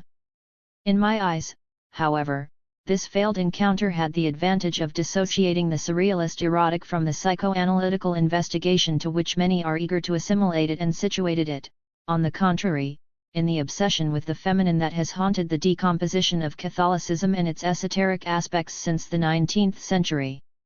One can link the surrealist cult of the powerful and fallen woman to the decadents of the late 19th century, who were fond of the image of the bloodthirsty woman in blasphemous counterpoint to Christ. Love shall be. We shall reduce art to its simplest expression, which is love, Breton wrote in Soluble Fish. 31 The place of the other, in this case the woman, was maintained, but the meaning of love moved toward something entirely different from an illumination. The vague treatment of the feminine led straight to moral discourse, as Jean de Cotigny observes, love became the topic of such a discourse. Breton not only targeted conventional morality here but asserted his intention to research the logical impulses subjacent to love, in other words, to locate, under the cover of a moral intention, the essential movements of thought, the logical imperatives that govern an individual in an amorous encounter. 32 This logic of unbearable love would burn more than one, however, and its path would henceforth be closed by the genteel worship of mad love that came to take on all the appearances of national civility. For the representation of this unhinged femininity, Breton referred to Gustave Moreau, and not only to the figure of Salome but also to Helen, Dahlia, and other chimeras, constructing the image of an intractable and entrancing femininity that re-emerges in Aragon's Irene's Cunt. Another highly curious text inspired the Surrealists in the search for this representable impossible, or this impossible representability that is the feminine, L'étonnant couple mout en net, by Villers de l'Isle Adam. 33 In this story, Villers depicted the extreme violence of the famous mout en net couple, in which the man imagines making love with a headless woman. It was this double aspect, paroxysmal violence against a woman and the preservation of an erotic excitation with this decapitated feminine, cause real amorous felicity, that would interest the Surrealists, the abysmal connotation of the feminine as the opposite of the representable, the visible, the phallic that psychoanalysis illuminates and that remains a locus of fascination. This, in any case, is an encounter that French writing alone explored, and that German idealism, with its daring within the confines of reasoning reason, never elucidated, one cannot advance in the exploration of the encounter between speaking man and a thought if one does not explore this version of the feminine, the acephalous, wounded, decapitated feminine, because it reveals an eroticized castration, the threatening antithesis of the phallus. In Breton's Soluble Fish, Solange is a medium described as fabulous and simultaneously devalorized. She is clairvoyant yet seedy, discreet as crime, her hand clutching a revolver. 34 In Aragon's Paris Peasant, the woman is also a theatrical and grandiloquent phantom, presented as the conjunction between the infinite and the eternal. There rises up an adorable phantom. A woman larger than life. 35 A boundless woman who offers that divine taste that I know so well in every vertigo. The feminine is at once the image of the divine and a profanation of the traditional sacred, glorified yet presented as extremely ambiguous. Thus courtesans and prostitutes populate Paris Peasant, Anisette Oule Panorama 36 and Irene's Cunt, while maintaining the mystery, the pleasure of the infinite, and the vertigo of the senses, and permitting the writer to avoid what he rejects: generalization, idealization, the positivized archetype. The type of the prostitute, necessarily generalizing, and the myth of the courtesan, equally so, take a precise, singular form that brings the archetype down to earth while also degrading it. Fearsome, charming whores, let others take to generalizing in their arms. 37 The writer, on the contrary, wants to go into detail, great, necessarily sordid, detail in keeping with an outlaw principle. Paris Peasant tells us that women are kleptomaniacs of passion. This phantasmatic and monstrous feminine opens the world of instability, transaction, and transgression. Neither the human face nor the deepest sighs can rediscover the mirror or echo for which they are searching. Inhabited by an acephalous, archaic, and untamable violence, women have chosen the vagrancy of uncertainty and a new version of love based on an outlaw principle, an irrepressible sense of delinquency, contempt for prohibitions, and a taste for havoc. They are no one, nothing, if not Rimbaud's derangement of all the senses. Woman is contained in fire, in the forceful and the feeble, in the flood tide's flux and flow, in the fall and flight of foliage, in the false front of the sun, where like a voyager lacking guide or horse I lead my fatigue astray into a far-flung fairyland. The conclusion of Paris Peasant, persons have had their day upon earth, echoes the heroine of the French woman. After all, loving is not a question of people. 38 This woman's notes, short letters found near her suicided lover, prefigure what Irene reveals. It is the woman who formulates the excess of jouissance, the writer placing himself explicitly in the very place of this feminine speech. The theft of identity through jouissance, and particularly the jouissance of women, already a theft in itself, is what the writer seeks to make tangible, to presentify, first through a character and then through style itself, making this paradoxical feminine jouissance his. The poetics of Blanche Oule is already underway, for in the end, the woman, the kleptomaniac of passion, is the writer himself, the one who creates writing, and not one of his criminal and vile goddesses. Would the true kleptomaniac of passion be style? I conclude with this surrealist image: error with fingers of radium, my melodious mistress, my appealing shadow. 39 This is Aragon's signature in Paris Peasant. Like love or the woman who holds you, the absolute is radioactive error, an appealing shadow from which the alter ego of the one tracing style must separate. A defense of Irene. I have just presented a few of surrealism's antecedents and some problems concerning reality, the fantastic, the feminine, the occult, the rational, all problems that solicited the era's imaginary, and particularly, Aragon's imaginary. I stayed within a general framework, without going into the details of Aragon's life, while pointing out the cross-links between his literary experience and the surrealist imaginary. Now I will deal with a few aspects of Aragon's biography as well as the text La Défense de l'Infini, or rather the fragment that remains of it, Irene's Cunt. The true lie. At every instant, I betray myself, I refute myself, I contradict myself. I am not someone I trust, the writer proclaims in Revelations Sensationels 40. This will serve as an epigraph to what I have to say about Aragon, whose controversial persona you are certainly familiar with. It expresses the protean, polyphonic aspect of both the personage and the work, which he himself called l'élémentaire vrai, the ambition to tell the truth through 1,000 disguises, masks, theatricality. 41 There is more than one split in Aragon, who wrote 60 books in 60 years, almost as many as Hugo. He is a true feu d'artifice, the artifice no doubt imagined as a reflection of Baudelaire's dandyism, this simultaneous double postulation signaling our own distorted, diminished, and mystified identities before the masquerade of society and the media. 42. Indeed, Aragon's personality, life, and work give the impression, call it subjective, or ontological, in any case, it seems unshakable of never being univocal, of scattering in pastiche, simulacrum, and approximation, so many roundabout ways of expressing truth. This is the truth of an impossible identity, not a being in the world or a non-being but a continuous variation, both passionate and disappointed, bipolar, if you want technical terms, that the writer-seducer sums up prettily by speaking of words that make love with the world. 43 This need for immersion/dissolution, taking possession/impotence, power/passiveness, virilization/feminization, you can change the terms of this plasticity as you like, no doubt responds to the incoherence or the impossibility of personal coherence manifested in the exaltation of the amorous act. This exaltation will take two forms: one, scandalous Irene's cunt; the other, institutional conjugal love and adherence to the French Communist Party.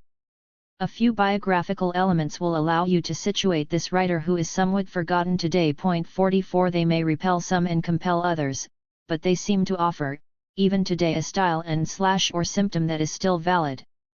He was born October 3, 1897, and died December 24, 1982. We know about his mother, Marguerite Toucas, a single parent, and her sisters, Marie and Madeleine. In his autobiographical recollections, which are vague and cautious, Aragon often refers to the maternal configuration formed by his grandmother and her three daughters. Marguerite belonged to a bourgeois family of aristocratic descent through her paternal grandmother, who came from a family of Lombard petty nobles, the Biglioni. Marguerite's maternal grandmother was a demoiselle Massillon, a descendant of the famous prelate of Hyères. Marguerite used the names of both lines, Toucas Massillon. Seek there, if you like, the possible indication of a split that will reach its peak in the writer. Her maternal grandfather, François Toucas, had become a sub-prefect in Algeria and had abandoned the family when Marguerite was 16 years old, in 1899, the year of the World Fair. He was an adventurer, a dashing figure who resurfaced in Constantinople at the end of the century as Monsieur de Biglioni, reclaiming the noble maternal genealogy. All these details are not extraneous to the imaginary construction of a fascinating feminine saga or to the impact of filiation and maternal characters found in Irene's cunt. Here then, in the real life of Louis the Child, was a tribe of women, illustrious ancestors, an absent globe-trotting grandfather, and only one man, Uncle Edmund, the brother of the three sisters, who was rarely present. I would underline that, although not unusual, single motherhood was nevertheless noteworthy at the time, especially in a bourgeois family. Not only did Marguerite conceal her pregnancy, she pretended not to have the child. The infant disappeared for 13 months in Brittany, in the care of a wet nurse. He was not supposed to have been born in the Toucas family, so when he returned to his mother, he was passed off as her young brother, and the grandmother was presented as the mother. The true lie, the term Aragon would use to refer to the imaginary adventure, was already inscribed in his personal history. Caught in this system of social deception and half-truths, his novels and biographies would also be peppered with oddities, imaginary confessions, inaccuracies, discrepancies, and variations. In 1965 the writer would say, for example, that he was given as a child to deceased friends and adopted by a couple of dead friends. 45. As you may have guessed, the father of the future writer seems to have been totally absent, unknown. Apparently he presented himself as the child's godfather and became his tutor, Louis Andrew, his initials identical to those of Louis Aragon, a geographical name vaguely homophonic to Andrew. In Feu de Joie, his first collection of poems, written in 1919, Aragon recounts his life through an imaginary character called Jean-Baptiste, who bears the first name of a distant maternal uncle, Jean-Baptiste Massillon, and whose last name is indicated only by the initial A, which would become his own. 46. Various accounts report violent scenes between the godfather and Aragon's mother in Neuilly. Andrew was anti-clerical and a friend of Clemenceau. In one of his novels, Aragon alludes to a Louis Andrew, a deputy of the Third Republic engaged in battle during the separation of church and state, who drives nuns from their convents, a character at once conventional and rebellious from the viewpoint of an established bourgeois. 47. Aragon's mother's clandestine pregnancy and maternity make her an afflicted woman, though her valiant character, which her son admired, should not be overlooked. She made a living painting fans and plates, as Aragon recounted in the first volume of Ouvre Croises. 48. She also managed a boarding house on Avenue Carnot, which appears in Les Voyageurs de l'Impériale as a toile famille. She would sell it in 1904 to move to 12, Rue Saint-Pierre in Neuilly. 49. This was Aragon's childhood, at once sheltered and dramatic, subject to the true life from the start. A poem called Lemot, published during World War II, after his mother's death, in a collection of texts on the resistance, evokes for the one and only time, to my knowledge, a lyrical and shattering image of this mother, immediately associated with the uncertain birth of speech on the verge of the lie. The word did not pass my lips. The word did not touch her heart. Is it a milk from which death weans us? Is it a drug and alcohol? I said it only in my dreams. This heavy secret weighs between us. You swore me to concealment. At your knees. To call you my sister disarms me. If I feigned it was for you alone. To the end played innocent. For you alone until the shroud hid my blood. I will go to the end of my errors. Born, my error was living. 50. Note the lyrical, tragic, and emotional elements as well as the restraint and discretion. From Anisette to Nancy Cunard. World War I brought mobilization and disaster. In 1917–1918, Aragon was a medical auxiliary. He met André Breton at Val de Grace, formed friendships with future members of the Surrealist group, founded the Dadaist group to which he remained faithful for 14 years and the Revue Literature with André Breton and Philippe Soupalt. To step on the throat of your own song, as Mayakovsky wrote in 1930, was also the project of Surrealism and Dada from their inception.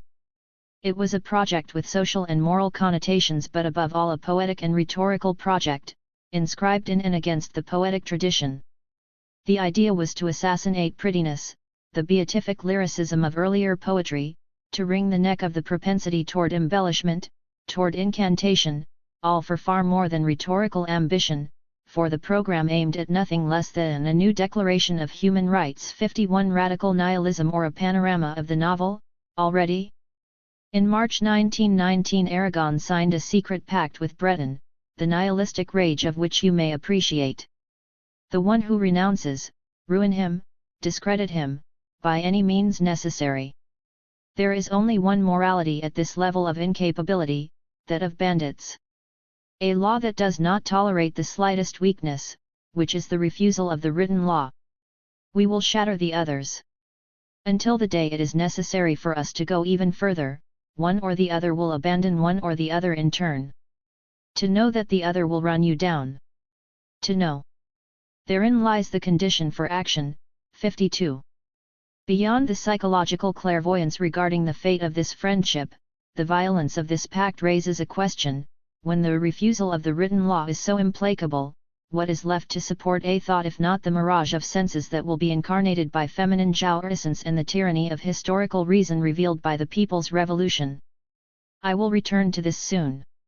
If Aragon's first published collection Feux de Joie is an attempt to reconstruct the self through the imaginary character of Jean-Baptiste, the following writings are texts of rage, which will culminate in La Défense de l'Infini, where we find Irene.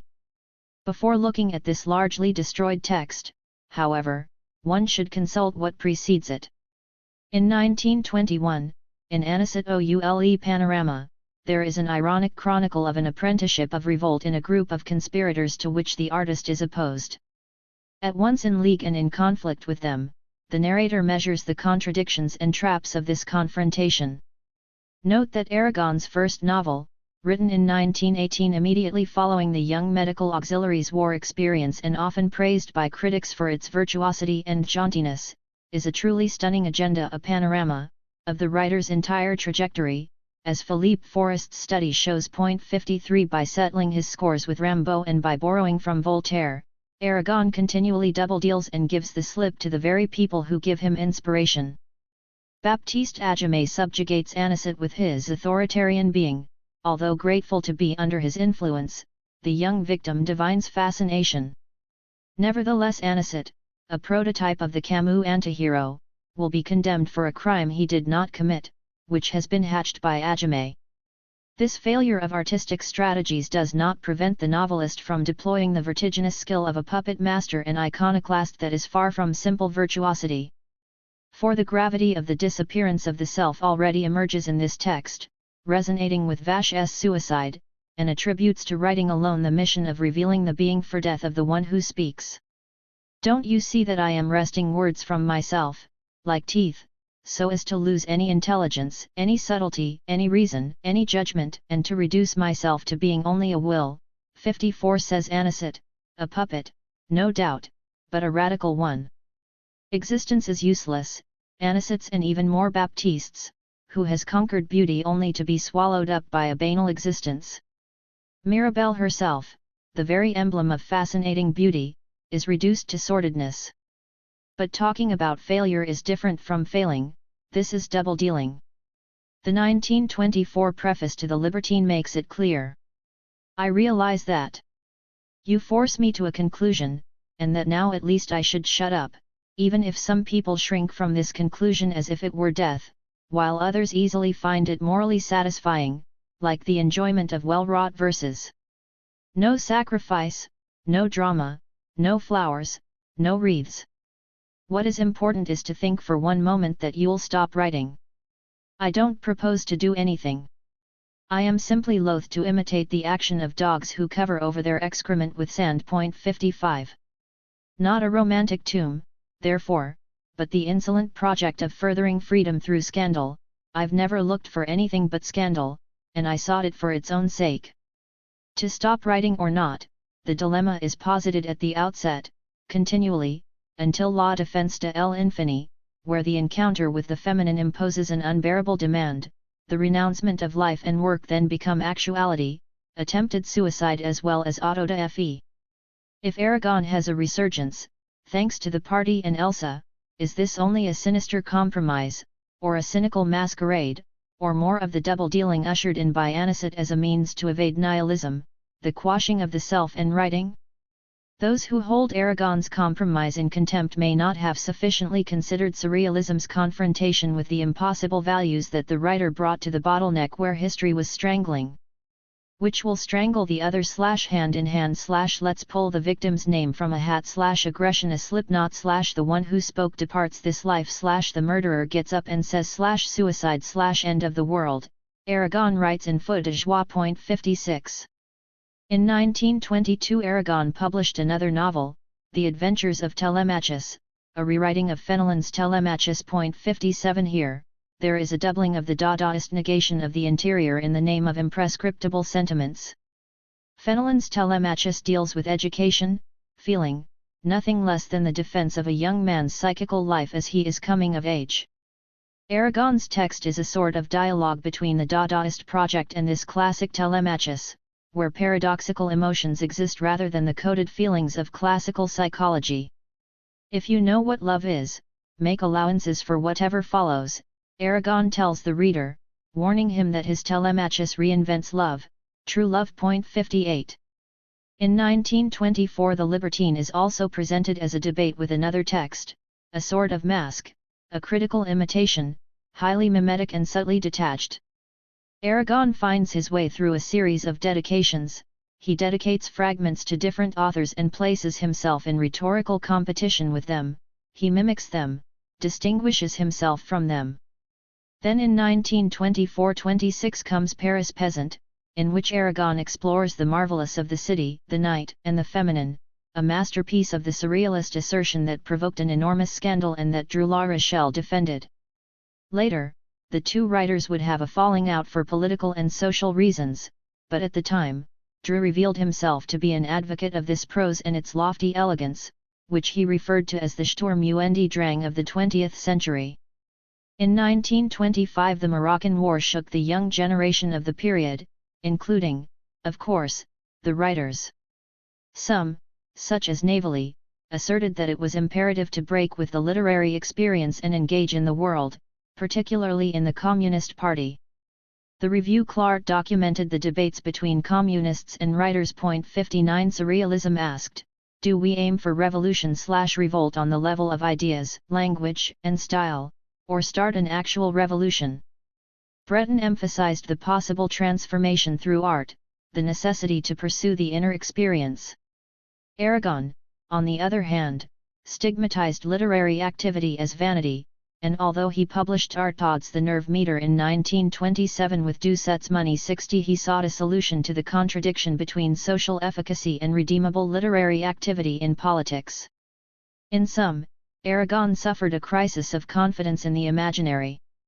The simultaneity of the adherence to the Communist Party and the writing of La Défense de l'Infini suggests that the political choice might have served as an unconscious counterbalance to the risks of the imaginary. In 1927 Aragon joined the party and went through a tumultuous period in his romantic life.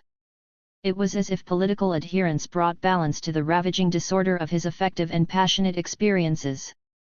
This was the period of his intense relationship with Nancy Cunard, which took place in an elegant, cosmopolitan circle in Paris and in various European countries.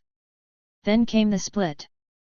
The writer went through a period of depression. 61 destroyed the manuscript of his novel La Défense de l'Infini in Venice in September 1928, and attempted suicide in the fall of 1927. Nancy Cunard, born in 1896, was the granddaughter of the founder of the Cunard Line, the shipping company, and the daughter of Lady Emerald, a friend of the Queen of England and often mistaken for her at receptions. She belonged to a wealthy and worldly set and in 1920 moved to Paris, where she associated with such great literary and artistic figures as Ezra Pound, Oscar Kokoschka, and Tristan Tzara, with whom she wrote a play entitled Les Mouchoirs de Nuages, performed at the Bourse sur l'Etoile. In 1916 she wrote a collection of poetry in English, Outlaws, and later produced two subsequent collections, though she was never recognized as a poet. In 1926 Cocteau wrote to Picabia, Breton preaches, Aragon lives at the Bourse sur l'Etoile with Nancy Cunard. Aragon himself, however, situated the beginning of his relationship with the young woman in 1927.62. Aragon saw in her a beautiful, extravagant, and insolent foreigner, who inspired passion and had several passions of her own, one of which was African sculpture.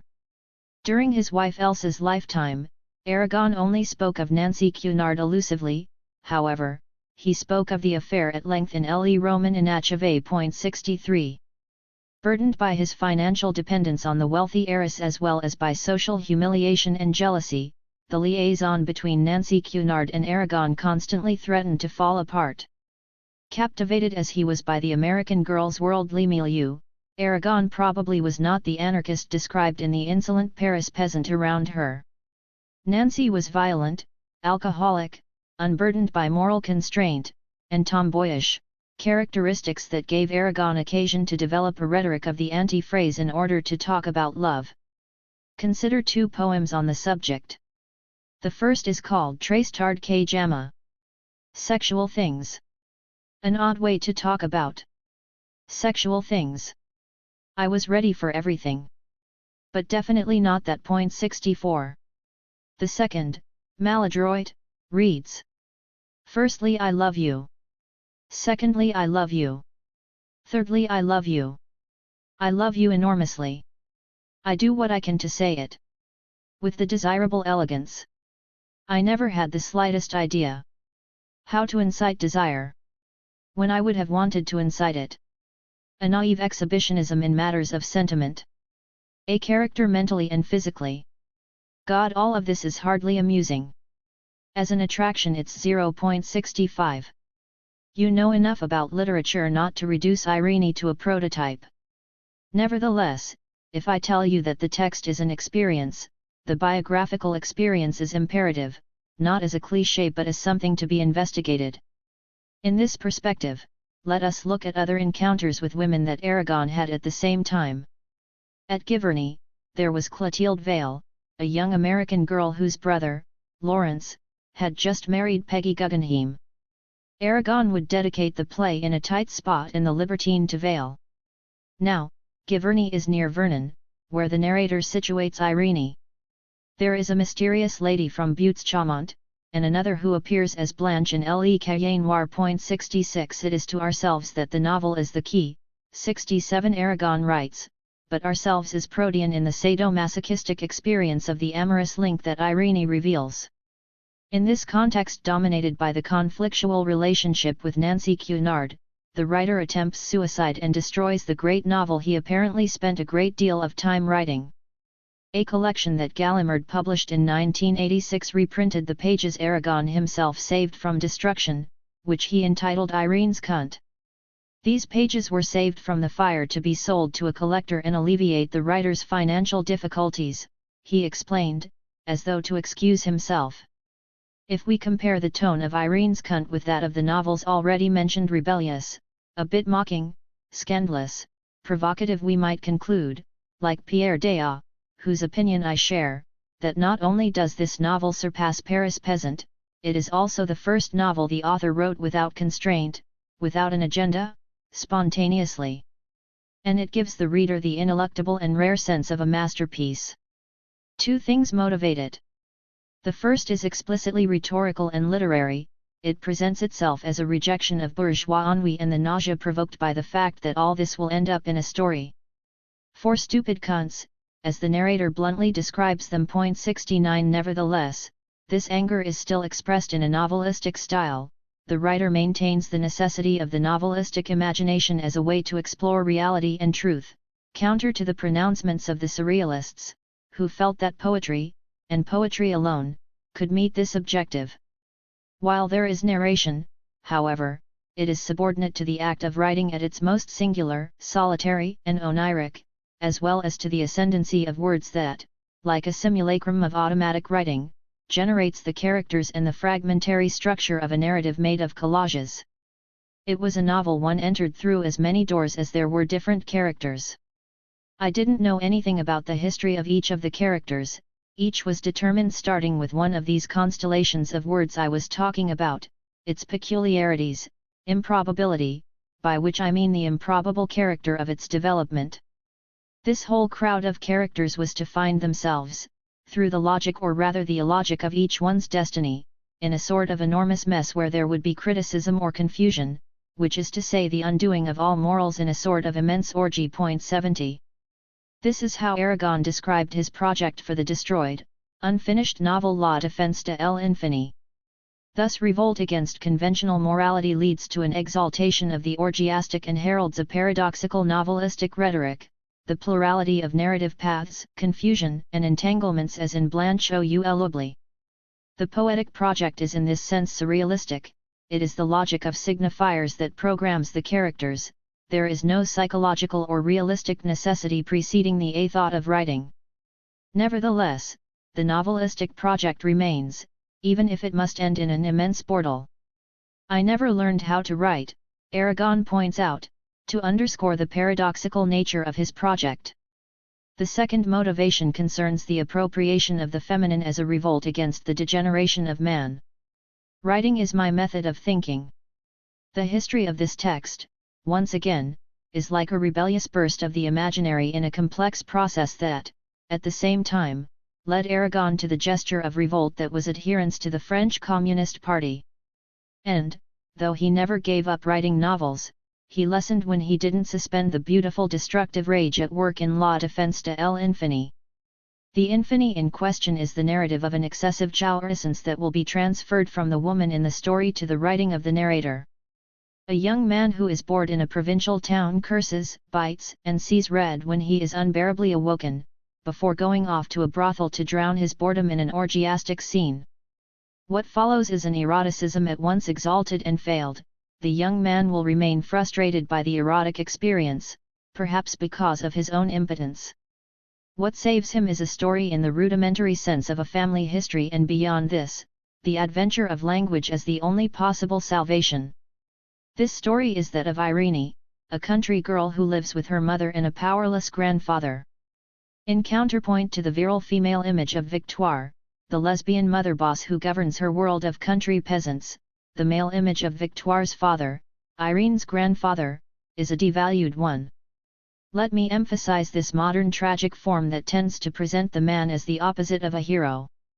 Maladies contracted through less than glorious sexual experiences have brought the old man to his invalid state. The active man, the thinking, working, acting man, the man with his little virile reason can no longer be the hero. Exit the hero. In the sorrowful place of this exit, the bitter taste of disappointment remains: castration, impotence, early signs of depression. The one is annulled, hysterical excitability is left. Who can say anything about this evil spell? A person? A poem? No, a polymorphous narrative, the vertigo assigned to the place of one girl who comes without knowing it. As the impotent hero exits, a collage of narration devoted to female jouissance follows, the equivalent in words of the shattered mirror reflecting Irene's magnificent spasms and groans.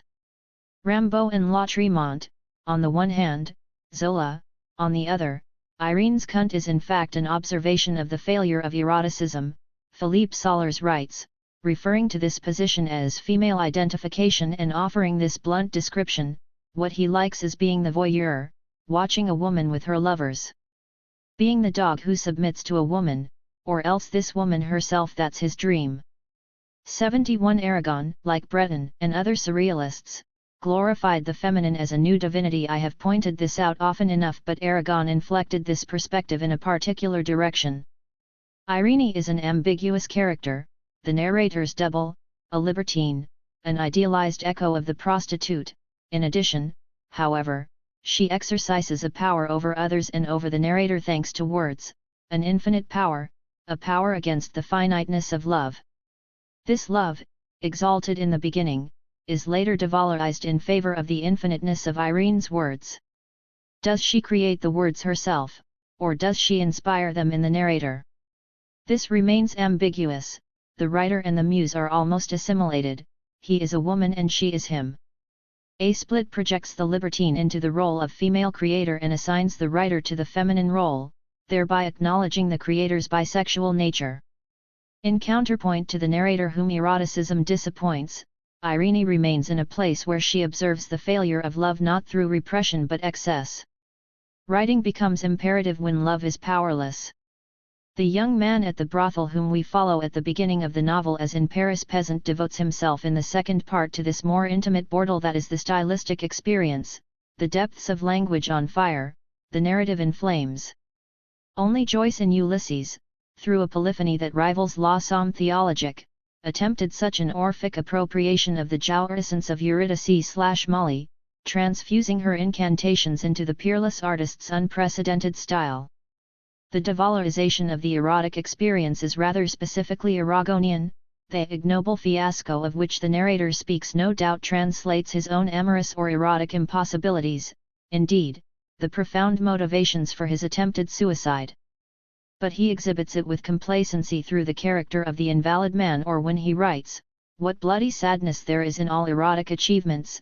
72 Like the character of the man, the narrator may no longer be able to make love, but he can write the novel through which the ennui of erotic scenes is transformed into the pleasure of writing. It is no longer a matter of a novel/story just good enough for stupid cunts. By shattering the story, it becomes what the author has elsewhere called rather scientific writing, an X-ray of the pulverized identity, laid bare and laid to rest in Irene's jouissance. This is the form that the confrontation of literature and the impossible takes in Aragon. In the biographical difficulty of the unbearable lived experience, he burns his novel, in the literal and figurative sense, keeping only a few pages. What I am thinking naturally expresses itself. Everyone's language differs from each to each. I, for example, do not think without writing, which is to say that writing is my method of thinking, Aragon explains. Doesn't this evoke the Lautréamont of poesies? For Aragon, too, there is no thinking prior to the act of writing, the rest of the time, not writing, I have only a reflection of thought, a sort of grimace of myself, like a memory of what is. Others rely on diverse procedures.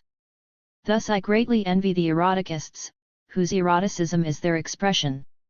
The disenchantment of eroticism is rather rare in French literature, which, having placed 18th-century libertinage at the zenith of the experience of freedom, continually vies to glorify sexual exploit. This Aragonian admission of weakness, impotence, disgust does not mesh with the style of sexual liberation, the exaltation of the erotic act extolled by other writers during the same period and that continued to pervade anarchist literature and art until recently.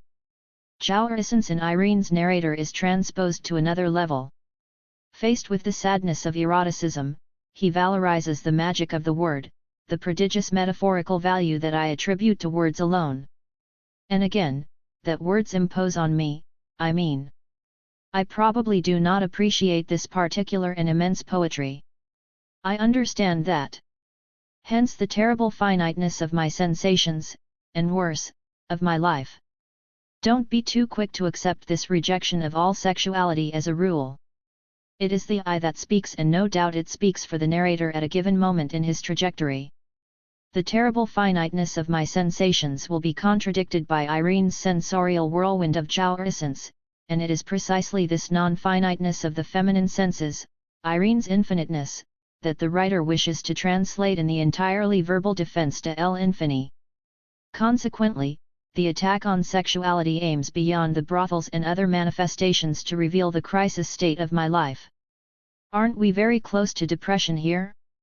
The comparison of the erotic state and the state of writing reveals a melancholic gap and announces another jouissance, that of metaphor, a transport, an ecstasy, that passes through the contemplation in solitude of a sorrow, a nothingness, bitterly recognized. From then on, we find Aragon again, who has not abandoned surrealist wordplay but works it into the structure of the novel. Fish, fish, it is I am calling you, pretty hands agile in the water. Fish, you resemble mythology. The illogicalities that follow can be understood as allusions to the mythological value of the fish, to Christ and the Gospels, as well as to the penal and masturbatory symbolism of these aquatic creatures. Your loves are perfect and your ardors inexplicable. You do not approach your females, and here you are with enthusiasm for the mere idea of the seed that follows you like a thread, for the idea of the mysterious deposit made in the shadow of the shining waters by another mute, anonymous exaltation. Fish, you do not exchange love letters, you find your desires in your own elegance. Supple masturbators of both sexes, fish, I bow to the dizziness of your senses. Your transparent transports, Christ's death, ah, how I envy them.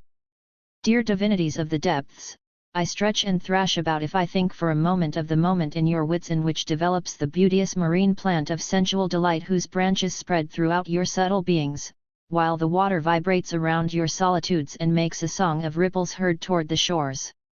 The play of paralogism, metaphor, opposition, and connotation recalls Breton's soluble fish. While, in his fish, Breton declares his desire to reduce art to its simplest expression, which is love, Aragon's text, which is certainly in the surrealist style, enters a violent polemic with mad love, André Breton style.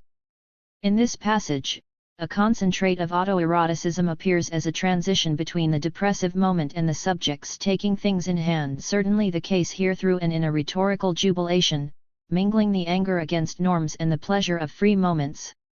I would like to return to the character of Irene's mother, significantly named Victoire, who assumes the role of the criminal. A strange family in which 2 generations of males have been subjugated by their wives. Irene's father died soon after his marriage. It was said locally that Victoire had got rid of him, not liking to support a man she'd be obliged to treat as an equal. Victoire's father is still there in his invalid chair after 40 years of contemplating the women's triumph and their rude health. This impotent old man, this castrated man, is the quintessential antihero. Remember the decapitated woman of the Amout-on-Net couple who fascinated the surrealists? Here it is the man who is figuratively decapitated and the powerful magic of women, at the antipodes of classical tragedy, that casts a spell on the narrator. The thought of writing produces a new configuration of the tragic, expressing female jouissance alongside male impotence. Though varied, feminine powers exert an absolute domination.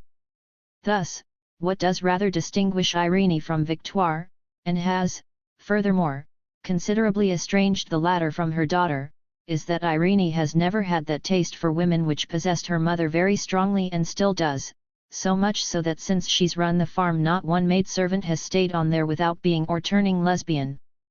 This peculiarity has partly contributed to Victoire's success. She has gained the affections of a flock of women.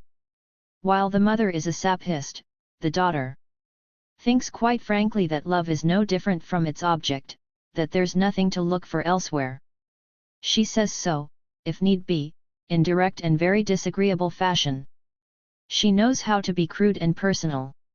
She's no more scared of words than men, and from time to time relishes using both. She's by no means verbally reticent during love-making. Words spill from her effortlessly then, in all their violence. Ah, what a filthy bitch she can be! She excites herself, and her lover along with her, with a vile and scorching vocabulary. She wallows in words as in a lather of sweat. She lashes out, she raves. No matter, Irene's love is really something. Jouissance can say itself, entirely. Here lies the sense of the chiasma between the all-powerful erotic woman exercising her sexuality and what the writer would like to steal from her, the same violence, the same sexual force, but shifted to words. It is not a matter of creating poetry in the decorous sense of the word but of creating an obscene poetry, an enraged literature, of which the aroused and foul-mouthed Irene is not only the product but, above all, the metaphor. The unbearable image of literature that results is neither to be sanctified nor sold, it is a literature of scandal. The thought that seeks to formulate the power of desire and excitation comes up against the fantasy of the phallic mother, which is also one of a woman without a love object, self-satisfied and aloof. To steal this indifference from her is another jouissance, equally irascible, Irene-like. The poet learns this in an androgynous osmosis in the body of Irene, who comes and transfers her pleasure into words proffered in the sexual act, decentered, overturned, obscene, poetic words. The articulation of scandalous eroticism and scandalized literature is clear in the passage I have just quoted. The abjection and horror of amorous states and imaginary states are present and assimilated. And female jouissance can henceforth be described in one of the most beautiful passages in French literature on the subject. Consider this description full of physiological detail, sensation, emotion, and desire. So small and so large. It is here that you are at ease, man finally worthy of your name, it is here that you are back on the scale of your desires. Don't be afraid of moving your face closer to this place and already your tongue, the chatterer, is restless this place of delight and darkness, this patio of ardor, in its pearly limits, the fine image of pessimism. O cleft, moist and soft cleft, dear dizzying abyss!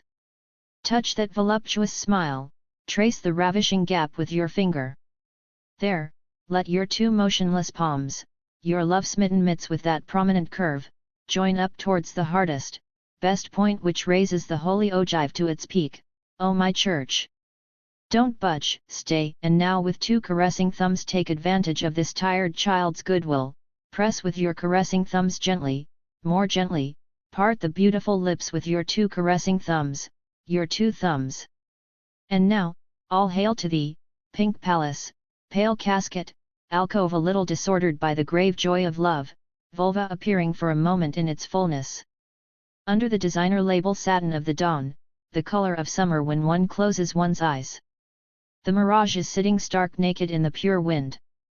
Beautiful mirage built like a pile driver. Beautiful mirage of man entering the cunt. Beautiful mirage of a spring and heavy melting fruit. Here are the travelers crazy to rub their lips. Irene is like an arch above the sea. I have not drunk for 100 days, and sighs quench my thirst. Oof, oof. Irene is calling her lover. Oof, oof. Irene is about to die and contorts herself. He's stiff-pricked as a god above the abyss.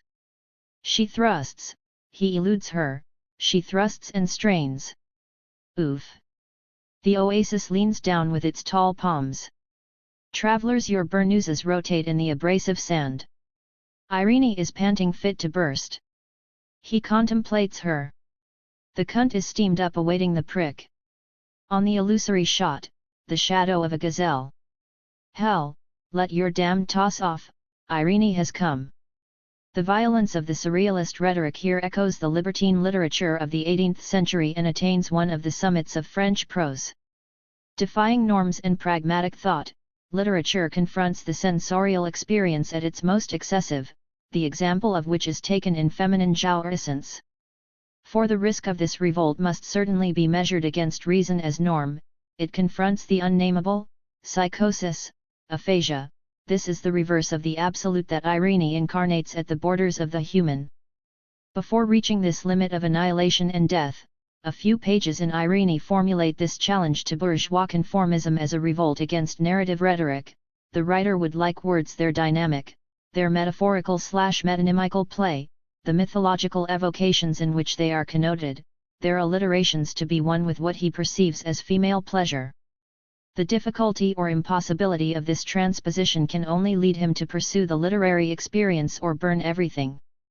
Note the collage composition of this fragment saved from the fire. There is no stylistic continuity, the narrative passage alternates with a poetic writing, automatic writing. The enraged narrative yields before the folkloric and ironic vein of the tableau of the farm where Victoire, Irene, and the old, impotent father are outlined, pathetic, against a background of misery, before a style of polemical treatise, a sort of sociology of the novel compared to journalism temporarily closes this scathing attack. This patchwork does not seem to be merely the result of a text under construction, saved from disaster and then polished and homogenized. The stylistic fragmentation reflects the hurricane unleashed on the one who is writing 73, this rage that seizes a ductile body whose feverish and disillusioned eroticism traverses the fiasco and transmutes its rage first into feminine jouissance and then into writing, which will become its confirmation, its accomplishment and apogee. There is no focus, no center that fixes, the gaze, the pen, the style change place and mode, accommodation is sought but not made. All the images are destabilized, sparkling stylistic jouissance is doubled by the woman coming. I do not know of any text, not even Joyce's more ironic and refined text on Molly, that flows with as much complicity, precision, and admirative tenderness into the feminine marvelous. Aragon invents it as though within his own flesh and creates it in his own unappropriated language. Arranging everything into a story is a bourgeois mania. There are people who tell other people's life stories. Or their own. From which end do they start? Unknown melancholy. An immense physical despair. The same issue of Paris soir. I give way to discouragement when I consider the multiplicity of facts.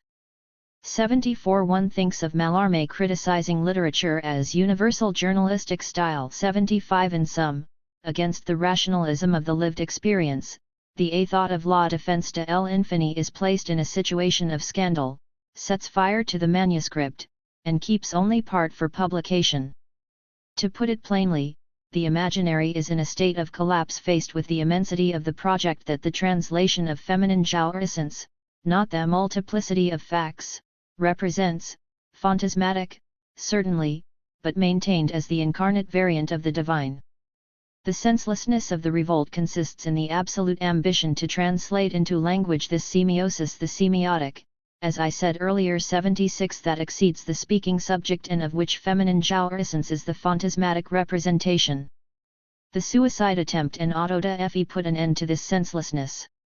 In counterpoint, meeting Elsa in the fall of 1928 and adherence to the Communist Party in 1927 stabilize and reassure. The adherence will be effective in 1930 and will in fact consolidate the identity of the writer. The social realization of a political future will supplant the impossible mission of vying with phantasmatic feminine jouissance. Is this adherence a true lie, a sham, a mask, an artifact? Aragon's last years might suggest this, given that by then he had rid himself of his respectability. Nevertheless, he occupied this role for a very long time and drew criticism from those staunch bourgeois or liberal anarchists who accused him of cynicism and conformism.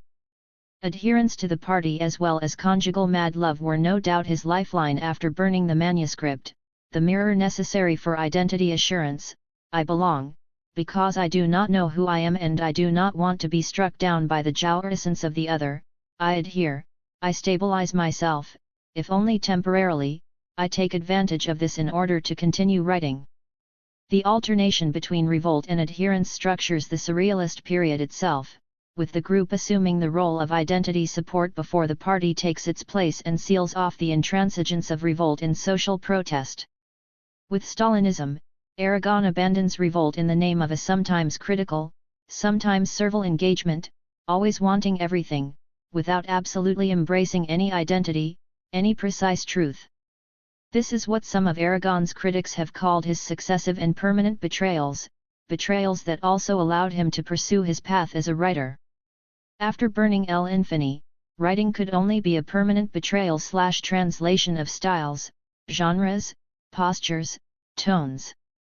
Stalinism against the sensorial infinite. When I do not know who I am, there I am, adhering replaces being. I ended the last section by mentioning the adherence to Stalinism, the great affair of the century.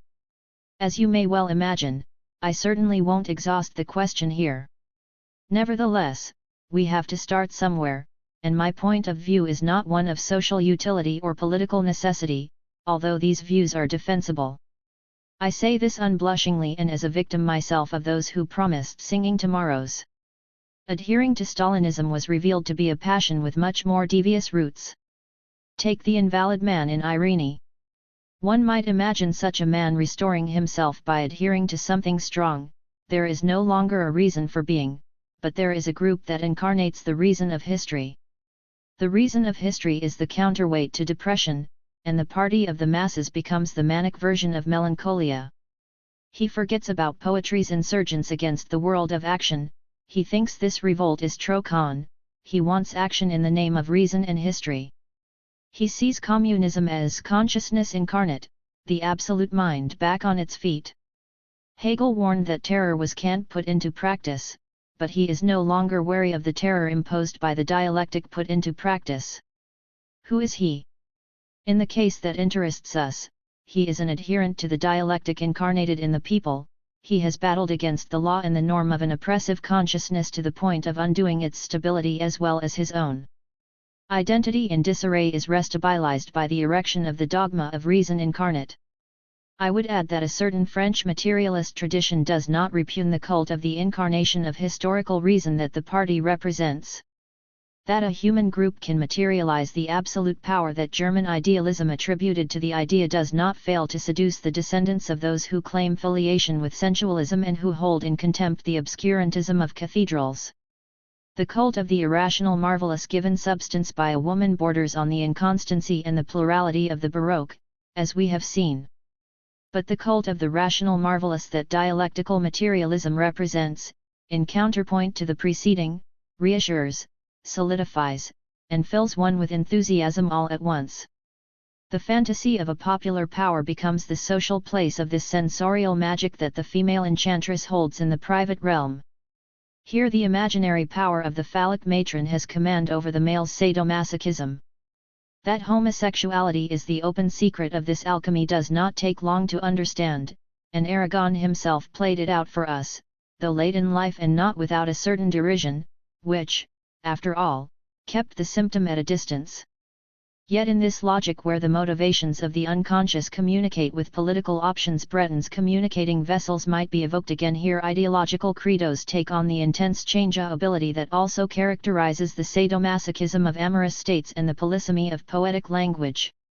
And beneath the appearance of the political canker patriot, communist, and ideologue one finds the salubrious provocation of a ham actor.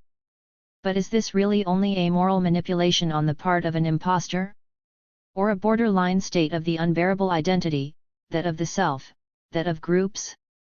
or a critical period in Western consciousness where the refusal of this pair formed by consciousness and the norm is ossified in an anti-norm and an anti-consciousness more constraining and more lethal than their traditional targets, revolt thus failing in radical oppression, unable to follow in thought alone, in lone thought, this archaeology of the sensory and the sensible, this debate in metaphysics, against metaphysics, that Aragon announced in Paris Peasant?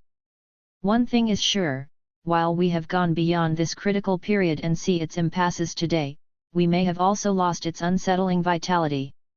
And an opening to a thought may be temporarily closed. At the point we have reached, 1928, the impasses of Stalinism are only beginning. Still to come are 1930 and the Congress of Kharkov with its redoubtable adherence to socialist realism, and then 1932 and the break with surrealism.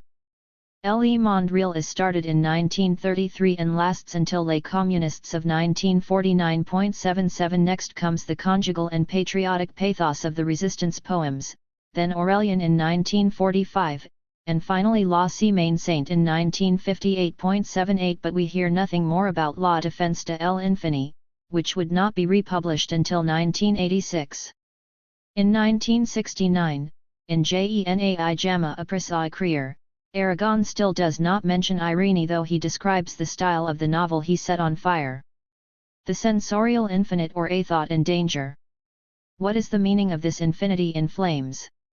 In distinguishing between thinking and judging, intellect and reason, understanding and meaning, Kant accords judgment and the quest for meaning unlimited power. This relentlessness, a component of thought itself, which led the Greeks to consider the infinite as the source of all evil, 79, is manifested fearsomely in the unlimited power of modern pragmatic reason, the technological reason that turns away from the search for truth in order to dominate the sensory. This debate, which Hannah Arendt conducts in The Life of the Mind, leaves open the question of the sensory infinite, the domain of the soul and the passions in classical philosophy. This universe favored terrain not only of art and literature but also psychoanalysis is far from passive and uniform but teems with infinite singularities that classical aesthetics, because it is classical, does not manifest. This sensorial infinite doubled by infinite reason, although founded on and in the sensory world, drowns any evidence of it in an excess that only metaphors of the infinite can approach. Here the polyphonic stylistics of language shatter the traps of unity, which is nevertheless used, summoned, and pulverized. It is this sensorial infinite that jouissance reveals and by which writing is measured, and that inspires the age-old word the mystic as much as the writer. We must note that the apparently formal and passionate revolt of writing in La Défense de l'Infini, as in other avant-garde experiments, takes place in a world dominated by the infinite violence of technological reason and affixes to it the resistance of the sensorial infinite, insofar as this is the reserve of a human truth. This truth is itself internal to language, provided it can be wrested from the calculus and brought nearer to the pulse of thought, its infinitesimal germination, anterior to one, to the subject, and to meaning. We can then measure the risk to identity melancholic, psychotic of this excess that is another way of referring to freedom. The impossible of revolt. I would like to link these remarks concerning Aragon's text, life, and engagement in the surrealist movement to the theme of revolt. No doubt you can see the connection just beneath the surface and also hear echoes of it in the partition of the right and left discussed during political campaigns. At a moment when the speeches of the candidates to the presidency of the Republic of France, speeches rallying us to go to the polls, seek demagogically to erase cleavages and differences, the term revolt incites fear. It does this precisely because it entails questioning present contradictions and new forms of revolt in our post-industrial society. To speak of revolt does not immediately call to mind the rallying that might make a candidate win, on the contrary, it incites auscultation, displacement, dissimilarity, analysis, and dissolution. To speak of revolt does not call to mind integration, inclusion, an unchanging social ideal, but underscores that economic, psychological, and spiritual contradictions exist, and also that these contradictions are permanent, they are not solvable. When one recognizes that the contradictions of thought and society are not soluble, then revolt with its risks appears as a continuous necessity for keeping alive the psyche, thought, and the social link itself. Of course, the political landscape is not necessarily the place to raise the question of revolt. Perhaps it will be if the left can be re-established, as some claim it can be. But it will take time for this necessary party to do so, after a time of not having power. Our question here is rather one of psychical revolt, personal revolt, and consequently revolt as a form of aesthetic expression. Do Aragon's political and aesthetic revolt, the lack of a father in his life, the worship of the feminine in the form I described, the adherence to the Communist Party constitute elements of the revolt that I situated in the framework of Freudian thought as a revolt against the father and against the law?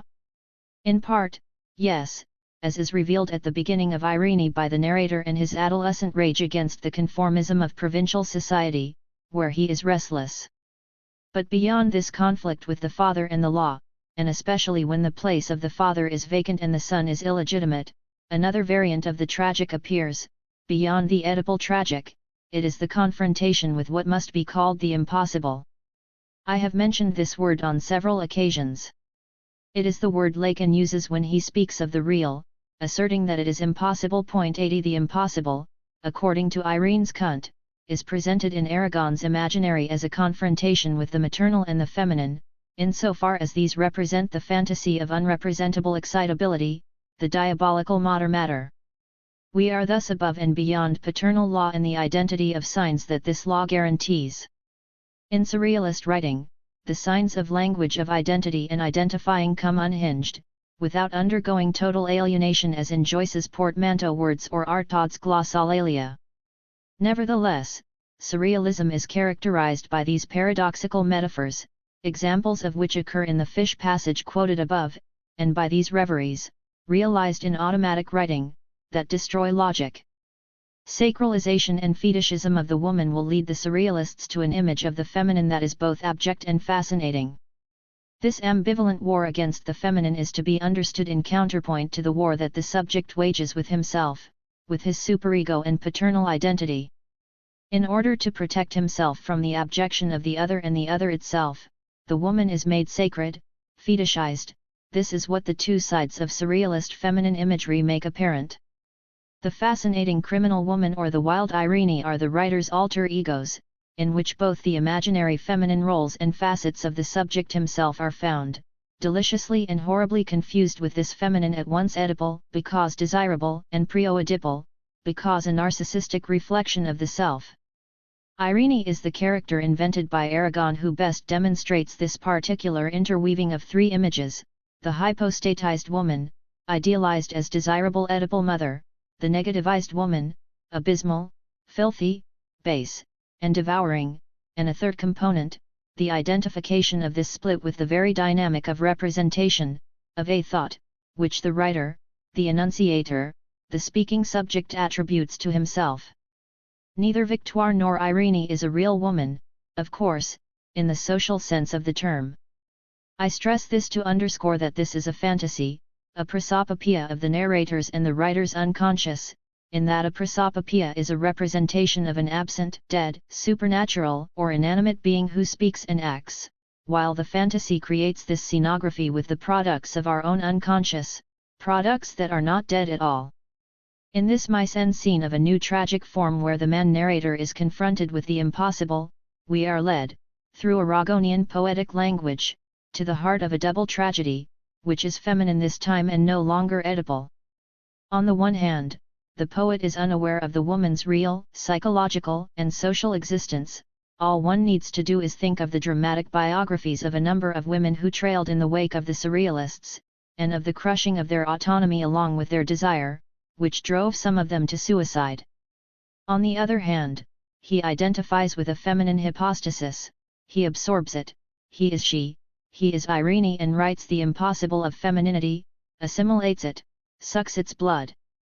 In doing this, he manages however to bear witness to the impossible as well as to jouissance, which, without this tragic ambivalence, would no doubt remain unspoken. Isn't engagement always a deception? After this tragic period, starting in the 30s, Aragon's adherence to the Stalinist party, his cult worship of Elsa, and finally his homosexual activity can be read in retrospect as an immense display of the burlesque. In effect, Aragon did not cease to play act and to make himself look ridiculous through masquerade, fakery, and various tricks at the core of his most serious opinions. His life offers paroxysmal testimony, in our century, to a pathetic and grotesque variant of the tragic, to what at the beginning of this introduction to Aragon I called the impossible hero. Deleuze and Guattari's Anti-Oedipus has suggested that certain poetic experiences, such as that of Artaud, ignore Oedipal stabilization and work in psychosis. 81 Among the surrealists, the institutional isolation that Artaud experienced does not occur. On the contrary, however marginal and anti-establishment it might have been, the position of the surrealists was seductive and integrated, framed within the context of esotericism for Breton and the apparatus of the party for Aragon, whose writing remained eminently socialized. In the non-Oedipal tonality of an impossible heroism, however, the polymorphous instability of a modern Narcissus is displayed.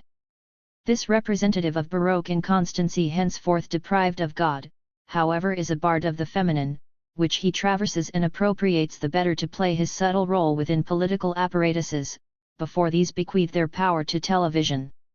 If he doesn't arrive at the integration that makes him an impossible hero or the hero of the impossible, this chameleon risks annihilation. Explorer of the unrepresentable, he dedicates himself to being a ham. Alongside the personal tragic element, the story of Aragon has the advantage, so to speak, of showing political engagement as a relay and link of tragic revolt. For Aragon, political engagement took place at a moment of great subjective malaise. He approached the party in 1926 or 1927 and, after a long process, became a member. What does this engagement mean in the context of what we have learned of his life and work, in view of the fluidity and instability that take on aspects of sexual ambiguity and a game with signs? Well, one can interpret it as a sort of repudiation of the imaginary. My revolt will no longer take place in the imaginary or in writing, it will be an act that will assure true revolt insofar as it is both psychical life and social engagement. The adoration of the social group will replace the adoration of the feminine for Aragon. I am not questioning the many good reasons that one may find to justify adherence to a political party. But if one seeks to understand in depth the psychical significance of adherence, it is not uncommon to find at its root a will to restore the father and the law, in order to struggle against the disappointment of depression, against invasion by the feminine, against the plunge into a thought of which Irene's Kant is such a perfect example. I know that some of you will be unsatisfied by this conclusion, not having found your preferred myth of Aragon in my analysis, the cult of the couple and the people, of Elsa and the party.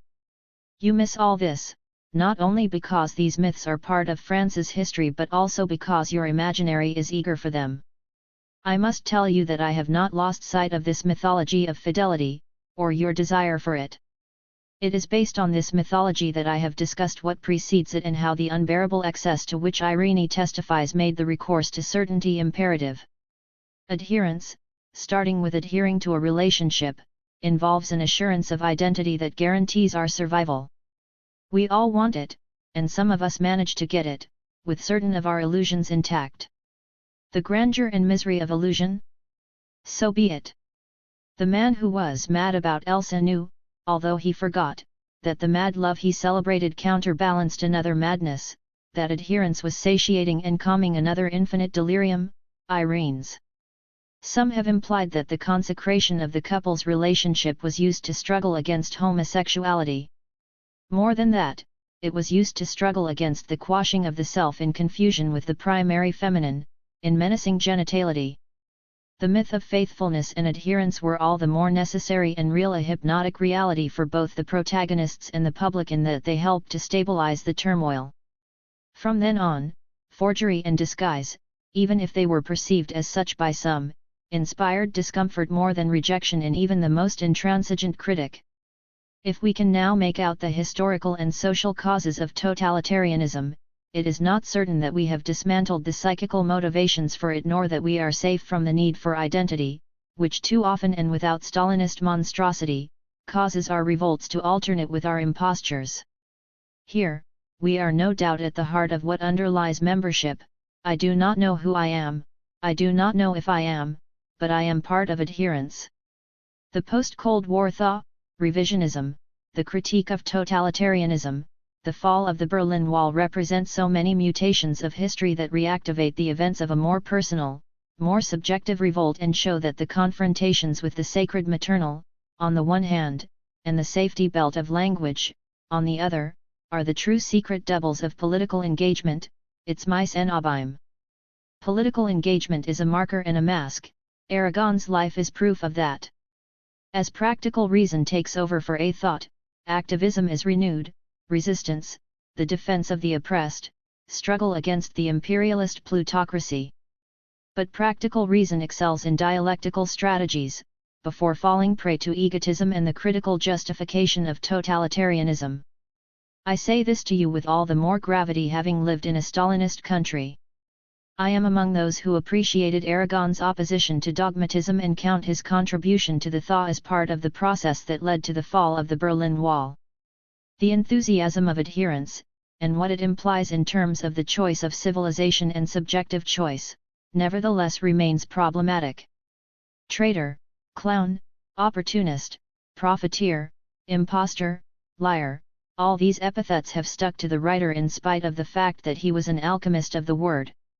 A true actor, he acted out the spectacle of adherence without ever abandoning the dimension of the unfathomable that he confronted in writing, in a rhetorical and subjective experience that one may or may not appreciate but that nevertheless remains singular. Is it legitimate to speak in this context of an impasse of revolt, an impasse of the imaginary, in favor of the practical reason of which Stalinism would be the sinister apotheosis? One could pose the question another way: is the imaginary experience of Aragon audible, readable without the political backdrop, without the mass media visibility that communist popularity procured for him and that gave him one of his reasons for being? Aragon is not read much today. Is this imaginary that ventured to the limits of the sensory and the feminine, which I described as specific to him, impossible to save under the pretext that he died with ideological membership associated with him? There is in fact a nonsense of revolt in the way Aragon used it that makes it impossible to practice today. Sartre will offer another example of this, and Barthes a completely different approach. There remains nonetheless the question of thought. When it is deployed as psychical life, when it has the ambition of being psychical life in the sense of the revitalization and resurrection of identity in the sense of a thought, it inevitably confronts the maternal, on the one hand, and signs on the other. Is this experience inseparable from the sort of safety belt that institutional membership can offer? If so, what is it today? If not, what solitude? In either case, perhaps no one can assume its risks at the price of the paroxysm that Aragon exhibited, though it is structural when the strongest prohibition is associated with the archaic or the sensory. Which means that, beyond freedom, it is a thought itself, along with this revolt, that is in peril. Perhaps other links can be built that are not the partisan links of practical reason. Right now, we are a long way off. 7. Sartre, or, we are right to revolt. I am free.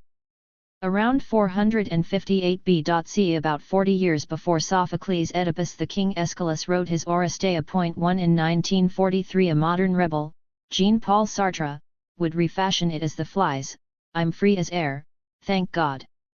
My mind's my own, gloriously aloof. I shall not come back to nature. In it are 1,000 beaten paths all leading up to you, but I must blaze my trail. For I, Zeus, am a man, and every man must find out his own way. Nature abhors man, and you too, God of gods, abhor mankind. 2. The speaker is a curious matricidal humanist, a remorseless atheist who represents the absolute stranger, that is, the free man Sartre will ceaselessly champion in an intellectual and political career that proved one of the most turbulent and controversial. To examine revolt in the contemporary world, in contemporary literature, Sartre's experience cannot be ignored. I am all the more delighted to present his work here because a sort of weak consensus has reigned for some time that disparages Sartre, unfairly in my opinion.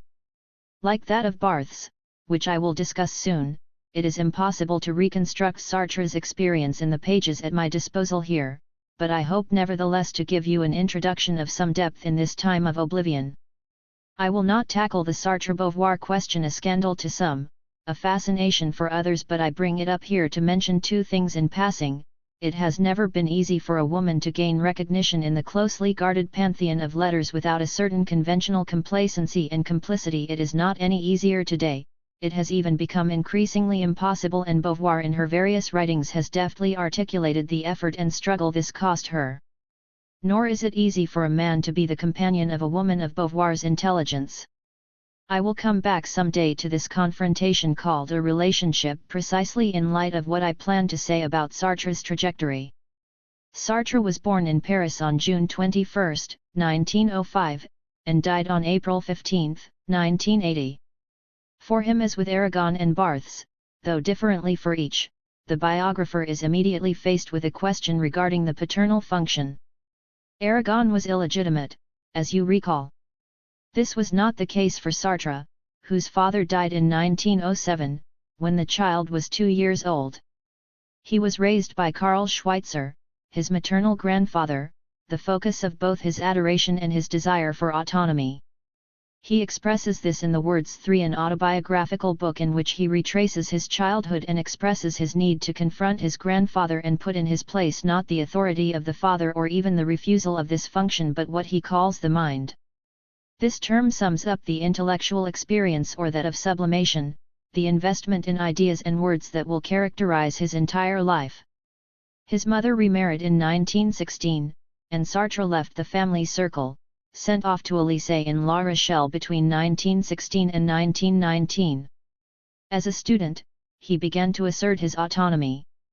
Accepted at the École Normale in 1924, he passed the agrégation in 1929 and began his military service in the meteorology department in Tours. Later, he became a philosophy teacher in Le Havre, in Lyon, and, in 1937, at the Lycée Pasteur in Paris. Then war broke out, which he discussed in his diaries. Point 4 He was taken prisoner on June 21, 1940, in Lorraine and led to Stalag 1-2D in Trier.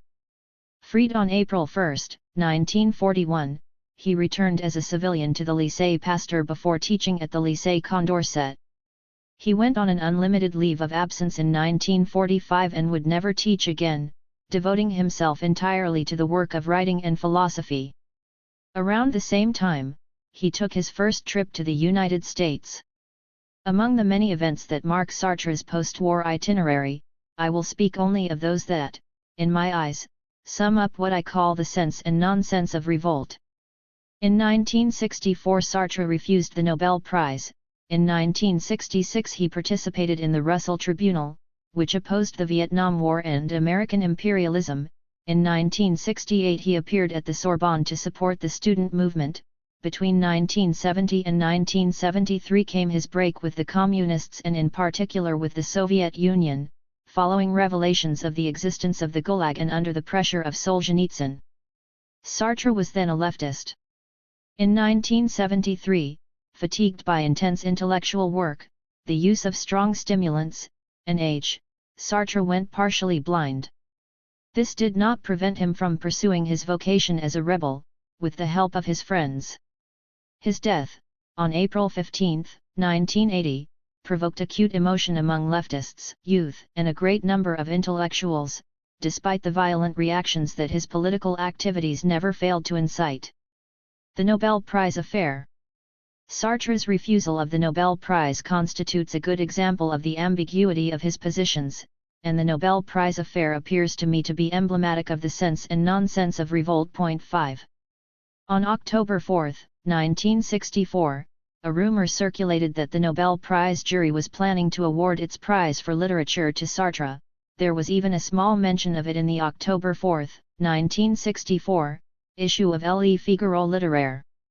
On October 14, Sartre sent the following letter to the Nobel Academy. Mr. Secretary, according to certain information I was made aware of today, I have some chance of obtaining the Nobel Prize this year. Although it may be presumptuous to decide a vote before it has taken place, I am taking the liberty to write you now in order to clear up a misunderstanding. I would like to assure you first, Mr. Secretary, of my deep esteem for the Swedish Academy and the prize with which it has honored so many writers. Nevertheless, for reasons that are personal and for others that are more objective, I do not wish to appear on the list of possible prize winners, and neither can nor wish, either in 1964 or later, to accept this honorific distinction. Please accept my apologies, Mr. Secretary, and my deepest respect. Apparently this letter arrived at its destination on a weekend, the secretary misplaced it, and it was lost. Sartre was therefore announced as the recipient of the prize. Afterward, he gave an interview to the Swedish and international press at the Swedish Embassy in Paris. By refusing the Nobel Prize, Sartre refused 250,000 francs, a substantial sum at the time. His refusal, however, cannot be reduced to moral rigor and financial asceticism. He could have accepted the prize which in his eyes bought the work and the writer and used it for political causes, for example, Vietnam, tortured and starving children, and so on. More profoundly, he explained his refusal as a desire to show that the writer must remain inalienable, rebellious to any allegiance, even an institution as prestigious as the Nobel. 6 Finally, and this is where ambiguities arise, Sartre felt the writers who had already been honored by the Nobel jury were all part of the capitalist bloc, the bourgeois bloc, and that the prize was only rarely given to writers of the Eastern Bloc, which Sartre, despite his circumspection, continued to appreciate. When a Soviet writer was honored, he was sorry it was not the right one. In his eyes, the Nobel Prize was awarded to Boris Pasternak and not to Mikhail Sholokhov. Sartre's arguments would soon be made obsolete at the very least by events that showed the Eastern Bloc in all its horror. Solzhenitsyn's revelations would lead Sartre to move away from communism and withdraw his critical sympathy. Sholokhov would even be charged with stealing the manuscripts of an unknown writer and publishing them as In Quiet Flows the Dawn, which cast a lugubrious light on the demand for libertarian rigor that Sartre advanced in preferring him to Pasternak. Of course, Sartre had no reason to suspect Sholokhov, but he did have ways of knowing about the existence of the camps and the manipulations in which the Soviet system indulged. All this applies much more dramatically to Aragon and his long complicity with the Stalinist reality, which I have not emphasized enough and which is not well known. As for Sartre, his concern to detach himself from Western conformism had blinded him, and he adhered completely, without the spirit of revolt he demanded elsewhere, to a certain leftist propaganda of the time. Total revolt against some, doubts finally erased concerning others. Sartre's position at that moment, with its distinct and dogmatic moralism, similar to that of a good many intellectuals and writers, would gradually become more complex and nuanced with the development of global history and his own thought, but it is striking today in its sectarianism. Consider Sartre's arguments as they were developed in the interview I just mentioned. I keenly regret that this affair has taken on an appearance of scandal. A prize was awarded and someone refused it. The fact was, I was not informed early enough about what was being planned. When I saw an article in Le Figaro Littéraire of October 15 by the paper's Swedish correspondent saying the choice of the Swedish Academy had not yet been established, I imagined that by writing a letter to the Swedish Academy, which I sent the next day, I could clarify things and no one would talk about it anymore. I was unaware that the Nobel Prize was awarded without asking the opinion of the party in question, and I thought it was important to prevent that. But I understand that when the Swedish Academy has made a choice, it cannot retract it. The reasons for which I renounce the prize concern neither the Swedish Academy nor the Nobel Prize itself, as I explained in my letter to the Academy. In it I invoked two sorts of reasons: personal reasons and objective reasons. My personal reasons are the following: my refusal is not a spontaneous act. I have always refused official distinctions. When, after the war, in 1945, I was offered the Legion of Honor, I refused, even though I had friends in the government. Likewise, I have never wished to enter the Collège de France, as some of my friends have suggested. This attitude is based on my conception of a writer's work. A writer who takes political, social, and literary stands must act only with the means that are his own, that is, the written word. All the distinctions he may receive expose his readers to a pressure that I do not consider desirable. It is not the same if I sign my name Jean-Paul Sartre, or Jean-Paul Sartre, Nobel Prize winner. The writer who accepts a distinction of this sort also engages the association or institution that has honored him. My sympathy for the Venezuelan underground engages no one but me, whereas if the Nobel Prize winner Jean-Paul Sartre supported the Venezuelan resistance, he would drag the entire Nobel Prize as an institution with him. The writer must therefore refuse to allow himself to be transformed into an institution, even if this takes place in the most honorable forms, as is the case here. This attitude is obviously entirely my own. It does not comprise any criticism against those who have already been honored. I have much respect and admiration for several prize winners whom I have the honor of knowing. My objective reasons are the following: the sole possible struggle on the cultural front is for the peaceful coexistence of two cultures, that of the East and that of the West. I am not saying we have to embrace each other. I know that the confrontation between these two cultures must necessarily take the form of a conflict. But it must take place between men and between cultures without the intervention of institutions. I feel the contradiction between the two cultures personally, profoundly. Note the emphasis on the malaise engendered by these contradictions, and the choice nevertheless supported: I am made of these contradictions. My sympathies lean undeniably toward socialism and what is called the Eastern Bloc. But I was born and raised in a bourgeois family. This allows me to collaborate with all those who want to bring the two cultures closer together. Of course, I hope the best one wins. Since the best one, in Sartre's eyes, was socialism, his error has been denounced with the greatest virulence. The victors say Sartre was always mistaken, although most of these righteous sorts never ventured any thought or position whatsoever themselves.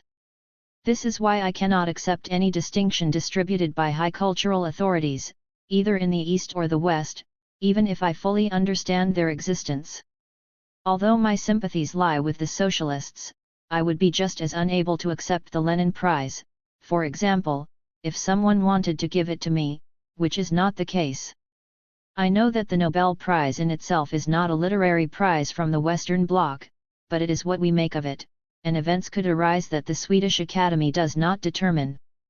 This is why, in the current situation, the Nobel Prize presents itself objectively as a distinction reserved for writers of the West or rebels of the East.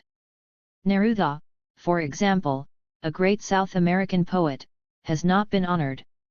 Louis Aragon has never been talked about seriously, though he certainly deserves it. It is regrettable that the prize has been given to Pasternak before Sholokhov, and that the only Soviet work honored should be a work published abroad and prohibited in its country. As though samizdat and publishing abroad has not always been necessary to publish dissident works. But in 1964, Sartre was oblivious to this.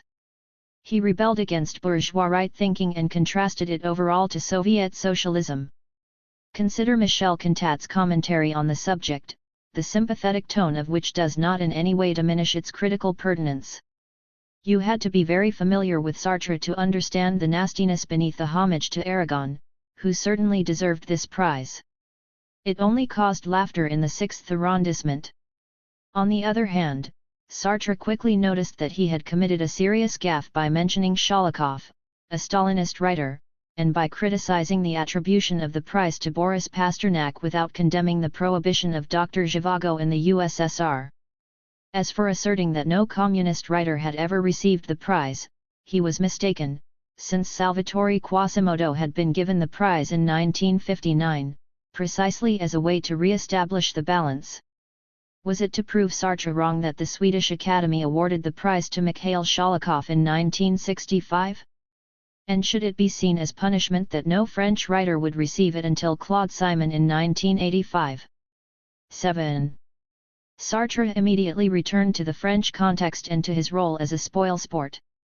A balance could have established by a similar gesture in the other direction. During the Algerian War, when we signed the Declaration of the 121, I would have accepted the prize gratefully because it would have honored not only me but also the freedom for which we were fighting. But this did not happen. And it was only when the fighting ended that the prize was awarded to me. In the Swedish Academy's motivations, they speak of freedom, this is a word that invites numerous interpretations. In the West, we only understand a general freedom. As for me, I understand a more concrete freedom that consists of the right to have more than one pair of shoes and to eat when hungry. It seems less dangerous to me to decline the prize than to accept it. If I accept it, I lend myself to what I will call an objective takeover. I read in the Figaro Literaire article that my controversial political past would not be held against me. I know that this article does not express the opinion of the Swedish Academy. But it clearly shows how my acceptance would be interpreted in certain circles on the right. In advocating concrete individual freedom, Sartre worried that his rebellious past might be erased, especially during the Algerian War. I consider this controversial political past still valid, even if I am prepared to recognize certain past errors among my comrades. By this I do not mean to say that the Nobel Prize is a bourgeois prize, but that is the bourgeois interpretation the circles I know well would inevitably give it. Finally, I come to the question of money. The Academy places a great weight on the prize winner's shoulders by accompanying his homage with an enormous sum. And this problem tormented me. Either one accepts the prize and, with the sum received, supports movements or organizations that one considers important. For my part, I think of the Apartheid Committee in London, or one declines the prize based on general principles and deprives this movement of the support it needs. But I think that this is a false problem. I obviously renounce the 250,000 francs because I do not want to be institutionalized either in the West or in the East. But one cannot be asked, for 250,000 francs, to renounce principles that are not solely your own but that all your comrades share. This is what has made both the attribution of the prize and the refusal that I am obliged to give so difficult for me. I want to end my statement with a message of friendship to the Swedish public. Point 8. Sartre's position was clear. His honesty led him to refuse the prize for the reasons he mentioned. Nevertheless, given the events that have followed, particularly the revelations about the East and the fall of the Berlin Wall, an ambiguity persists and taints the whole of his rebellious position in that it did not go so far as to challenge what he called socialism, a term that cannot be used generically to encompass all of Eastern European communism, although some have no qualms doing so, in a pejorative sense, tracing totalitarianism back to the Enlightenment. We are presented with a curious symmetry of apparently opposed intellectual parties during the Stalinist era. Some supported socialism, which included communism, in order to positivize it and to rise up against the injustices of bourgeois societies, using it as a weapon. Others used the same amalgam to reject the monster as a whole in favor of a beatification of liberal democracies. Some anti-authoritarians, libertarian socialists, indeed, leftists absolutized revolt without revolting precisely against the revolt itself and limited their critical judgment. Others, democratic liberals, obscured the role of the negative and of revolt in psychical and social life. Note, however, that Sartre's union with what he called socialism was an attempt at critical proximity not with the socialist left, whose evasions he did not support, but with the Communist Party, whose anti-Americanism, critique of bourgeois conformism, and impact on the masses, the proletariat, he appreciated and which so strongly seduced the intellectual, guilty about his scarcely popular refinements. He explained this himself in On a raison d'être révolteur. Thus, regarding 3 articles entitled Les communistes et la paix published in Les Temps modernes during the Cold War, he said, "When I think about it today, I think I was compelled to write them out of hatred of bourgeois behavior more than the attraction the party exercised over me." 9. That said, as a result of positions of which the Nobel Prize affair was but a spectacular emblem, a strong and lasting hatred of Sartre was set into motion that went well beyond the ambiguity of his position and his so-called mistakes. I recommend Jean-Jacques Brachier's very topical book, which I have already cited, which mentions a number of Sartre's most virulent detractors, Jacques Laurent and Jean Dutard, among others, who ceaselessly denounce the pedantic and barbarous language of this philosopher lost in literature, this patent corrupter, and so on. Point 10. More surprising are criticisms from people such as Kostas Axelos, philosopher and ex-theoretician of the Greek Communist Party, who found Sartre's leftist positions unacceptable. On the other hand, to allow you to persist in the idea that revolt defines free men, I was struck by two voices which Brauchier also mentions and which seem to me to be very significant, two great intellectuals and writers who do not join the chorus of detractors, François Mauriac and Gilles Deleuze. A free man, in touch with our difficulties and enthusiasms. Mauriac's ironic and critical question published in L'Express remains famous: "O Sartre, why are you so sad?" Fortified by glory and the Catholic resurrection, Mauriac was persuaded to dispense hope beyond Billancourt and to avoid the negative and caustic tone Sartre adopted when he denounced the evils of the era and society. He thus falsely inscribed himself against Sartre's positions, but in his weekly block notes in Figaro Littéraire, he revealed himself to be a man of great decency and underscored Sartre's moral and human force. He only got what he deserved. Jean-Paul Sartre might have cried when Albert Camus won the Nobel Prize. Camus, if he were still alive, would not be able to respond catch, because Jean-Paul Sartre managed to avoid the golden paving stone that fell on his head and did not in fact catch anything. Let's give him some credit, he gave his reasons to the city and the world without getting turgid, his tone appropriate, like a well-bred bourgeois. But, above all, Sartre was able to avoid ostentation, that was the danger in his gesture. Think what you like of the philosopher, the essayist, the novelist, the dramatist, but in the last analysis this great writer is a true man, and that is his glory. I emphasize this, because if you know how sparing Mauriac was with his compliments, you can appreciate the homage. I hear myself when I give him this praise, he continued. A true man doesn't grow on trees, much less in newspaper rooms or the antechambers of publishing houses. Because he is this true man, Sartre reaches those who are the most estranged from his thought and most hostile to his opinions. 11 Even Mauriac, as you see, who counted himself among those most estranged from his thought and most hostile to his opinions, nevertheless considered him a true man, the likes of which did not grow on trees. Everything a true man says, everything he writes engages him. This goes without saying for him, but is surprising in a world where gestures and words no longer engage anyone.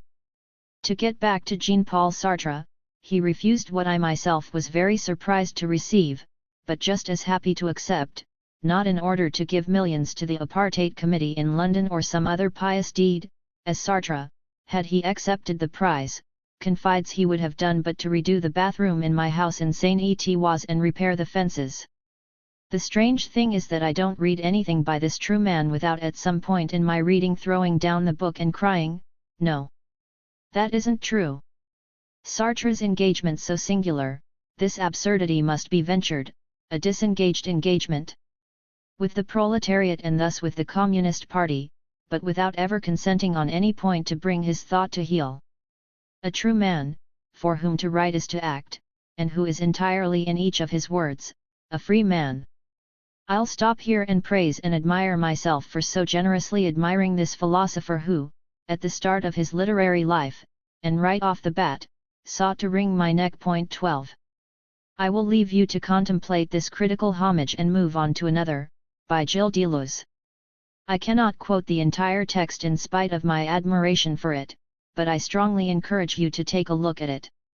In it Deleuze says what one would not necessarily expect from the author of Anti-Oedipus: he was my master, he declares quite simply.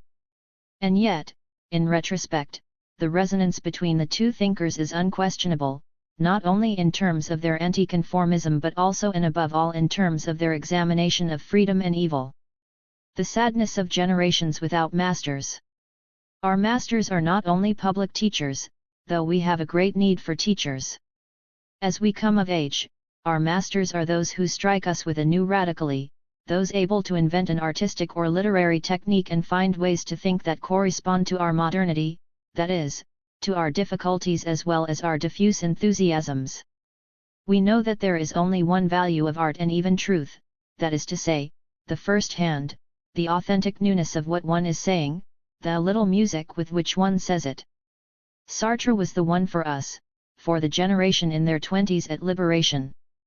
Who then knew how to say something new, if not Sartre? Who taught us new ways to think? As brilliant and profound as it was, the work of Merleau-Ponty was professorial and in many ways depended on Sartre's. Camus, alas, was at times inflated virtuousness, at times second-hand absurdity. Camus claimed filiation with the penseurs maudits, but his entire philosophy took him back to Lalande and Meyerson, authors familiar to anyone with a high school diploma. The new themes, a certain new style, a new polemical and aggressive way of posing problems came from Sartre. In the disorder and hopes of the liberation, we discovered, rediscovered, everything: Kafka, the American novel, Husserl and Heidegger, endless clarifications of Marxism, the impulse toward a new novel. All this happened through Sartre, not only because, as a philosopher, he had a genius for totalization, but because he knew how to invent the new. The first productions of The Flies, the publication of Being and Nothingness, that is Existentialism Humanism, lecture, were events. One learned, after long nights, about the identity between thought and freedom. 13. I would like in turn to demonstrate the correspondences Sartre sought to maintain with our difficulties and enthusiasms. First off, there was an identity between thought and freedom, particularly in the Sartrine theatre as revealed through the libertarian value of the strange characters in his plays. What is striking in Sartre's theatre is the spirit of freedom and revolt, a minor manifestation of which we have just seen, misguided although not without pertinence, in the refusal of the Nobel Prize. This spirit of revolt and freedom that did not retreat from error or even from evil was crystallized in the characters of the criminal, the bastard, the actor, and the intellectual. Following the trajectory from Nausea to The Flies and other plays, it composed a sort of faceted deconstruction of the rebellious hero. Foreign to myself. I am doomed to have no other law but mine, The Flies under the occupation and Vichy. Let's start with The Flies and move backward chronologically, for the major themes of Sartrine revolt are present here in an imaginary form, and you do not necessarily need the philosophical apparatus of existentialism to access it. Imagine The Flies during the occupation and Vichy when Sartre adapted the Greek legend. Orestes, son of Agamemnon and Clytemnestra, is 20, he arrives with his tutor at Argos from which he was sent away at the age of 3 after Aegisthus, Clytemnestra's lover, murdered Agamemnon. He is excluded, in the position of the tragic hero, but not just any hero, not Oedipus the king but Orestes the exile, who will be revealed to be the free man. The identification of the dramatist and the spectator with the excluded is already a position of revolt. Orestes wants to enter the city from which he was exiled to incite revolt among the people protecting themselves from death and evil through the complacency of remorse. The Flies represent the Furies. Philebus/Orestes directs the violence of his gesture at the homogeneous and the identical, all the more because Aegisthus, the murderer, feels no remorse. While the entire city is invaded by remorse, a diffuse, persecuting, always sickening remorse that takes the form of flies, none is assumed by the sovereign criminal who is the cause of it. Given that this play was written during the German occupation, the insinuation is clear. It is an indictment of a fetid state of mind, of a crowd concealing the crime of leaders and condemning itself to abjection in passiveness, guilt-ridden though complicitous and incapable of resistance and freedom. As Andre Green remarks, the theatre offered Sartre the chance to exhort an audience by means of the spoken word, under the nose of the Germans, these Aegistheses who slept with a collaborating France. 14. How will Orestes lead the city of Argos to rebel? As you recall, he does not succeed, but he commits an act that shows us the difficulty of revolt and the compromise in which the tragic hero and/or rebel engage. Another evil must be committed in order to conquer evil. This, at least, is the path Orestes follows, pushed by his sister, Electra, who disowns her brother once the infamy is committed. What is the new evil?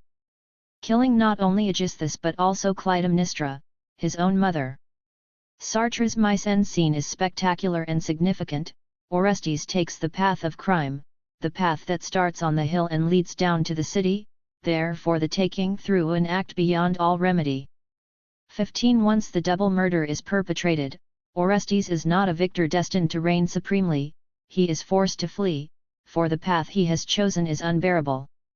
This obligation is also a choice, a second choice, for Orestes takes the road outside the city, under the sun, of his own will, well before the persecution of the crowd begins. When Electra calls him a thief, impugning the horror her brother has committed, Orestes protests that he is free and leaves Argos forever. The path of freedom is an open road that involves temporary implication in evil and crime.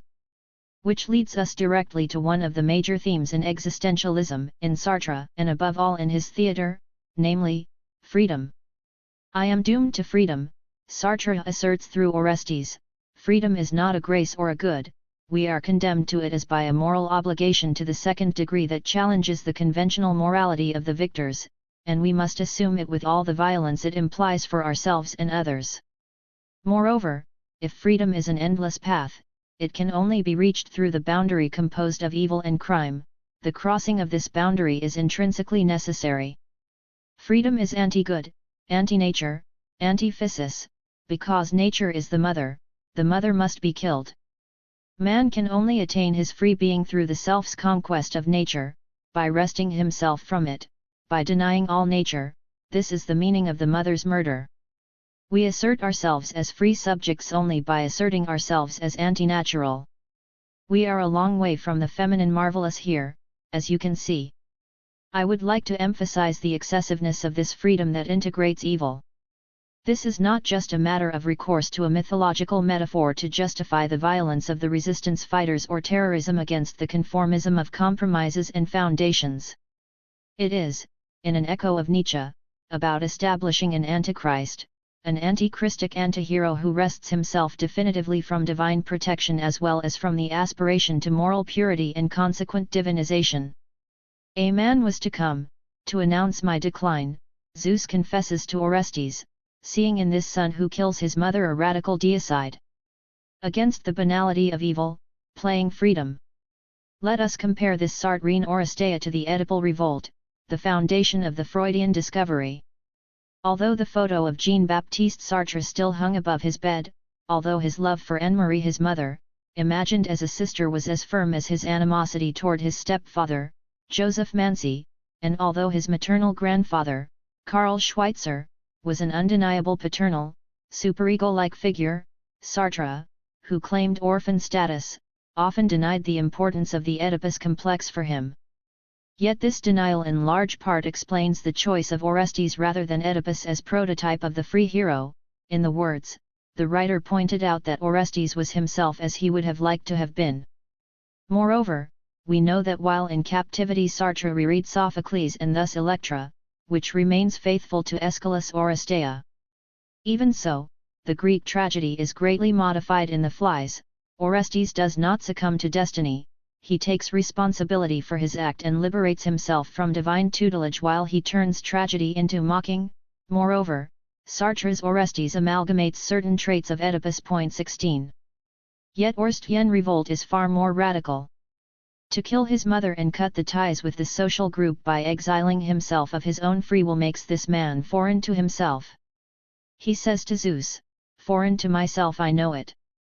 Outside nature, against nature, without excuse, beyond remedy except what remedy I find within myself. But I shall not return under your law, I am doomed to have no other law but mine." 17. What does this total refusal of nature as well as law mean?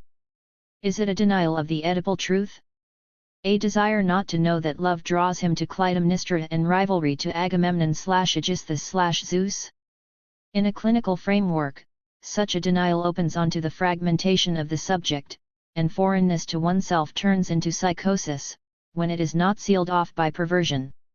From Hitchcock to A Clockwork Orange, contemporary art has shown modern Orestes, murderers of their mothers and the law, whose latent or claimed homosexuality is dissimulated in addiction to evil. This interpretive path nevertheless avoids the cruel novelty of Orestes in relation to Oedipus. The very foundation of identity, that of the social group and its legislation, that of the individual, is challenged here. Whether the critical state of Greek legislation, or the critical state of the European states during World War II, or even the internal crisis of a technological and media-driven society, we are differently and conjointly confronted with a demand. When the symbolic link fails, Oedipal revolt is impossible and fails in its dialectical function to construct the subject's autonomy. Condemned henceforth to shatter the most archaic links, those of desire for the mother and even the attachment to natural biological survival, the subject reaches these zones of turbulence that are discord or war, turbulence in oneself, the family, the city, and at the core of being. This radical wretchedness in counterpoint to Heidegger's serenity of being is what the speaking subject faces. His freedom depends on it, and he assumes its risks, either by compromising himself in crime and its duller variants, corruption and deceit, or by trying to find polyphonic signs of this fragmentation. By practicing the disengaged engagement that Sartre made a new moral code by calling it freedom, he imparted to it the stigmata of error, or why not say evil, as its inevitable, if not necessary, condition. We have no choices other than a beatific moralism or this Orstean path whose risks are atheism and psychosis. But is it really a risk or the necessity of lucid men, which Sartre confronted with pioneering force, conjugating the contemplative life of the philosopher and the active existence of the citizen? The evil is not here, for, you must admit, Sartre's The Flies has the advantage of not banalizing evil, or even reserving it in the reconciliation of an Oedipus who has realized his enigma and soothes himself in order to die in the light of Colonus. It inscribes it ineluctably at the heart of man if he wishes to follow the paths of freedom. Consider this, from the War Diaries, for example: from the outset I undoubtedly had a morality without a God, without sin but not without evil. 18 This evil is not even the lesser evil one would use against absolute evil. Instead it is the necessity of evil assumed in total lucidity, the latter being the only thing capable of limiting it and engaging it in the violence of freedom. The other evil, on the contrary, is more pernicious, the kind that stops pointing out evil, evil that suspends the evil that it is, the arrest of the negative. That Sartre did not take this rigor, which he nevertheless posited, to the end could be held against him in hindsight. But who is in a position to do so? Who among us has not stopped at some point or another on a certain path, in certain private labyrinths that today recall the voyages of Oedipus and Orestes? Who has gone to the end, and what does to the end mean? Orestes, in any case, is not a psychoanalytical hero. Oedipal subjects, the subjects of psychoanalysis, are dialecticians who displace the negative, but they do so within the boundaries of identities they wish to be independent, of cities whose laws they cite but whose recognition they seek. However, by exploring border states and social crises, psychoanalysis is henceforth solicited by Orestes, by the strangeness of socialized psychosis, by the art that an excessive fragmentation exhibits, and by the new variants of increasingly unusual, polymorphic, and free intersubjective links. And perhaps by not listening to Orestes, psychoanalysis neglects the modern subjects that we are, the freest among us, the most foreign. Orestes is not an anti-Oedipus, Orestes is the culmination of Oedipus, the completion of his rebellious logic and the announcement of an unthinkable foreignness, gloriously aloof. I measure my words as I say this, knowing the personal and political risks posed by the destruction of the mind, that is, psychical space. It is not certain that men can develop a civilization of freedom without traversing the danger of this gloriously aloof mind that Orestes prefigured, the pinnacles and pitfalls of which Sartre experienced. Electra is horrified and repudiates her brother, though it was she who suggested the possibility of fighting evil with evil. She feels the same guilt that the people feel, while her brother traverses it and opts instead for freedom by loudly claiming responsibility for his act. I am free, Electra. Freedom has crashed down on me like a thunderbolt. I have done my deed, Electra, and that deed was good. I shall bear it on my shoulders as a carrier at a ferry carries the traveller to the farther bank. And when I have brought it to the farther bank I shall take stock of it. The heavier it is to carry, the better pleased I shall be, for that burden is my freedom. 19 He later adds, I am free. Beyond anguish, beyond remorse. Free. And at one with myself. It is this aspect of existentialist morality that will cause scandal, a radical atheism that was too quickly confused with amoralism. On the contrary, it traverses religious and, more specifically, Christian guilt and proclaims itself an accomplice of violence. I am no criminal, and you have no power to make me atone for an act I don't regard as a crime. Suddenly, out of the blue, freedom crashed down on me and swept me off my feet. Nature sprang back. And there was nothing left in heaven, no right or wrong, nor anyone to give me orders, asserts the rebellious hero doomed to freedom. Perhaps now this line from the War Diaries will be clearer. It absolutizes the freedom of language rid of clichés and stereotypes, that is, it praises the freedom of literature at the price of matricide. I would condemn someone definitively for a linguistic mannerism, but not because I'd seen him murder his mother 20. In many of Sartre's plays we find the theme of freedom that entails evil, an evil that is no longer experienced as an evil and even less as a culpable and culpabilizing evil. And yet it is not the banalization of evil that Hannah Arendt deplored when she denounced the Nazis' inaptitude for judgment and freedom. It is the recognition of the necessity of violence, but, more profoundly still, a recognition of the death drive and the jouissance henceforth called sadistic that Freud taught us to detect at the boundaries of the psyche and that Sartre accords a sociological and moral argument. In The Respectful Prostitute, Lizzie encourages the black man to kill the white man who is threatening to lynch him for a crime he did not commit. She herself cannot commit, or allow herself to commit, such an disrespectful act.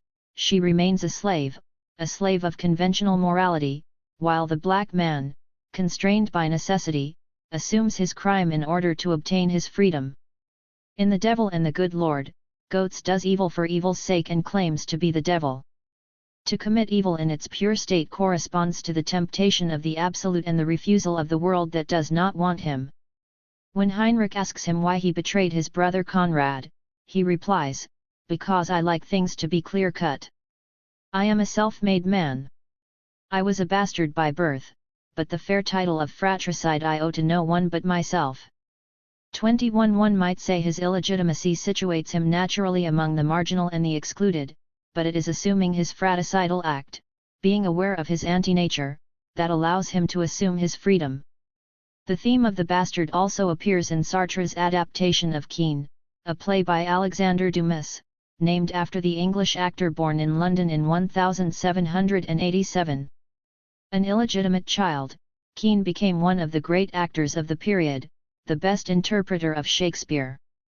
By reflecting on the copresence of illegitimacy and the condition of the actor, Sartre constructed his conception of the intellectual as one who refuses origins and naturalism and of subjectivity as a permanent conquest of freedom. Thus, for example, through betrayal, deception, and evil, Jean Genet would become saint and martyr. Illegitimacy, games, and the actor would be markers in the asceticism of the intellectual such as Sartre perceived it. Do you understand that I want to weigh with my real weight in the world? Kean asks in a series of monologues that highlight his conception of the actor as a synthesis, a trompe-l'oeil virtuality. He thus reveals not his presumed outlaw perversion but the secret and essential character of all consciousness that negativizes facts, acts, and objects and that, by reconstructing them in the imagination, is asserted as fatally free. True revolt that of Kean the bastard and that other bastard/artist. The writer Genet does not reside therefore in a particular act targeting a particular object. It lies in the repeated representation of this act, which extracts it from its reality and confers on it the imaginary power of a recreation. It draws its ultimately political value from its nullity, its impersonal nothingness, the actor's paradox that thwarts the presentation of identity and opens the way to projections and multiple interpretations. Do you understand that I want to weigh with my real weight in the world? That I have had enough of being a shadow in a magic lantern? For 20 years I have been acting a part to amuse you all. Can't you understand that I want to live my own life? But why can I be nothing? Between your admiration and your scorn, you are destroying me. Come, sir, you need not be afraid. It was only Kean the actor, acting the part of Kean the man. There was nobody on stage. No one. Or perhaps an actor playing the part of Kean playing the part of Othello. I am not alive, I only pretend. 22. Truth as game. The possibility of a putting to death, here applied to the self, thus leads to the polyphonic identity of the actor. In essential, it marginalizes perhaps, but it is the only path of freedom that Sartre sees in the face of political and ideological burdens. You cannot become an actress, Keane says to Anna. Do you think you have to act well? Do I act well? Do I look as though I could work hard? You are born an actor as you are born a prince. And determination and hard work have nothing to do with that fact. You cannot act to earn your living. You act to lie, to deceive yourself, to be what you cannot be, and because you have had enough of being what you are. Here, in the form of a theatrical dialogue, we have an aspect of Sartre's debate with Heideggerian philosophy. Being, on the horizon of freedom and in relation to the classical subject. But a being uprooted ceaselessly by its confrontation with non-being. The bastard/actor/intellectual continuously betrays being and struggles against it relentlessly, through negativity, in non-being. The verb to lie that Sartre uses in the passage I have just quoted is not to be taken as a moral term. To lie means to play games in opposition to the identity of being. Sartre called for permanent disidentification, which constitutes the permanent and necessary crime against identity itself. You act because you want to forget yourself. You act the hero because you are a coward at heart, and you play the saint because you are a devil by nature. You act a murderer because you long to poison your best friend. You act because you are a born liar and totally unable to speak the truth. No single role is possible in itself. The love of truth as well as the hatred of it are traps in which the intellectual/bastard/actor cannot be caught.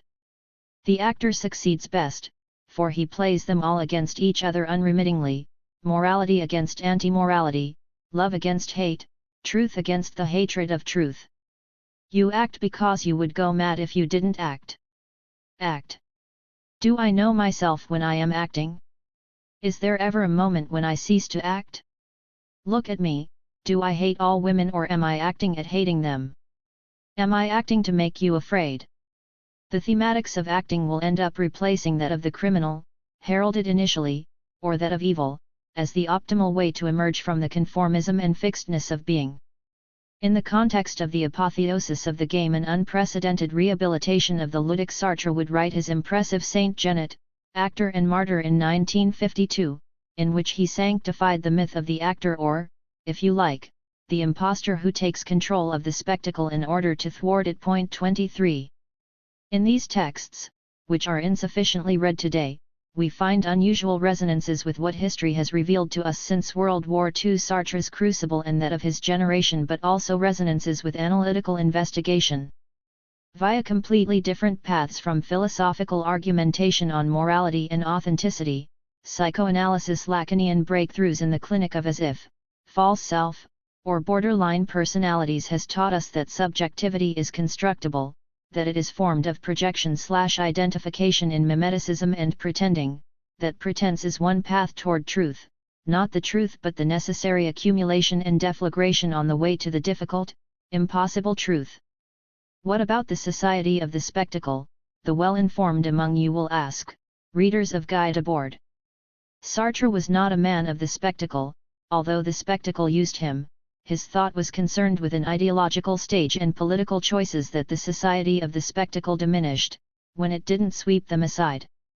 But if you reread his writings on the actor and the bastard in the light of your television screens, you will be surprised to find a contemporary in old Sartre. By thwarting the trap of identity, by praising the inauthenticity of the impostor who asserts himself as such in order to unmask the good and bad faith of pretenders to conventional authenticity, Sartre had already launched a message that continues to incite fear, namely, that there is no possible exit from the spectacle, except by traversing it in full awareness and therefore only by thwarting it, surely not by ignoring it or playing it naively or cynically. Characters as spokespeople in the philosophical novel. The long line of Sartrine characters who rebel against identity and the fixity of the social link seems to me to find its most political expression in the trilogy of the Roads to Freedom. In the character of Matthew. 24, you remember that, taking refuge in a church, he was surrounded by Germans. Surrendering would be the only way to save himself. Instead, he starts shooting with an irrepressible and joyous ferocity. We are no longer in the game but in the double of the game. I do not want you to get the impression, in what I am saying about semblance in the game, of a facile superficiality, an artificial lightness that would not truly engage the subject.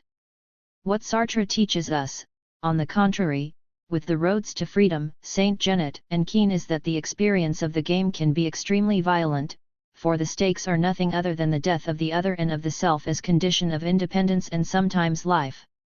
If I am writing about Sartre here, it is precisely to allow you to glimpse the imaginary as revolt, in order to restore this violence underlying the game, which has nothing decorative or spectacular about it. What emerges in Sartre's work is a proximity, a complicity, between Matthew and Keane, between the actor and the writer Genet, between the impostor and the actor, between the bastard and the resistance fighter or militant. All play roles continuously in order to show that freedom is an imaginary experience that is a violent experience, and that one cannot dissociate these two aspects of the rebellious hero, Orestes/Matthew, on the one hand, and Keane/Genet, on the other. Consider this from Troubled Sleep. Approached the parapet and stood there firing. This was revenge on a big scale, each one of his shots wiped out some ancient scruple. One for Lola, whom I dared not rob, one for Marcel, whom I ought to have ditched, one for Odette, whom I didn't want to screw. This for the books I never dared to write, this for the journeys I never made. This for everybody in general whom I wanted to hate and tried to understand. He fired, and the tables of the law crashed about him. Thou shalt love thy neighbor as yourself. Bang! In that bastard's face thou shalt not kill. Bang! At that scarecrow opposite. He was firing on his fellow men, on virtue, on the whole world. Liberty is terror. The Mary was ablaze, his head was ablaze, bullets were whining around him, free as the air. The world is going up in smoke, and me with it. He fired, he looked at his watch, 14 minutes and 30 seconds. Nothing more to ask of fate now except 1/2 minute, time enough to fire at that smart officer, at all the beauty of the earth, at the street, at the flowers, at the gardens, at everything he had loved. Beauty dived downwards obscenely, and Matthew went on firing. He fired, he was cleansed, he was all-powerful, he was free. 15 minutes. This paroxysmal mise-en-scene, whose pathos might offend good taste, has the advantage of allowing the foundation of the imaginary act to come to the surface, which in my reading of Proust and in more Freudian terms I have called sadomasochism.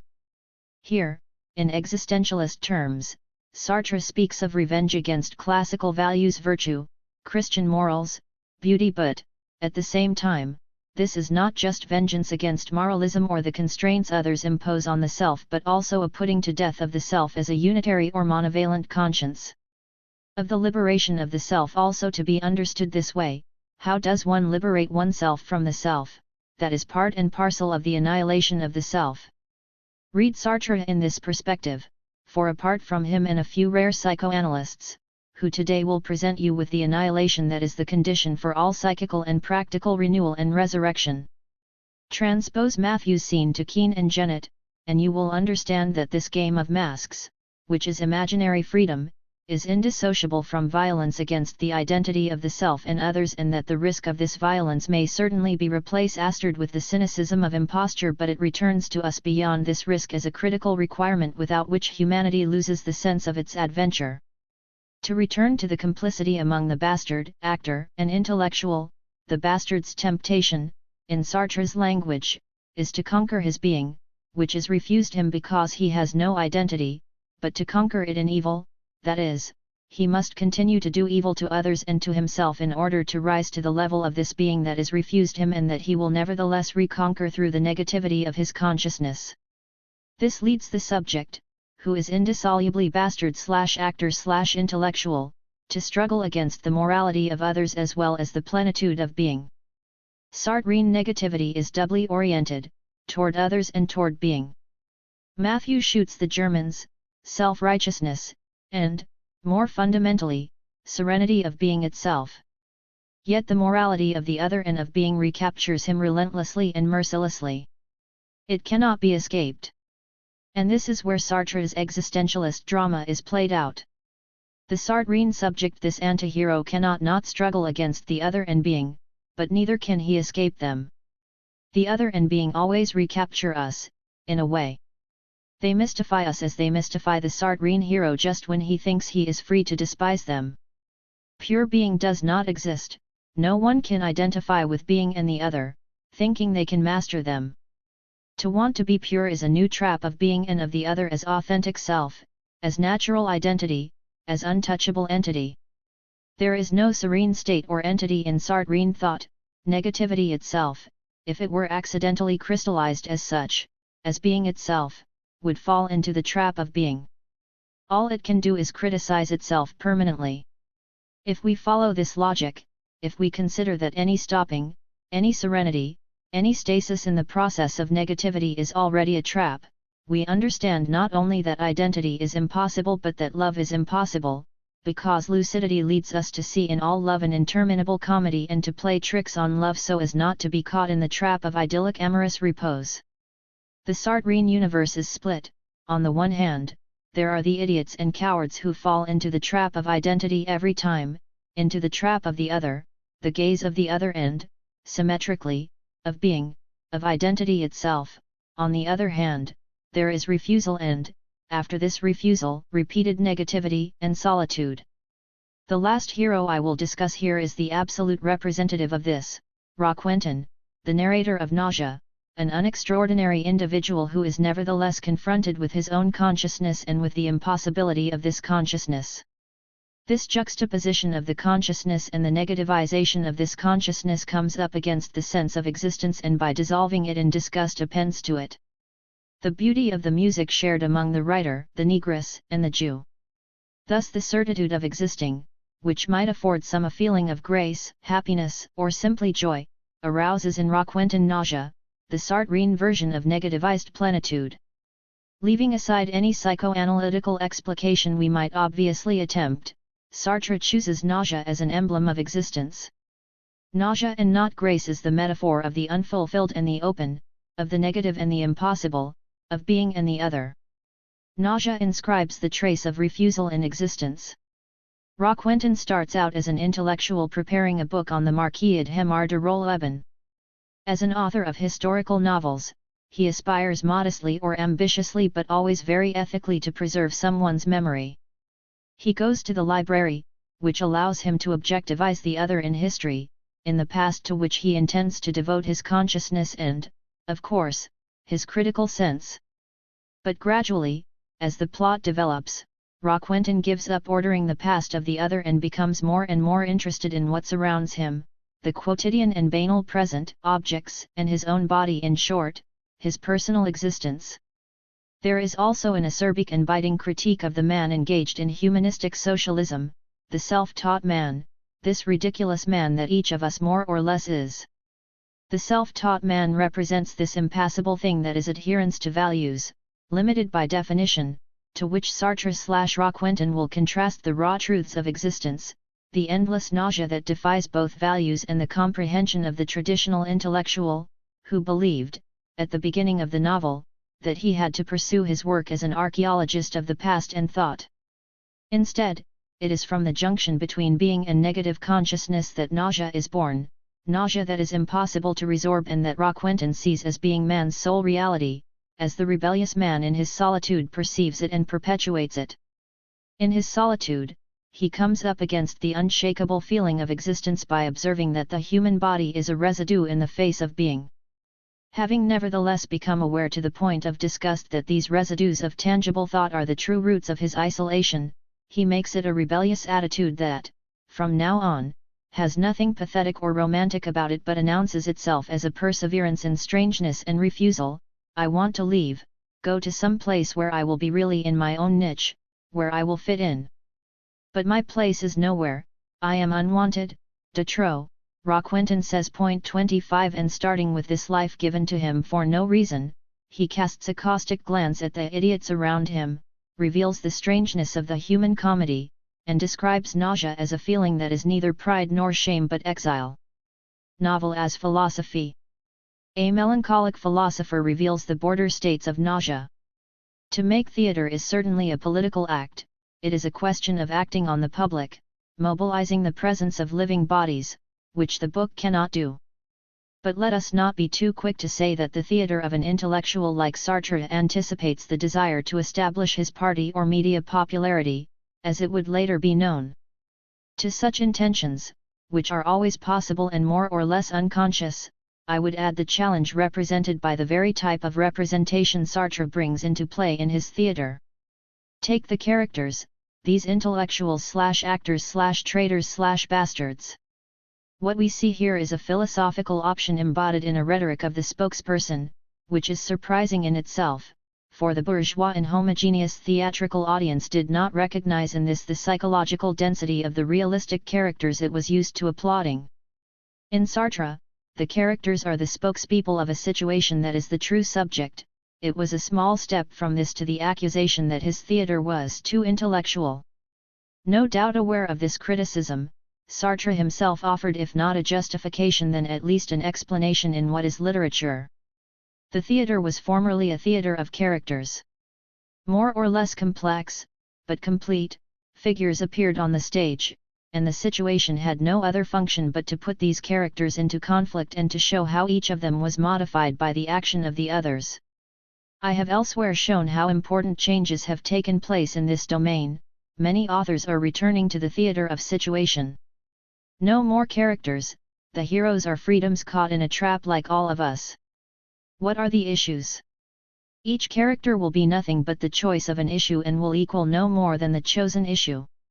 In a sense, each situation is a trap. There are walls everywhere. I've expressed myself poorly, there are no issues to choose. An issue is invented. And each one, by inventing his own issue, invents himself.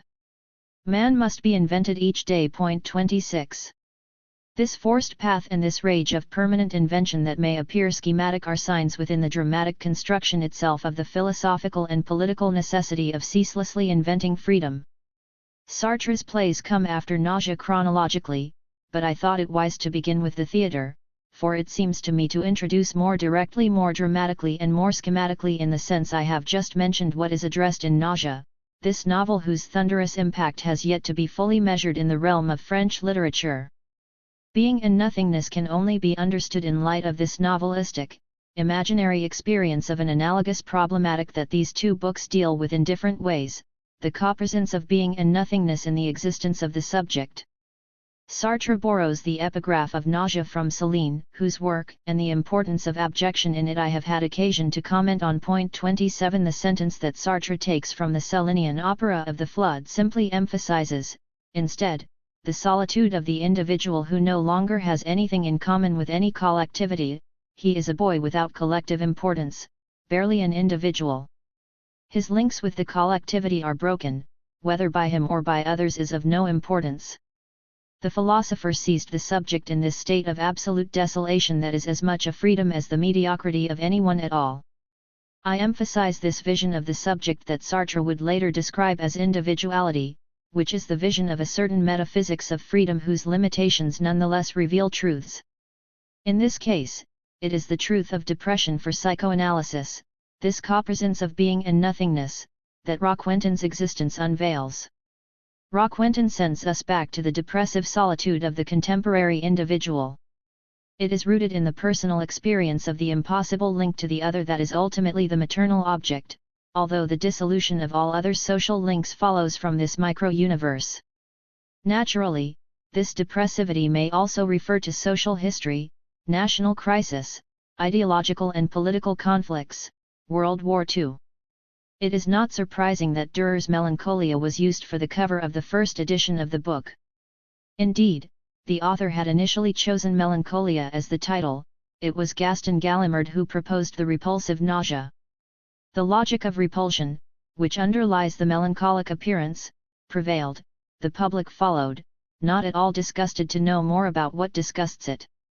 As for Sartre, he was haunted by this negativity, which he would develop in Being and Nothingness. Being inhabited by nothingness is accessible only in Nausea. The rejection of being as other or past. The novel begins, as I said, with the story of the intellectual Roquentin grappling with his work. He wants to write the history of Roll-Eben, a marquis involved a number of intrigues and implicated in the necklace affair, who disappeared in 1790 before turning up in Russia. There, Sartre explains, he attempts to assassinate Paul I. In 1813, he returns to Paris. By 1816, he has become all-powerful. In 1820, he is at the height of distinction. 7 months later, accused of treason, he is thrown into a cell, where he dies after 5 years of imprisonment, without ever being brought to trial. 28. At first, the intellectual tries to apprehend being in the form of the past, a perfectly commendable practice. In effect, however, Sartre challenged this cliché of the solitary person grappling with being as past. How? By showing that Roquentin's existential experiences gradually cause him to become detached from his initial objective and give up wanting to write.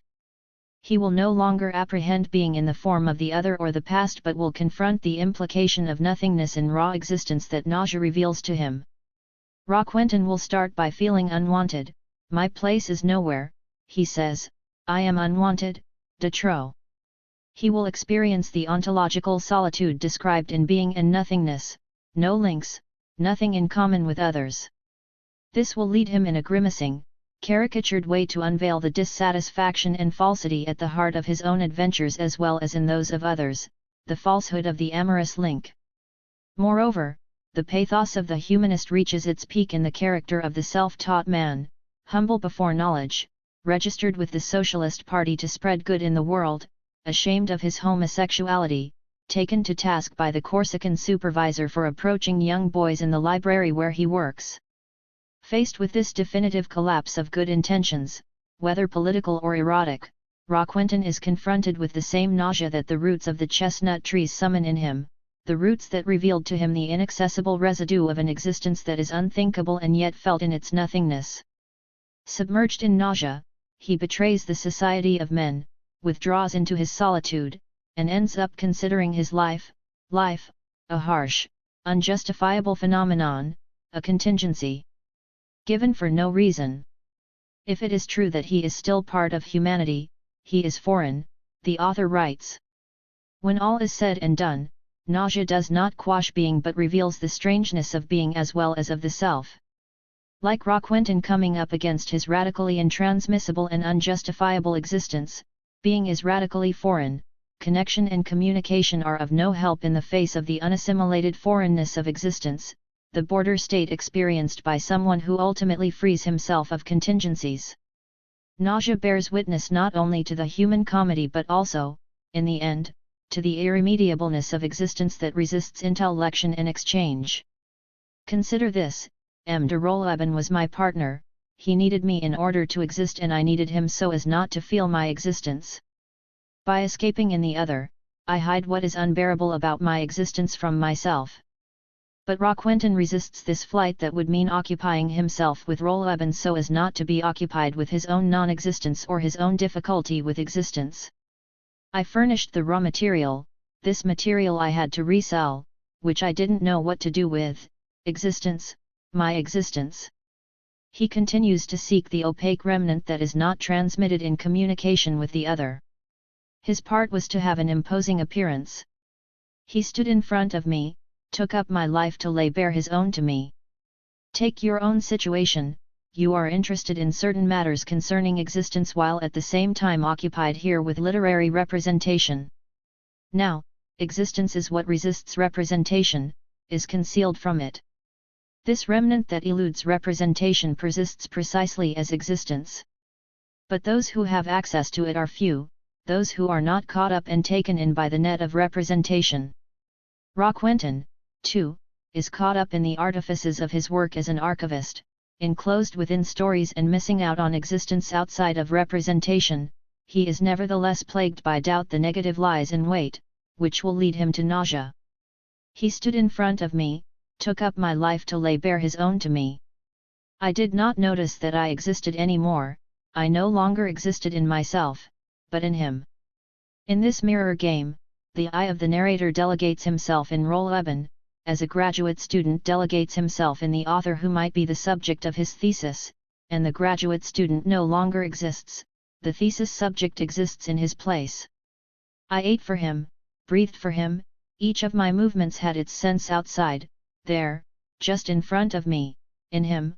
I no longer saw my hand writing letters on the paper, not even the sentence I had written, but beyond the paper, I saw the Marquis, who had claimed this gesture as his own, the gesture which prolonged, consolidated his existence.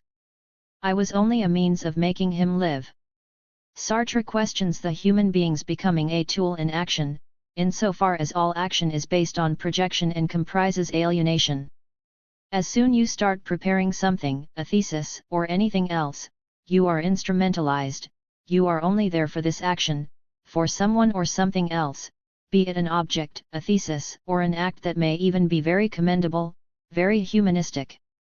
However extraordinary a good intention may be, an obstacle arises concerning the complexity of the subject and his relation to existence. I was only a means of making him live, he was my reason for living, he had delivered me from myself. But who does this self think it is? You might ask. Does it take itself for an absolute sovereign by detaching itself from others and from being as if wanting to dominate them? You would be right to express this objection. Yet before becoming negativized in nausea, the rebellious self must posit itself precisely in its excessive sovereignty. In effect, given the state of alienation one arrives at in social exchanges, one might raise the question of the value of the self and restore to it unrepresentable logics that elude representation as well as alienating links with the other. Here is what Roquentin says: he had delivered me from myself. What shall I do now? Above all, not move, not move. Ah! I could not prevent this movement of the shoulders. The thing which was waiting was on the alert, it has pounced on me, it flows through me, I am filled with it. It's nothing. Thus, all of a sudden, having rejected what he was there for, what he was working on, Roquentin is filled with another dynamic that at first sweeps away his ego but ultimately liberates it and allows him to attain the thing that he is, and that is nothing, this plenitude of nausea that cannot be objectified. It's nothing, I am the thing. Existence, liberated, detached, floods over me. I exist. One could call this negative ecstasy a hollow narcissism, a melancholic jouissance in the withdrawal into the self emptied of objects, as well as a moment of rupture with alienating links. It is, however, simultaneously a moment of revalorization. Based on what? Based on creativity unbound and unalienated, melancholic nausea may start a psychical, physical, and creative rebirth. I exist. It's sweet, so slow. And light, you'd think it floated all by itself. It stirs. It brushes by me, melts and vanishes. Gently, gently. There is bubbling water in my mouth. I swallow. It slides down my throat, it caresses me, and now it comes up again into my mouth. Forever I shall have a little pool of whitish water in my mouth lying low grazing my tongue. And this pool is still me. And the tongue. And the throat is me. In the mouth that tastes but also vomits, Roquentin is we are at the borders of valorization/devalorization, I has extricated itself from the other, I has found me, and this me is sweet but repulsive, I seize it in its very ambiguity. I see my hand spread out on the table. It lives, it is me. It opens, the fingers open and point. It is lying on its back. It shows me its fat belly. It looks like an animal turned upside down. The fingers are the paws. I amuse myself by moving them, very rapidly, like the claws of a crab which has fallen on its back. The crab is dead, the claws draw up and close over the belly of my hand. I see the nails, the only part of me that doesn't live. I draw back my hand and put it in my pocket, but immediately I feel the warmth of my thigh through the stuff.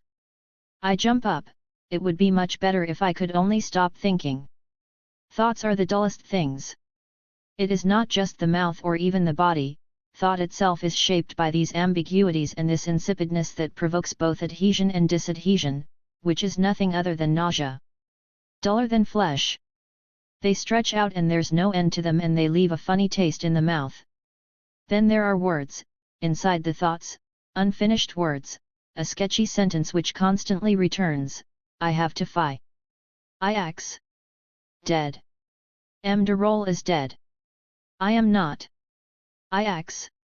For example, this sort of painful rumination, I exist, I am the one who keeps it up.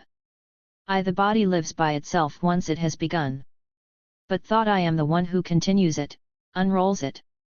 I exist. If only I could keep myself from thinking. I try, and succeed, my head seems to fill with smoke. I am the one who pulls myself from the nothingness to which I aspire, the hatred, the disgust of existing. There are as many ways to make myself exist, to submerge myself in existence. At the border of being and non-being. Nausea, the border between being and non-being, colors the flesh and thought of the speaker, but also the cosmos that shelters him, the chestnut trees, their absurdity, and the gratuitousness of existence as a whole. The roots of the chestnut tree were sunk in the ground just under my bench. I couldn't remember it was a root anymore. The words had vanished, and with them the significance of things, their methods of use. I was sitting, stooping forward, head bowed, alone in front of this black, knotty mass, entirely beastly, which frightened me. Then I had this vision. The chestnut tree pressed itself against my eyes. Green rust covered it halfway up, the bark, black and swollen, looked like boiled leather. The sound of the water in the masquerade fountain sounded in my ears, made a nest there, filled them with sighs, my nostrils overflowed with a green, putrid odor. In the way, the chestnut tree there, opposite me, a little to the left. The word absurdity is coming to life under my pen. A little while ago, in the garden, I couldn't find it, but neither was I looking for it. I didn't need it. I thought without words, on things, with things. Absurdity was not an idea in my head, or the sound of a voice, only this long serpent dead at my feet, this wooden serpent. Serpent or claw or root or vulture's talon, what difference does it make? I made an experiment with the absolute or the absurd. This root, there was nothing in relation to which it was absurd. I had not seen the seeds sprout, or the tree grow. But faced with this great wrinkled paw, neither ignorance nor knowledge was important. The world of explanations and reasons is not the world of existence. This root, on the other hand, existed in such a way that I could not explain it. Knotty, inert, nameless, it fascinated me, filled my eyes, brought me back unceasingly to its own existence. In vain to repeat, this is a root, it didn't work anymore. I saw clearly that you could not pass from its function as a root, as a breathing pump, to that, to this hard and compact skin of a sea lion, to this oily, callous, headstrong look. This moment was extraordinary. I was there, motionless and icy, plunged in a horrible ecstasy. But something fresh had just appeared in the very heart of this ecstasy. I understood the nausea, I possessed it. To tell the truth, I did not formulate my discoveries myself. But I think it would be easy for me to put them in words now. The essential thing is contingency. I mean that one cannot define existence as necessity. To exist is simply to be there. Those who exist let themselves be encountered, but you can never deduce anything from them. I believe there are people who have understood this. Only they tried to overcome this contingency by inventing a necessary, casual being. But no necessary being can explain existence. Contingency is not a delusion, a probability which can be dissipated, it is the absolute, consequently, the perfect free gift. All is free, this park, this city and myself. When you realize that, it turns your heart upside down and everything begins to float, as the other evening at the railwayman's rendezvous. Here is nausea, here there is what those bastards, the ones on the Coteau Vert and others, try to hide from themselves with their idea of their rights.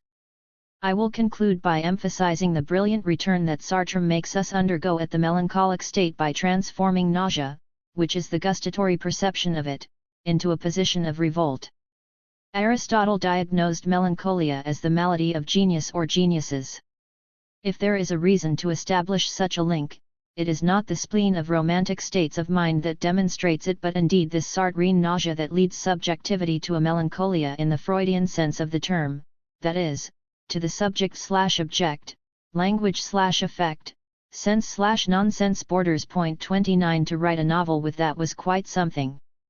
I am not sure we are still capable of reading the masterpiece that is nausea in all its implications. Because of the minimalism that reigns in the French market, the philosophical novel, which was once a prestigious national tradition, is no longer French. There are no more French philosophical novels. Apart from Sollers, who still writes philosophical novels, and who can read them. In search of an authentic practice. Being as other. I would now like to take up certain aspects of being and nothingness. Let me remind you of the date, 1943. As you might imagine, it is a difficult work for students of literature, but indispensable in pinpointing the problematic of revolt that I am trying to explore here. We often come across notions like being, the other, or the negative used wantonly under the pretense of borrowing from Lacan. When a solid genealogy traces them back to Hegel or Heidegger, it is to them that Sartre mainly refers, and the Sartre-Lacan proximity has not yet been thought out in post-war France. Don't we often have a tendency to psychologize the notion of the other, for example? This even happens to analysts. Now, it is not a matter of placing the psychoanalytical dimension over psychological functioning. It is a matter of salvaging the notions of being and the other in their trans-metaphysical dimension in order to situate them later in treatment, and also to understand the stakes of writing, which is my primary concern here. From Husserl to Hegel, or, from knowledge to consciousness. I will therefore present to you Sartre's definition of being and the negative, in which the relationship to the other is inscribed. But to arrive at Sartrine definitions, one cannot avoid a few encounters with Husserl and Hegel. The voyage through Husserl and Hegel allowed Sartre to establish a difference between the dimension of being and that of knowledge, which is correlative to it but distinct from it. Thus he went back to Descartes' cogito, from which and in which knowledge is deployed, but he distinguished being as it appears in ergo sum to say that the being of this I am of consciousness is not necessarily that of logical or cognitive knowledge, although all positivist philosophy has been able to articulate thought and the world in logical formulas. Sartre first pointed out Husserl's failure, which, he told us, was to take being for knowledge, to telescope the two sides of this fundamental enunciation of philosophical modernity that the Cartesian formula is. Sartre's reasoning is more radical still in his debate with Hegel.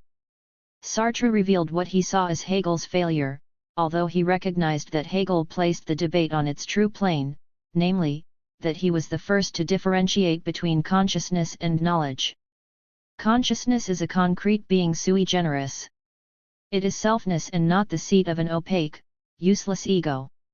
The very being of consciousness, since it is independent of knowledge, pre-exists its truth. Consciousness was there before being known. 30. Sartre then becomes interested in conflict, in the famous Hegelian negativity, particularly the equally famous dialectic of the master and the slave. Sartre retains the essential moment that Hegel calls being for the other, which is a fundamental stage of self-consciousness.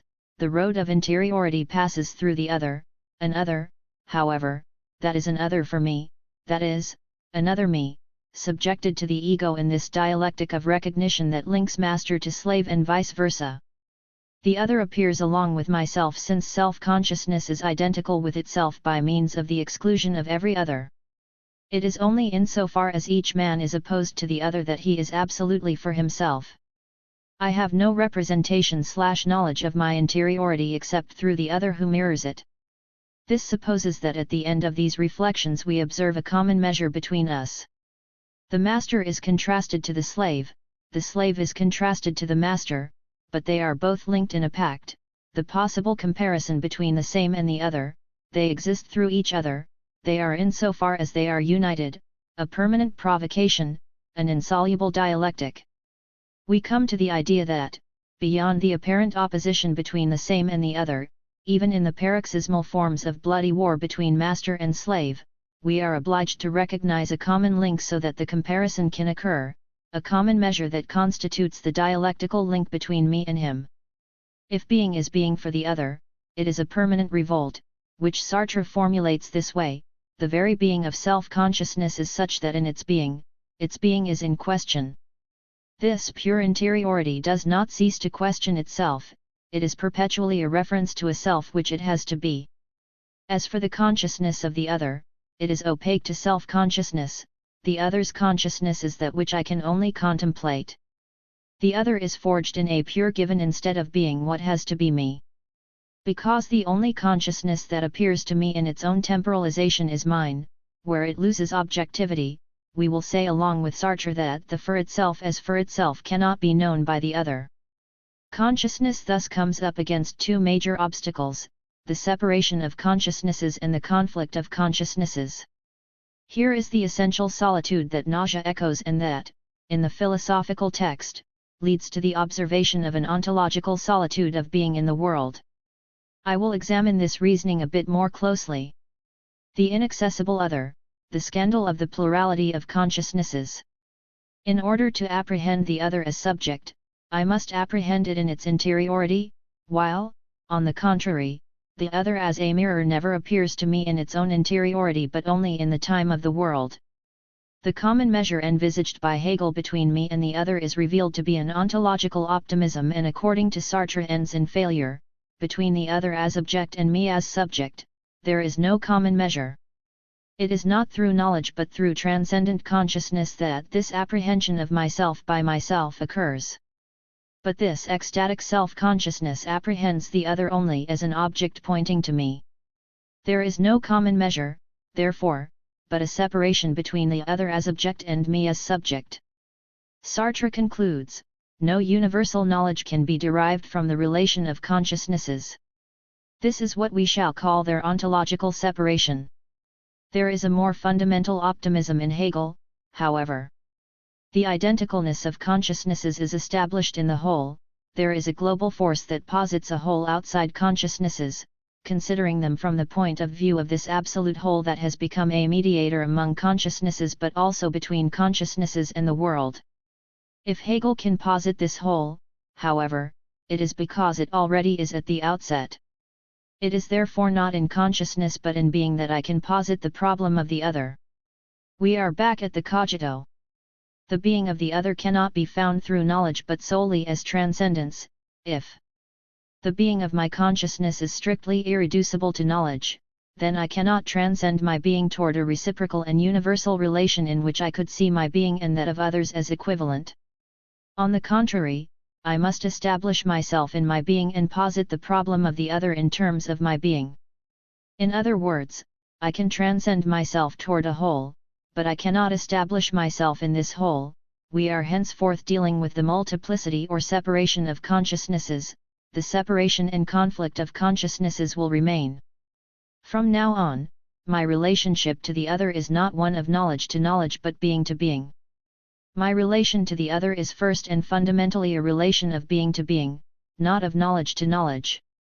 I ask you to contemplate this, who has drawn the consequences of this? Surely not the cognitivists, who return at best to Husserl and who assault us with strategies of cognition that are refinements of cogitation, not analyses of consciousness. The analysis of consciousness was done by Freud, who exposed in it the veritable negativity that is that of the unconscious and its other scene, its heterogeneous logic, including the drive. But Sartre did not want to deal with this, while at the same time being one of the rare writers to refer obliquely to psychoanalysis. By the same token, psychoanalysts would do well to reread this Sartrean debate concerning knowledge, consciousness, and being when they try painstakingly to define the other, confining it within strategies of knowledge and knowing intersubjectivity. If it is true that Sartre stopped to consider the Freudian discovery and the as yet unexplored terrain it opened up, we might also say that what he calls the scandal of the plurality of consciousnesses is precisely what leads him to literature, specifically to the novel, whose fabric is constituted of singularities, fragmentation, separation, and the conflict of consciousnesses. Only literature can restore my hawthorn blossoms, my characters, singularities issued from my own and altered. Being then disperses its generality and, in the pages of Proust, for example, as in nausea, dissolves in the superimposition of characters and sensory words such as nausea. Mit Sen, Sartre, reader of Heidegger. Let us continue with Sartre, but alongside Heidegger this time, a Heidegger who profited from the philosophy of Husserl and Hegel, particularly in being and time. In order to remain within the Hegelian problematic of the other, Sartre stopped at the notion of Mit Sen, being with. Heidegger interests him here insofar as he is thinking about the accessibility or inaccessibility of the other. Being with is the test of my being. Note that it is neither my knowledge nor my consciousness but an essential being on which human realities depend, insofar as the other throws me outside of myself toward structures that, as Sartre pointed out, both escape me and define me and originally reveal the other. It is thus by examining myself in my being, in my singularity, that I find myself originally other, that is, different and irreducible. However, Sartre's reading of Heidegger, this solitude of being, cast out, does not stop at this observation. Being still looks for a way toward the other. Being in the world is structured on the mode of being with. The structure does not come from outside, in a totalitarian manner, as in Hegel. Although Heidegger does not start from the cogito, he discovers being with at the same time that he observes being in. I discover the transcendental relation to the other as constituting my own being, just as I discovered that being in the world measures my human reality. And again, the other is the test of my being inasmuch he throws me outside of myself toward structures which at once both escape me and define me. It is this test which originally reveals the other to me. It is no longer a matter of recognition or conflict between me and the other, as in Hegel. The other is not an object, it is what makes me interdepend. I am not mired but alongside, in the world. In can be seen as within the sense of Colorado and habito and not in some. In other words, being, according to Sartre's reading of Heidegger, would be to make oneself be in the form of the they, the inauthentic mode of they or the authentic they of relations between unique personalities.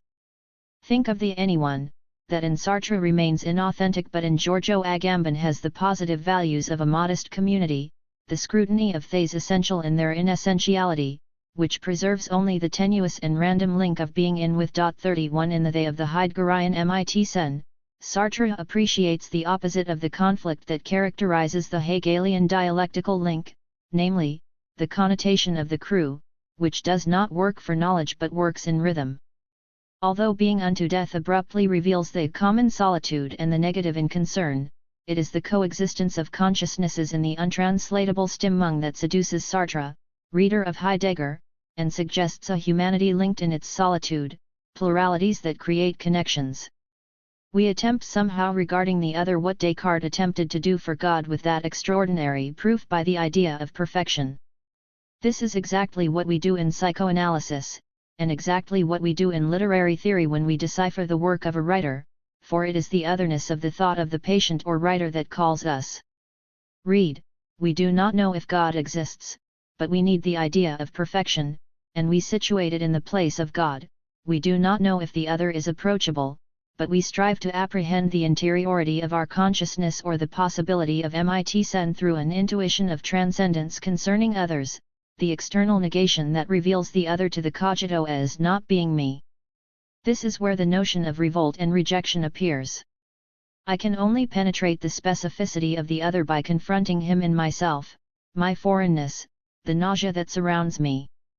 Ultimately, Oedipus says the same thing. In the Oedipal revolt of the child, when he contrasts himself to the other in order to posit himself as such, the other is only apprehended through external negation, the other appears to the cogito as not being me. But this process is accompanied by an internal negation, because the subject only is by investigating the being of this self and finding alterity there. A double interiority is then posited through a double movement of negation, mine and that of the other. I oppose myself to the other, and, by this movement of opposition, I oppose myself to me in split, pluralized being. This infiniteness of negativity is the only way to posit the other and the self. Thus the notions of negation and nothingness are justified as perpetual, as processes. From then on, the totality that we posited at the beginning, the same and the other, can only be contemplated, mediatized, within the totality of being, becomes a detotalized totality. The access to existence for the other involves the observation of the impossibility of the other as well as the impossibility of any synthesis. All that I can do to attain the other is to look within myself, negativize myself, and negativize the other, so that we never arrive at a peaceful community, whether mental, social, or ideological.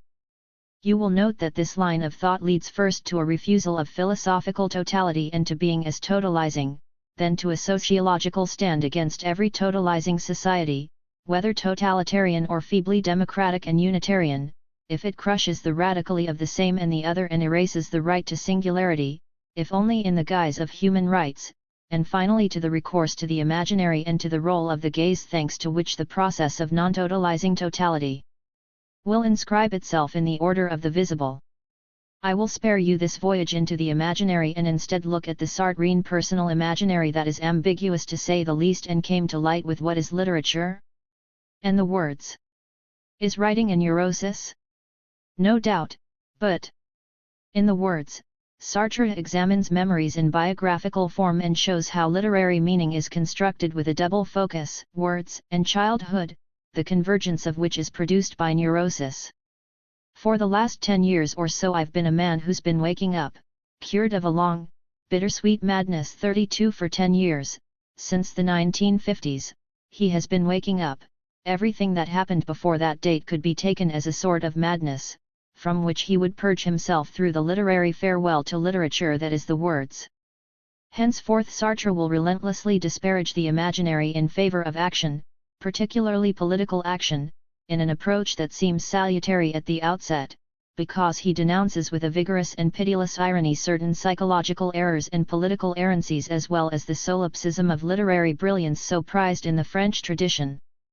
This flagellation quickly turns into an auto da fe, however, because the political activities in which Sartre continued to engage, despite their incisive impact in a France settling into consumerism and the spectacle, seemed to lack the density and polyphony that once accompanied the splendors of the Master of Saint-Germain. Deprived of the imaginary, political engagement is fleshless, cut off from its emotional and unconscious substratum, castrated, in a way, of its fateful connotation. In 1960, in Critique of Dialectical Reason, Sartre replaced the other as past, as memory, and perhaps even as language, by praxis and service rendered to others. This led him to leftism, an admirable physical engagement here and now in the city. 33 The philosopher militant sought at that moment to localize, he himself said, objectilize history and intersubjectivity, recollection and intersubjectivity, the same other relationship, and everything that he contemplated in nausea, his theatre, and being and nothingness. He strove to localize them in the search for an agent of history, what agent of history could embody the negative. Thus he renounced negation as a force at work in the imaginary and aspired instead to embody it. Although this temptation to localize never left him, he was a fellow traveller of the Communists well before the war, and the dramatic beginning of Une raison d'être Revolt retraces the history of it. It now took place without the imaginary madness that opened an infinite abyss in each position he took, thereby saving it. At any rate, the social order rests upon a mystification. Take, for example, what is literature? Art as a matter of flesh and emotion, literature as a fabric of significations beyond words. All these assertions of Sartre's, of great subtlety and discernment, were received during the formalist years as so many rejections of technique, of signifying materiality. It is true that Sartre often evaded literary formality and did not refrain from scoffing at the linguistic obsessions of future structuralists. But there were also advances here, a call to seize, beyond the text, what I have personally tried to define as experience. I will not elaborate on these points in this book, but if you read Sartre's text, you will find fascinating pages on the destiny of the writer in the Western world, the secularization of the writer in the 18th century, when the notion of taste replaced that of faith, surrealism and the impasses of the surrealist revolt, and the utopia of socialist literature and the absurdity of socialist realism, which, like Barthes, he rejected. I will limit myself to looking at the conclusion of what is literature. To bring up two rather interesting points raised there: first, the observation of a situation that is continually worsening, namely, the decrease in the number of readers; second, the observation that some writers write only for movies and television and the world only wants writers as signatories. It is on the basis of this dual observation that Sartre maintained his utopia. The notion of being, the transcendental whole that corrects the rationalism of those who believe in knowledge, and that, in Sartre, ended up seeming like a utopia because he unveiled its perpetual conflict, emerged once again in the form of the old Kantian myth of the city of Ens. In this case, the city of Ens was a utopic society of communication made up of readers. Through its very demands, the readers were included in the concert of goodwill that thousands of readers all over the world who do not know each other are, at every moment, helping to maintain. 34 But Sartre, a realist nonetheless, added that it was necessary to correct this utopia, the Kantian city of Ens, reconstructed by readers who had momentarily replaced the proletariat, the Third World, women, and other providential agents of history, was not all that obvious. He did not say whether readers would realize this humanitarian ideal. They had to maintain their singularity and historicize themselves, not forget their concrete presence, their physical experience, or the concrete movement of history in which they found themselves. More importantly, the reader had to be a demystifier. The notion of the negative once again comes into play. Reading was a deciphering, a demystification. It is Barthes, and not Sartre, who would develop this capital point in order to envisage semiology as a semioclasm and taste the true pleasure of the text. But the idea is already found in Sartre. The true man was a reader who nevertheless distrusted and demystified the text. And to give some examples of great mystifications accomplished in the recent past by totalitarian communities, those who adhered to socialist ideals ceased to be suspect if they managed to remain suspicious. At any rate, the social order today rests upon the mystification of consciousness, as does disorder as well. Nazism was a mystification, Gaullism is another, Catholicism is a third. At present there can be no doubt that French communism is a fourth. What is to be done? And as our writings would have no meaning if we did not set up as our goal the eventual coming of freedom by means of socialism, it is important in each case to stress the fact that there have been violations of formal and personal liberties or material oppression or both. A vibrant call to rise up against all forms of mystification, no matter where they surface. What is literature? Concludes with a defense of literature as the last chance for Europe, socialism, democracy, and peace. Although this chance is threatened, of course, all of this is not very important. The world can very well do without literature. But it can do without man better still. By defining literature as the means by which the collectivity passes to reflection and meditation and acquires an unhappy conscience, Sartre already seemed to be preparing a renunciation of the individual act and imaginary freedom. The Sartre of later years thus returned to the cherished Hegelian idea of negativity as demystification, and one cannot help but love the rebel that he did not cease to be, provided that the imaginary experience, this form of demystification that is writing, was abandoned in favor of what he called social praxis. The active life with its variance, labor, work, and action, which Hannah Arendt subtly analyzed in The Human Condition, is contrasted in our metaphysical tradition with the contemplative life. The philosophers most concerned with the moral disaster of World War II believed they could reject this contemplative life philosophy, literature that lent itself to easy compromises in the great thinkers and writers of the century. But by dismissing the arduous task of demystification through writing, doesn't social praxis, far from avoiding the madness that sustains literature, run the risk of coming up against new dead ends, falling into the old errors of Promethean optimism? I will conclude with a final remark on critique of dialectical reason, which it seems to me can be summed up as devoted to the task of humanizing the world. Sartre, the non-humanist of long ago, asserted that it was necessary to wrest men from their natural inertia by helping them to totalize their respective praxis and avoid reified totalization and alienation in the inhuman forms of what he called the practico-inert. 35 To reflect, to demystify and reunite, to totalize at a higher level, to find MIT-SEN on the level of social practice equivalent to a permanent calling into question. The project was grandiose, but Sartre pursued it with the strange suspension of the imaginary experience of which the words marked both the apogee and the end.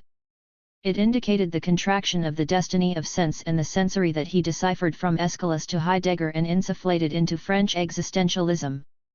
Technological development would not take long to marginalize political groups that strived for a political praxis free of all imaginary.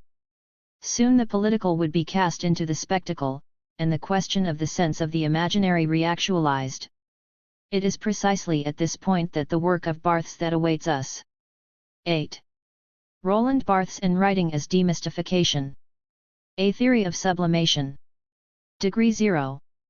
Although self-hatred continues to be a very French speciality, could it be the bitter fallout of Cartesian doubt, and continues to devalue refractory works, and although in this climate Barthes's writings undergo attack and denigration, I will try to demonstrate to you that he is not a nihilist who might have contributed, along with other so-called structuralists or theorists, to killing the French novel. Not a nihilist but a sober tragic figure, because, starting in the early 50s, he would devote his reflection to the misadventures of meaning. The bankruptcy of ideology and the misery of philosophy had already become apparent to most. There is meaning, and it can be analyzed. This was not Barthes's position, for he was too subtle to take a position, but his intuition, which he transformed into savor, music, the meaning of fashion and the pleasure of the text, threading his way through the rigidness of concepts and enchanting them in a mode of writing sensitive to melody, absence, and irony. To start by advancing that writing had reached its degree 0 was not an introduction to arouse consensual sympathies. The unified consciousness of the bourgeoisie was followed by a tragic awareness. This was manifested in the disintegration of literature, of which Flaubert was the major embodiment, literature becoming entirely a concern of form, a problematics of language. This movement, both a reconciliation with and aversion from the form object, reached a concretion that led writing to assume the same status as a piece of pottery or a jewel, depending on tastes. But from the objectifying gaze to reifying creation, the path ended in murder. And writing has reached in our time a last metamorphosis, absence. In neutral modes of writing and the absence of all signs, Barthes located a relationship to meaning that seemed to him a realization of the Orphean dream, unballasting literary phantasms and philosophical messages, a writer without literature, blank writing, that of Camus, Blanquet, and Cayrol.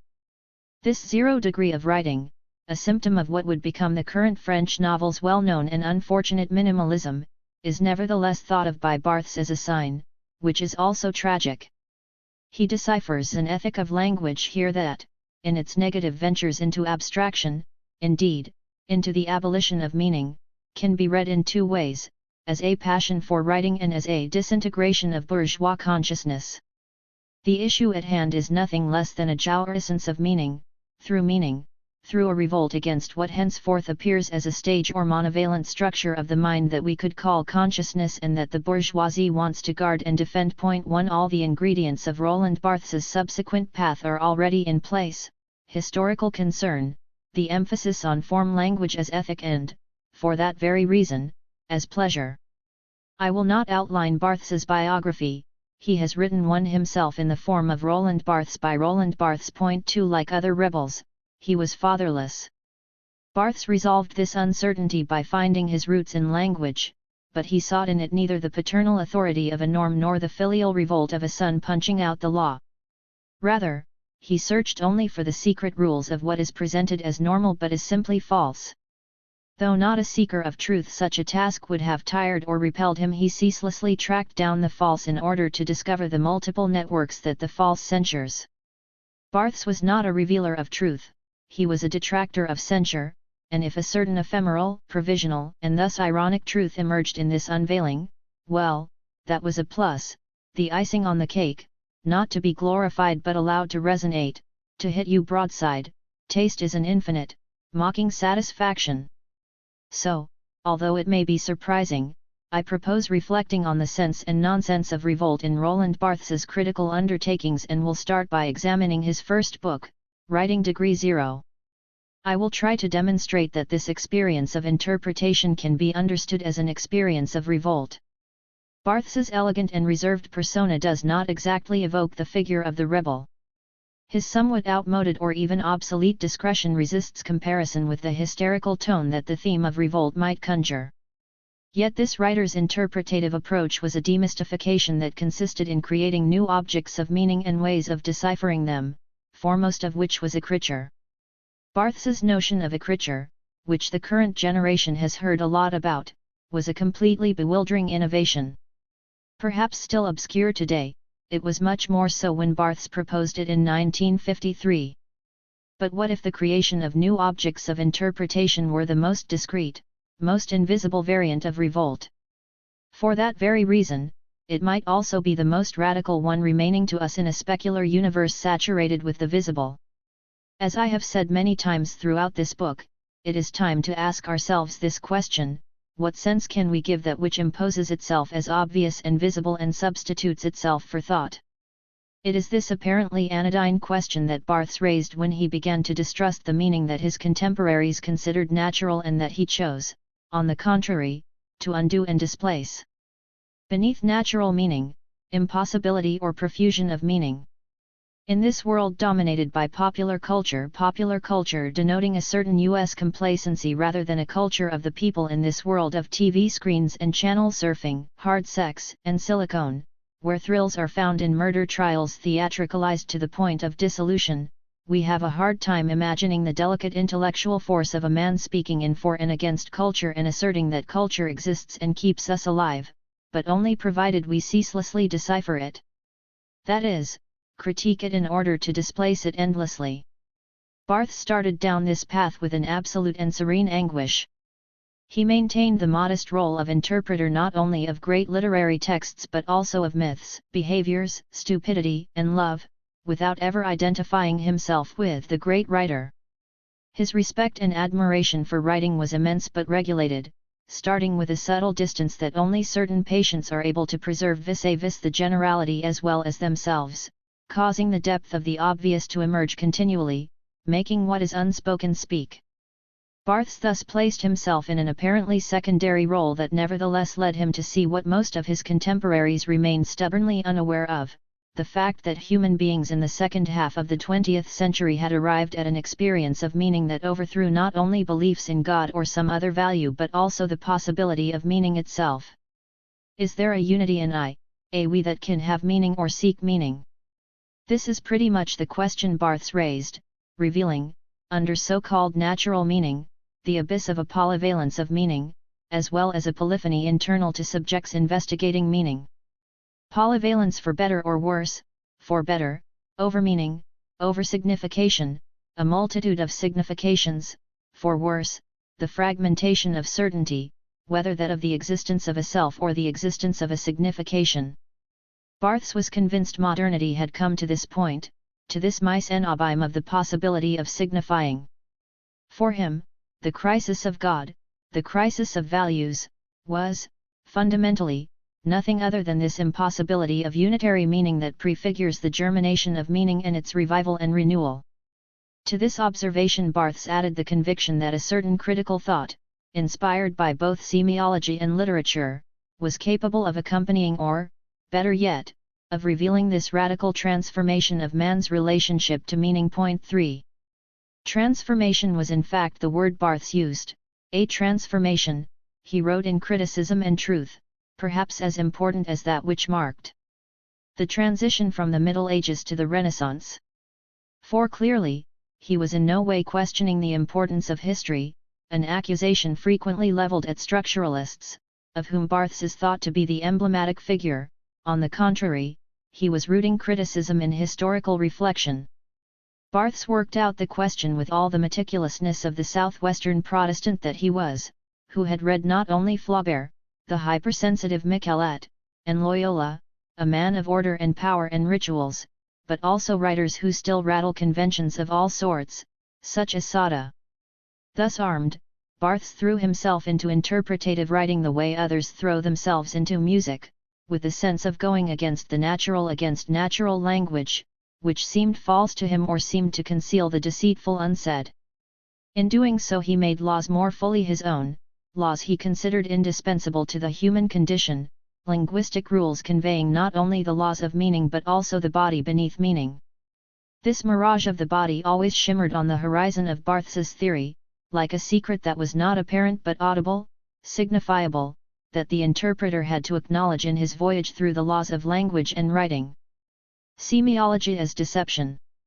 Thus to decipher at the very moment that meaning was being lost seemed to Barthes the last revolt remaining when ideologies revealed their lethal stupidity. We have to understand that the interpretive adventure that semiology is had already taken into account the collapse of ideologies.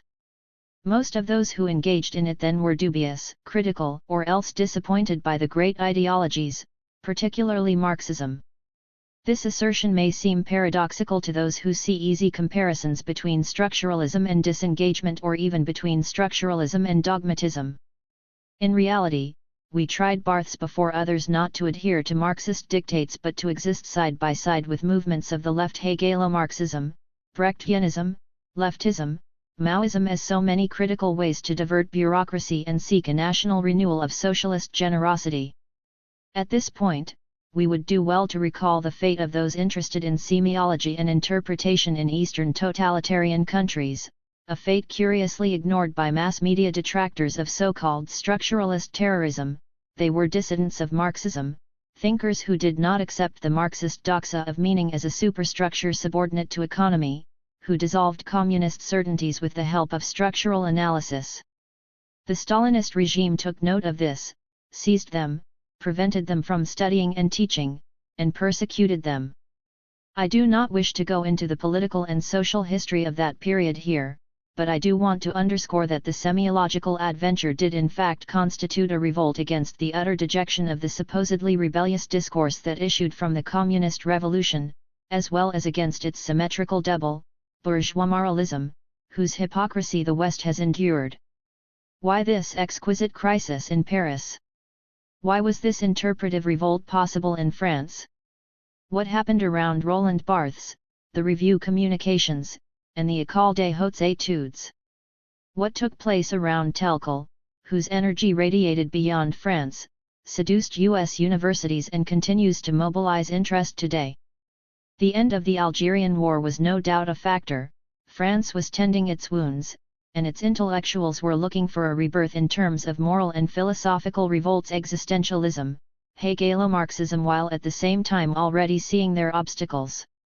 A cultural tradition, unique in Europe, of the cult of the word was a factor as well, from the medieval tradition of the Sorbonne and its disputations to the central place of intellectuals in the 18th century, the encyclopedists who analyzed the most elusive meaning and emotion and never yielded on the overdetermining role of the formative word, idea, or the presence of philosophy at the heart of the city.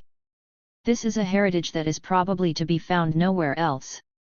Another factor was no doubt the Gaullist grandeur that made Paris a timeless crossroads where Freud, Marx, Hegel, and Heidegger, not to mention St. Thomas and St. Augustine, converged. Given this heritage and the cultural ferment of Gaulian grandeur, there were several favored meeting places, the École des Hautes Études, in particular, and publishing houses like Seuil that brought together, merged, and assembled ways of thinking that elsewhere remained divided.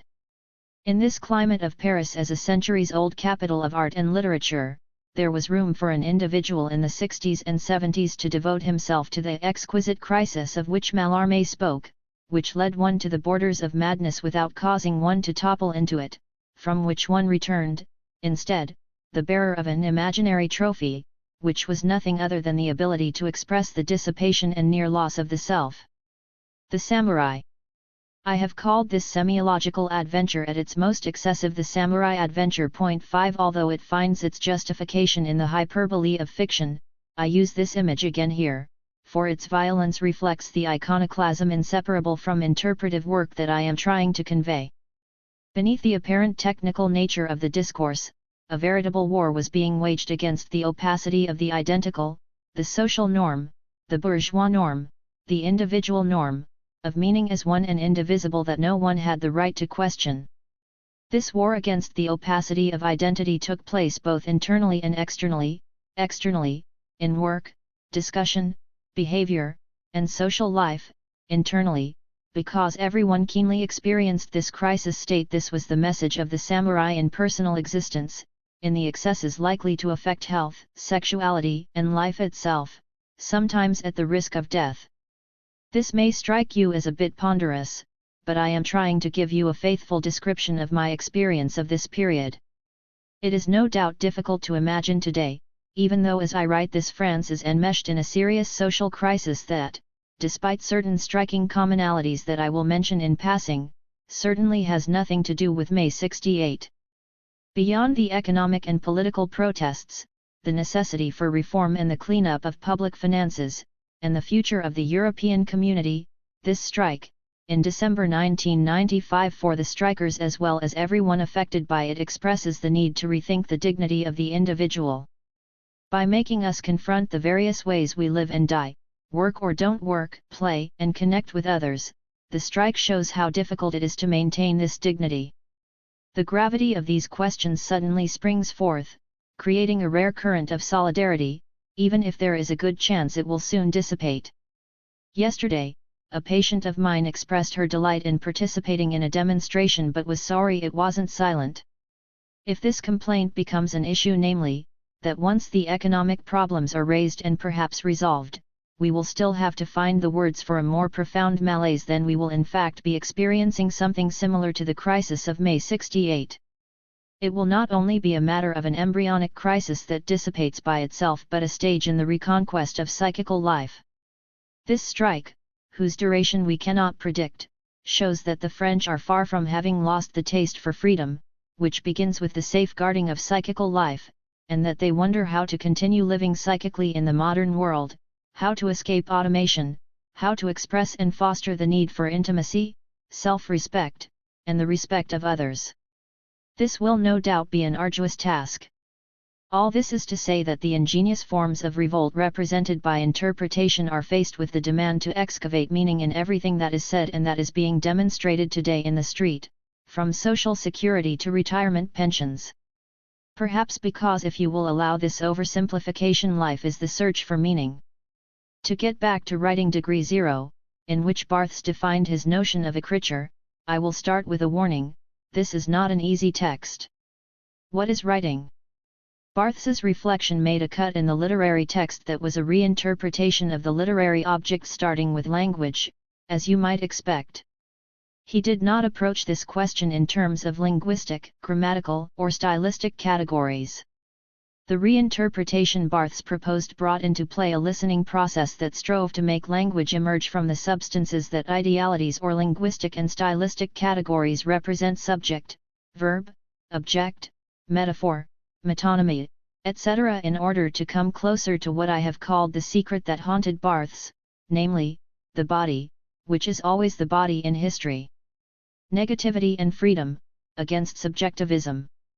To summarize, between the substance of linguistic categories, on the one hand, and the body in history, on the other, Barthes tried to define écriture as a negativity, a movement that questions all identity. Barthes's metaphors hit broadside, not, cut, recasting operate on three levels: language, the subject and his body, and history, so that the dimension of writing as negativity appears as an intermediary between the subject's drives, on the one hand, and social practice in language, on the other. Nevertheless, for Barthes, this investigation, no matter how subjective, had very little to do with psychoanalysis, which always seemed to him a science of pathology, neurosis and psychosis. Writing, though placed side by side with these pathologies and hand in hand with drives, was irreducible, according to Barthes, to the psychoanalytical approach. For drives, biology, the body again, his terms are always already objectified through literature and transmuted in a mode of writing, a communication, that is historical. A mode of writing is historical in two ways: first, because the one who writes inserts himself in a rhetorical tradition and confronts the laws of language, genre, stylistics, and so forth; second, because writing is a social practice that targets communication here and now. Writing as Barthes conceived it is in part a force of destiny dependent on passions, it is sustained by the abysses of pathology, dependent on the hazards of the signifier or drives that are its substratum. But, at the same time, it is a locus of freedom, and moreover it is perhaps the turning point where the destined signifier is transformed into freedom. With Barthes, then, we are not in a psychoanalytical perspective. When it does not fail, the analytical experience is supposed to give the subject access to freedom. But for Barthes, as his text demonstrates, what turns the subject's dependence vis-a-vis the signifier into freedom is not analysis at all, it is writing as proof of freedom. In other words, writing is the intermediary that incorporates the tensions of the ego into history, insofar as it desubjectifies its subject. Writing becomes a sort of objectified outside ego, at once infralanguage because linked to the body, biology, and passions, and ultralanguage because of its aim, praxis, including history, present ideas, and the future. If writing is a translanguage, then the subject of writing, if there is one, cannot be confused with the psychiatric or even psychoanalytical subject. The subject can only be apsychological, indeed, asubjective, which can be compared to my notion of a subject in process, which seems to me to be nothing other than that of sublimation. 6. To illustrate the notion of writing as a recasting or not between the signifying drive, on the one hand, and freedom in history, on the other, I would like to underscore two propositions in critical essays. First, the work of art is what man wrests from chance. 7. The subject-history dimension is subjacent to the insistence on the wresting from chance, to wrest from the chance of birth, biology, dependence, what? A gift that writing destines as necessity/form/toss of the dice/laws to other men, and that characterizes the specious premeditation that is the work. Now, to this submission of chance to the rules of a particular logic, add the following proposition: writing speaks the locus of meaning but does not name it. Barthes dissociates the logic of the work, the place of spoken meaning, from any linguistic harnessing that names. The work does not name meaning, the semiologist asserts. Writing suggests a translinguistic meaning that is never verbalized in the categories of language.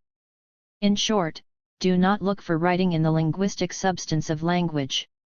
Writing does not offer itself in the verbal immediate, it is to be interpreted through the immediate, next to the appearance of signs, in addition to the named.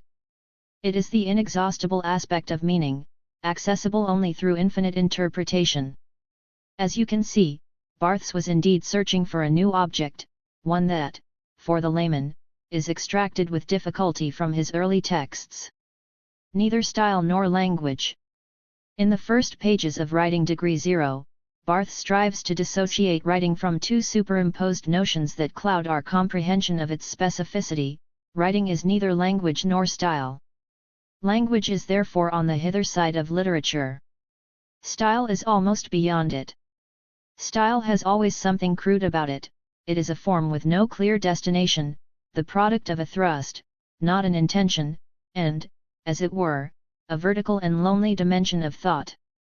Impersonal, archaic, and unnamable, style is properly speaking a germinative phenomenon, the transmutation of a humor. Style is always a secret. 8. As for language, it has a flatter dimension, that of linguistic categories that organize the linearity of the signifying chain, which we recognize in Saussures' signifier and, differently, Lacan's. The issue, then, is to find a place for writing that is neither the horizon of language, nor the verticality of style. Language is the horizon, while style refers to a biological verticality. Between language and style, there is room for another formal reality, a mode of writing. A language and a style are blind forces, a mode of writing is an act of historical solidarity. We are quite far from those who claimed that structuralist theoreticism and its so-called interpretative excesses were anti-historical. But there is a fundamental difference. We are dealing not with a cursory history that strings together socio-political events, but the history that Nietzsche called monumental history, the history of mentalities, mutations in man's relationship to meaning. A language and a style are objects, a mode of writing is a function. Writing in the sense of function allows the subject to find freedom, for function should be understood as action, dynamic, relationship, correlation, faculty, aptitude, consequence. It is nothing other than the realization of the freedom that only becomes such when the trauma is traversed, inscribed in a certain law. What Barthes asks us to ponder is complex. It is not a matter of fleeing the secret or obeying the universal legality of an inert praxis and subjecting oneself to the collective imperative. It is a matter of making a crossing, which must indeed be described as dialectical and leads from the secret to freedom.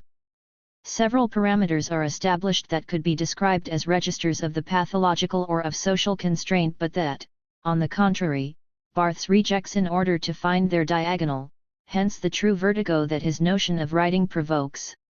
And I still see no other way of grasping this dynamic of writing as freedom according to Barthes except to think of it in light of the Hegelian dialectic, at the crossroads of force and law, as I proposed in 1971.9.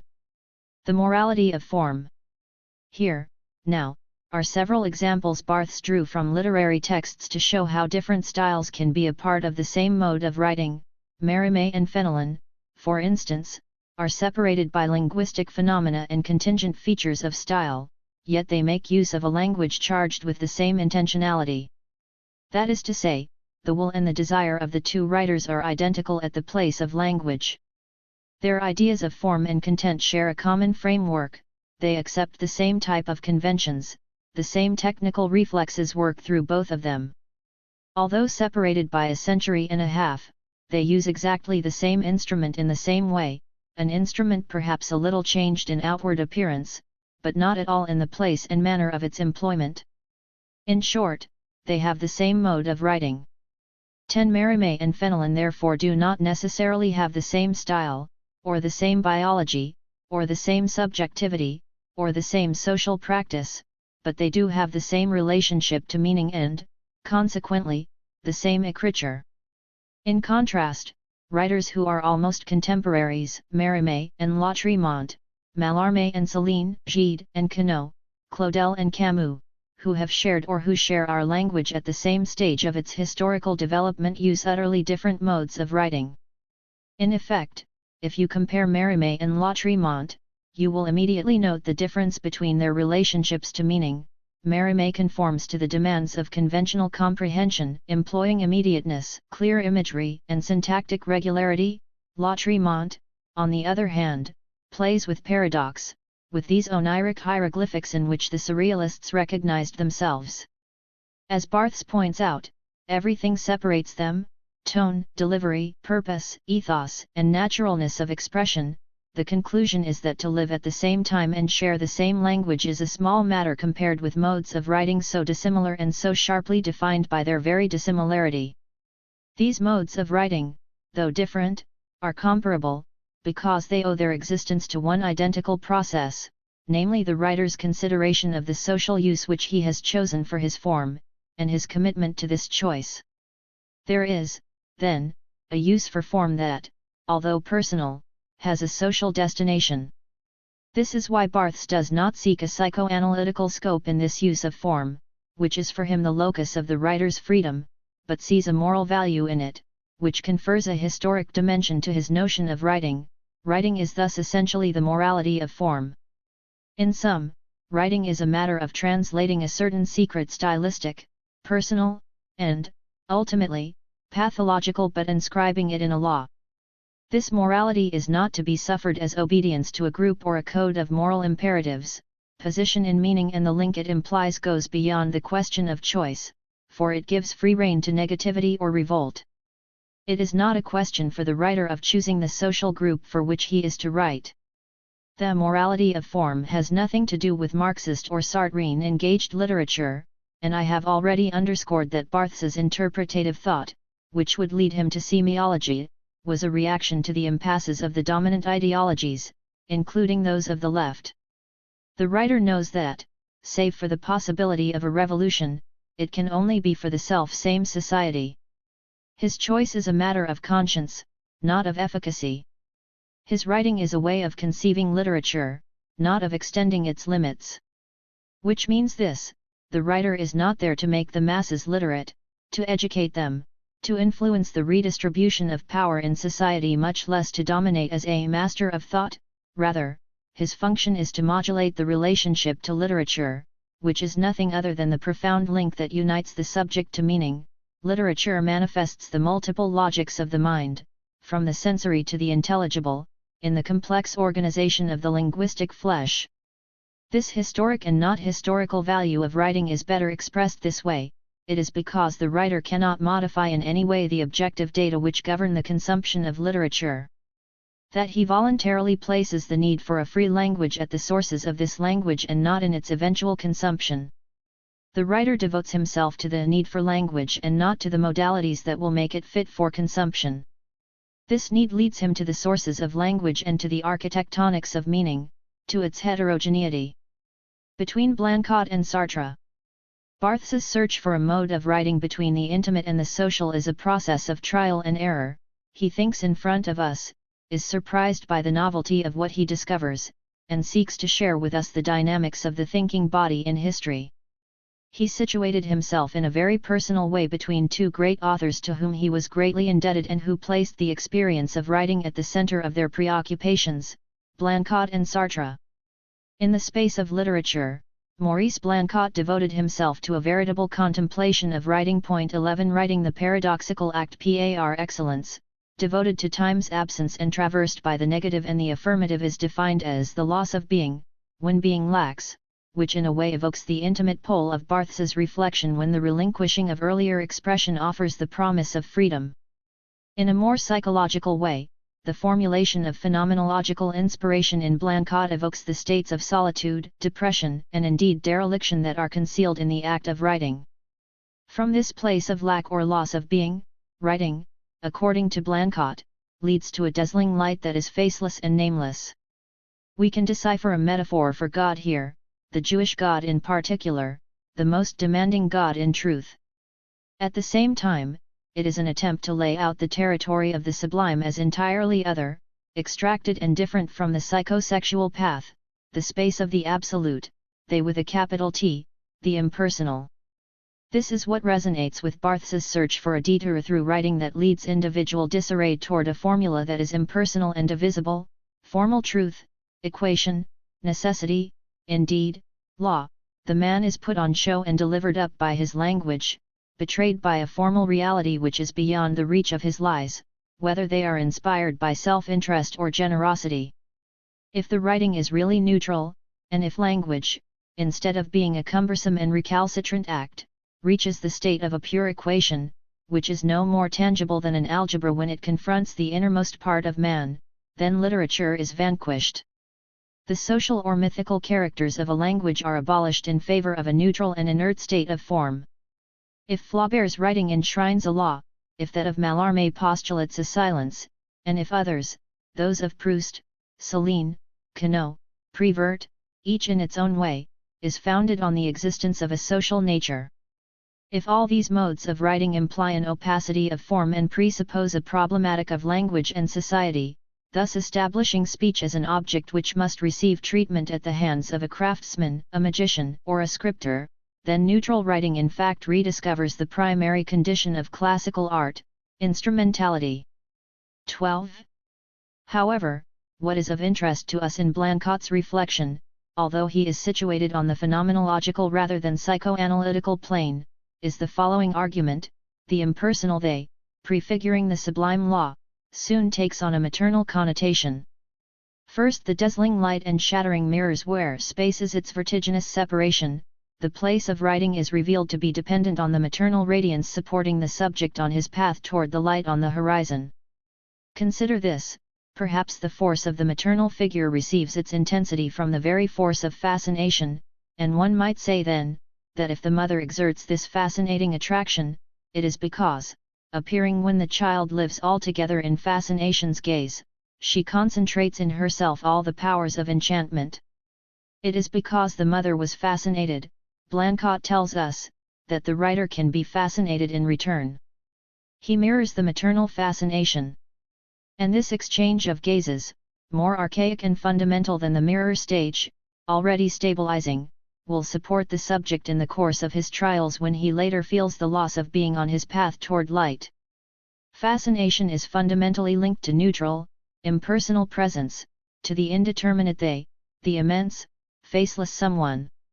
Once again, the prototype of the invisible God, this non-figure, is very explicitly reflected in the maternal figure. To write is to enter into the affirmation of the solitude in which fascination threatens. 13 Solitude and fascination mark the intra- and extra-religious experience of the subject in meaning. Subjectively, they are traces of the reciprocal mother-child fascination, which organizes our pre-objectal, prefigurable, pre-signifying relations, the memory of which resurfaces in our subsequent derelictions. The fascination of the indeterminate they in Blancat is a maternal fascination. Beyond it lies the continent of the amorous link and writing as a lover's discourse. 14 Those who have read Barthes know how explicit this theme would eventually become, particularly in Camera Lucida. Nevertheless, having pointed out Barthes's proximity to Blancat, I would now like to point out his differences with him. Writing, for Barthes, was less a dazzling light where the subject vanishes in the mother than the logical process accompanying/preceding/exceeding this dazzlement. And it is indeed the process of dazzlement and its path that he would track in the semantic density of language, in the networks of the characters and themes of S/Z, and that he would expose in the rigor of its formalisms. 15 This program of a putting into law of fascination was set forth in Writing Degree 0, through the symbolic order of language. Writing is a recording of this dialectic of displacement, facilitation, discharge, the investment of drives that activates constitutes the signifier but also exceeds it. It is added to the linear order of language, using the most fundamental laws of signifiance, and, using other supplementary constellations, produces an overmeaning. Barthes wrote in 1953. Writing, on the contrary, is always rooted in something beyond language, it develops like a seed, not like a line, it manifests an essence and holds the thread of a secret, it is an anti-communication, it is intimidating. All writing will therefore contain the ambiguity of an object which is both language and coercion. There exists fundamentally in writing a circumstance foreign to language, there is, as it were, the weight of a gaze conveying an intention which is no longer linguistic. This gaze may well express a passion of language, as in literary modes of writing, it may also express the threat of retribution, as in political ones. Literary modes of writing, the unity of the signs is ceaselessly fascinated by zones of infra or ultra-language. 16. Allow me to emphasize that these lines, written in 1953, would become a method of analysis applied in 1970 in S/Z. Writing as praxis, on the other hand, should be compared with Sartre's vision of it. Though resistant to Sartrine bombast and his philosophical density, Barthes showed great esteem for Sartre's thought, and not only in order to distinguish himself from it. Recall the dialectical conception of writing in Sartre. As objective praxis, the work poses questions to the life. But we must understand in what sense, the work as objectification of the person is, in fact, more complete, more total than the life. 17. Think again of the Barthesian ethics of form and a surpassing of the biological/biographical secret to reach a formulation that would be a sort of objective law. Recall what I said about Barthes's desire not to pathologize or psychologize writing. Sartre expressed himself in much more sociological and philosophical terms to discuss analogous preoccupations, that the text far exceeds biographical realization, even if it is social and historical. For Sartre, the reason for the work is found in the work itself.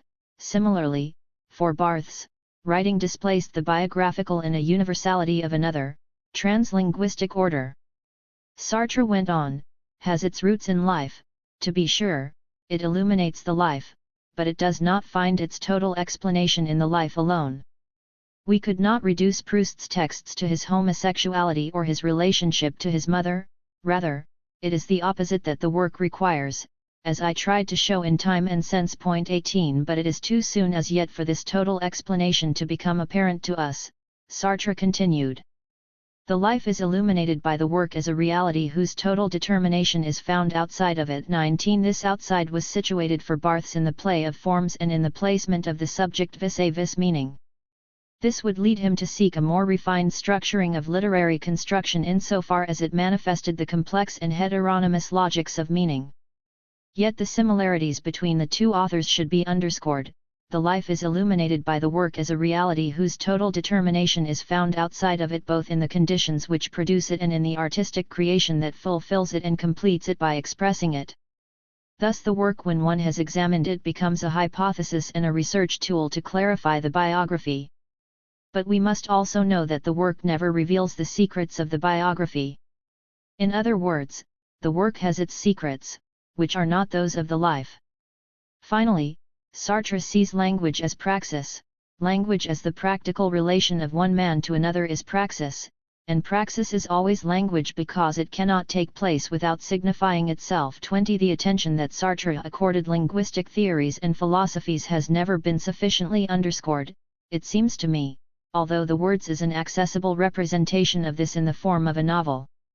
Human relations are in fact the inter-individual structures whose common bond is language and which actually exist at every moment of history. That language is the structure or the form of human praxis, and the compost of history is what Sartre placed in a phenomenalo-dialectical systemization, but also what he put into practice in his experience as a writer, orator, and militant. It is writing as praxis that Barthes auscultated, more intimately and more positively, when he defined it as an ethics of form.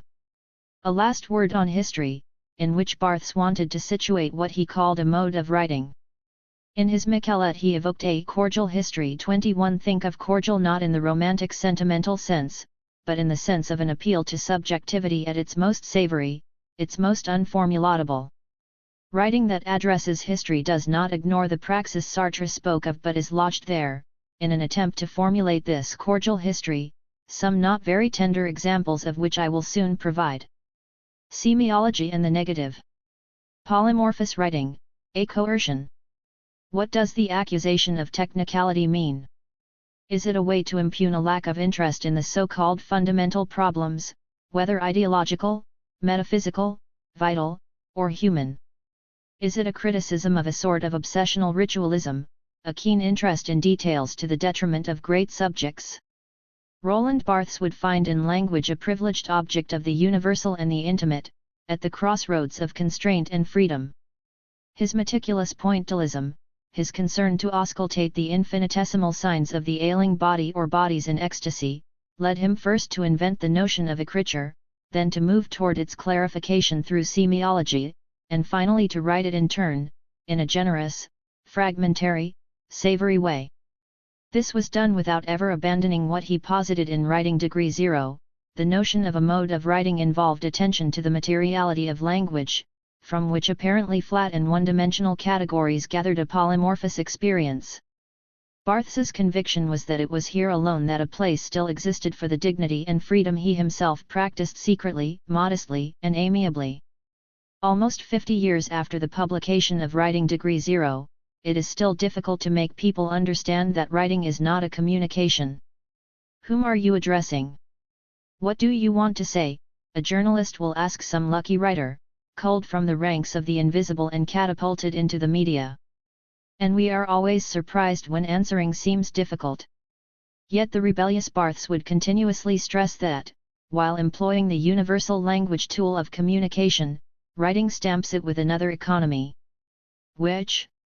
Closure, strangeness, introversion, these are the words that mark the way, that allow us to seize the issue at hand. All modes of writing have in common the fact of being closed and thus different from spoken language, Barthes said at the outset, but this is not a matter of the difference between the written and the oral. What is being described here is a position of the subject that is not that of communication. What makes writing the opposite of speech is that the former always appears symbolical, introverted. Whereas the second is nothing but a flow of empty signs, the movement of which alone is significant. 22. The signs of spoken language take on a value in the movement of communication, but, in themselves, they are empty. In writing, on the contrary, each sign acts, already full of its past in the history of the language and the memory of the writer. Writing operates with full elements, it explores a closure. This enigmatic practice is self-referential, it refers only to itself.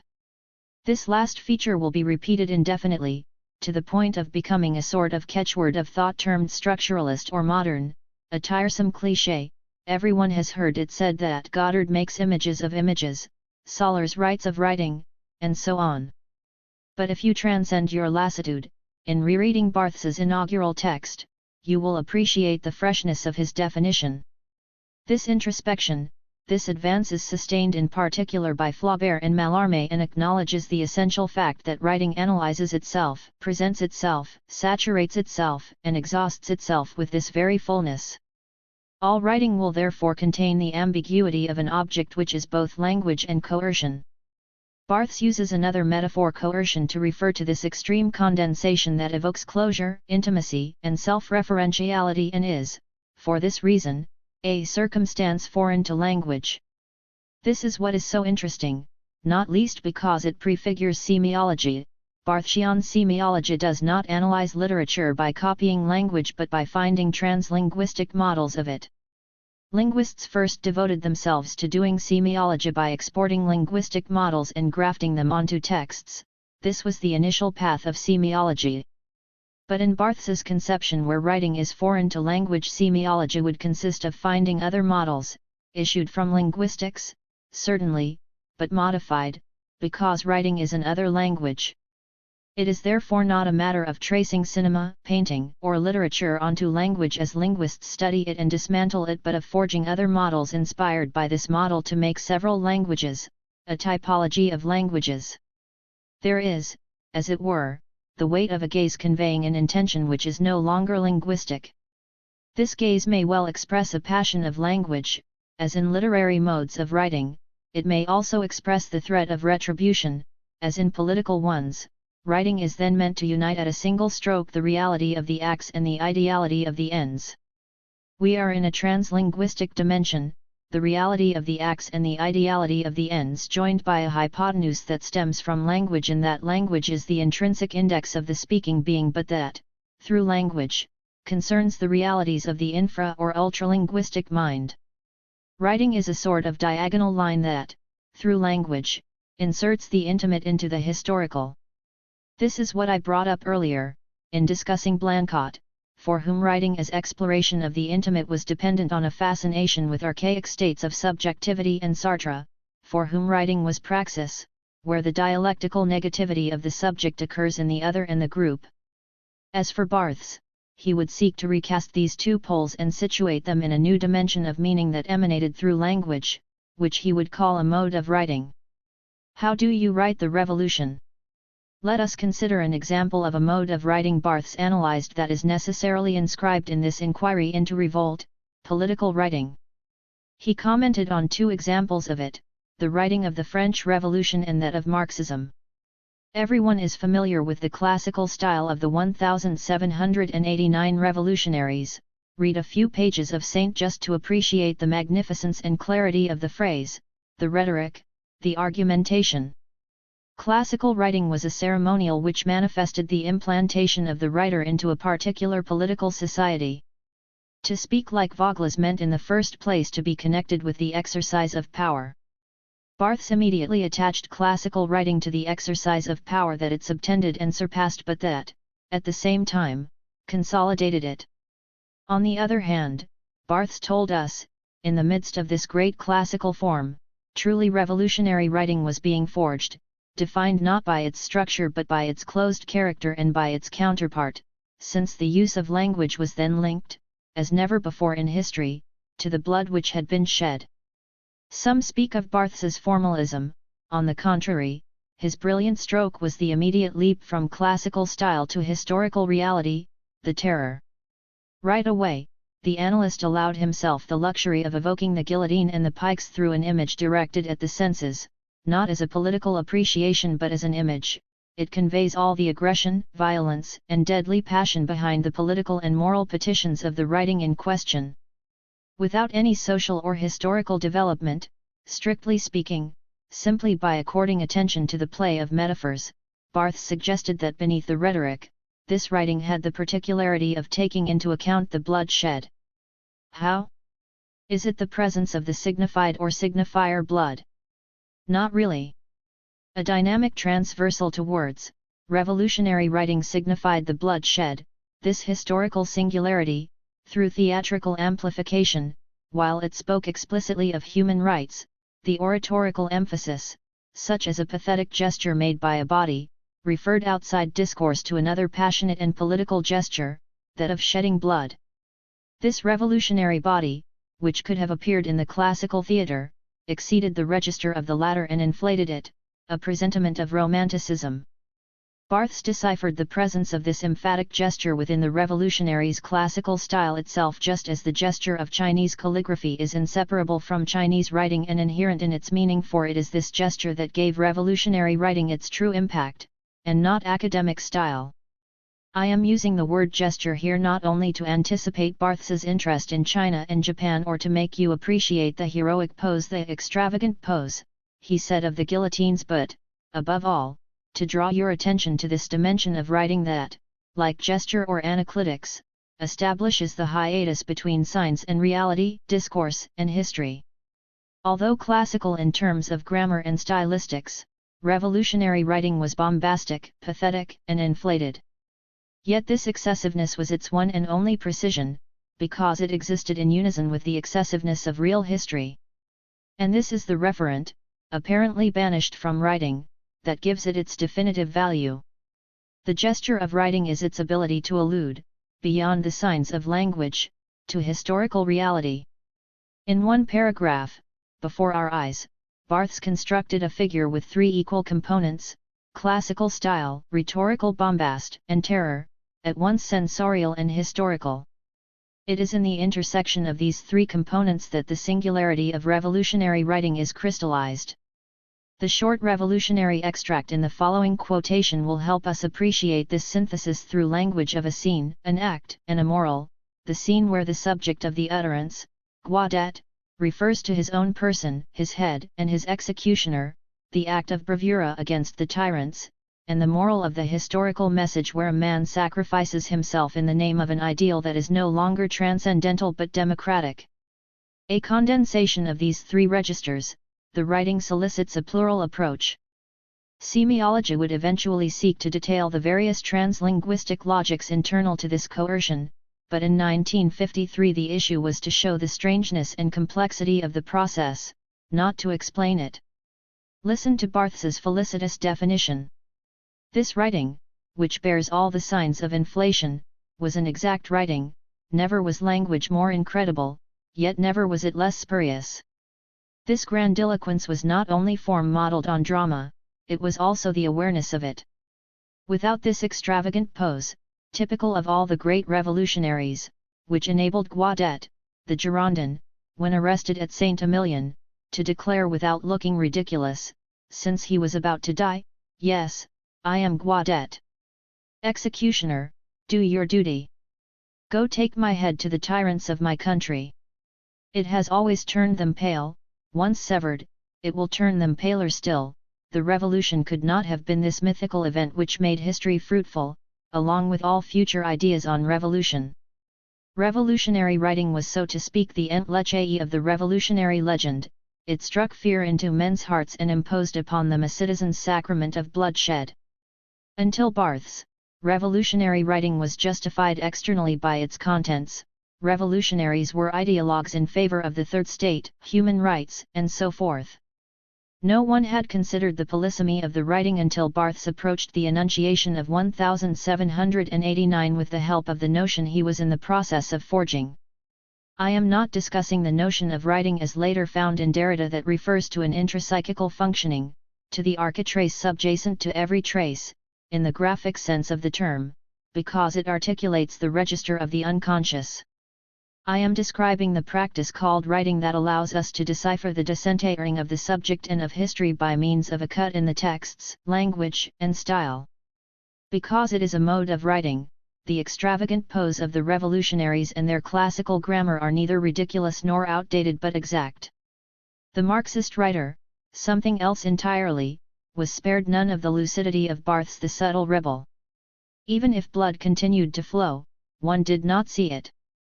Neither blood nor violence served as a reference, it was the functional, the technical, that were important. This is the sphere of the robotization that henceforth constituted the modern The issue was no longer to give a moral justification to bloody law or to raise it to a scriptural and ethical formulation, it was to enunciate rupture as if it consecrated knowledge, if not science. After Marx, the revolutionaries in Russia asserted the scientific change of society and, based on this scientific presupposition, their writing fell into reduction, cliché, it was a litotic writing, Barthes would say. The litotes is a rhetorical figure of omission. By omitting, or suggesting enigmatically, one can be dazzling, stir the senses, stir up meaning. But this was not the intention of Marxist writing. The Marxist litotes was a censure, it served to hide, to not say, to abstain from truth.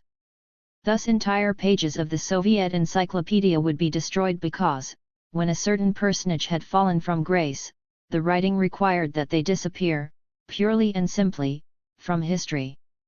The litotes here became a deliberate act of murder, at once symbolic and real. In a similar way, under the pretext of scientific method, silence was imposed on discourse.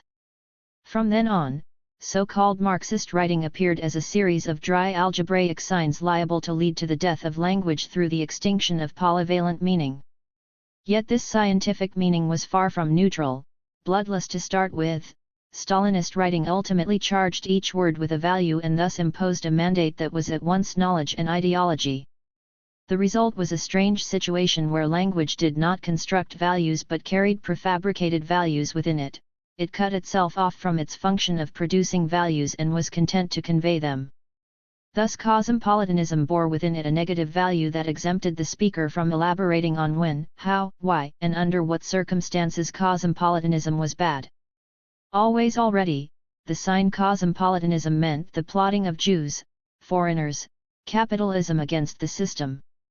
The word was self-sufficient, its value relieved it of demonstrating its meaning in syntax, figures of speech, and the like, this was contained within it.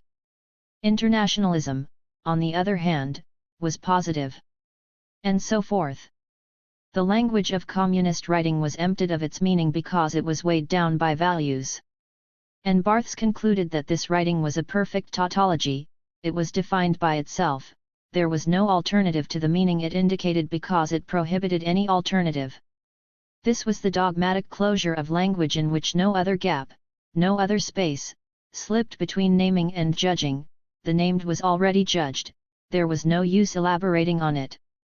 Once again, the analysis took its point of departure in linguistic data but was anchored at the outset in social and ideological experience. Yet the latter, illuminated in the tiny details of the enunciation, would alert us to the most intimate injuries that totalitarianisms have inflicted. Finally, Barthes took pleasure in mocking intellectual writing. Ironic and caustic but not without sympathy, he outlined the portrait of a new type of scriptor situated halfway between the party member and the writer. This concerned nothing less than the difference between writers and intellectuals. The intellectual, who is not a writer but a scriptor, has ideas to defend, generally on the left, of the esprit or les temps modernes variety. They reflect a particular ideology that the scriptor upholds. The fact that he writes novels, pamphlets, mandates, or manifestos comes second. However, what unites these diverse activities is that, in all cases, including his fiction, an intellectual takes a position, he signs on. Which led Barthes to define this intellectual mode of writing as being, above all, a sign of signatories, the sufficient sign of commitment. What does this footnote concerning signatory scriptors mean? That the writing in question and consequently the scriptor intellectual are institutions, constituting a state within the state, a power. This writing is the opposite of writing as risk, the novel or essay, lost in remembrance of things past. On the contrary, form thus becomes more than ever an autonomous object, meant to signify a property which is collective and protected. In effect, if I sign on with 50 people, or if I write a book that is supposed to express the opinion of the group whose power I share, then my form is not my form, it is collective property. Beneath an apparent assertion of singularity, I dilute myself in the collective, I am the property of the institution in whose name I speak. And Barthes, targeting Sartre, asserted that certain writers, in so doing, do not hesitate to scuttle the writing itself, to renounce writing, and to propagate archaic models. Think of leftist intellectuals and their taste for the 19th century, for example. The intellectual is still only an incompletely transformed writer, and unless he scuttles himself and becomes forever a militant who no longer writes, he cannot but come back to the fascination of former modes of writing. Intellectual modes of writing are unstable writings, situated between the literary and the political, but the scripter finds an advantage in them insofar as this scripting offers him a reassuring image of the collective. Once again, the argument here may seem abstract, neither truly rhetorical nor political. But it broadsides social standing and, strictly speaking, the use of language. These intellectual writings are mocked as so many blind alleys situated between complicity and impotence. Here Barthes forgets to be prudent and becomes slightly caustic. The novel, a euphoric sorting. How will this intersection of language, intimacy, and history that Barthes examined shift in the writing of the novel? Again, he starts with formal criteria such as verb tense or the personal pronoun and arranges them as political questions. The preferred tense of the realistic novel is the preterite. Barthes calls this the unreal time of cosmogonies, myths, history, and novels, a ritual of letters. What is the meaning of this ritual? He asks in an argument at once linguistic and already semiological. First of all, the novel uses the preterite because it articulates a distance through which a past may be arranged. A demiurge, extracted from the fray, speaks through the voice of this preterite and constructs a world of order. Barthes takes into account the psychical mechanism that underlies the verb tense of the novel and describes the dramaturgy of the time and space deployed there. This ordered world, he explains, is called euphoria. The interpreter as he manifested himself here was in fact proposing a psychological analysis, but perhaps I should say a novelistic analysis, for it was as a novelist that Barthes proceeded. I will come back to the idea that he developed later with regard to the relationship between criticism and truth. Criticism cannot unveil truth unless it becomes the critic's subjective expression, unless it becomes a novelistic mode of writing unlimited by the supposedly objective reconstruction of facts and meanings. For now, keep in mind that writing degree 0 already introduced this intimate part of the writer Roland Barthes, internal to the interpretation that the theoretician elaborated. So, the preterite is the expression of an order, and consequently of a euphoria. The link between order and euphoria is not immediately apparent, it is inscribed through Barthes's insistence, it is a creation of his writerly touch, thanks to, reality is neither mysterious nor absurd, it is clear, almost familiar, repeatedly gathered up and contained in the hand of the creator, it is subjected to the ingenious pressure of his freedom. The order established by the preterite may evolve toward a sort of calming that is not evident right away but that the particular subject who is the novel writer modulates discreetly. The preterite, constructed and ordered, procures pleasure and euphoria, it becomes narrative past, the bourgeois novel needs it in order to provide an image of the world as secure and creative. Barthes supposed that our perception of the bourgeois world resonates with this image and with that of the novelist, all aspiring to a secure, creative world. The preterite of novelistic writing ceased to be a linguistic category, beneath Barthes's pen, and, through psychology and sociology but also beyond their limits, became a veritable category internal to the psychical apparatus. The teleology common to the novel is the alienation of the facts. The preterite is the very act by which society affirms its possession of its past and its possibility. It took all Barthes's freedom and dilettantism, placing him at the crossroads of several disciplines, for this very polymorphous notion of writing to be sketched out and for it to allow us to read the preterite in this surprising way, as this past tense so necessarily French and yet totally prepared to fall into the money bag of the bourgeoisie. It is thanks to an expedient of the same kind that the triumphant bourgeoisie of the last century was able to look upon its values as universal. Let us now look at the pronoun he. The solid he, the crumbing he, Balzac or Flaubert. Unlike the pronoun I, which Barthes calls less ambiguous and thereby less typical of the novel, the pronoun he is a typical novelistic convention, like the narrative tense, a conglomerate of several he's, a construction made in order to rid I of its humors and tendencies that allows the traits that interest the writer to be condensed without at the same time constituting a complex person. Thus even Balzac's characters appear to the critic as slight in terms of solid flesh, but this slightness conceals an advantage: it allows the narrator's eye to retain its own moral density and its own tendencies. Later, semiology would in turn reflect on the novelistic he, starting with the linguistic definition of personal pronouns.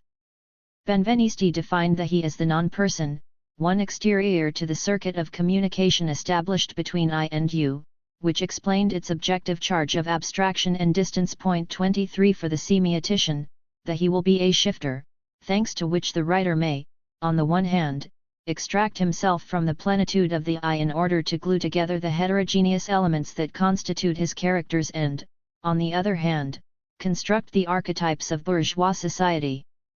Barthes suggested this in writing Degree Zero: the appearance of the he is not the starting point of history, it is the end of an effort which has been successful in extracting from a personal world made up of humors and tendencies, a form which is pure, significant, and which therefore vanishes as soon as it is born, thanks to the totally conventional and ethereal decor of the third person. 24 And when the bourgeois universe finds itself in crisis, the character in the novel will also lose the compactness and homogeneity that he conferred on him. Barthes nevertheless sketched out a typology of novelistic he's.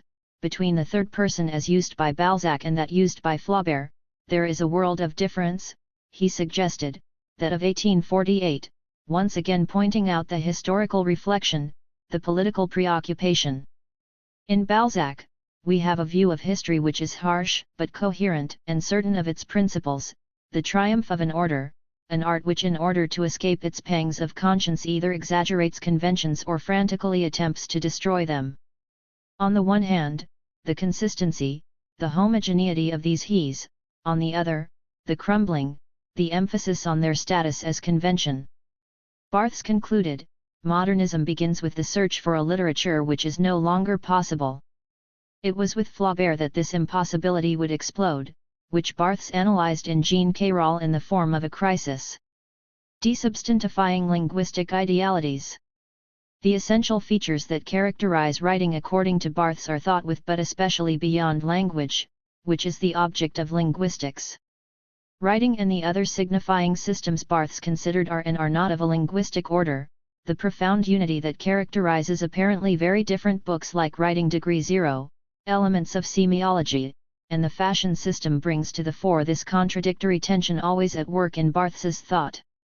On the one hand, because language is the first of the signifying systems and the best defined, Barthes suggested the following modification of Saussures' position: linguistics is not a part of the general science of signs, even a privileged part, it is semiology which is a part of linguistics. 25 On the other hand, and at the same time, signifying systems are translinguistic, they are articulated in great unities that traverse the phonetic, semantic, syntactic, and stylistic order and organize another combinatory with the help of these same linguistic categories, functioning, however, at a second power, in another system activated by another subject. We have come full circle. The passage through the Russian formalists allowed a return to the translinguistic, or even anti-linguistic, positions of Writing Degree Zero while it simultaneously established them. Point 26. Reduction of the complexity of the signifying practice to a neutral and universal intelligible. This supposed ideology of Barthes's approach has been criticized.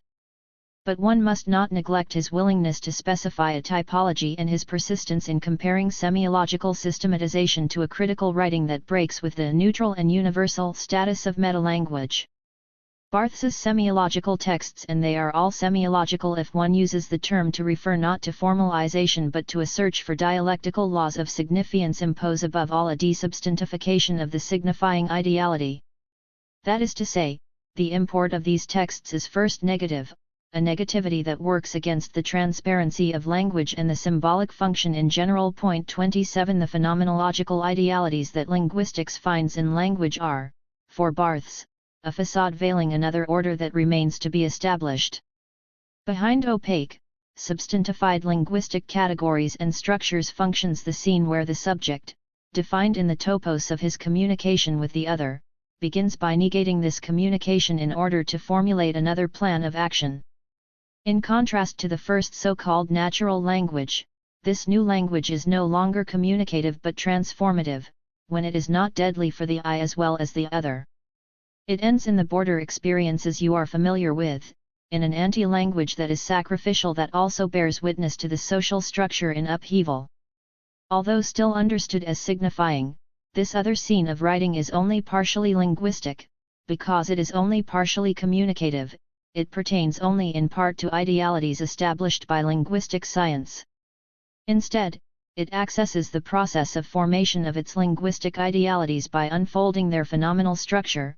Linguistic unities and structures no longer determine writing, because it is not only or not specifically a discourse addressed to someone.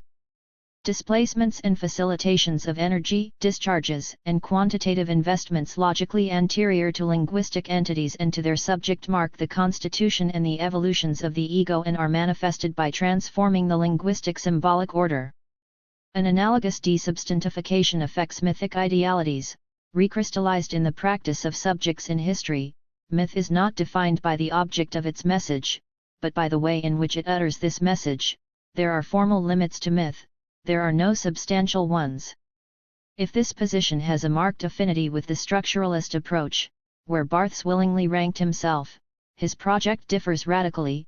To be a structure, myth is only intelligible as historical production, its laws will therefore be found in history and not in phonology. One can conceive of very ancient myths, but there are no eternal ones, for it is human history which converts reality into speech, and it alone rules the life and the death of mythical language. Ancient or not, mythology can only have an historical foundation, for myth is a type of speech chosen by history.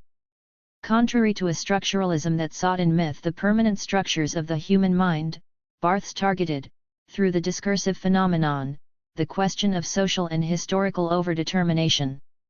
I hope I have shown how his position differs from structuralism and especially how distant from it his point of departure is. History, for Barthes, is inseparable from a deep unfolding of the signifying subject through which it is readable. History, then, confronts the writer with a necessary option between several moral attitudes connected with language. It forces him to signify literature in terms of possibilities outside his control. 28 This obligatory but uncontrollable necessity that commands signifying is delivered to us by a privileged experience, aesthetics.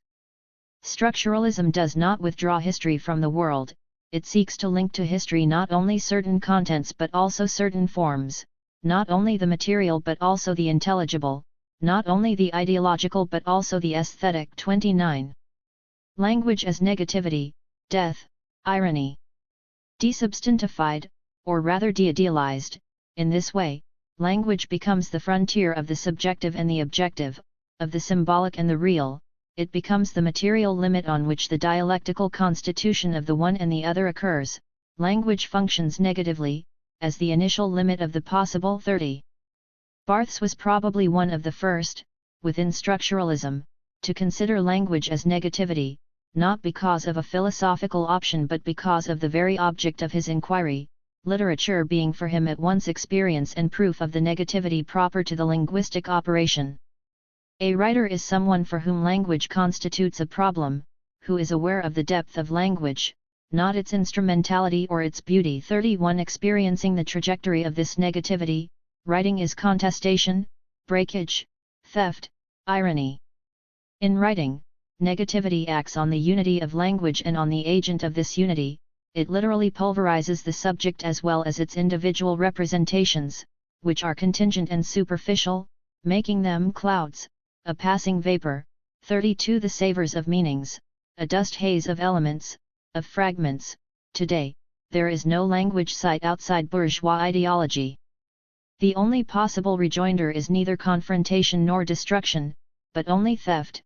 Fragment the old text of culture, science, literature, and change its features according to formulae of disguise. Exceed the laws that a society, an ideology, a philosophy establish for themselves in order to agree among themselves in a fine surge of historic intelligibility. 33. Precisely because it operates in the language of the subject, this negativity exists alongside a positivity. The materiality of the language that obeys strict rules, bearers of the concrete body and history, blocks the movement of absolute negativity that could only support itself as such in the excess of ideas and through a negative theology. Keep this in mind, writing formulates the negative. At the heart of the national language, negativity organizes itself as a new signifiance. Language is remodeled in a writing whose novelty, seen at first as scandalous, ultimately emerges as revelatory of a universal, international, and trans-historical logic. Barthes chose authors who are classifiers, inventors of codes and languages, topologists, logothetes, architects of new languages who list, enumerate, synthesize, articulate, formulate. And we read our aberrations there as if they were laws, scriptures.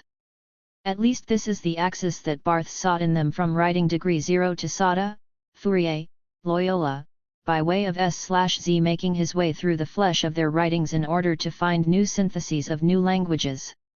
The critic, for his part, also crosses this explosion of meaning in language that is internal to writing and whose only pole of transference is linguistic or referential. But the formulating operation of critical writing is distinguished from that of the writer.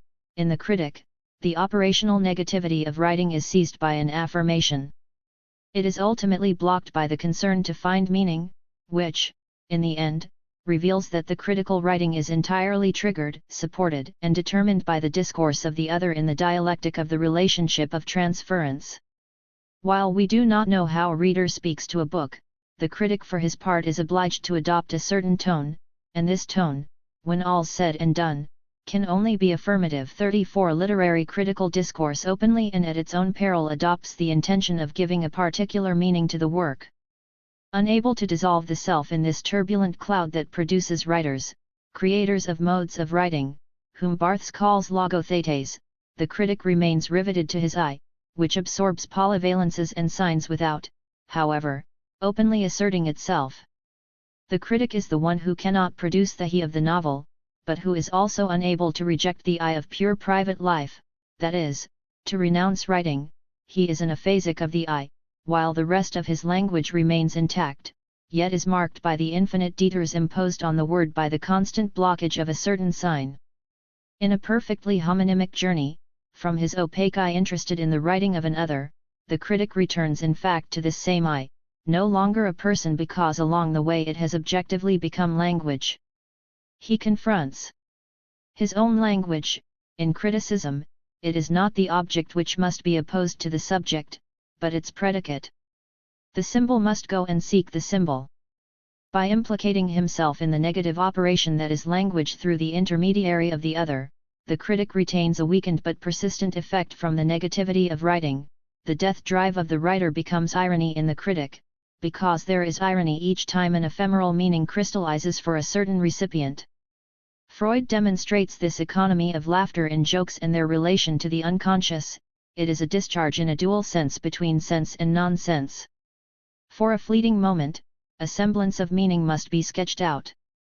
This is the task of the critic, one of the more amusing ones, to crystallize an island of meaning in a sea of negativity.